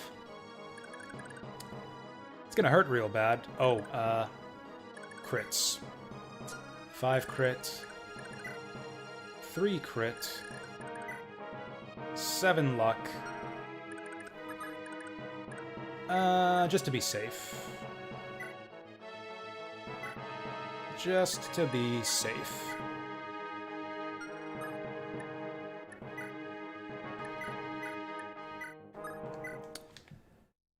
Oh boy. Oh, I didn't even look at these guys yet. What do they have? Whatever, they're easy to outrun. I think you're not meant to fight them. So I guess if I wanted to recruit Shiva, like, what would we even do? I guess you go through the bandit pass and just don't fight the sellswords until you meet up with Finn and Safi. Like, I don't know. I did everything I could to not... to attack those sellswords as little as possible. Like, I did as little enemy phase damage as I possibly could, and they still all killed themselves in, like, 3 turns. Okay. Okay.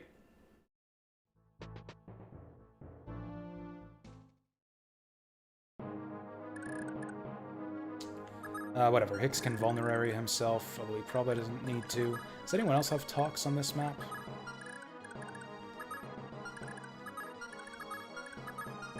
You want them to go top left? Like Finn and Safi go up this way?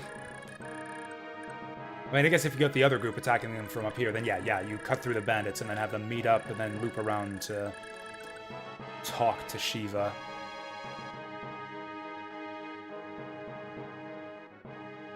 Oh, you mean Shiva? Is that what they do?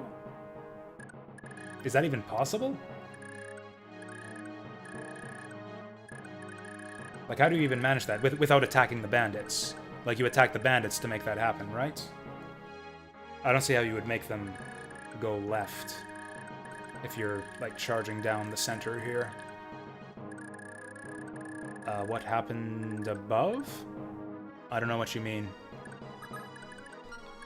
Oh, in terms of YouTube chat,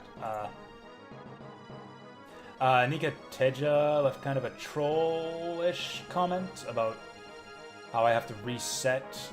So we lost Shiva. Shiva, we failed to recruit, and then Nika Teja's like, oh, you gotta reset or else you get the good end. You don't get the good ending. Which would count as a spoiler, because this is a blind playthrough, and I don't know if there's a good ending or how to get one, and if there is, I don't want to know how to get it. I think he was trolling. I don't think there's a second ending in this game, but I don't know, and I didn't want to know. So I just made that point to him, and he got butthurt, or faked getting butthurt? I don't know, it's hard to tell on the internet sometimes. Didn't Nana have a conversation? Like, I know there's rank in this game. Like, if you're going to get a high rank, then you need to recruit everyone. I can't even find Nana. She's like the most distinctive... Oh, there we go. Yeah, she wants to talk to also Finn. And Safi's got no one else to talk to except Shiva, who is gone now. Okay, so Nana can move this far. So we'll get Finn up here.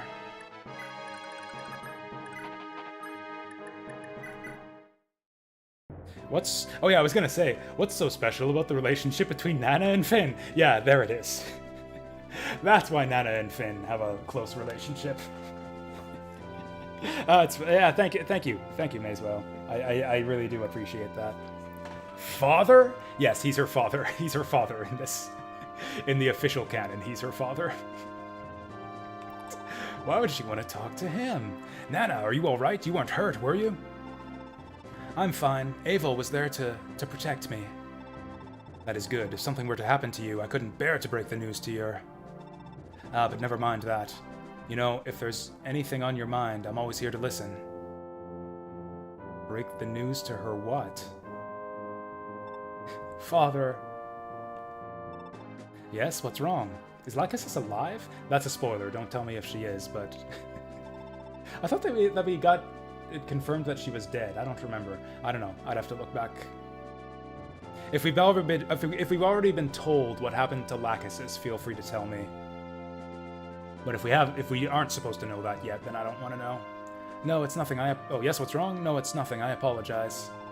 All right. I know better than to press the issue with you. It's good to see you again, my child.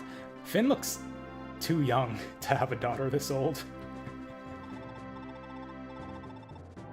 Okay, so she's out there somewhere. I see, I see. So her situation... We haven't heard anything with regards to her situation yet. Now try to stay focused. There's no shortage of danger here. I want you to stay to the rear as we fight. Your healing magic will be invaluable, but don't linger on the front lines after you've used your staff. Of course, Father.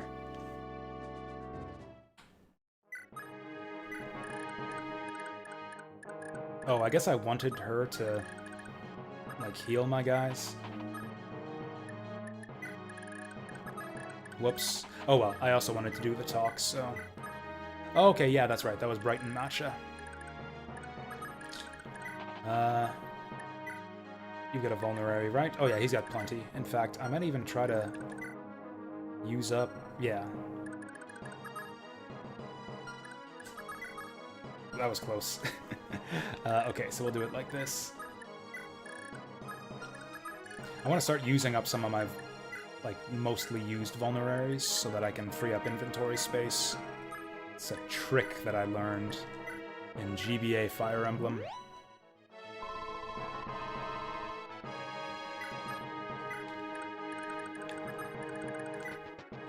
See, that's part of the reason why we stopped playing this game and moved on to other things, is because I knew that playing other Fire Emblem games and getting more experience with the series would probably help me succeed at Thracia.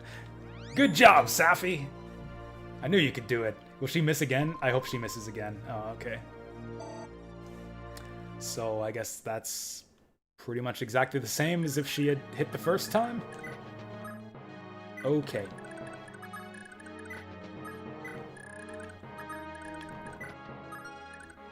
I can't run away from this guy. I think he outspeeds me. Oh, I guess I could rescue Dalson. It's gonna weigh us down, though. We'll do it anyways. Or no, I think I learned this last time. Only enemies slow you down when you rescue. I think I remember that. Does it actually double your staff experience if you double cast? I actually didn't know that. If that's true, then I didn't know that. I assume since you said it that it's true. These guys are all spread out now. I kind of want to circle back and attack them. Those bishops are easy captures for Karen. Oh yeah, I guess you're right. I guess you're right. I forgot about that. Yeah, we totally learned that on the previous map. Oh yeah, what are these guys? I haven't even looked at them yet. Long swords, javelins. But they're pretty fucking weak. Okay, so the enemy reinforcements get weaker and weaker. So I guess probably you're meant to like have to sit tight and deal with the cavalry. But then once the cavalry stop, yeah, you're kind of pressured to retreat from the meteors.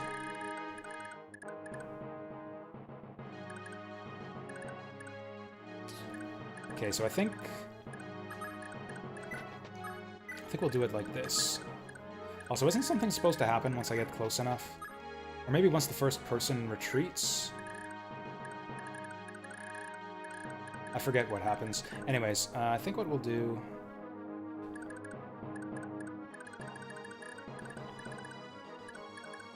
Yeah, here's what we'll do. We'll take... Whoops. That's fine. Then we'll have Karen go in for the kill here. Of course she can't kill because she's not very strong. Although she takes like no damage here, so I guess that's fine. Running out of javelins. I kind of do want to turn around and fight these guys so I can capture some javelins. And some fire tomes. I'm almost out of fire tomes.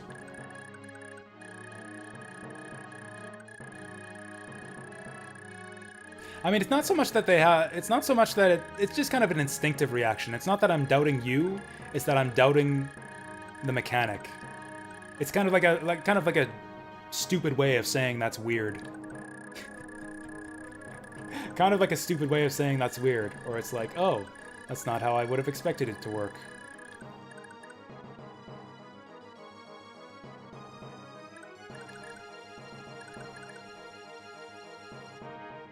Also, it's just kind of a habitual thing with people who tell me things on streams in general, because I have like a lot of just like random people wandering in when I'm playing other games that I do know well, and they'll give me wrong advice about games all the time. I actually almost blew up at a guy during our Final Fantasy VII playthrough when he kept on giving me very, very just emphatic and insistent bad advice that I knew was wrong. I knew about staff XP when you miss. That's one of the benefits of missing. Yeah, this does barely any, It annoys me too, especially when they're, like, very insistent about it.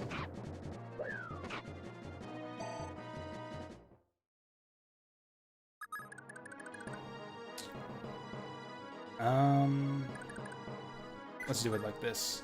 I don't think... Oh, okay.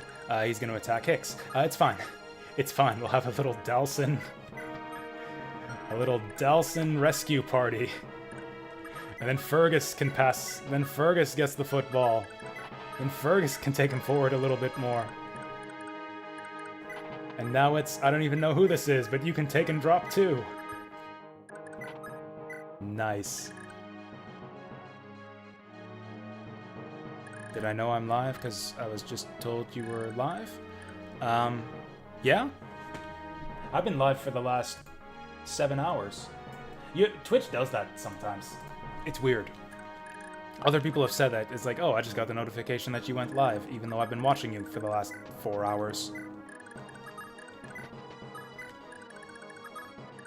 Yeah, I don't know. I think that's just Twitch being weird sometimes. Or maybe it likes to remind you, or like maybe you didn't know. Or maybe it just like, it was a little blip. Maybe it's like I go offline for a fraction of a second and then Twitch thinks that I just came back online. I got so many heal staffs, I have no problem spamming these for XP. Hey, you twink. Really tempted to go back and fight some of these guys. If not for the meteor tomes, I would totally do that.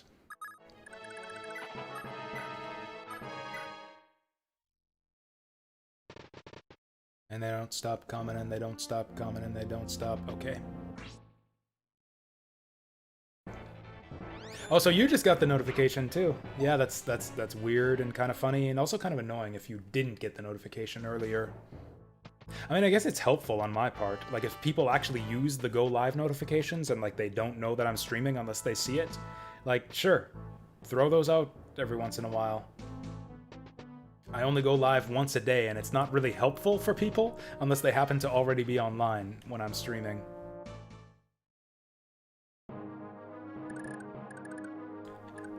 So who's not gonna be useful right now? Like, honestly, probably Dalsin. Honestly, Lara. I'm gonna have Brighton get out of here, just because I think that... Oh yeah, also kills for Karen. Kills for Karen, because she got that Paragon.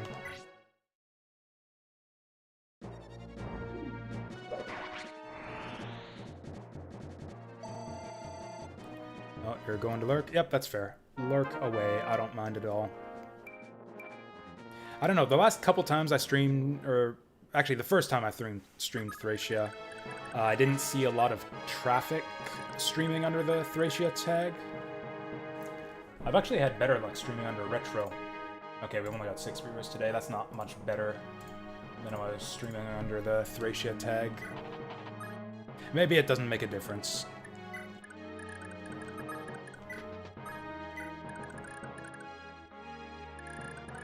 I think I'm just gonna have Brighton get out of here, just to see if something happens. Oh yeah, Safi... Yeah, Safi needs some levels so that she can get some skill.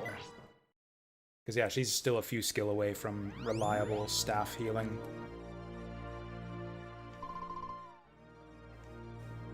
God, I hate the long delay before the heal though. It's like, is it gonna miss? Is it gonna miss?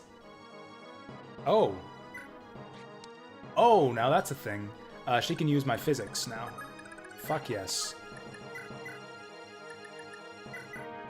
I made a blunder earlier on in the chapter. It's like, oh, Nana's got C! Nana's got C rank. That means that she can use physics staffs. Yeah, that's a C in swords. That's a C in swords, stupid. She's got a D in staffs. Yeah, I know that physics is... Yeah, I know that physics is C because of the aforementioned mistake earlier where I checked it. I didn't think to check Staffy's staff ranks until that level up, though. And that's when I noticed that she can use physic.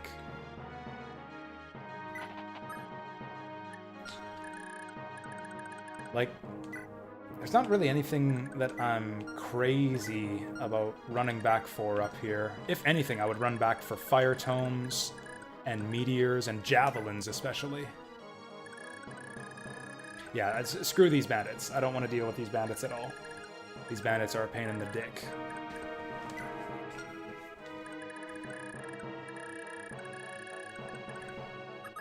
I'm gonna have Brighton escape and see what happens. Oh yeah, does he want to do any shopping? No.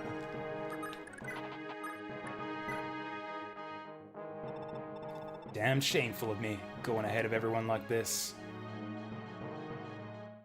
Here we go.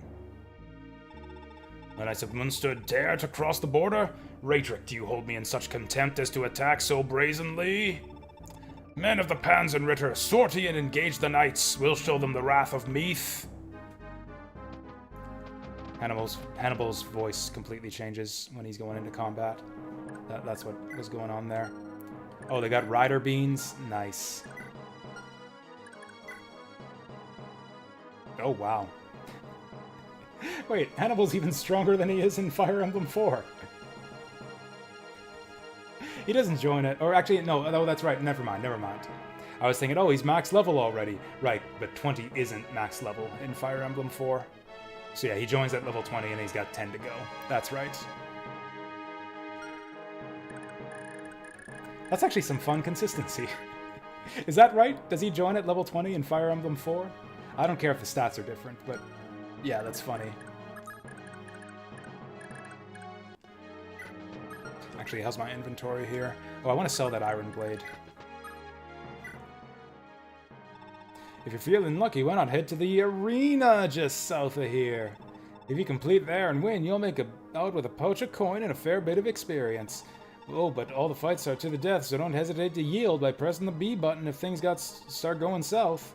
And if you don't feel like you gotta clear out everyone inside, neither. Pacing yourself is more important than winning first place. Oh, and if your magic needs an extra edge, whether you're using it or defending against it, use this before you go inside. Yeah, fuck you. Fuck you and eat shit. I am never doing arena in a regular Fire Emblem game ever again. Regular Fire Emblem arenas are bullshit.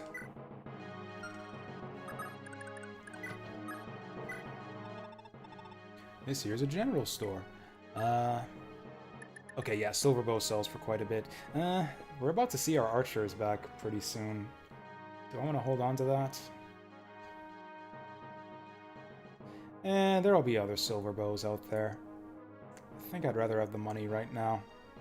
I can't predict. I can't predict what's going to happen in the future. I'm pretty sure... Okay, what's the rank on Silverbow? If it's B, I might... Oh, it is B. It is B. Ronan might have B bows right now, for all I know. He's attacked like 200 times on the 2 maps that we used him. Ah, shit. I will sell this mostly used up battle axe. Just to clear out inventory space. I'll hold on to it. I'll hold on to it. Matcha for arena. Yeah, that's fair. Oh, why do I have a broken heal staff in storage? Whatever. Let's take it and sell it, I guess. Is there anything else in here I want to sell? Probably the meteor tomes.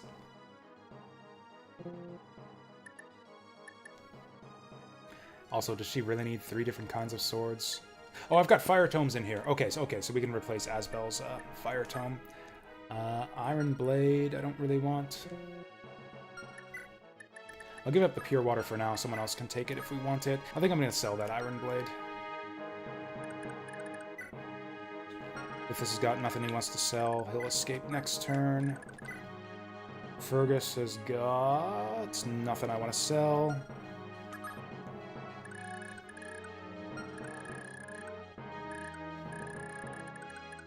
I'll keep him out here for now, just in case the enemy keep advancing. I think this is where they start running away, though. Maybe not. Nope. Hannibal himself has taken the field.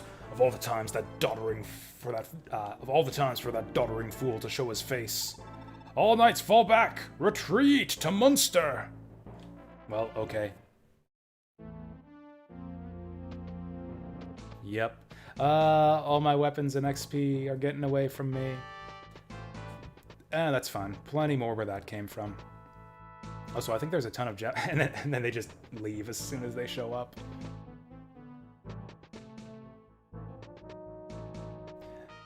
Not exactly a super fun map. Certainly not as good as the last one, but I kind of played it in a dumb way, I think.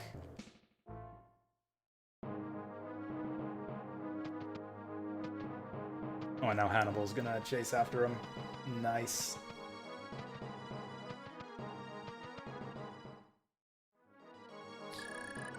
Is there anything else in this map? Okay, Dowson can... Oh yeah, Silverbow can go in storage, so I kind of want these two to swap places. Okay, so you go here. I will sell... Wow, this game really values that Iron Blade. Should I keep it? Is it good? I don't care. Fuck 55 hit.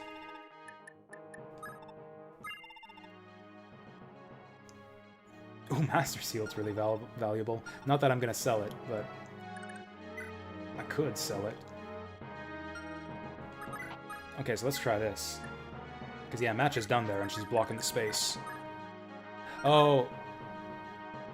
Okay, so you can't rescue and escape in the same turn, but you can escape while someone is rescued. I see, I see.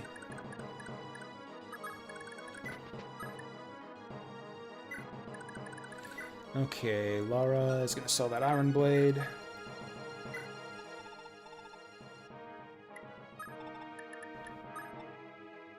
I'm afraid I'm making a mistake. Why does this game value these so highly? I guess it's a good way to one-shot an enemy with that 12 weight, or that 12 might, but yeah. Nobody's got the speed to double consistently with it. Most people get doubled if they use it, especially sword users. And at 55 hit, it's not reliable either. I'm gonna sell it.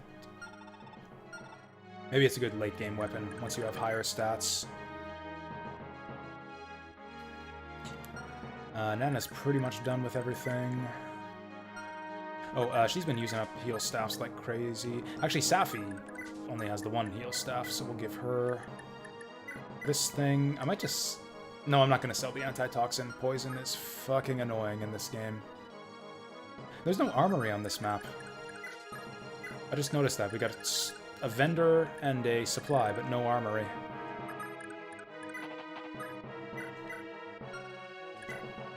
Alright, Lithis is done here.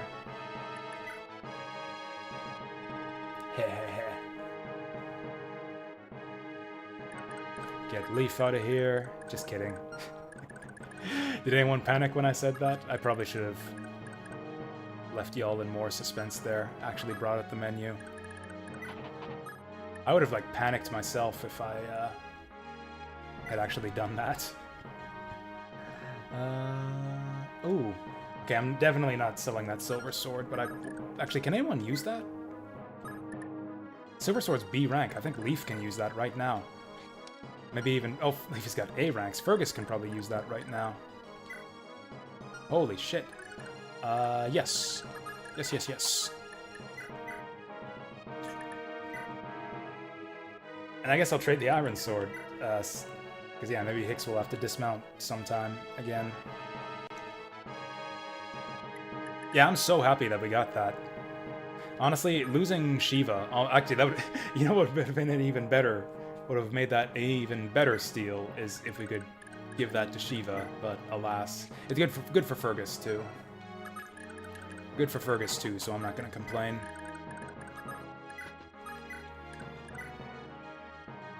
Oh yeah, he wants to vendor that sword.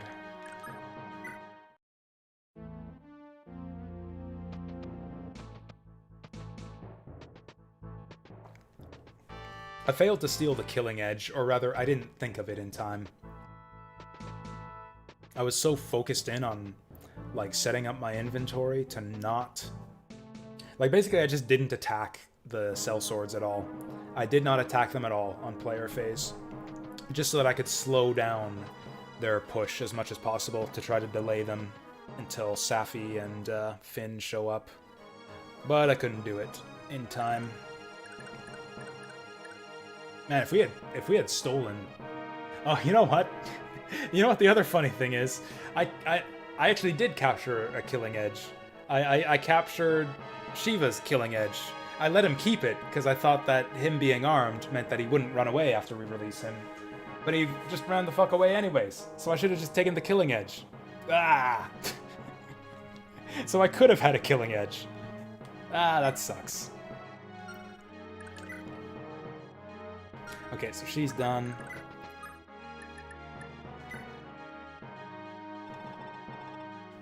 Oh, that was a big loss. That was almost a bigger loss than Shiva himself. I could have had 2 killing edges and a silver sword. That would have more than made up for losing Shiva. I mean, you know, I could have had Shiva and a killing edge and a silver sword, but whatever. You can never have everything you want in this game. At least if you suck at it like I do.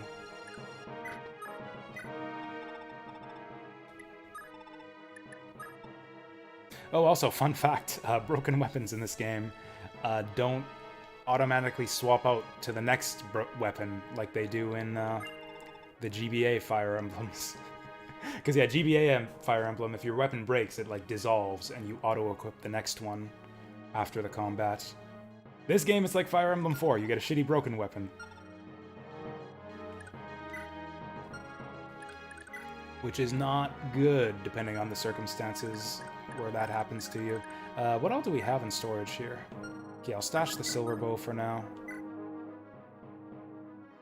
Okay, short lance should go to Karen. She actually needs that right now. Fire tome can go to Asbel. Do I need the physic? I'm probably not gonna use... Oh yeah, I've got a bunch of vulneraries in here too. I don't need to stress out about just don't need to stress out about vulneraries. Okay, so now she's got her lances recharged. I would love more javelins, but once again, can't ever... Oh, I've got 2 Thunder Tomes. I don't need 2 Thunder Tomes. Especially with one at 17 charges, especially when I have one in storage. I'm gonna sell the 17 charge Thunder Tome.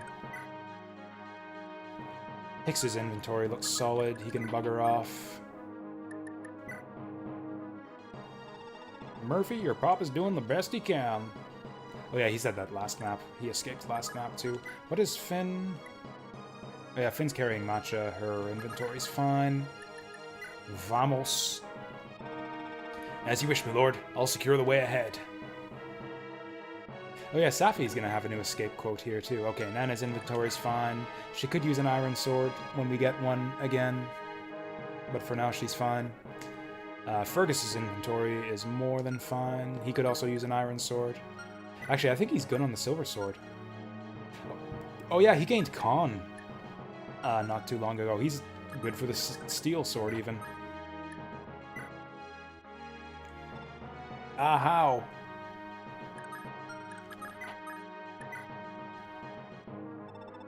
Actually, I wonder if anyone wants to talk to Hannibal. Probably not. What happens if I send her to the arena? Oh, you don't even have the option. Fair enough. Totally sensible. Gods above, keep and protect the Prince Leaf, please! Yeah, they're keeping Leaf so far. Actually, yeah, technically everyone's still alive. I can boast that. Everyone is alive. Even Shiva. Even Shiva is technically alive. I wonder how he's going to be... Is he? I guess he won't be acknowledged at all in the ending. Because, yeah, I don't... Like, you know when you roll the credits and then it shows, like, what happened to all your peoples after the end of the game? I don't think... Or maybe it does. I don't know. I don't think it shows people on that screen if you didn't recruit them. I actually don't remember. I mean, okay. Do you know if it does on previous games? Like, I think in Fire Emblem 3, I actually recruited everyone. I don't know if I missed everyone. Or no, I missed one guy in Fire Emblem 3. I can't remember if he showed up in the ending or not.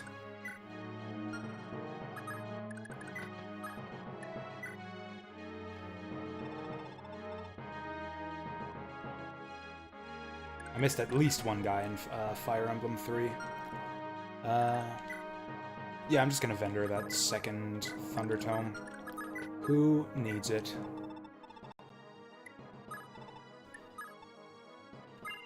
Alright, I'm rich now. Yeah, that's fair.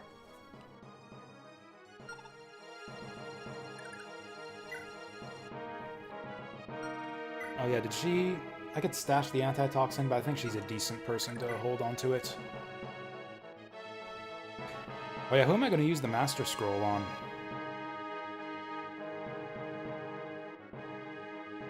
Or the Master Seal, or whatever. I'm assuming it's not going to work on Leaf. Yeah, I was thinking Delson. Question is, do we want to early promote? Oh yeah, he was... Okay. I was going to use it on Delson. The reason I didn't is because he was close to a level up. And now he's leveled up and fought a bunch of this map, so we might be close to another level up. Yeah, there's nothing I want to stash or sell on any of these guys, so we're good to go. Good enough. That's kind of lame that they let you wait on the escape space. I mean, you know, maybe sometimes you want to wait on the escape space, who knows, but boy does it suck to do it by accident.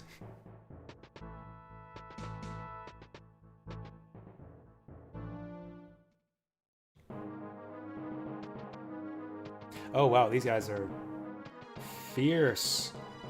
It's like, get out of my land.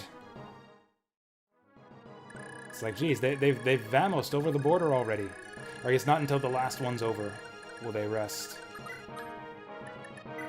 So we did it. We did 2 maps today in about 5 hours. I did 2 maps in the same amount of time it took me to do 1 yesterday.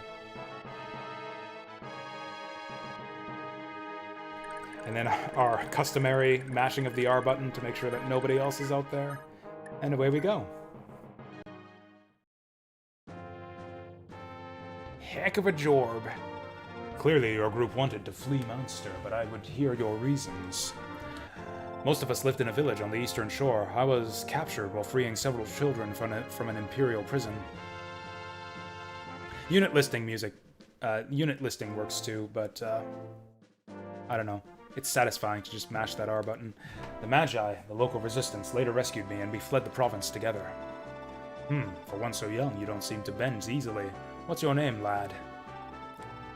Lou Ferris. At your service, General Hannibal. You share quite the resemblance. Resemblance? What do you mean, General? It's nothing you need to concern yourself with.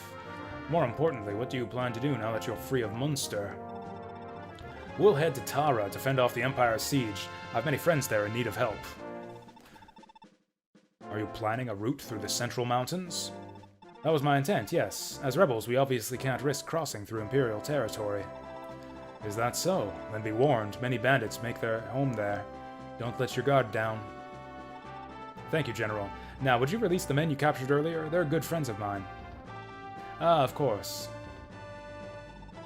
Men, bring them to the prisoners, on the double. Yes, General. Who's the... Hey, it's this guy. Is that Halvin? Ocean? No, Ocean had a mullet. The other axe guy? There's like 3 of them, and I get them all mixed up. Halvin. Okay, it's Halvin. Prince Leaf. Sheesh. Some help I turned out to be, huh? Might as well have stayed in Fianna for all the good I did. Damn Thracians. Next time I see them, they'll pay for what they've done. There he is. There's our boy. Now I recognize him. I'm awful sorry, Prince Leaf. I guess I'm just not very strong. My apologies for intruding. There is something else. Good folk, let me introduce you to Callian.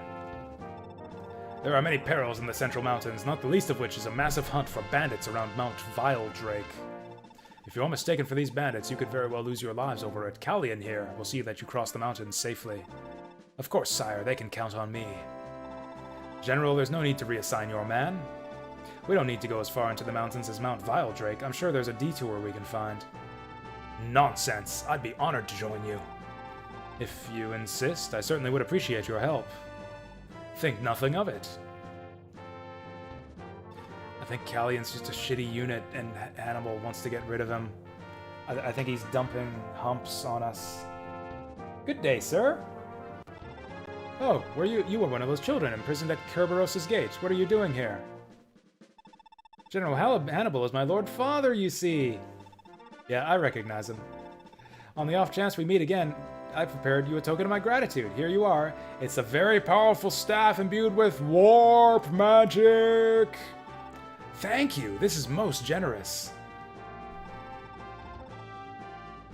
You know, Corporal. We could have used that in Chapter 8 of Fire Emblem 4. Was it Chapter 9 he joins? I keep getting the chapter numbers messed up in that game because I think of like the second last chapter as being Chapter 9, even though there's 12 chapters, prologue and the end. I think he joins in like Chapter 9. Could have been useful. Could have been useful at the end of Chapter 9. That's the one where the Thracian Draco Knights do that like spread out attack. The what do they call it? Triple Dragon Formation or whatever, where they attack all of your other castles. Sir Lou, you'd best be setting out. It'll be dark before long. Of course, many thanks for your help, General Hannibal. I won't forget the kindness you've done us. Well, we'll put it to good use. We'll get even more use out of it. Maybe we go back for Shiva. Probably not, but maybe we go back for Shiva. Trinity Dragon Strike. Yeah, that was the shit. We'll read this next time. Oh, this is not the map I was thinking of. Okay. I got the order mixed up. I thought that the next map would be this map, and this map would be the next map. So yeah, this is the one where we need to watch out for the Gaiden chapter. Oh, hey, we got preparation screen now, too. So who's all fatigued? Does it remove your Okay, let's see. How do I deploy? Oh, okay. Okay, everyone's, okay. Oh.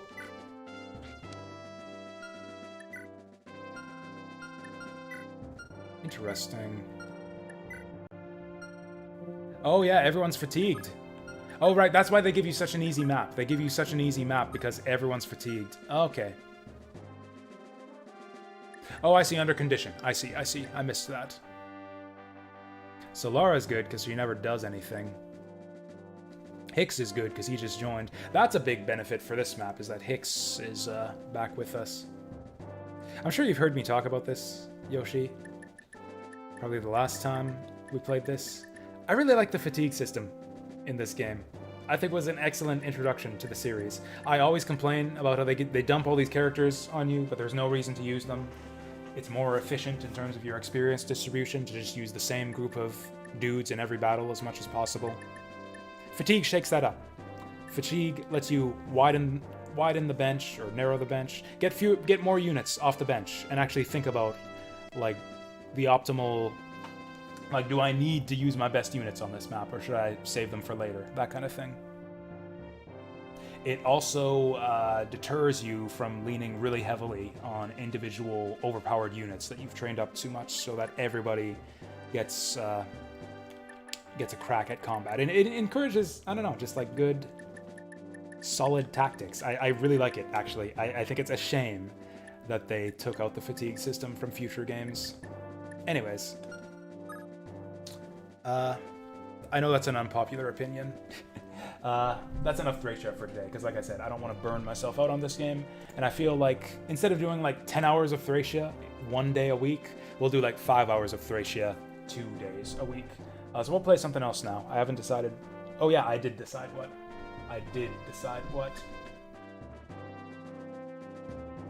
I'm gonna have to go shopping here. I talked about this a little bit earlier in the stream, but the new Legend of Mana remake is out. I don't know if I'm gonna like go full in on it, but I want to check it out and see if it's any good. So I think I'll stream that for like 2 hours or less, and then if it sucks, then I'll refund it. Cool, cool. Yeah, have a good eat and read, Yoshi. We will catch you later. And I guess I've actually got to go buy the thing and set it up and all that good stuff. So I guess we can call this a refreshment break, since there's nothing much for you guys. It won't be a refreshment break for me, because I'm not refreshing. I'm just gonna go, oops. Yeah, that doesn't work if I switch the scene afterwards.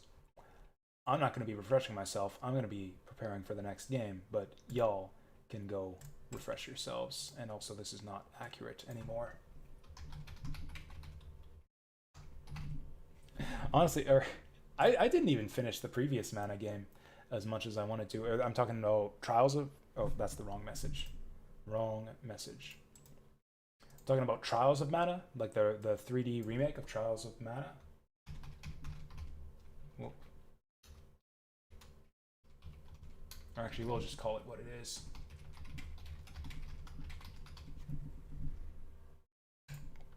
Okay. So first I gotta buy the thing, then download the thing, then install it, and we can just chat until then if anyone cares. But yeah, I never actually went back and did all 3 playthroughs of Trials of Mana. I did like a 100% playthrough of one character. Like I did all the post-game content, and I beat up the optional super boss like 3 times or whatever you have to. I've already bought like $60 worth of games on the summer sale. I will have spent $100 on video games this month after this purchase, which is a tremendous amount for me. But that's the Steam summer sale for you.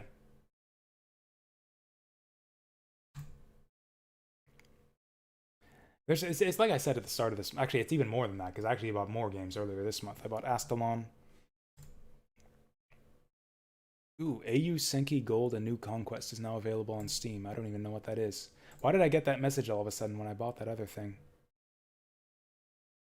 It looks like some weird pornographic strategy bullshit. I don't know why this game is on my wish list, but I'm not going to buy it right now. Anyways, I guess I can go on a refreshment break. I can install this game. And then, yeah, like, I don't know. Go pee and... yeah, I'll pee and get a cider, and then hopefully the game will be installed by then. In the meantime, yeah, let's actually, since we're playing some Legend of Mana, here we go. Let's listen to some Legend of Mana jazz music. How about that? I know we played some of it already.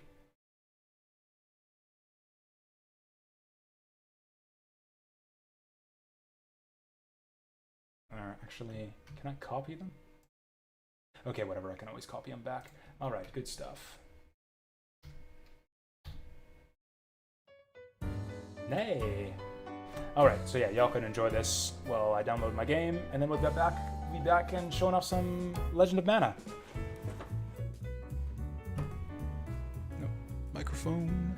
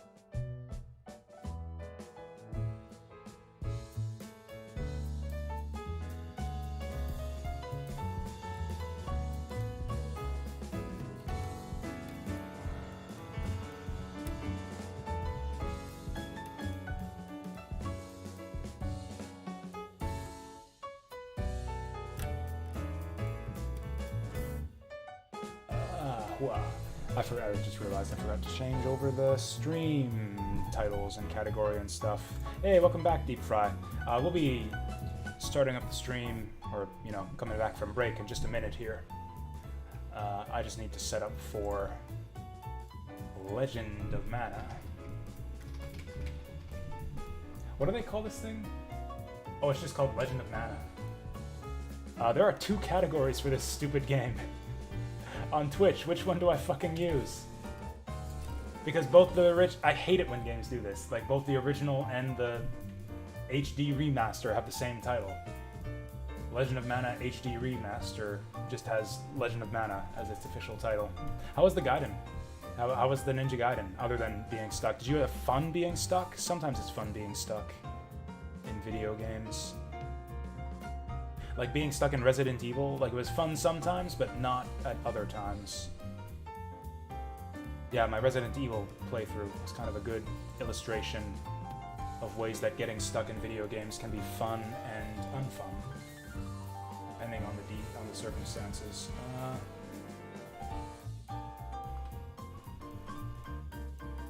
I don't know what to call this. We'll just say check it out.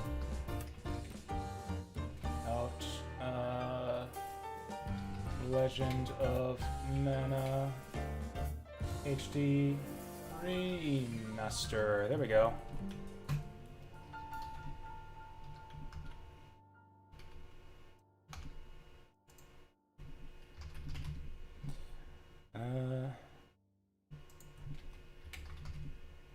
Well, it's gonna be the good category is gonna be one of them. Spoilers and backseating I don't really care about, so we'll do that.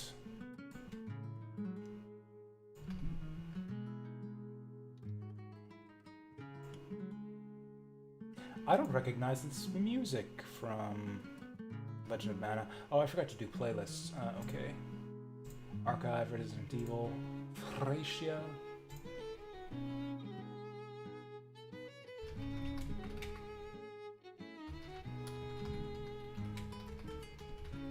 This sounds like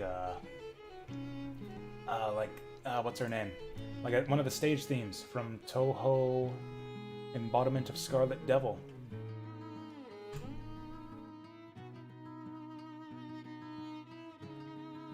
It's so hard, like you don't know what you're doing wrong. Like when you played Dark Souls, you know why you died, in this game not so much. I felt the exact same way when I was learning Neo, which I believe is also by the same team. Maybe it wasn't. I thought it was the same guys, same director or something. Don't know how much you will watch as you want to play this game. I'm probably not going to get through too much of it tonight, like probably not more than the first couple hours, so, you know, watch as much as you want, or as little, I guess. You are not familiar with Legend of Mana, then?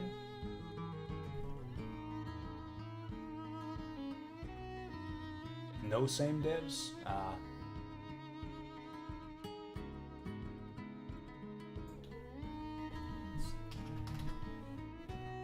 feel like it's... okay, Neo. Neo was made by...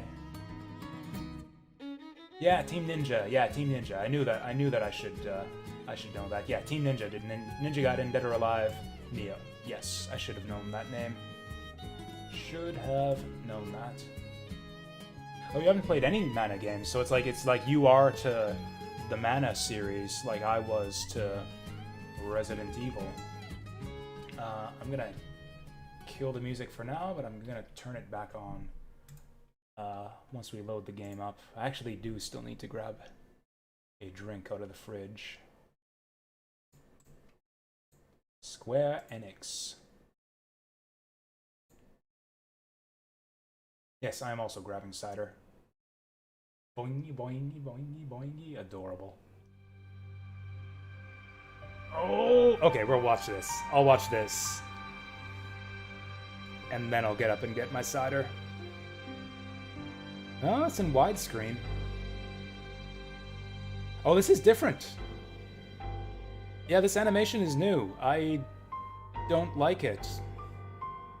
I mean, I don't know. There's nothing ass. There's nothing wrong with this. Looks like a fucking Tales game. Okay, that's pretty cute. Okay, this is pretty cute.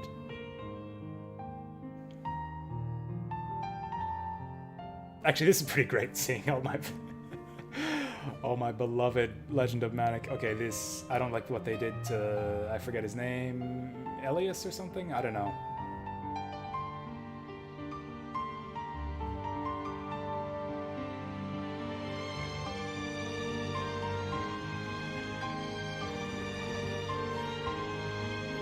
Epic.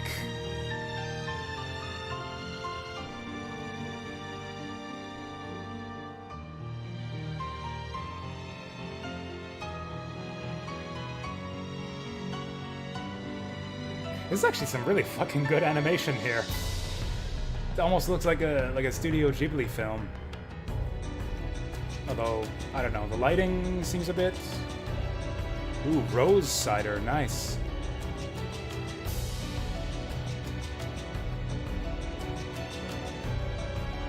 Alright, spinning objects. Yep, these are all things in the game.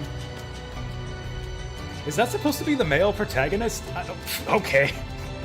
Okay. We'll definitely be playing as Ass Girl right here, for sure. I don't really like the way they drew the male protagonist in that intro. I don't know. I'm ambivalent about this intro. I really like the original intro. Like, it's got that fantastic music still, obviously. I really, really liked the original intro. It was mostly just game footage, like a lot of Square games were back in the day. Just game footage set to awesome music. Anyways, I'm gonna go get my cider. We can drink cider together, and then I'll play Legend of Mana.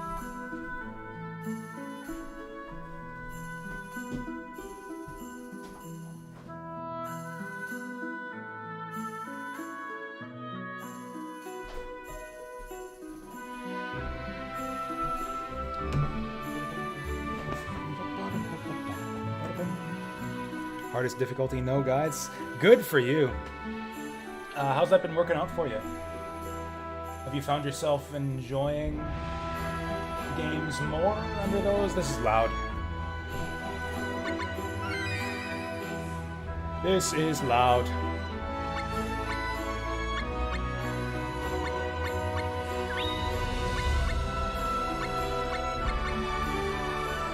Oh, the music is different.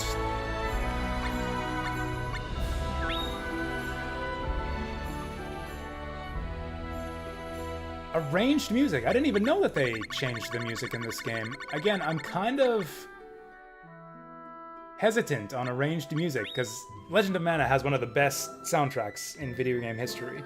Like, maybe one of my top 3. And I don't know if I want them to change it at all. Like, if we do this, I'll wait for this to loop once, but... Okay, the strings are still pretty good here.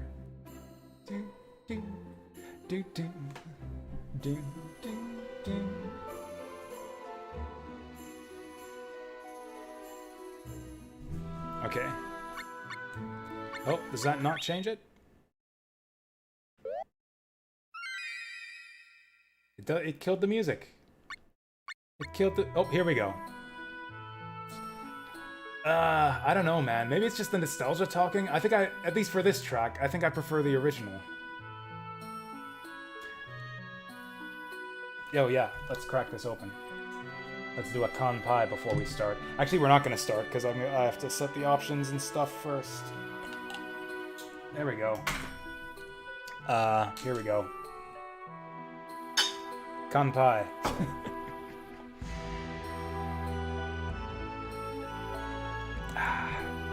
Like, just for the sake of... I'm not gonna... Yeah, switch to, like, original music and graphics and stuff. This is the remaster. We will see all the remastery that the game has to show us. I think I'm gonna lower the volume a little bit more.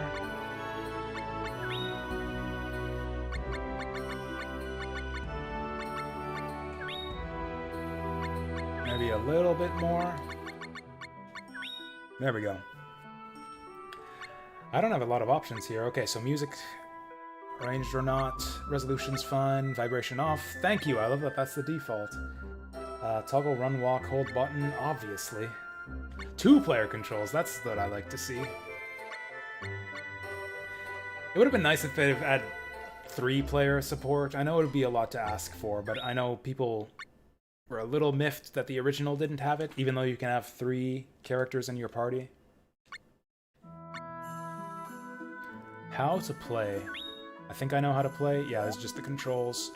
Gallery. Oh, this game has... Yeah, this game has such great artwork, too. I've got tons of nostalgia for Legend of Mana. I really loved this game back in the day. I loved Secret of Mana as well. That was actually one of my favorites on the SNES back in the day, too. Secret of Mana hasn't held up as well for me over time. I don't go back to that one too often anymore. This one I haven't revisited in a long time either. I don't know if I'll still like it. Similar to Secret of Mana, this was a PS1 game.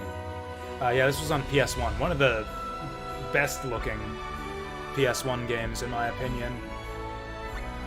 Gorgeous artwork. I love the character designs, the world design, the towns, environments, and all of that. Just some fantastic stuff here.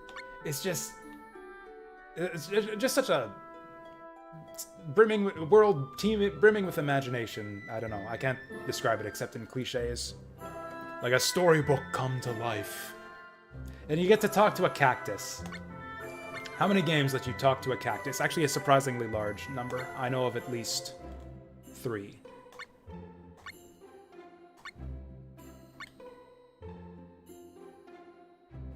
Yeah, late PS1. That's about right. This is some weird artwork. Yeah, they kind of redesigned the pro tag a little bit, and I don't like it. Were those always his abs? I always thought he had, some mail, plate armor on. Were those always his abs? That was not clear to me.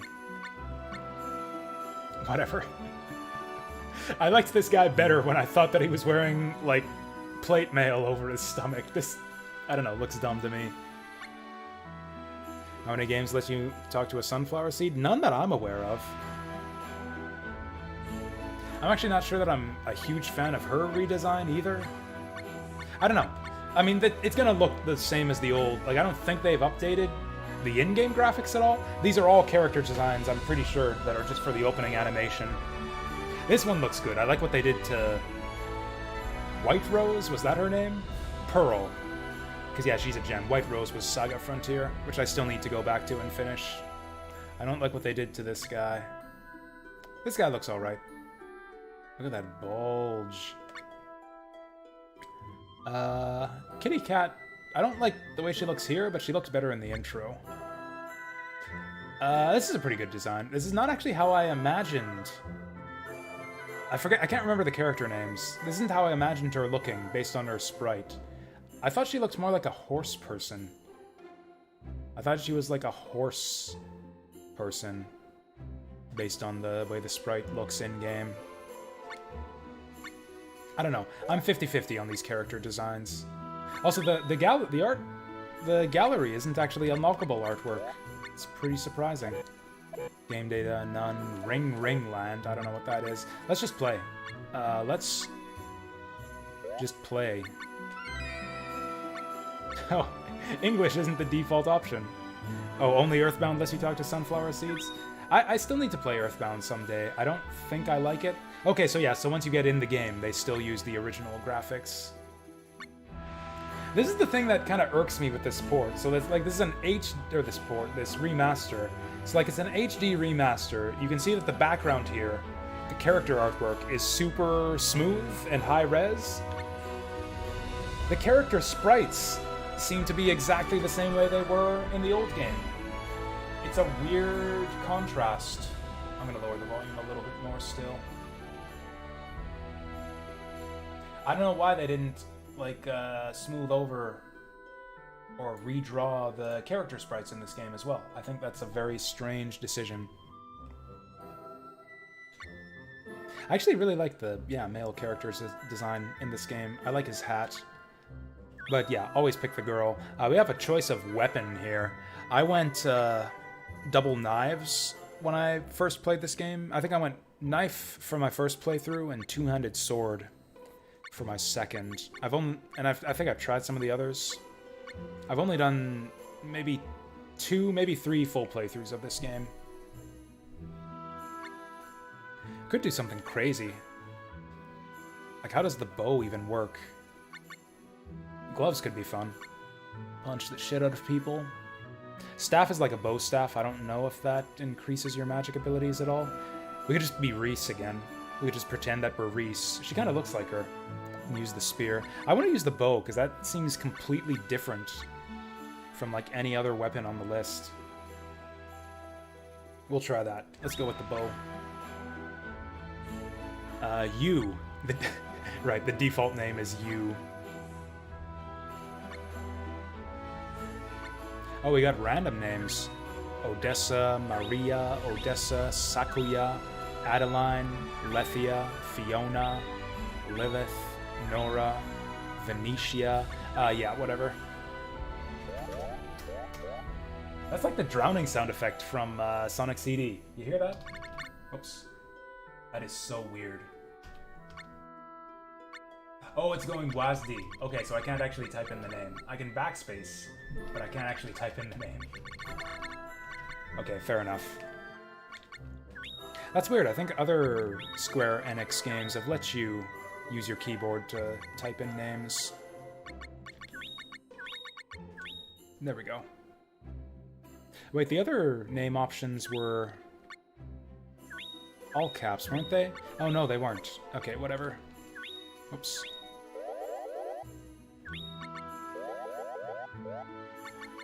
Yeah, we'll go with Jasuko.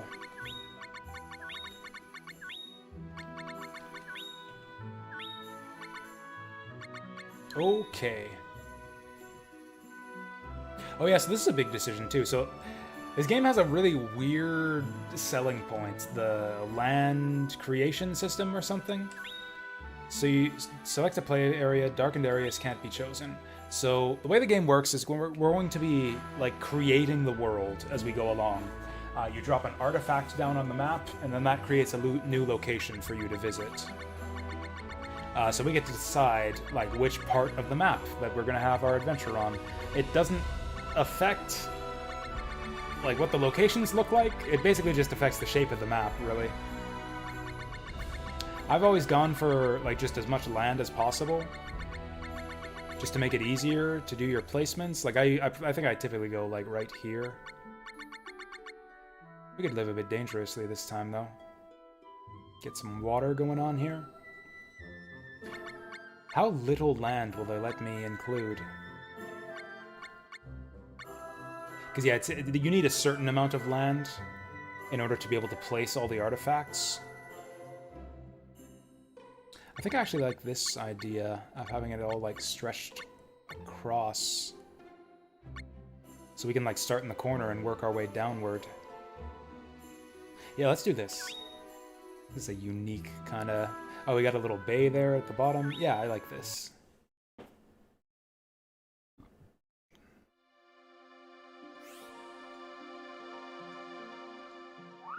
I thought there was an intro. I thought that an intro was supposed to happen. Maybe it happens after we place the mailbox? Okay, place the mailbox on the map, select location. Yeah. Yeah, so this is the map that we've chosen, and we can choose where we're going to put this mailbox, and that's going to create a new location. This is going to be our home base. I kind of like putting it up in the corner. There are some weird quirks with this system. Like, I don't even know exactly... Like, basically, based on the way that you lay out the locations and how close certain locations are to each other and how far away they are from your home, it'll affect, like, what kind of monsters show up in the areas and what treasures will be available. It's a bit weird, and I think it is possible to miss things if you... have suboptimal placements, but I don't know. I think that's a dumb thing to worry about, so we'll just, I don't know. We'll place it, like, right over here.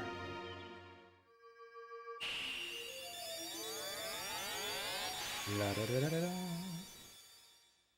Look at this. This is cool. Boing. Yeah, the way it just, like, pops up out of there. Okay, here we go. Now we get the intro, I think. Yeah.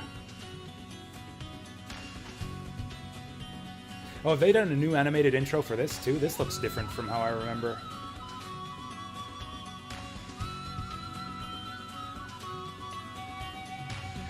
Hey. I think the cutscene music is quieter than the in-game music.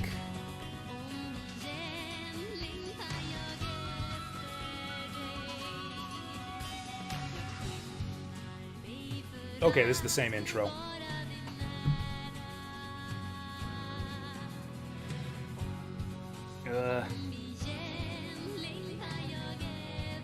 Like, just the raw, unfiltered 2D sprites really clashed with the smoothed over backgrounds.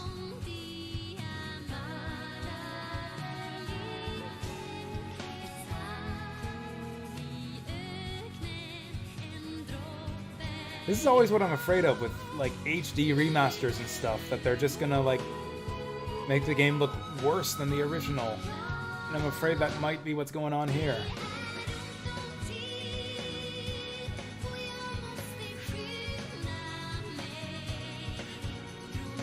Also, this is kind of a boring intro. But did they change this? Was this always this boring? Oh, there we go. Okay, so the Lions God... Okay, this was the same. I do remember this now. Killer music, though.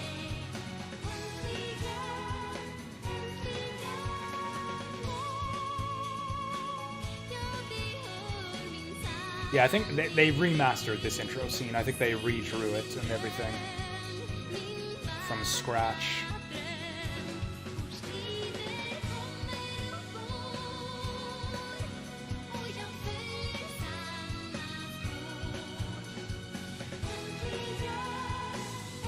That is...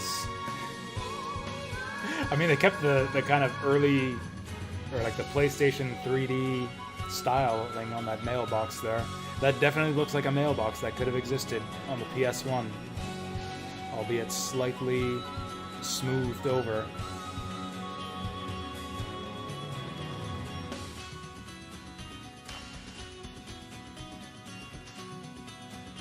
Oh, hey, finally, some motion.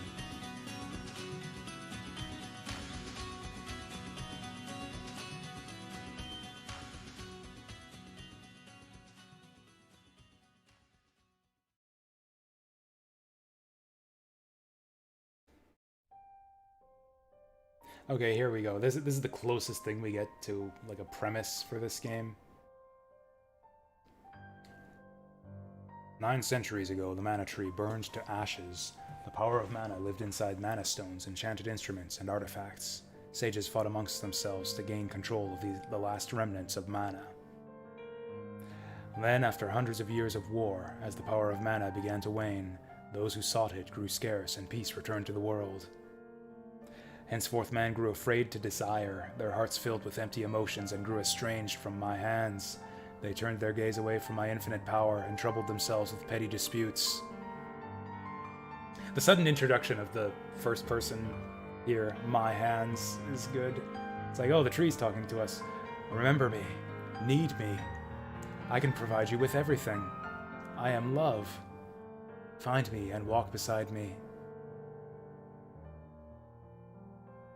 Did they change the script here? I could have sworn that remember me, need me used to be punctuated by exclamation marks. Maybe I'm just remembering it differently in my head. I'm gonna have to, like, try out the original to contrast it with this.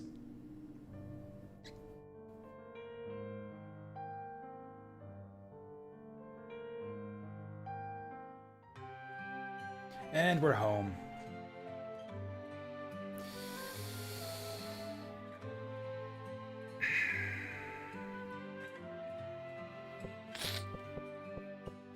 Like, I always try to, I don't know, not judge too quickly when I see things in screenshots and videos online. Like, a lot of the time, what looks bad in YouTube videos or screenshots ends up being not as bad as you thought once you actually see it in action in the game.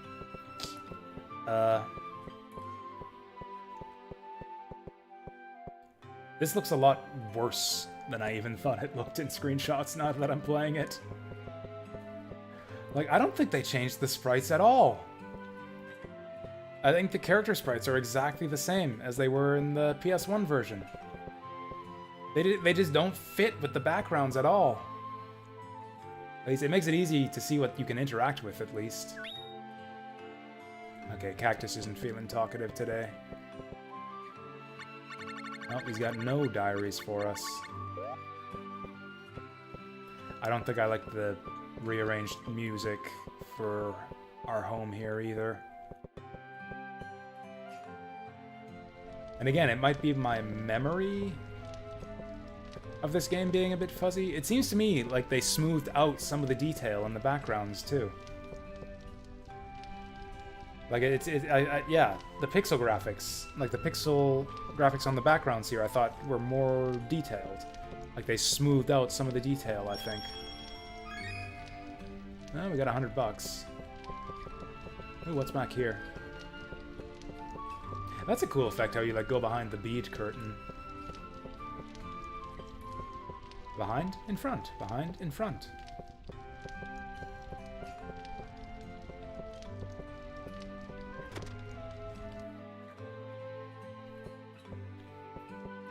I thought there was a difficulty, so... Oh, characters. Oh yeah, there's a bunch of, like, encyclopedias and stuff. Mainly just, I guess what you would call lore. The technique book is useful. This game has a kind of a deep battle system, which I never actually fully understood. That's the thing, is both this game and Secret of Mana, that are games that I loved back when I was a kid. Not so much for the gameplay, and not even so much for the stories. The stories weren't super interesting. Or not even really the characters. It's mostly just the world and the artwork. I don't know, I found the world of Mana to just be totally entrancing, especially in this game.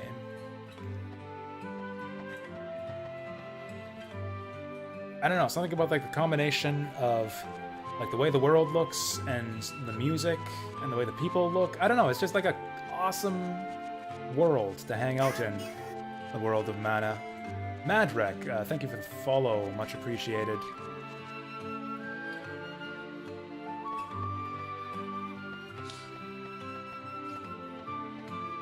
Yeah, I don't know, and they did so well at this with Saga Frontier too. Like they smoothed over the character sprites in Saga Frontier. Why wouldn't they do it in this game?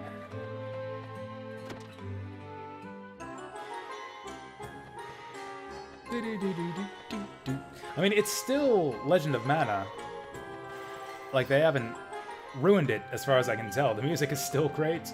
Well, we'll have to get into combat and see if how that holds up. Whoop.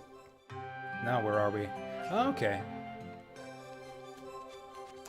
So we won't get to use any of these facilities until later in the game. And to be honest, because like I said, I didn't really get into the gameplay systems that much, I don't actually know how monster raising or blacksmithing works in this game, or growing fruit. I actually didn't mess with any of that stuff. Oh yeah, there's a golem factory too. You can make your own, you can like program your own golem buddy to fight alongside you.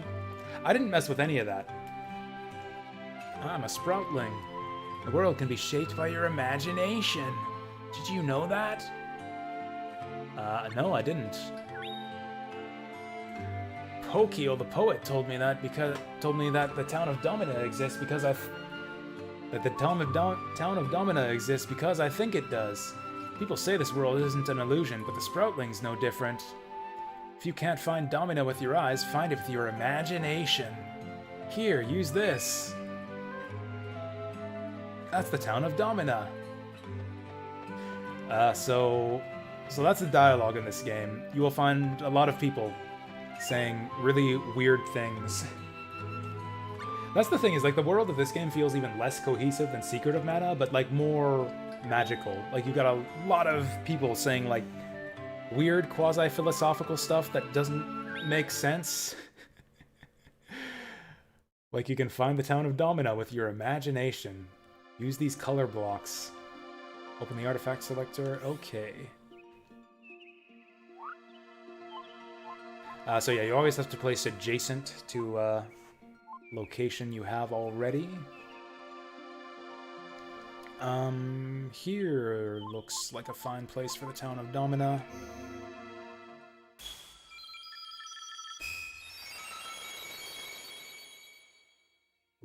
So like the artifact vanishing has its own unique animation, and then the way that the locations pop out of the land, just like pop up, like a pop-up book or something, is just wonderful. So now we can walk around a bit. Weirdly enough, your character sprite seems to be enlarged or smoothed or something on the world map here. I thought you had a tinier character sprite in the original game. Anyways.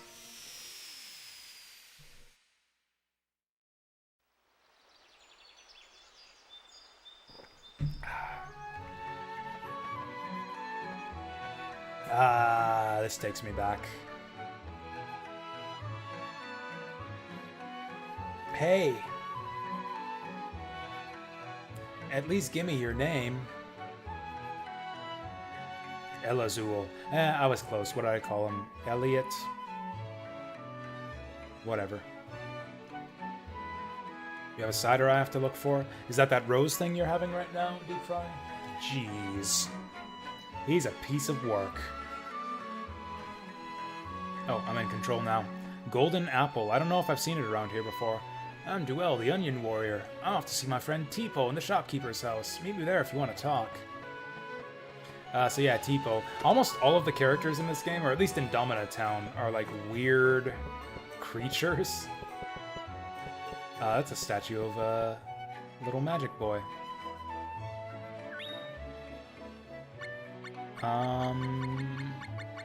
So this shop interface, huh?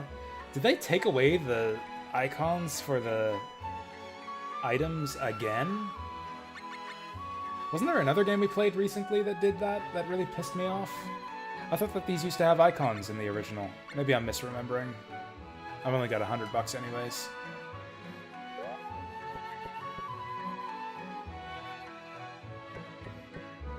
So yeah, Tipo here is a giant teapot. I don't even know how to read this accent. There was a scary bloke in there just now. He said, I'm looking for me lost girlfriend. Have you seen her? So I says, no I ain't, Gov. Honest. Well then he said I was lying and started threatening me. Maybe he was a stalker. Blimey. Yeah. That's my Tipo voice. I'm so tired from bouncing around all day. Ain't it tea time yet? We got this weird beetle man. Thought getting Rachel a job would help cheer her up, but no, I hardly get to see her anymore.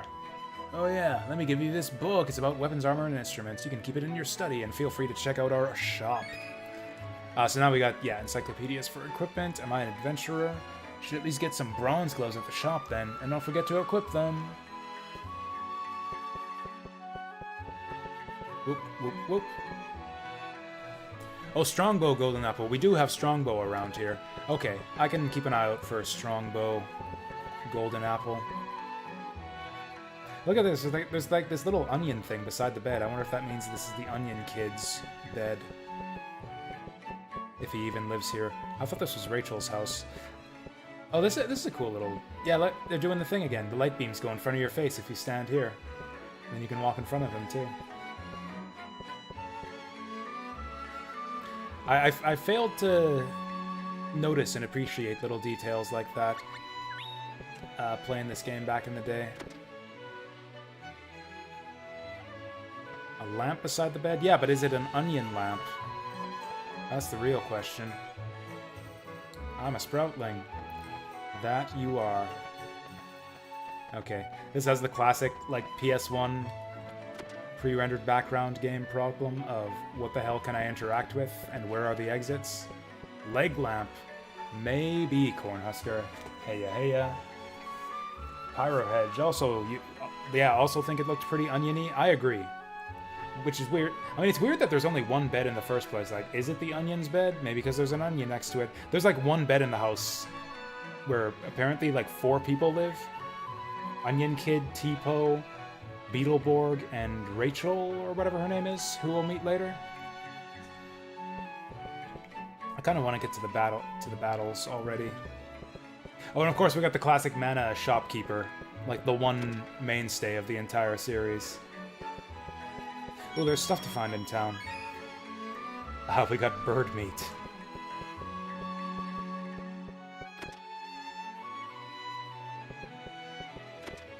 Oh, I didn't even think this would be a door. Oh wow, the little mage kids look even more stuck up in their portraits than in the original. He's selling minerals. I don't even know what to do with minerals. Oh, I think this is for, like, crafting. Which, again, is a system that I don't really know how it works. I think it was all pretty complicated. There's, like, like, you can grow vegetables, and craft weapons, and golems, and monsters, and I don't know. And you don't really need to do a lot of that, because the game just gives you all the items and party members you need.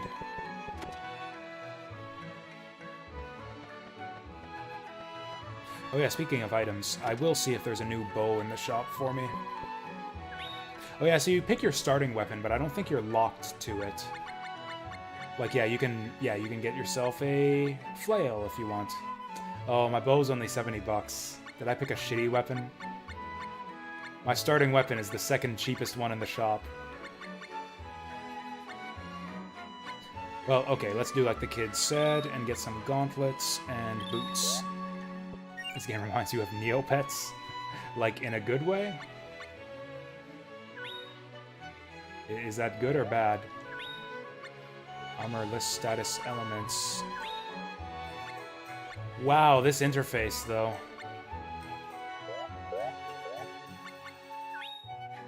Oh, here we go, equip. Okay, so you equip from the character menu. Fair enough. Whoop.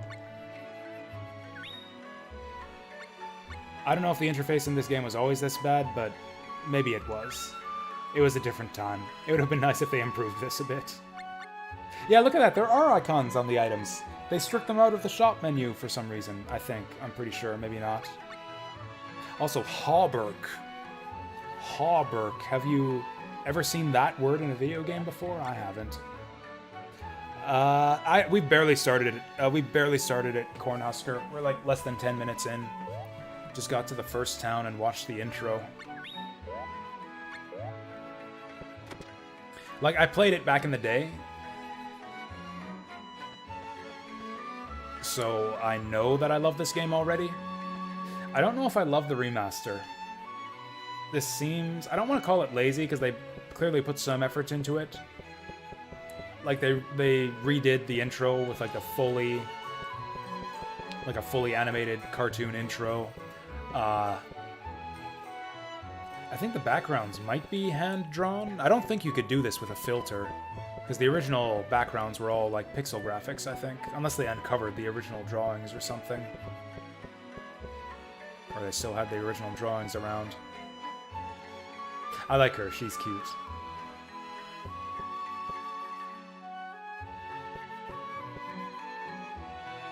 Silence, do not interrupt. You, speak up. Don't make me angry. ... What are you hiding? Hey, stop that. Leave us alone. Get lost, dweeb. Stop harassing women. This is none of your business. Could you just go away? She's my friend. Your friends, you say? I don't believe you. I don't believe this girl could have friends. Don't you have any idea? Are you sure you don't know where she is? Damn it! I've wasted my time. I could have told you that in the first place. I always thought this guy's walking animation was really weird. Look at the way he swings his arms. Thank you! Yeah, she's cute. Also, look at this. She's got, like, multiple different directions you can talk to her from. Yep. So you got, like, up diagonal, sideways, down diagonal, and down. And then mirror for the other ones. Fantastic. Phenomenal sprite work in this game. Wait till you see the bosses. Or I don't know if they changed the bosses. Probably not. Probably the bosses look exactly the same. The bosses in this game looked great in the original. Inspector Boyd on duty. I've heard that the bandits are active here. If you see anyone suspicious, report them to me. So we don't have any... So... the structure of this game and the way the plot is kind of handled is kind of hard to get used to. There's really not any objective. Like, the closest thing you're gonna get to a premise to the story is what we saw in the intro, the mana tree crying out to, like, for people to revive their faith in the mana tree or something. And that's about the closest you get. Your objective, as far as you can tell, is to place locations around the world to reawaken them, and then in the course of doing that, you'll be doing a bunch of little side quests, and that's kind of what the game is about. It's less like one big epic adventure than just a series of side quests.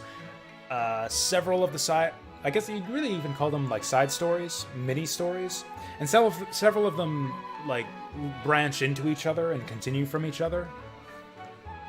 So you get like little strings of side stories, and then at the center of the game you've got 3 main stories. Like, some of the side quests will tie into one of 3 like kind of main plot lines that you can advance in whatever order you want. And then once you clear all 3 of the main plot lines, then you unlock the final dungeon, which doesn't have much to do with anything. It's a weird structure.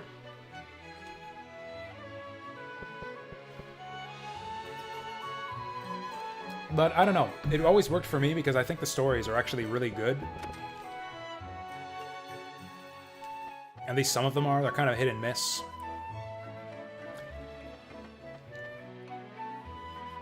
It's like, I don't know, if you think in terms of like a D&D campaign, this game plays more like a series of, like a cluster of one-shots and mini-campaigns, rather than one big, long, epic campaign. Nicolo, the Traveling Merchant. I think there's 1 or 2 starting dungeons you can unlock here. I almost always do this, guys, because this is the easiest one. He'll travel with you if you just talk to him.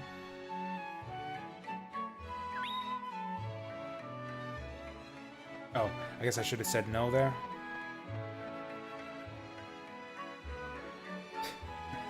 You know, it looks like she's got rocks in her hair. It's supposed to be grapes. She's the fruit fortune teller. I don't have any money. I'm so poor I don't even have 10 lucre. Bitch. I don't want your stupid fruit fortunes anyways.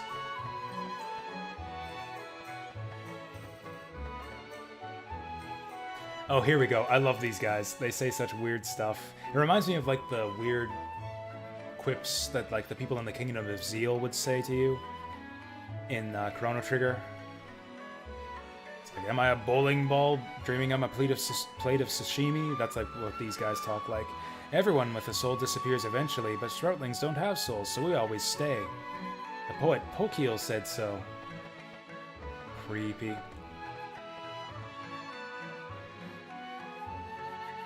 Oh, hey. Hey yourself. Over here. Take me with you. Sure. The more the merrier. I won't leave you alone until we bring her back. That's a promise. What do I have to do with any of this? What a jerk. So we got this doofus in our party now.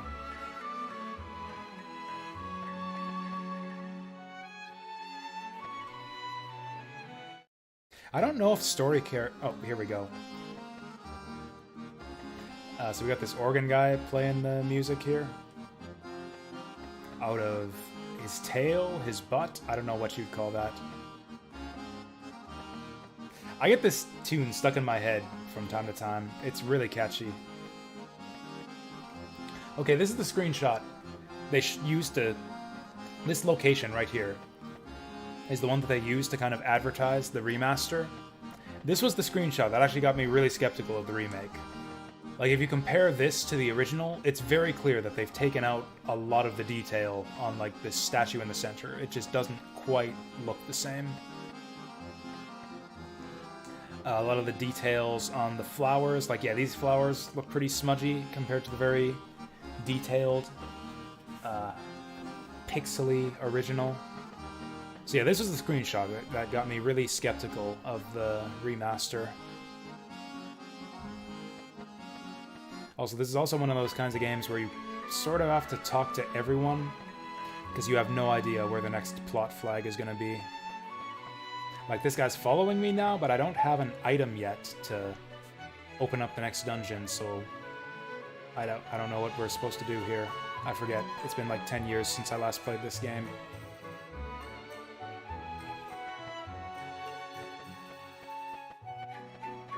I think if we go back and talk to the bar girl, Rebecca or Rachel or whatever her name was, she'll give us an item that'll unlock the next dungeon. I think this place solely exists for us to have a boss fight later on. Oh yeah, can we check out this guy's stats? NPC. Oh yeah, there's Elazul. Synchro effect ST meter plus. Yeah, this game's... Oh, we've been going 20 minutes already. I have no idea what all these stats mean. Oh, here we go. Power, dexterity. Oh yeah, so the different elements in this game are like the spirits from previous mana games. So yeah, you got Salamander, Djinn, Gnome, Undine, Aura. Was Aura always in Secret of Mana? Aura, Wisp, Shade, and Dryad. Yeah, Aura was the gold one. Those are like the 8 elements that you would collect in Secret of Mana that you would use to cast your magic. I forgot what they called them. Were they summons? Something like that. They're also the days of the week in this game. They redrew everything? Nice. Traced over the originals. That's kind of what it looks like, yeah. That's kind of what it looks like to me, Pyro Hedge.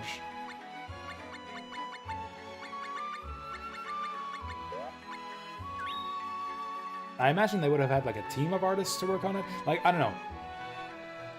It would have been a lot of effort, so I guess I can hardly blame them for not going all out. Like, they're not super detailed. Like, I'd say less effort probably went into these redraws here than went into the original backgrounds.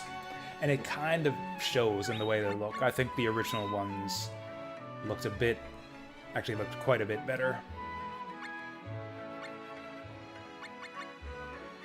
I don't know if there's any way to play as the NPCs. Even with a second player, I think the second player can only play as your monster buddy or your golem. I don't know, I never played this in 2-player before.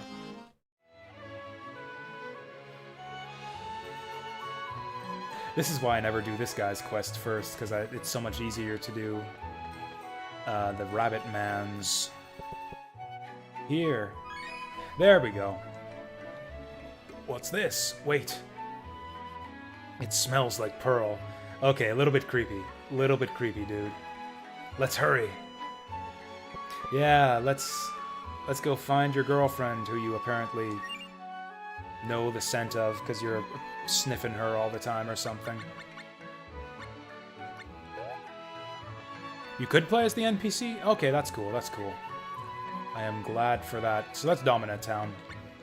We'll be coming back here from time to time. You basically have to revisit towns periodically. Oh yeah, so you can see that seed is sprouting there. The more side quests that we do, the more the seed will sprout. Anyways, we got an egg. Let's place it here. Oh, it melted. Melts into a pool of rocks and stuff, and here we go. I deliberately wanted to do this dungeon first because it looks really lovely. Oh yeah, that thing in the top right, Aura, Salamander, Undine, is the day of the week, like I said. So a day passes every time you travel. I think it changes like the strength of elemental magic and stuff. Actually, you can see it in the bottom left corner. Shows you the strength of each element in each location. So like each location has an innate element that'll strengthen certain types of magic. Oh, this is like the best music in the game, just about. I sense a brilliant aura nearby. It must be Pearl. We should hurry. Maybe it's just nostalgia talking here. I don't like the remastered soundtrack as much as the original. It's fine. It's not terrible. Okay, actually, this part's pretty epic. Once the orchestra kicks in, this is pretty fucking good. This part's pretty fucking good, too. You know what? It's not bad. They did a decent job of it. Excuse you? You're Chumpy. Oh, I hate this kid. Your name's Chumpy, right? No? Oh, well, I don't care what your name is. Oh, he's gonna give me nuggets. I actually forget, the battle system in this game is a little bit complicated, but you can button mash your way through it. It's basically a brawler. You know what, fuck it. I'll see what I can figure out on my own. Goodbye. Well then.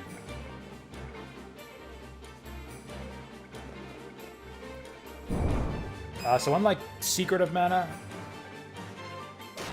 you actually have like a separate battle screen here. Oh, okay, so that's jump. Circle is attack. Was this game always like this, or am I getting like weird frame drops for no reason? Like, I remember combat being slightly jank in this game. I don't remember it being that jerky.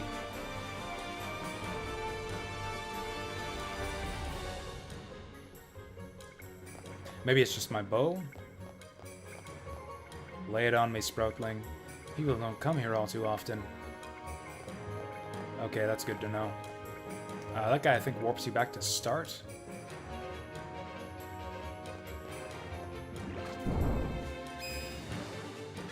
Okay, so that jumps. Okay, that's block. I never block in this game. Well, okay. Elias is just gonna clean up for us, apparently. Well, those crystals are XP. You want to grab those. Ba-ba-boom. Oh god, I've been purpled. But yeah, movement in combat is a bit weird. You just kind of like shimmy around. Eventually you get like special abilities and such. I'm gonna try to use one. This guy's too strong. I can't show off the combat if you keep killing everything, dude. He stole my XP, the bastard. Look at that, he stole it from me. Did you just go away, dude? Nobody likes you. Elias, or whatever your name is.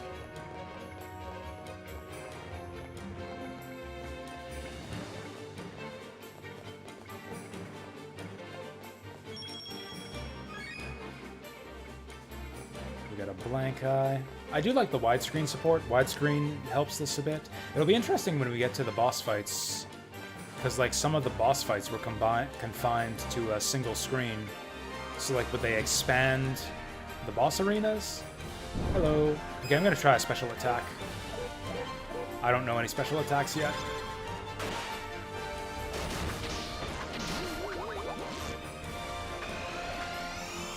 Yeah, like he's doing that special move there. I think if I use my bow enough... So, yeah, the way it works in this game, I don't quite remember the details. Okay, actually, how about... Yeah, you kill the enemy, you kill the monsters, I pick up the stuff. Maybe I should have taken those tutorials after all. Yeah, so you look here, I've got skills. There's the skills. Medium attacks in a line. Okay, so that's LB. Okay, so we got one skill equipped. You can also equip magic, which I don't know how to do. Okay, so we got change up now. Let's see how... I'm going to try to use that in our next combat here. LB, let's go. Change it up. Sick. Okay, that did less damage than I would have liked. Don't you take those... Oh god, I've been dizzy. Oh god. Dizzy chain. Ah, he cost me my XP. But yeah, combat's pretty accessible for like having like kind of a somewhat intricate combo. Like you can chain skills together. You can do like special moves with certain Okay, so we mastered a new special technique, forward artillery. So like there's super special moves, like the one I did there, and then there's like just basic special abilities you can get. Let's do one on Arby. So we got forward artillery now. Minor damage, medium damage. Why would I want to do minor damage when I could do medium damage? Like what the heck?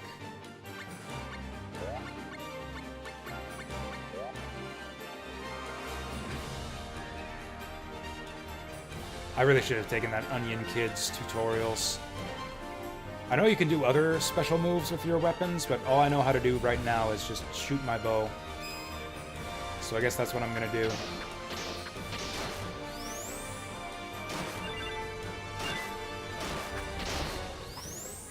Give me that. All mine.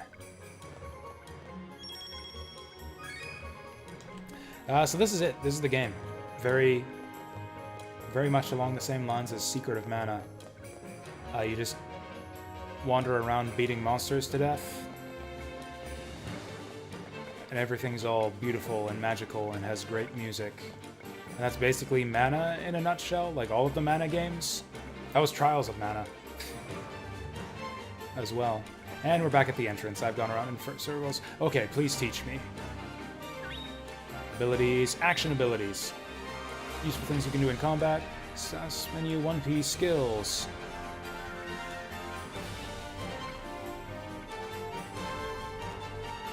I didn't see that in the menu. To push. Okay, let's try that. Yeah, there's a lot of tutorial messages he has for you. Okay, so I go 1P skills? No. That's special techniques. Status? Equip?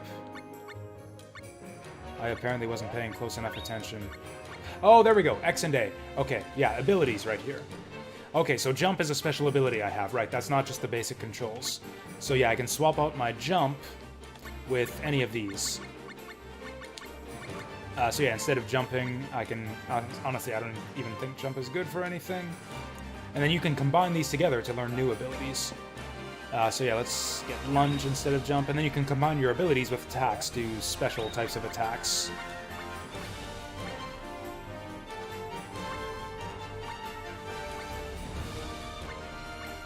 Like, what if I do lunge push?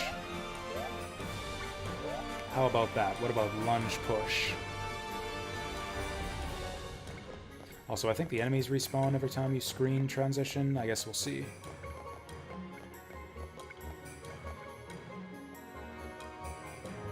Yep, here they are. Okay, let's try it out. So I swapped out my jump for lunge.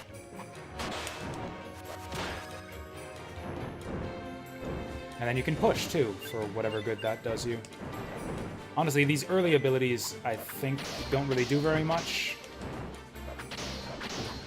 You mainly want to use them to, like, unlock new abilities later on.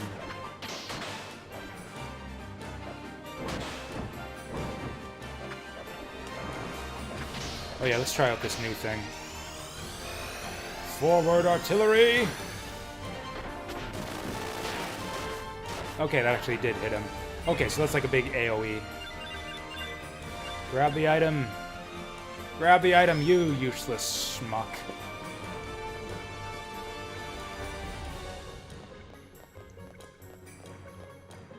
Well, we didn't learn any abilities there.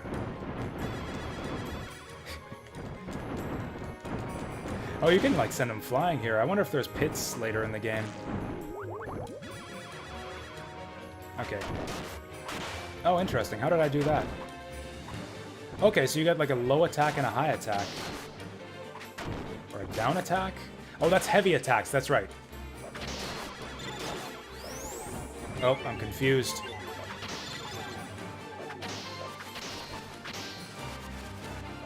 I think I should have watched more Onion. I should have listened to the Onion more. Next time we talk to the Onion, I'll get more tutorials.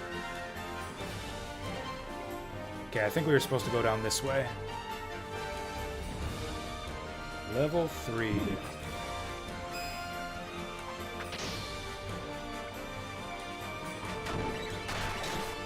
Okay, that's a cool thing. So I got like a poison arrow.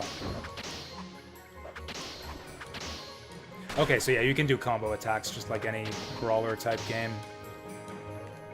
Circle for weak attack, triangle for strong attack, and then if you use strong attacks in the middle of your combo string, you get different stuff. Get poisoned. The strong attacks have a really long recovery time though. They're a bit risky. Thought I saw a treasure chest back there. Ooh, she's cute. Oh wait, is she that evil lady? You sure are late. Pearl is this way. Here we go, help her. Who are you? Why do you know Pearl's name? Psst, one more thing. You'd best stay away from those people. Hey, how is it you know of us? I hope you don't get turned to stone or anything. Pearl? Ah! Pearl! So that was a creepy lady.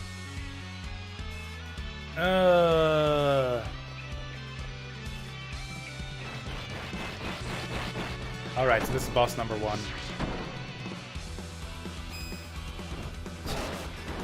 I feel like almost all the music in this game so far has like a really bad intro, and then starts to get really good once it kicks into gear.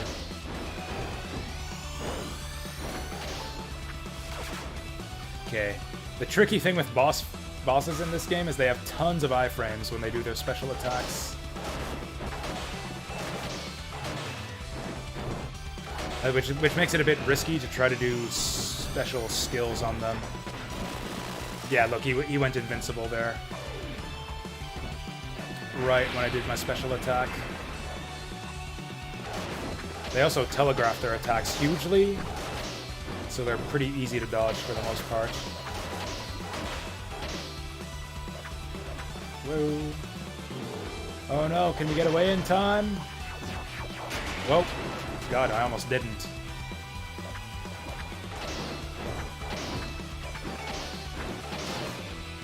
I wish they would show you damage numbers in this game. Give you a little bit better idea of how much damage you're doing. I wonder if I can push this guy. Ha, I can. Okay. Oh, I think I'm stuck in the corner. Okay, we're fine. Barely got out in time. Oh, he booted me. Also, it makes it kind of tricky to tell sometimes if you're actually getting damaged or if you're just being knocked back. Like you can see, I'm at 93% health right now because I got booted there. Nailed him. Okay, I'm not gonna let this guy get a single big gem. Mine, mine, mine. Oh, we mastered a special technique, True Shot.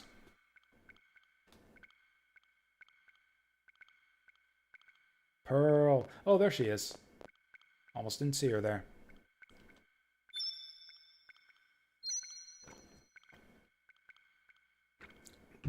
So this is the start of one of the main, like one of the central 3 stories of this game, is this whole thing with Elazul and Pearl and the Gemmies, something like that. People who have like gems for hearts, the Jewel people.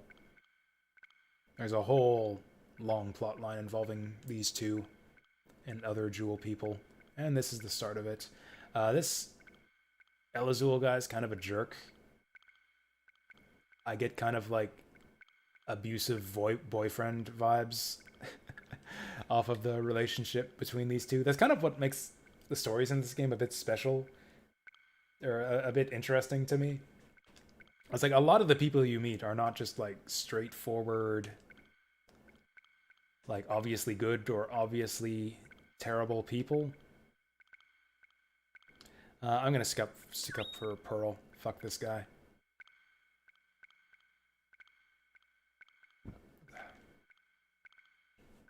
How dare he call me strange after I went through all the trouble to help him out?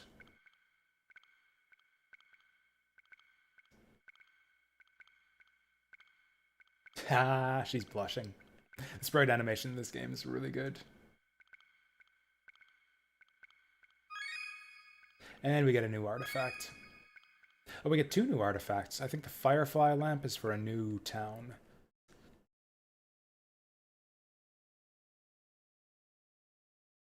And then every time you finish a little side quest, you get some artwork at the end. That's very similar to Saga Frontier, actually. A lot of stuff in this game is pretty similar to Saga Frontier. Just in like the kind of weird meandering structure and kind of lackadaisical, like weakly motivated plot lines a lot of the time. So we got a couple of artifacts to place here.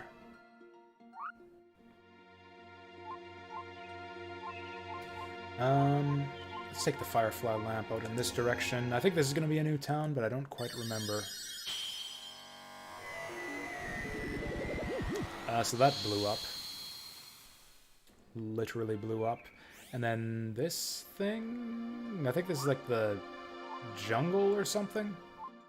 Let's put it over here. So if one thing I think I remember about the Geo whatever system is that the farther away a location is from your home, the more difficult it is. Oh, it's the lake.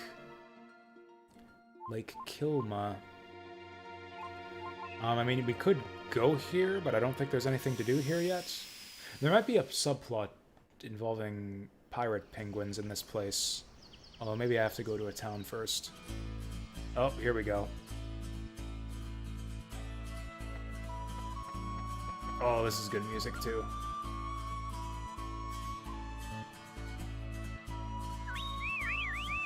Hey, I got the password right.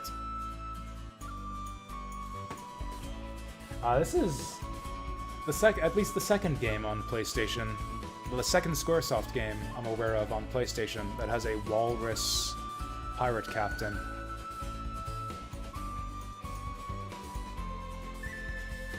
Also, this guy has basically the same personality as, what's his name from Xenogears? Gorgon Eye. So that indicates that we've started up a new side story. Oh yeah, we don't have a co-op buddy now. I've actually got to fight these monsters myself. Which might get a bit tricky. This bow is actually kind of amazing. I kind of assumed it would be like the bow in Secret of Mana, which has like garbage range. The bow in Secret of Mana is basically a melee weapon. Like, it doesn't have much range at all. How did I do that?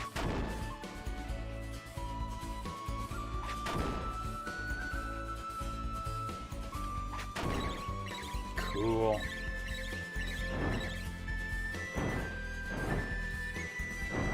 Oh, you know what? I don't think it, like, puts a new ability in your menu or anything. It's just like a basic thing that, yeah, you can do a big push by combining lunge and push. How am I doing that?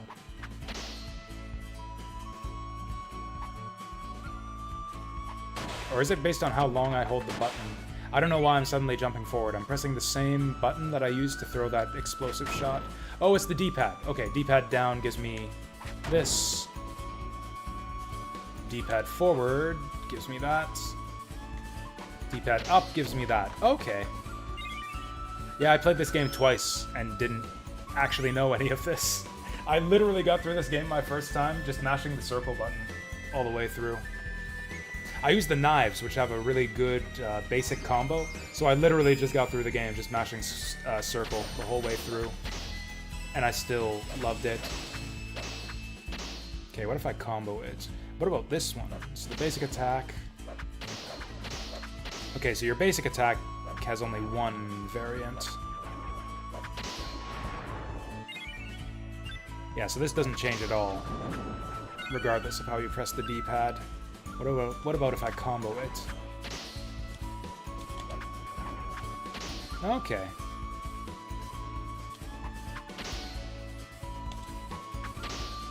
Okay, I can't figure out... There we go. I like that attack.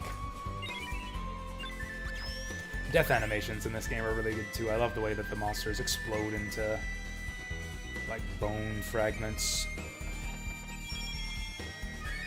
Those are some stoned penguins.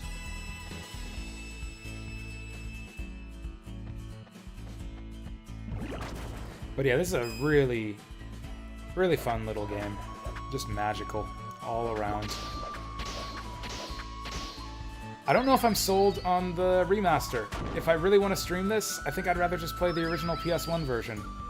Like, so far, my takeaway on the remaster is, like, slightly worse than the original. I wish that there were the option to restore the original graphics. Maybe there is? I'll have to check after the battle. If there isn't a way to switch back to the original backgrounds, which there probably isn't, because that would ruin, like, the widescreen support. But yeah, there's no way to like make it like switch back to the original version. Then maybe I'll refund this and just play the original PS1.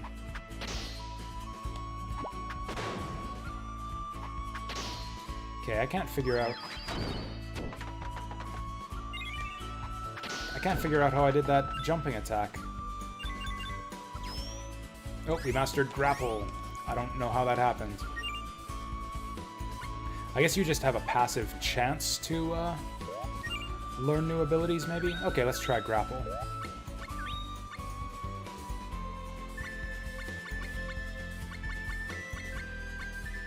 Okay, grab an enemy and throw them. That sounds like fun. So we can grapple. What else sounds good? Maybe grapple defend? Like, yeah, we learned to push. Maybe we can learn to grapple. Or maybe like a spin grapple. Do like a giant swing, like in Saga Frontier.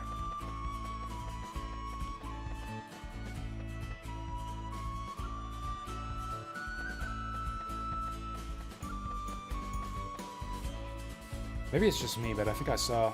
Oh, look at that jerky cloud scrolling in the background. That ain't right.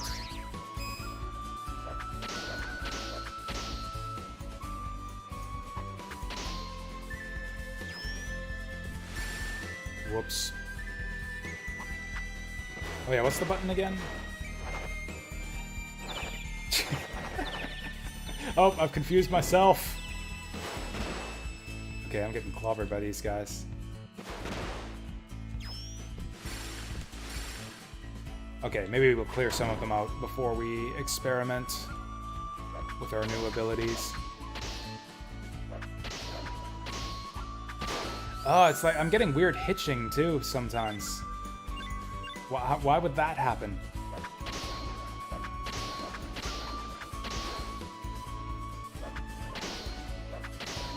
Okay, now let's experiment. Okay, can I do something? I'm grabbing them. Or I guess the idea is maybe... Oh, that's cool. So you grab them and then you press the attack button to, like, swing them around.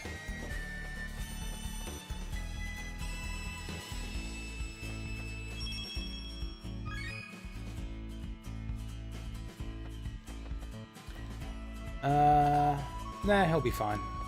Okay, we'll help him. Hello.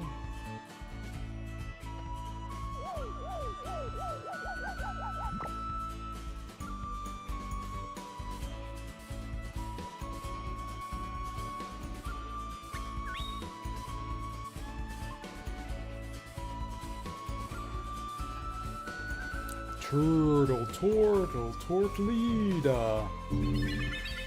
Oh wow, this fairy's all over this bitch. Oh yeah, fairies in this game are bitches. Humans are so stupid. Oh, yeah, I think we're gonna kill the Master of the Lake. We're actually gonna murder these fairies. Ha. Oh, that's a bad guy.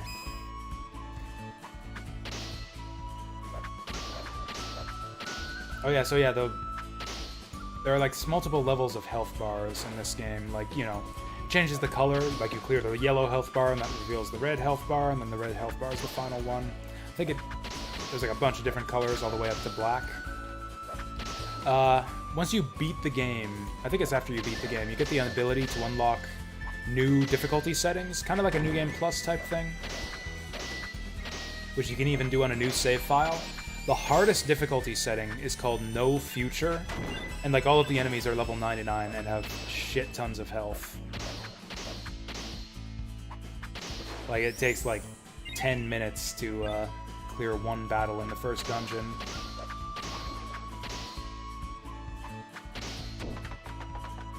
Which I actually tried once. I tried a No Future run. The thing is, since the enemies are so high level, you level up pretty fast. Sleepy Eye. I don't even know what all these items do.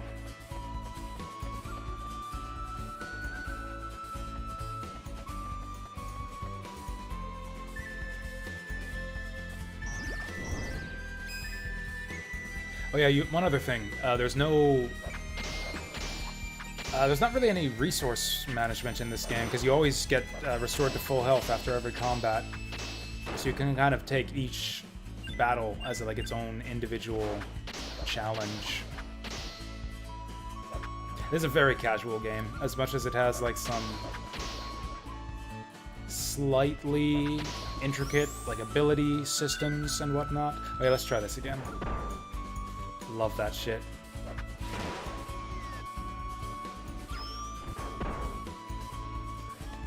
Oh, we missed him. Okay, so the triangle attack did the same thing.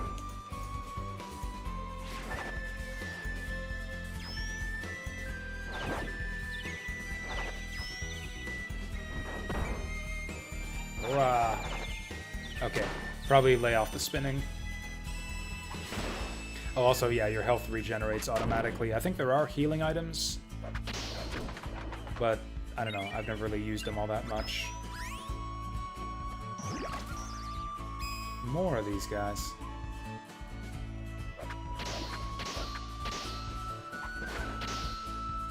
Okay, can I figure out how to do... Okay, so it's based on your movement.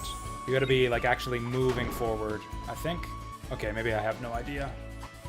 Maybe I have no idea how to do different abilities in this game. I can't... Maybe it's based on your forward motion. Like, I'm trying to do the forward jumping attack. Whatever. I've got a full energy bar, so let's do one of these.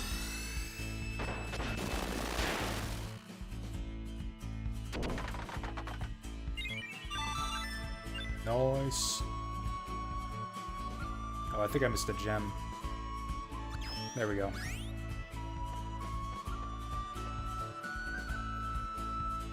Navigation can be a bit tricky in this game too, since a lot of the areas look pretty much the same.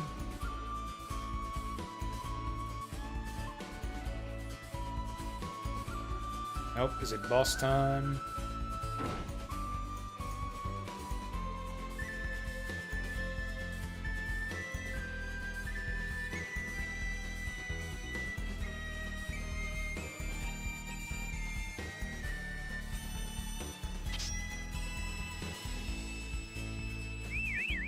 Oh, they love it.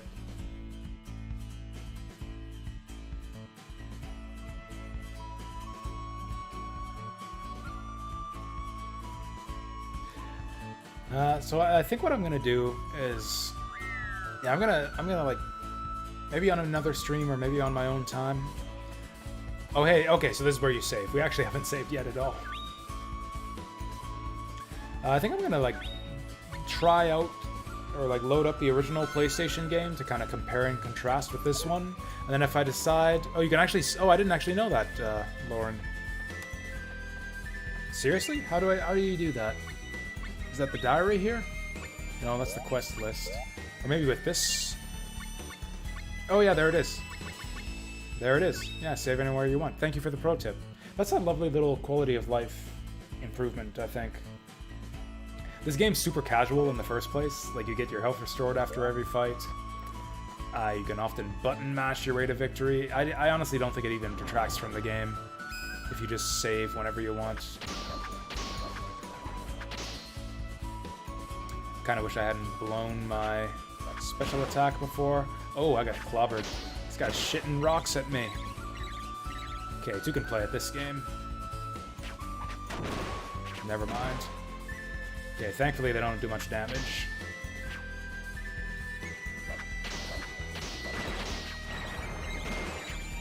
Oh god, I'm stun locked. I need those XP crystals. Okay. Let's kill this guy first. How about that? This guy's the biggest pain in the ass, so we should die first. I really should have... Okay. Listened to more of that Onion Man's tutorials. I cannot figure out how to get the attacks I want. I'm totally stun locked. I should have kept that defend ability.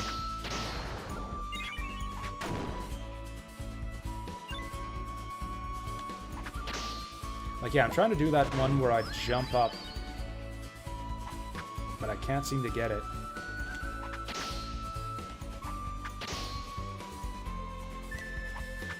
Oh well. I mean, I guess just mashing the bow button, mashing the light attack button works too. Oh hey, it's like little mini versions of the boss we're about to fight. Actually, this is a classic mana enemy. These are kind of like those little eyeball guys that like stuck out of the ground in Secret of Mana. Ooh, big XPs. Oh yeah, it's time to swap out our abilities. I like the throw, but I don't know if the twirl is working out for us. Let's try grapple crouch. Oh, also, do I have any new equipment? Nope.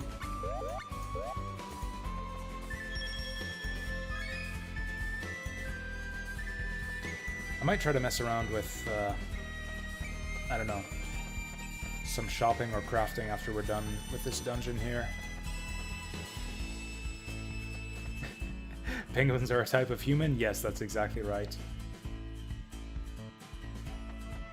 Jasu is a type of human. Jasu is a type of penguin, which is a type of human. Ear of wheat. Is that the correct term? I know you have an ear of corn. Ear is what you call an ear of corn, yeah. Right off the stalk.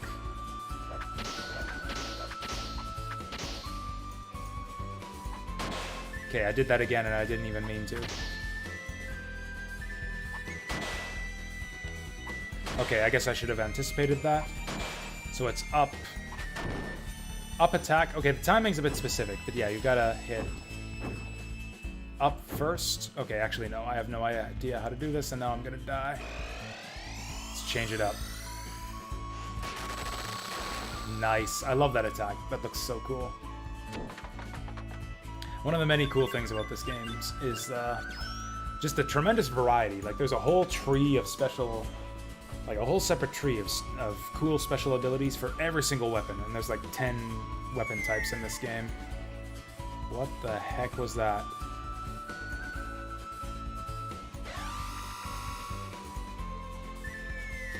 Beam. Yeah, why is the movement on these sprites so jerky? Was it always like this?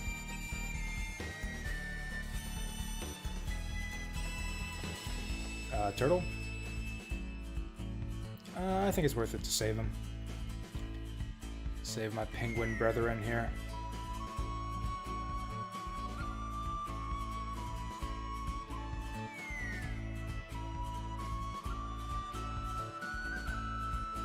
Oh, the walrus is stoned now.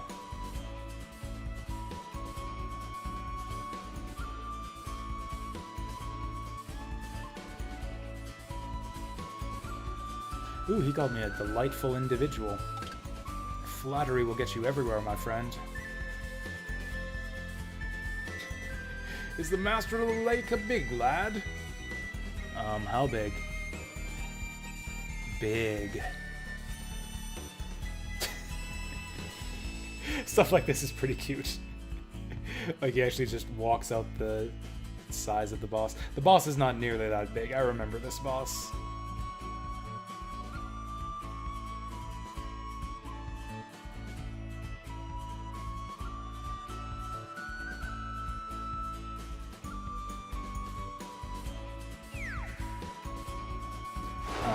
Rude.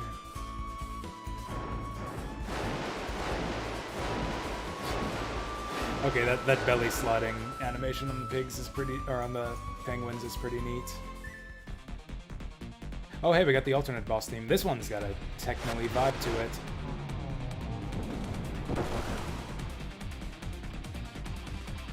Oh yeah, music by Yoko Shimomura for this game, as I recall. We did a lot of other great music on PS1. She did the music for Parasite Eve as well, and this track in particular actually sounds like something you might hear in Parasite Eve. Not this version of it, but the original version of this really sounded like Parasite Eve music.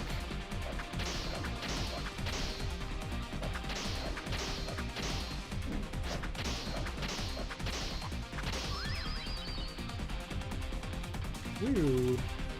Oh, he's not doing any special attacks yet.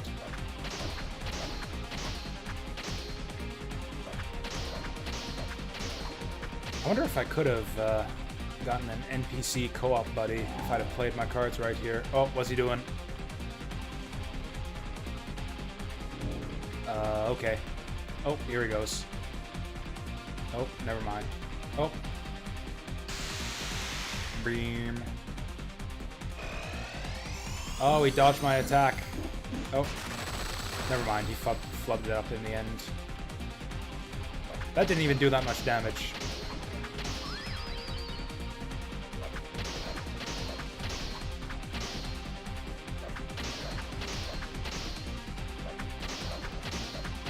Actually, so there was a trick you could do with the daggers. Yeah, so instead of doing a combo, because you have a big lag at the end of your combo. Whoa, whoa.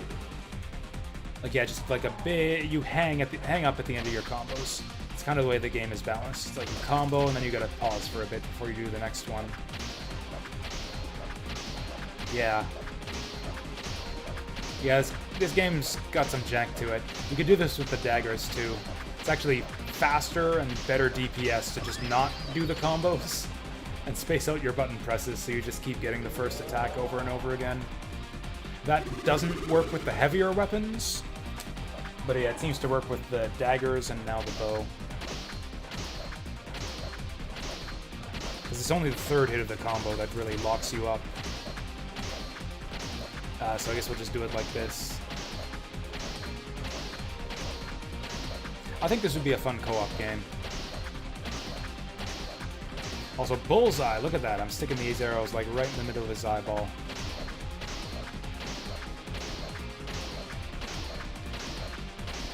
Yeah, I kind of don't use double daggers anymore, because this is not really a fun way to play the game. Oh yeah, I got a new skill. Oh, crouch. That looks a bit silly.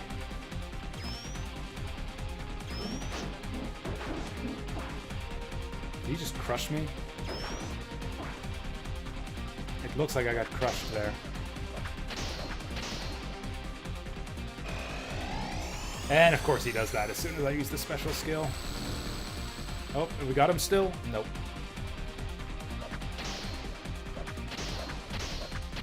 Actually, I've got that poison skill on my... like my down strong attack. I wonder if that works on this guy. Oof. Yeah, your strong attacks like lock your controls for even longer though. And it looks like I can't stun him.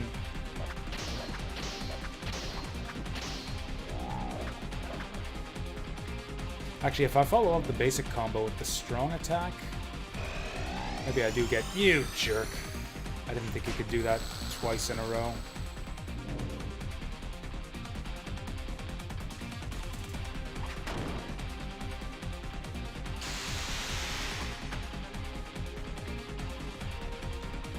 I'm trying to do that jump attack because I think that one would be good.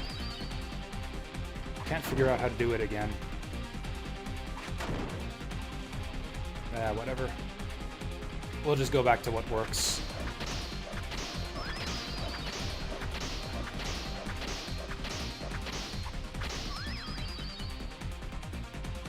Okay, here we go. Big finish. I don't think this even does enough damage to finish him. Oh, not bad. Oh, big finish. Nice.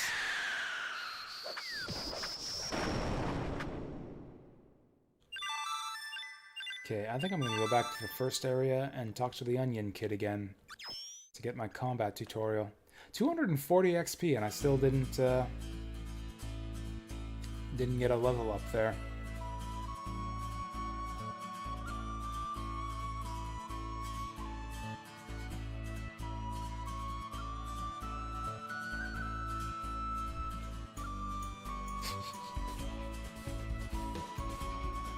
Oh, come on, we just fade to black to get up top. I wanted to... Oh. Come on, I want to climb the penguin tower. Oh, we got a medallion. So yeah, at least of the early side quests will reward you with a item that you can use to unlock a new area. I actually don't know what the medallion is. And the little tree is growing up there. Guess keep building outwards.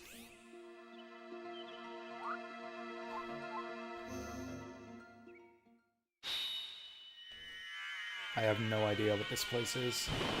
It looks spooky. Oh, is this the jungle?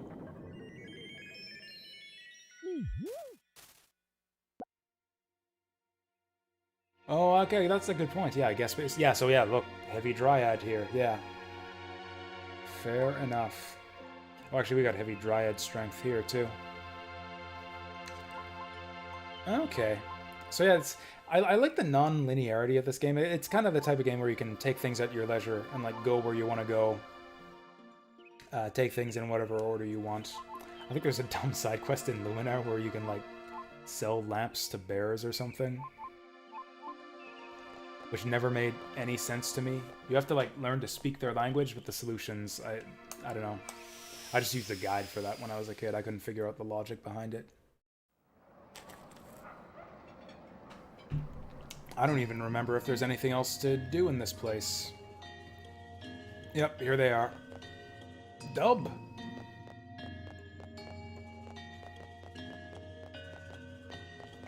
Oh, this guy's cool. Mr. Jigsaw Puzzle Piece Man. If you have any questions, just ask me. There's just so many cool, like, character concepts here. We got, like, Jigsaw Puzzle Piece Man. We've got, like, Basilisk Man here in town somewhere. Do I have enough money for a new bow? Like, yeah, why is the bow so much cheaper than the others? Did I just pick the objectively worst weapon in the game? Okay, we can at least get ourselves a new iron hauberk. Yeah, the enemies don't drop a lot of items for us. All right, we're up 4 attack strength. We're moving up in the world.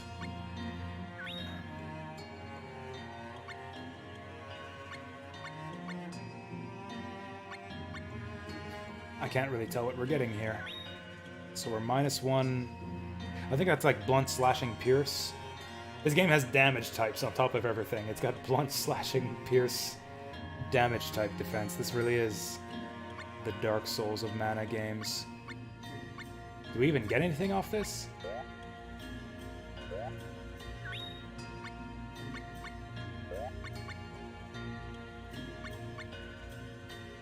Oh, it increases our whatever stat that is. Okay, I'll take that. I'll lose 1 blunt defense for 1 whatever that stat is. What was it? Oh, 1 dexterity. The attack level of skills. That might be the most useless description of anything I've seen in any video game. The attack level of skills. I'm guessing like that's your damage from your special skills. Magic is the other one. I see. Again, just like Dark Souls. Everything is Dark Souls, and we have to point it all out constantly. Bright Moon Alley. I think, you know, it's all coming back to me now, too, even though it's been so many years since I played this game. I believe we're going to encounter, like a horny centaur or basilisk or something. I think a horny centaur who wants to romance a basilisk. So he's got to sell her lanterns. Yeah, here he is. His face looks kind of weird in this version.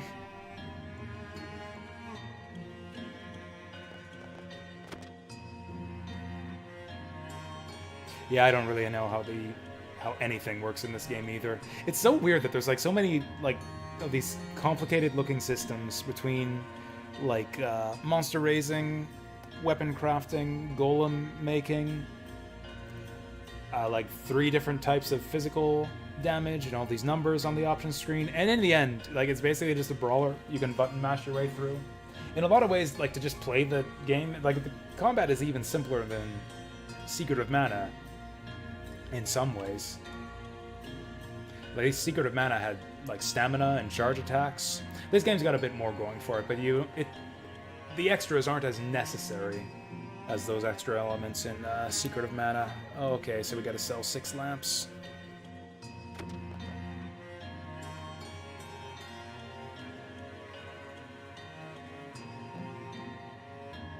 I think this guy talked like... I think they've changed the translation this time around. I could have sworn this guy talked like Austin Powers in the original. He was like, yeah, smashing, baby. Maybe I just made that up in my head.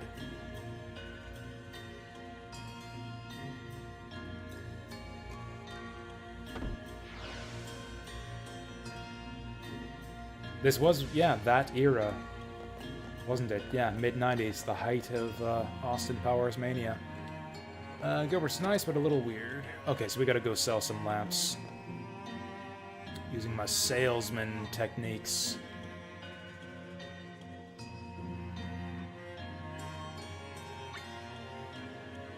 Alright, time to sell some lamps.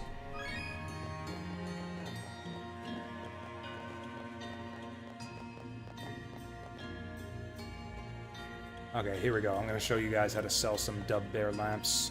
Dub! Okay. That didn't work. Cow isn't anywhere. He's inside my mind. I thought that if you imagine things, they become real in this game. Shouldn't that mean that the cow is here? Here's a question. What's the pointer in this game? Is that like a branch? Or a weirdly shaped finger? I think it's meant to be a branch. I'm getting lost here.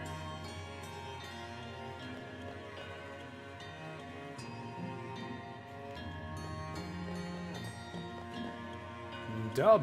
Okay, this guy's gonna help us out. The Dud Bears are regulars here, so I pick up the language. I can teach you a few words. Okay, teach me. Teach me, Dub Sensei. The first is Dub. This is a greeting and also yes. Dud means no and goodbye. Duba is you, and Duda is me. Should I be writing this down? Will there be a quiz at the end? Dubba means friends. Boo Boo means Dud Bear, and Goo Goo is used for all other creatures. Da means light and stars. Ba means night. Dada is lamp. Dubababa means many or very, and man, this is complicated. This is already like one of the most complicated RPG puzzles I've ever seen. Baba means music. They love music. Dada means please, and Gak shows displeasure. I think we're going to be seeing a lot of Gak in our future. Say bub when you don't understand. If you want to sell a lamp, you say dada dada. Dubba dub. Bub.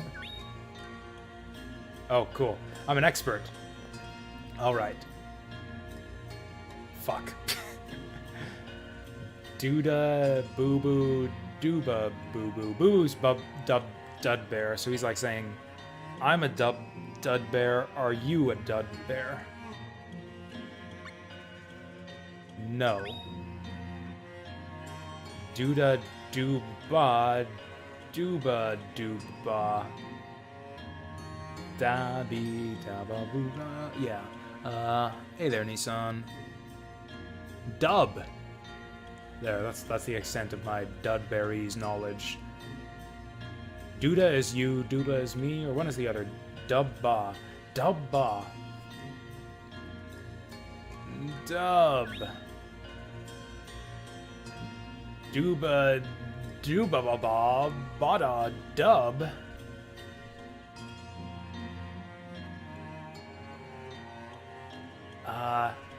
Duba ba ba. That was like many or little? Dub. Duba doo duba dub. Da da da da. Hey, we did it! See? I'm an expert. This is like... Again, everything returns to VTubers. This reminds me of like Sakura Miko trying to get Kiryu Koko to direct her to the Statue of Liberty. Baba Duba Lebedi Go. Badaba Dababa. Fuck, what's Baba? Oh, Baba is you. Baba is you. Badaba Badaba. Dub. He seems excited, so we'll just go along with it. Duba Baba? I don't think I am a dubba. I'm not a dubba. Duda Dudubba. Nah, I'm not. Duba Dubba? Yeah, that's it. I'm a Dubba. Duba Judah Dubba Dub. Listen, dude, do you want to buy a fucking lamp? Hey, we sold it! I'm a master salesman. I have no idea. I could never figure this out as a kid. I always had to use a guide. Here, I'll show you. Yeah, I'm an expert at... this is just me in adulthood now. I'm an expert at navigating social situations now. I think it's pretty obvious. I don't know what your problem is, Lorg. I think it's pretty obvious what's going on right now. Duba Gak Duba. Gak? How dare you gak me? Dud. Dud to your gak. Duba Gak Boo Boo. Dud Gak Boo Boo. No. Boo Boo? Fuck. Boo Boo's Dub Bear. Dud. Dubba. So I'm trying to sell some lamps to these bears. The puzzle piece man taught me their language, but you have to memorize like a dozen words, and they don't even fit together cleanly, so they don't make a lot of sense. Like, a lot of the words are really vague and describe like kind of broad concepts. I didn't write them down or anything. I'm just trying to go from memory. Dub. Duba doo-doo dubba dub. Wanna buy a lamp? Yeah! I don't understand why any of that worked. I don't understand why any of that worked, but I got it on first try. Okay, we did it. We sold the lamps. And now our centaur buddy can get him some sweet, sweet basilisk pussy. What talents I have. He's gonna show me what love is.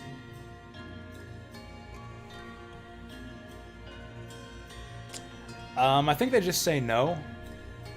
I'm pretty sure, like, honestly, I think you have to go through a specific sequence of answers. Like, I think if you give any of the wrong answers, they just say gack and refuse you.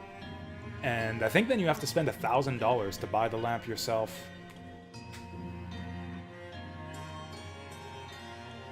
How wonderful. Oh, score. She gets to keep her lamp shop open. These are some pretty boring looking lamps. Honestly, I'm surprised that any of these idiot dub bears even bought one.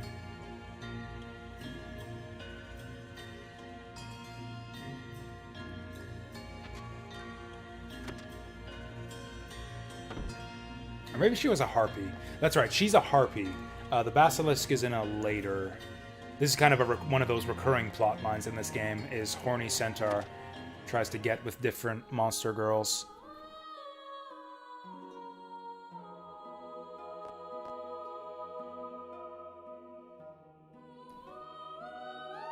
So I guess the idea is that he's strumming on the lute and she's singing. I like to think that he's singing for her, though, and this is just what his voice sounds like.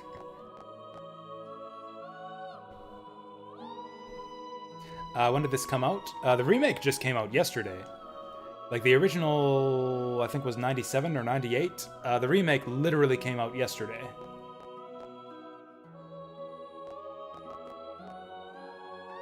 Are we done here? Oh, here we go.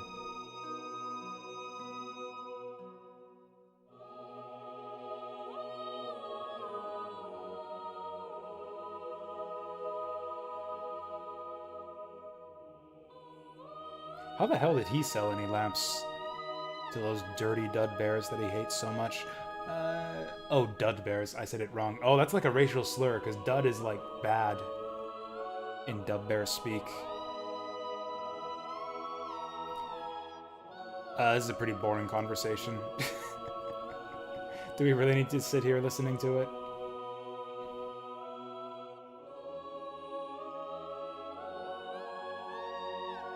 It's like, never mind. This bitch is basic. I'm out of here.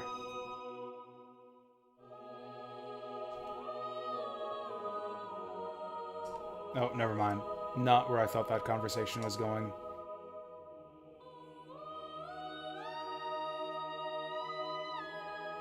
I have no idea what either of these people is talking about. Okay. Everyone in this game is fucking weird.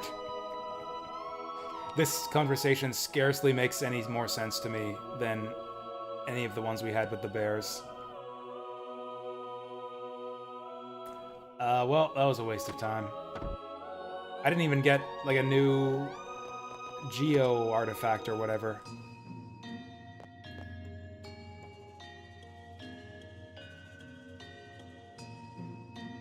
It ain't the size of the lamp that matters, it's how you use it. The breakup has her down. That was a breakup. Okay, I didn't realize that was a breakup. That means that just... How much drugs was taken? Probably quite a bit. This is scarcely even the weirdest thing that we've seen so far.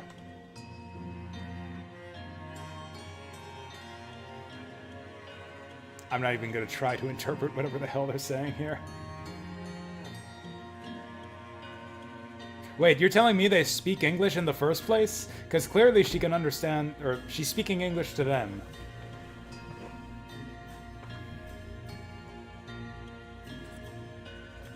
She understands their Dudberries, but she's speaking English in return. Oh, we got a spoon. And a rose.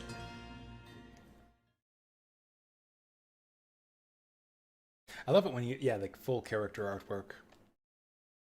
Character designs in this game are pretty dope. Sometimes it's worthwhile to go back to your home, just in case like a new workshop or something has opened up. Anyways, I need to be a little bit cautious here. Oh yeah, also, oh, you know what? I've been messing something up. I'm sorry. I've been missing out. I've been shortchanging you guys. We're missing out on stuff. We're missing out on Cactus Diaries. Dub. So this is one little kind of extra feature of this game, kind of like a log of your adventures. If you go back and talk to your cactus buddy after each adventure, he'll write in his cactus journal, and you can go back and read a little accounting of all the adventures you've been on. Unfortunately, he only records the most recent one that you did, so unless you talk to him after every single side quest, you'll miss out on some of these entries. So we won't be able to get the first 2 entries unless we do a New Game Plus.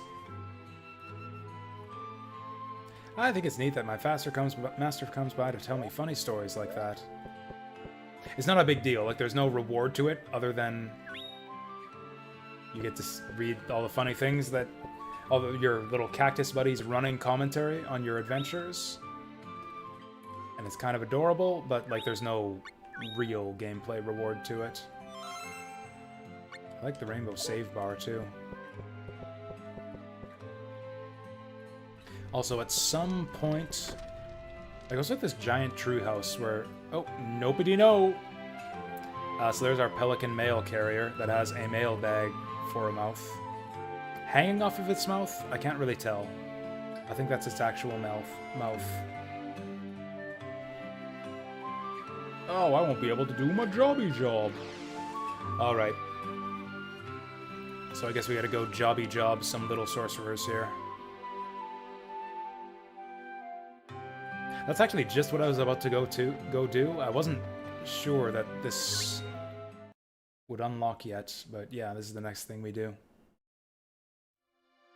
Go tell him all the things we need. Yeah, I don't know. I wish they would have changed like a little bit more with the remaster here, like quality of life stuff. Like, for example, let you just fill in all the Cactus Diaries for all the quests you did when you talked to him. Yeah, it's a little bit of dumb bookkeeping if you want to read them all.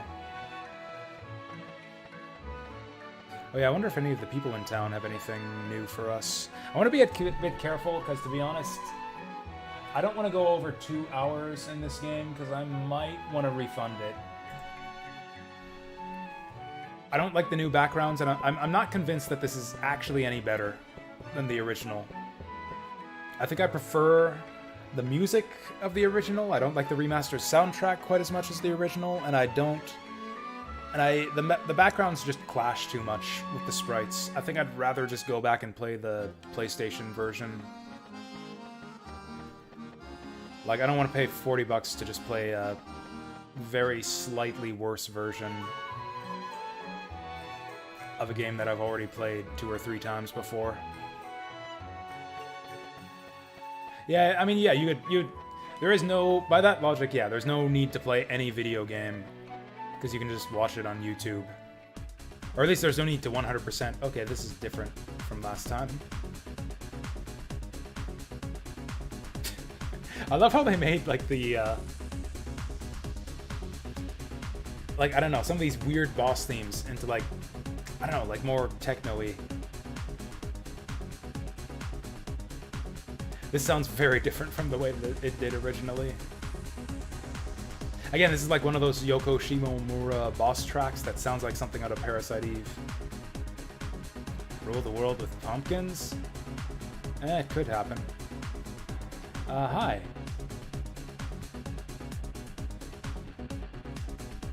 Also, I think some of the character portraits are less detailed too. Like, these kids look different from how I remembered them. Okay, time to teach some scum a lesson. I'm gonna beat up the kid first, because he sassed me. Actually, here's what we can do. Okay, I'm gonna get destroyed by these kids. Whoa, whoa, whoa, whoa, whoa. Okay, that got me good. Didn't do much damage, though. Kids are pretty weak, as it turns out. Just throw them around. Oh, he just bashed me with a frying pan. This doesn't do more damage, but I just love the idea of, like, just body slamming these kids. Okay. Also, if you notice that they kind of attacked the same way I do... Whoops, wrong button. Like, they kind of have the same combos and spells and abilities that I do. It's because, yeah, they totally join your party after this. You kind of just get them as, like, tertiary party members that can take along on adventures if you want to. Which I never do, because I kind of like fighting solo, but it's a thing you can do if you want. Don't cast a spell. Got him.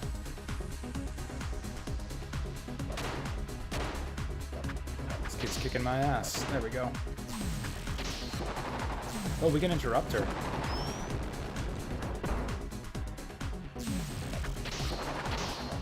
Yeah, on normal bosses, you can't interrupt their spells like that.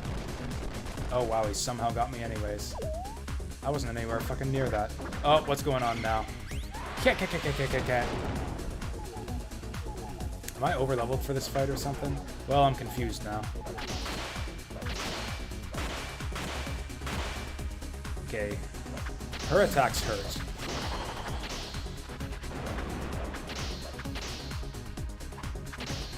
Stay down. I can probably just flip this kid over and over again for the win. Because, yeah, that actually interrupts his spells.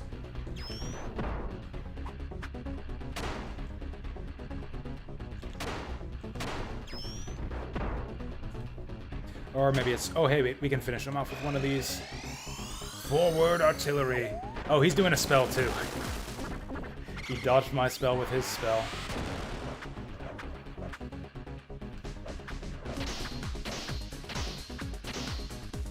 Got him.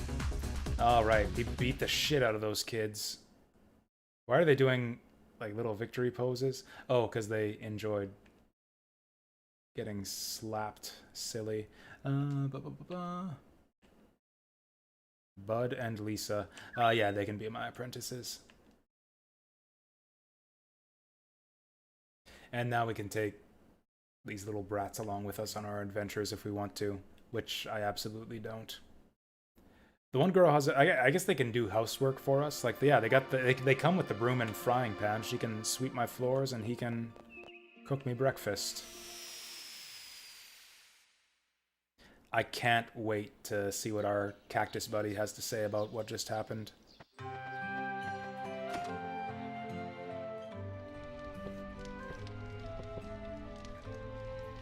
Oh, and now they call me master. That's a bit awkward.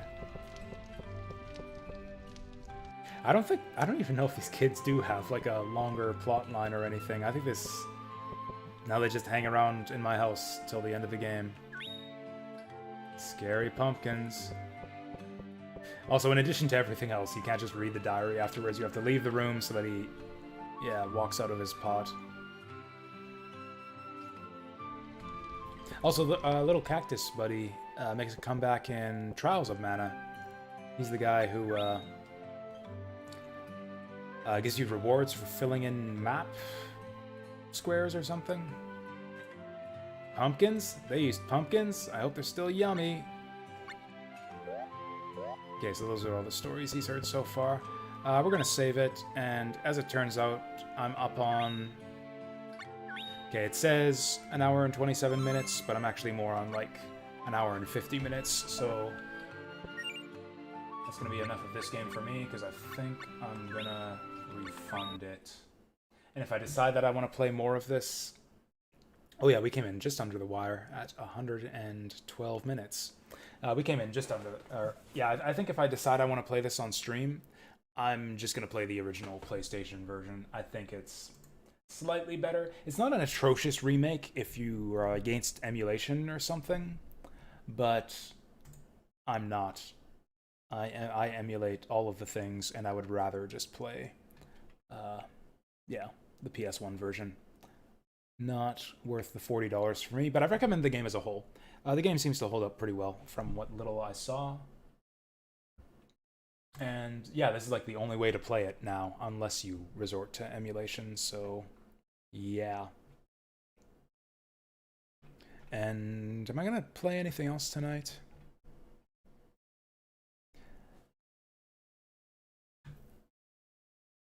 I think I might. I think we'll try something else for tonight. Maybe nothing new. Oh, I said I was gonna show off a new ROM hack, a new Mega Man, not ROM hack, but a new Mega Man fan game that I've been playing a little bit of lately on my own time, and kind of realized, have I seen anything about Dark Alliance? I feel like I should know what that is. I think it's one of those games where it's got such a generic title that I can never remember what it actually is. Oh yeah, the D&D game. I think I've seen mostly negative reports. Dungeons and Dragons Brawler.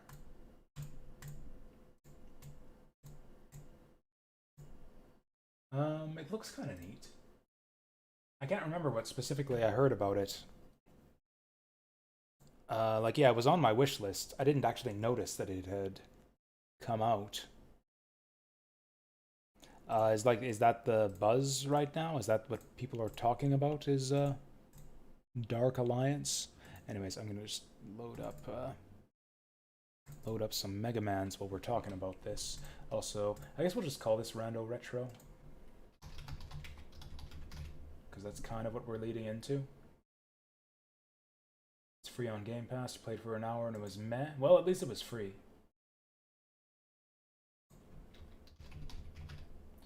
Rando Evening Retro.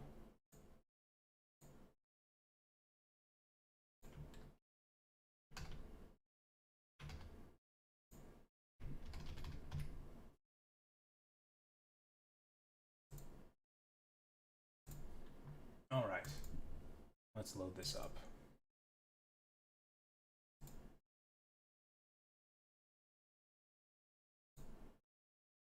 I can't find it.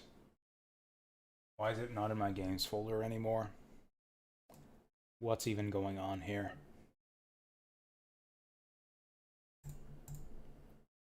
God, why am I such an idiot with organizing like my games that aren't on Steam? I have a folder called Games for a reason. Why isn't this in my games folder? Maybe program files? Why didn't I make a desktop icon? I might have to re-download this game. You know what? We won't play it just yet. I don't want to fuck around with this. You know what?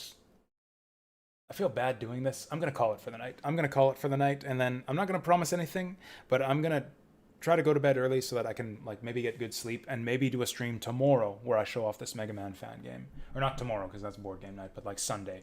I might try this. So we'll do that. I'll look into this Dark Alliance thing. It sounds interesting. Maybe, I mean, almost all games are kind of bad these days on release day, so maybe they'll develop it further and it'll get better, and who knows what the future holds. But also, like, it's a brawler, so how bad could it be unless they seriously screwed it up? Like, most brawlers, like, as long as it succeeds as a button masher, if it has anything good to it, like good graphics, good story, it sounds worthwhile. I don't read books. I don't really read books. Certainly haven't read any D&D books. Not ever.